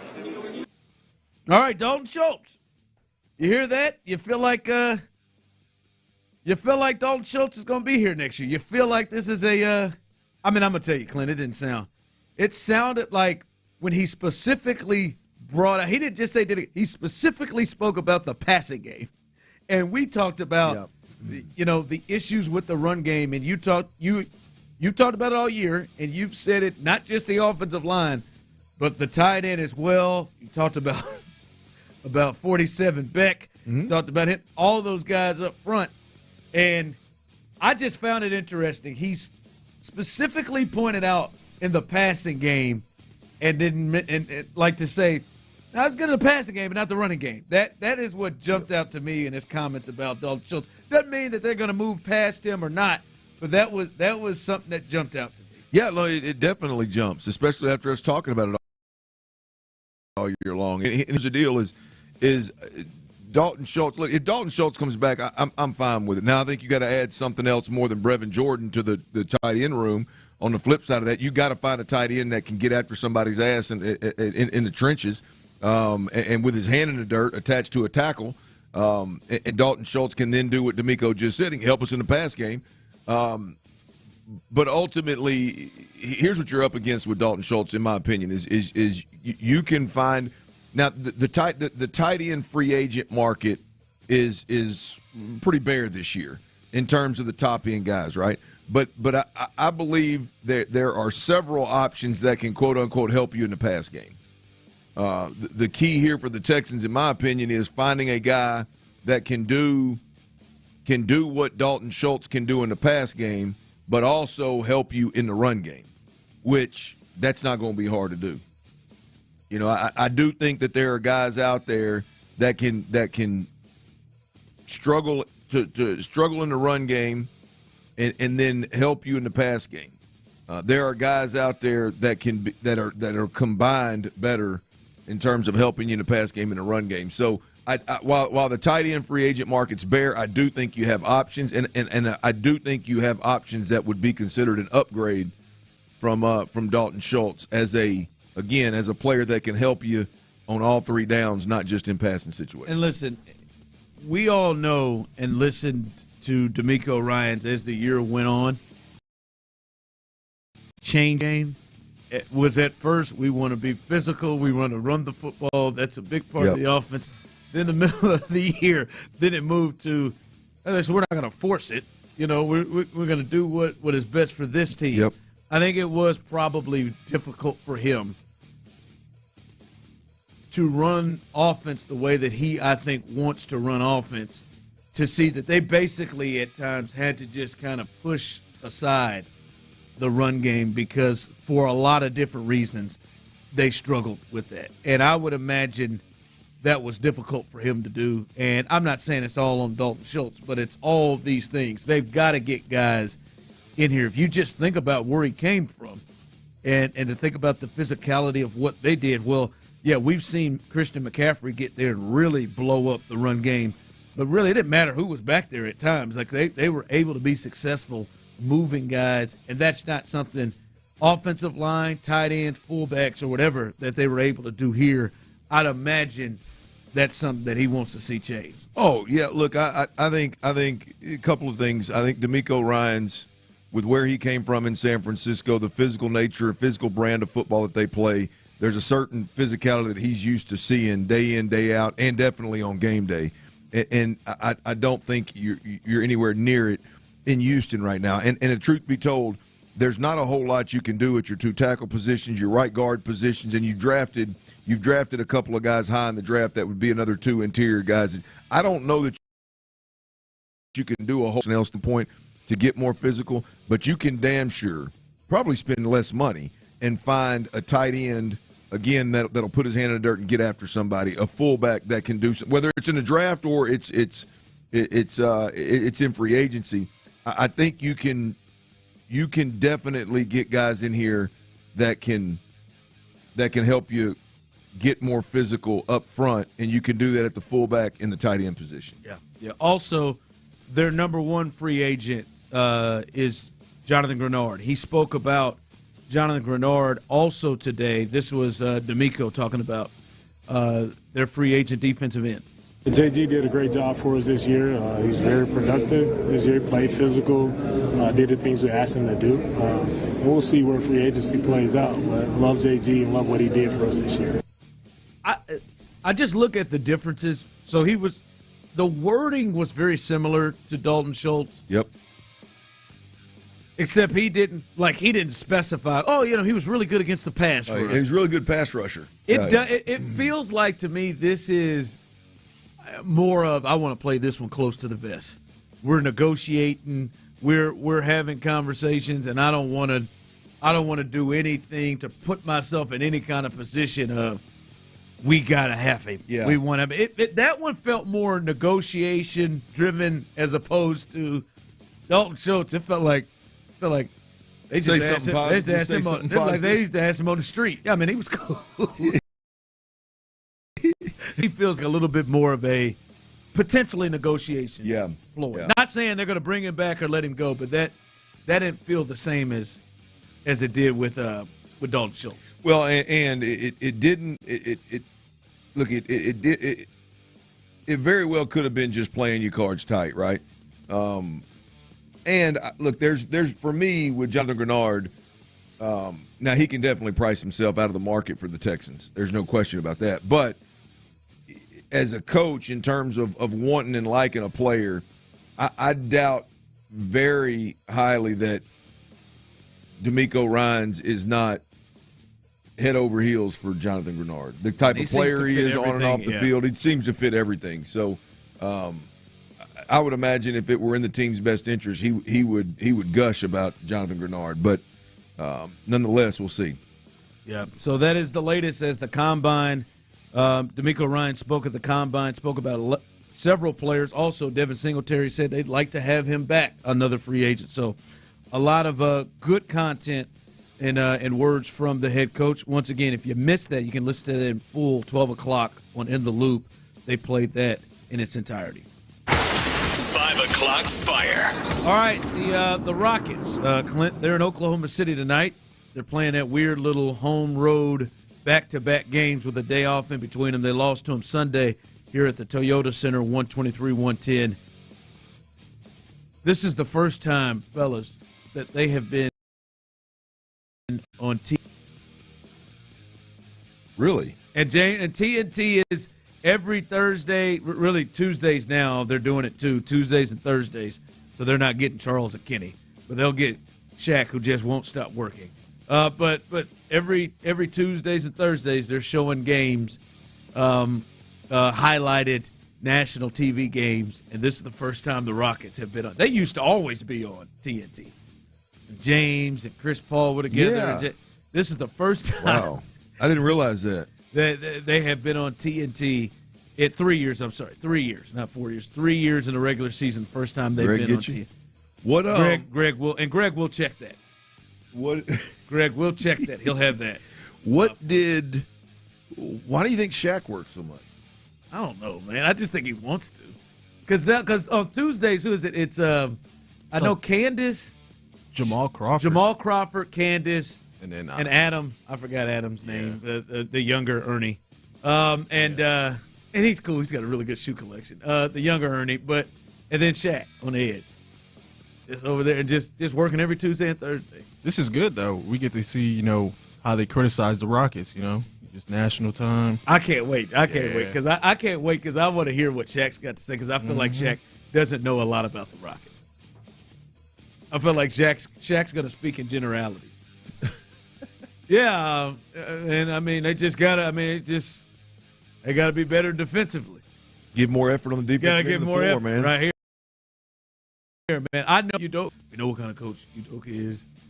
We watched him in Boston, and they were a really good team. They got a good coach. These young dudes just got to play for him. That's all right. I like the shaking dude. I like some of these dudes. The shaking dude. But yeah, man, it's just sad. This used to be one of the really good. Like he's gonna speak it like Candace may give you something. Candace may have something on him. Candace may. The rest of the jokers. The good thing is they're gonna be talking about OKC. Once they at half and post game they won't. He should be able to evaluate what the hell's going on at that point in time. That's always a savior. Once it's getting to live action. Once the action starts, I can roll now. But getting there sometimes, boy, if I don't know what the hell I'm talking about, it could be tough. It could be tough. Last week, Charles just took off, and Vince Carter was there. Well, Kenny didn't have a shot. He tried to. I don't know if you know the little bit they do, where Kenny does Kenny's pictures and he turns and runs to the. Yeah. And they try to race him and beat him there. Yeah, Vince Carter. He turned and Vince clearly had planned on running. And Kenny's bow-legged ass, he just said he didn't try. Kenny's got to be on the verge of knee replacement. Oh right? my God, knee and hips, man. Kenny is and he could always them suits always could just be just a half a size bigger. Just a half a size. Kenny's hanging on, man. He's hanging, baby. He's hanging. But Rockets on TNT tonight. All right. I think it's time out a point and a reason of why we are so big on this guy being the top person the Texans bring in for us when it comes to this offensive free agency. We'll discuss that next. All right, this is a time of year, man, where we need to be out.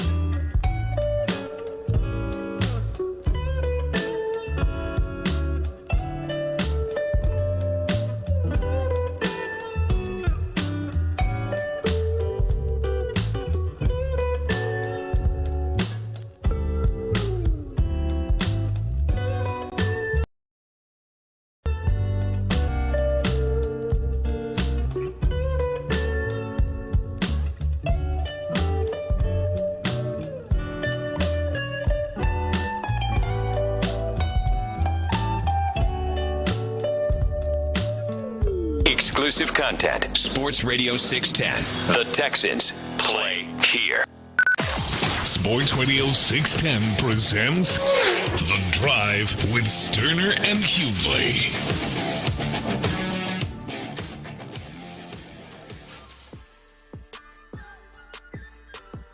All right.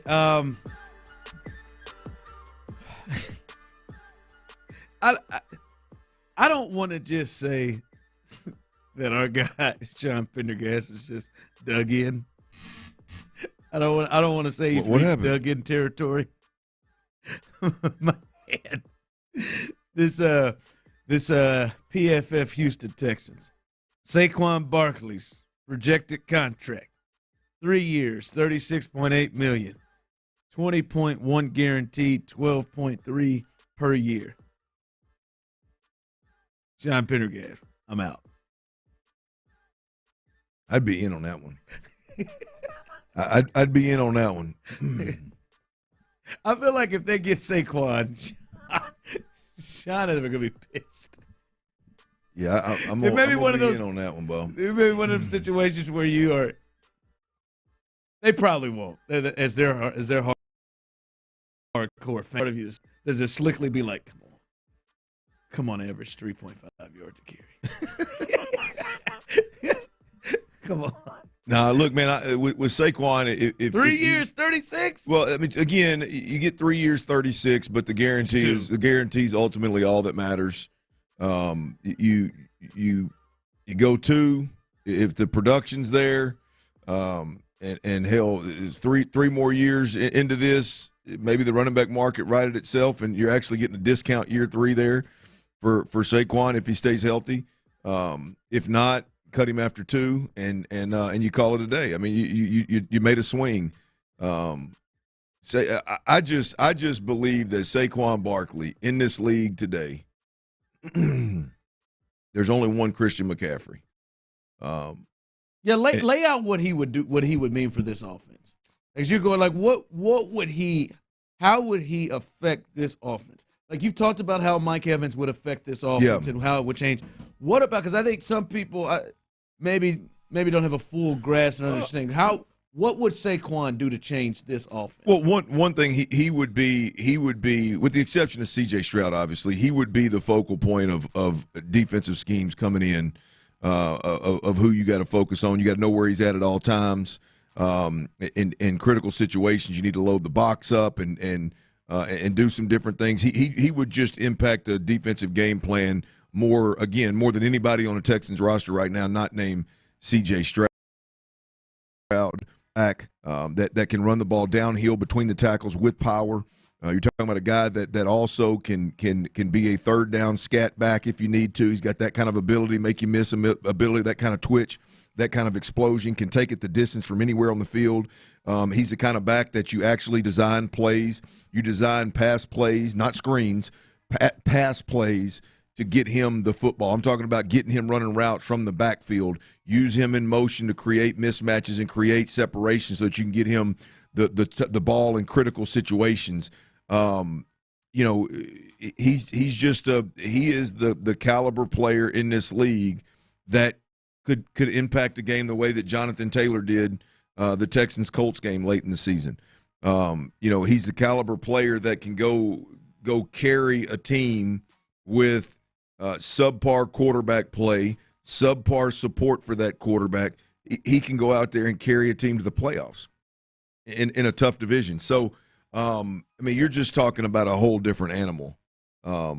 He's a guy that can make your offensive line significantly better and not necessarily need the push and the creases that other backs need in order to consistently threaten on the ground. He's just an absolute game changer. Yeah, I think you tell me if you and $12 million a year. Even if it's 12,000, you got to be on $10 to $12 million a year. I mean, you're paying Laramie Tunsil 20 plus. What is he? 25? He's at 25. Cap. You're paying that's $6 million less per year than you're paying Titus Howard. I mean, that's $1 million more than you're paying Shaq Mason. He's going to get more. He would get less than Malik Collins. I mean, we're not talking about the Mike Evans deal. I would do Mike Evans, and I'd probably even spend a little bit more on Mike Evans in terms of what the conversations are around what he's going to take per year to get him. But I can understand where somebody says, "Nah, I'm out on that." Okay, that can't. If that don't work out, that could cripple you for a year. I get that. I'd still take the gamble. I'd still roll the dice, but I get that. I mean, $10 or $12 million a year for a guy that's that is going to immediately be the best player on your offense. That's going to immediately be the focal point of defensive game plans. It's for me. It's such a low price that I don't know how you don't. It's a low price for a person that is a difference maker and will dictate and will be able to help dictate what defenses do. It is wild. Yeah. To me that there is even the injury thing I can understand. Sure. The injury thing, if that makes you uncomfortable, man, at $12 million. I mean, the guarantee is $20 million. Yeah. The guarantee for the life of his contract is less than Laramie Tunsil's cap hit. The guarantee that Tunsil's $25 million next year over of what you have for 3 years. Well, Ryan, we're just the way this guy impacts the game is. I mean, it makes the quarterback's job significantly easier in terms of giving him clearer pictures and truer reads pre-snap. It makes the offensive coordinator's job easier in terms of being able to predict what the defense is going to be in. It's and you're doing it all. Hell, I mean, the guarantee at $20 million is only it's only $2 more million than you're paying Titus Howard. We don't need to bring Laramie Tunsil into the conversation. I mean, it's $2 million more than you're going to pay Laramie Tunsil. I mean, Titus Howard. A year. Yeah, so I mean, it's relatively inexpensive for the load that this dude could carry. We have a delusional person texting in. Clearly, this cat here talk about immediately the best player on your offense. Clint's without a hitting doubt. The pipe. Are you kidding me? Clint, you sound ignorant for stating he's a game changer. What are you talking about? Who you got? Tank? You got you're a road. That's what you're rolling. It's got to be CJ. Obviously, we're talking about weapon. He would easily be the best weapon on this team. Are you kidding me? Listen, Saquon. I'll even give you the cap. When healthy, Saquon drug the Giants. I'll say this. I'm not going to disrespect Seth paid to him the other day saying they got lucky beating the Vikings in a playoff game. Hold on. They went on the road and he helped drag that team that whole year, and him being a factor helped give Daniel Jones the season that he had and everything else with a poor offensive line around him. Yes, and then they go in. He scores 2 touchdowns in that game against the Vikings. It is affecting the game, running and catching. Out of here with that. Are you kidding me? Hitting a pipe. The hell are you? What? He will completely. He would, if he was on this team, he would put defensive coordinators in a conundrum of, oh God, do we finally have to not? Does he finally not get to see 9 in the box like he has for the last whatever many years with the Giants? Well, we damn sure can't put 9 in the box with CJ out here, so we can't do that. So he's going to see lighter boxes than he's ever seen. And then if he starts killing, well, God, what do we do? This is a dude that can beat you from so many different ways on the field: a handoff, a toss, a screen, a wheel route, a route for $12 million. Yeah. Look, I mean, if certain people don't believe that he can stay healthy, if they believe Father Time is taking over for whatever that looks like for you, okay. I mean, I'm not going to argue with you about that. I believe that the closest back in the league right now that's available for damn sure. The closest back to Christian McCaffrey in terms of being able to impact the game in the run and the pass, to play a huge percentage of snaps, and to consistently apply pressure to a defense. I believe that is Saquon Barkley. I'm completely with you. It makes sense. I mean, you go look at Christian's numbers. Remember what they were saying about Christian before he got to the Giants. I mean, to the 49ers. Sorry, Greg. Before he got to the 49ers, he wasn't looking like himself either. I'll just say this, man. If you've seen enough from Saquon Barkley not to believe he's the best, he would be the best weapon on this team, then you sure as hell hadn't seen enough of Nico and Tank to believe that. If you've seen enough, because he's been more productive than those cats coming up. He's shown more than those cats coming up tomorrow. We hear from the GM. You think the GM will make you feel any better about the Texans being aggressive when it comes to the offseason? Nicky Vest in the building. I see you, baby. Before we get to discussing Nick, I got to tell you about Mo Karam Law Firm, man.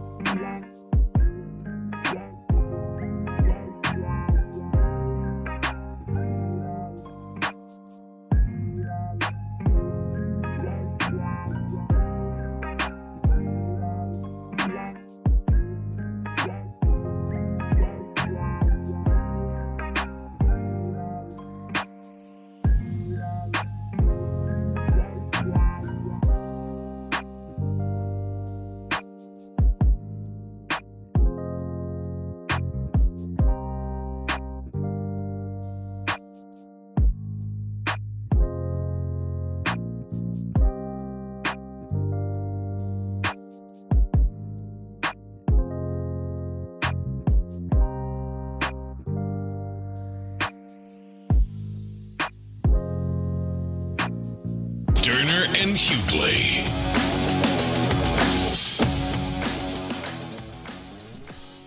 All right, I did want to say this. Unfortunately, got some bad news. Greg, the corrector, has decided to drop out. He does not want to take on the role of the corrector, the daily corrector.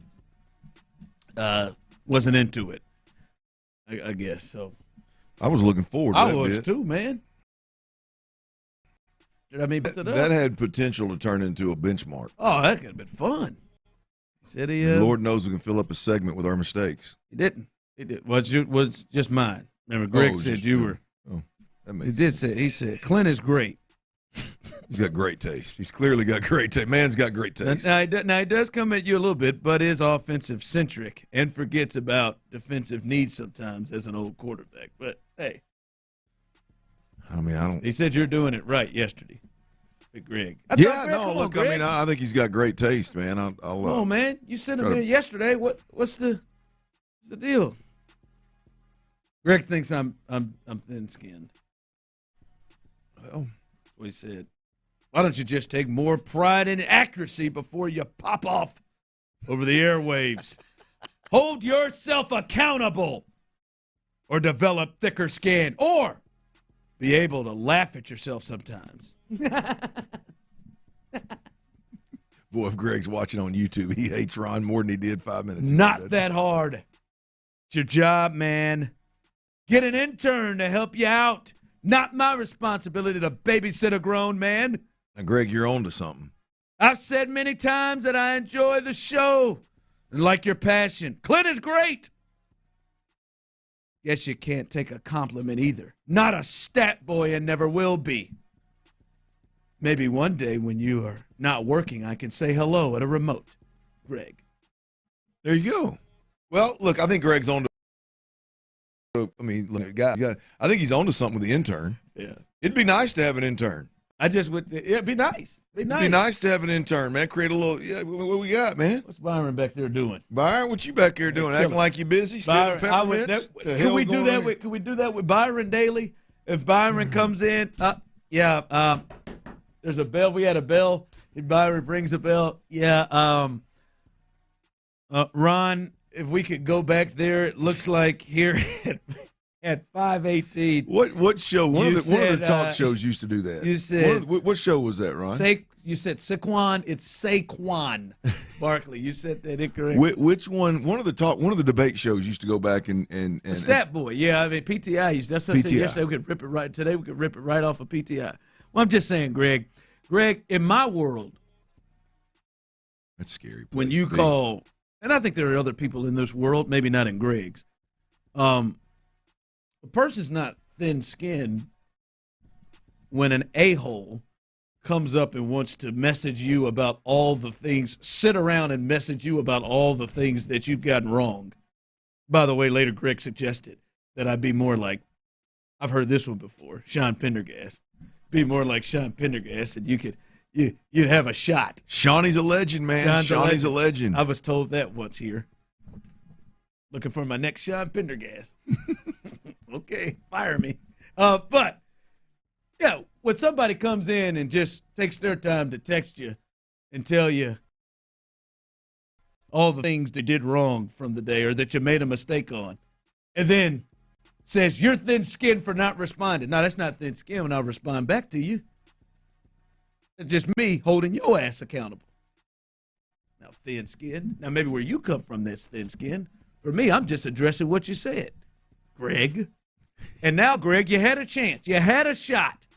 People were about it. But I do like the intern gimmick. I like that. I mean, an intern could be critical for the drive, man. To step in. I mean, in show, we could do some content creation out of show. Like Greg, I think I really read Greg. Greg, I think he really feels like, hey, man, I think I'm gonna do this. Let me load this one up. Made a mistake. I think one of them yesterday was JP France. He was on the ALDS roster. It was one of them yesterday. Yeah. What It's an important fact, Ron. Facts matter, man. Yeah, that's what he said, Greg. Facts matter. Take some accountability in yourself. Well, look, man. I mean, I don't know. People listen different, man. I mean, reality is if you're counting mistakes, and look, I got my fair share of them. You're right, man. You have a full-time gig between 2 and 6. I got to be more than Sean. He sends his messages to Sean, and they take a line, Sean. I'm not out. Let's say Saquon Barkley. Full circle right there. Well, here's the deal is, I thought you were genuinely trying to create a benchmark segment out of the deal. I thought it would have been fantastic. I thought it would have been hilarious if Greg texted every day about the mistakes that I made, and Lord knows I'll make them. Well, I'd laugh at yourself. Nobody laughs at themselves more than I do. Coming up behind us, Texans All Access in Area 45. Another couple of guys who tried to take me out. Area 45, Bajani and Creighton. And, Chris, don't think we won't address your part in this at some point this week. Great point. He's encouraged it a bit. Yawning, huh? He's yeah. You're grinning, you're in it. You ain't stop it, you didn't speak up. It's over. All right, real quick. I know we've talked about hoping that the Texans will be aggressive coming up. Yeah. Do you get the feel as tomorrow Nick Caserio will talk to the media? We haven't heard from Nick in a while. Nick, I think since he was on Payne and Pendergast, we'll hear from Nick at the Combine. You get the feel Nick's going to make you feel any better after listening to Nick? After he gets done with his 45 minutes, you think Nick will make you feel any better about the Texans being aggressive in the offseason? No. I don't think there's any chance. Nick plays his cards tight, man. He doesn't. He's not going.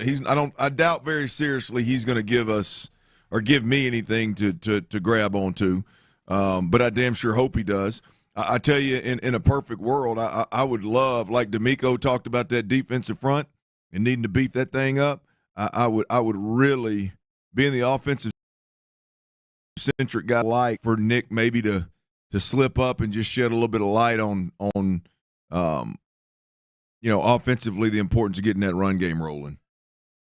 I'm going to tell you, man, there's a real concern for me, and maybe this is a segment for tomorrow, Ron, but there's just and I think this is real. There's a real concern as we talk about free agency, who you sign, who you don't sign, what you put an emphasis on, where you feel like you need to make priority to get better. It's going to be hard to look at, hey, man, we won 10 games, went to the second round of the playoffs, right? And not overvalue that. Yeah. Right? It's easy to go, hey, man, we won 10 games, won the division, went to the second round of the playoffs, man. We are really close. Kind of like they've been telling us with this run game. We are really close. We're one guy away. Well, last week you were one guy. It's a different guy this week. So now it's two guys that are keeping you from getting, it just goes on and on. It's going to be easy to sit around and say, man, you're up on this, you're on that Texans high horse of, man, we won X number of games, won the divisions, playoffs, blah, blah, blah. Man, we're kicking ass. We look really good. We like what we got. Man, I don't know how real that is. Yeah. I don't know how real it is that the Texans last year, I don't know how real it is that they win 10, win the division, go to the second round of the playoffs. I think they caught some teams at the right time. I think they played that weak ass schedule. That there's some. It is interesting to that because it wasn't all perfect. They had their fair share of injuries, and they had and your offensive coordinator was up for assistant coach of the year because of the adversity that he coached through. Your head coach, same thing on the defensive side of the football. There was a lot of overcoming and over-exceeding expectations last year, and man, it's the closer we get, the more concerned I get that we're going to look at this thing like we're a 10-win team and a second-round playoff team instead of hey, we got a lot of room to make up, man. We are a long way away from being able to compete with the top 4 to 6 teams in this league. I do hope the mindset is that's where we got to get to. is to compete with those teams. Like, we've got to make our roster look in a way that we feel like we can compete with those teams. I hope they don't feel like, well, like you're saying, we're really close and maybe there's just a small thing to add here. I hope they say, all right, we got to make our rosters look more, or at least be in more of a space to compete. Sure. In those big games. Yeah. I've got no feel that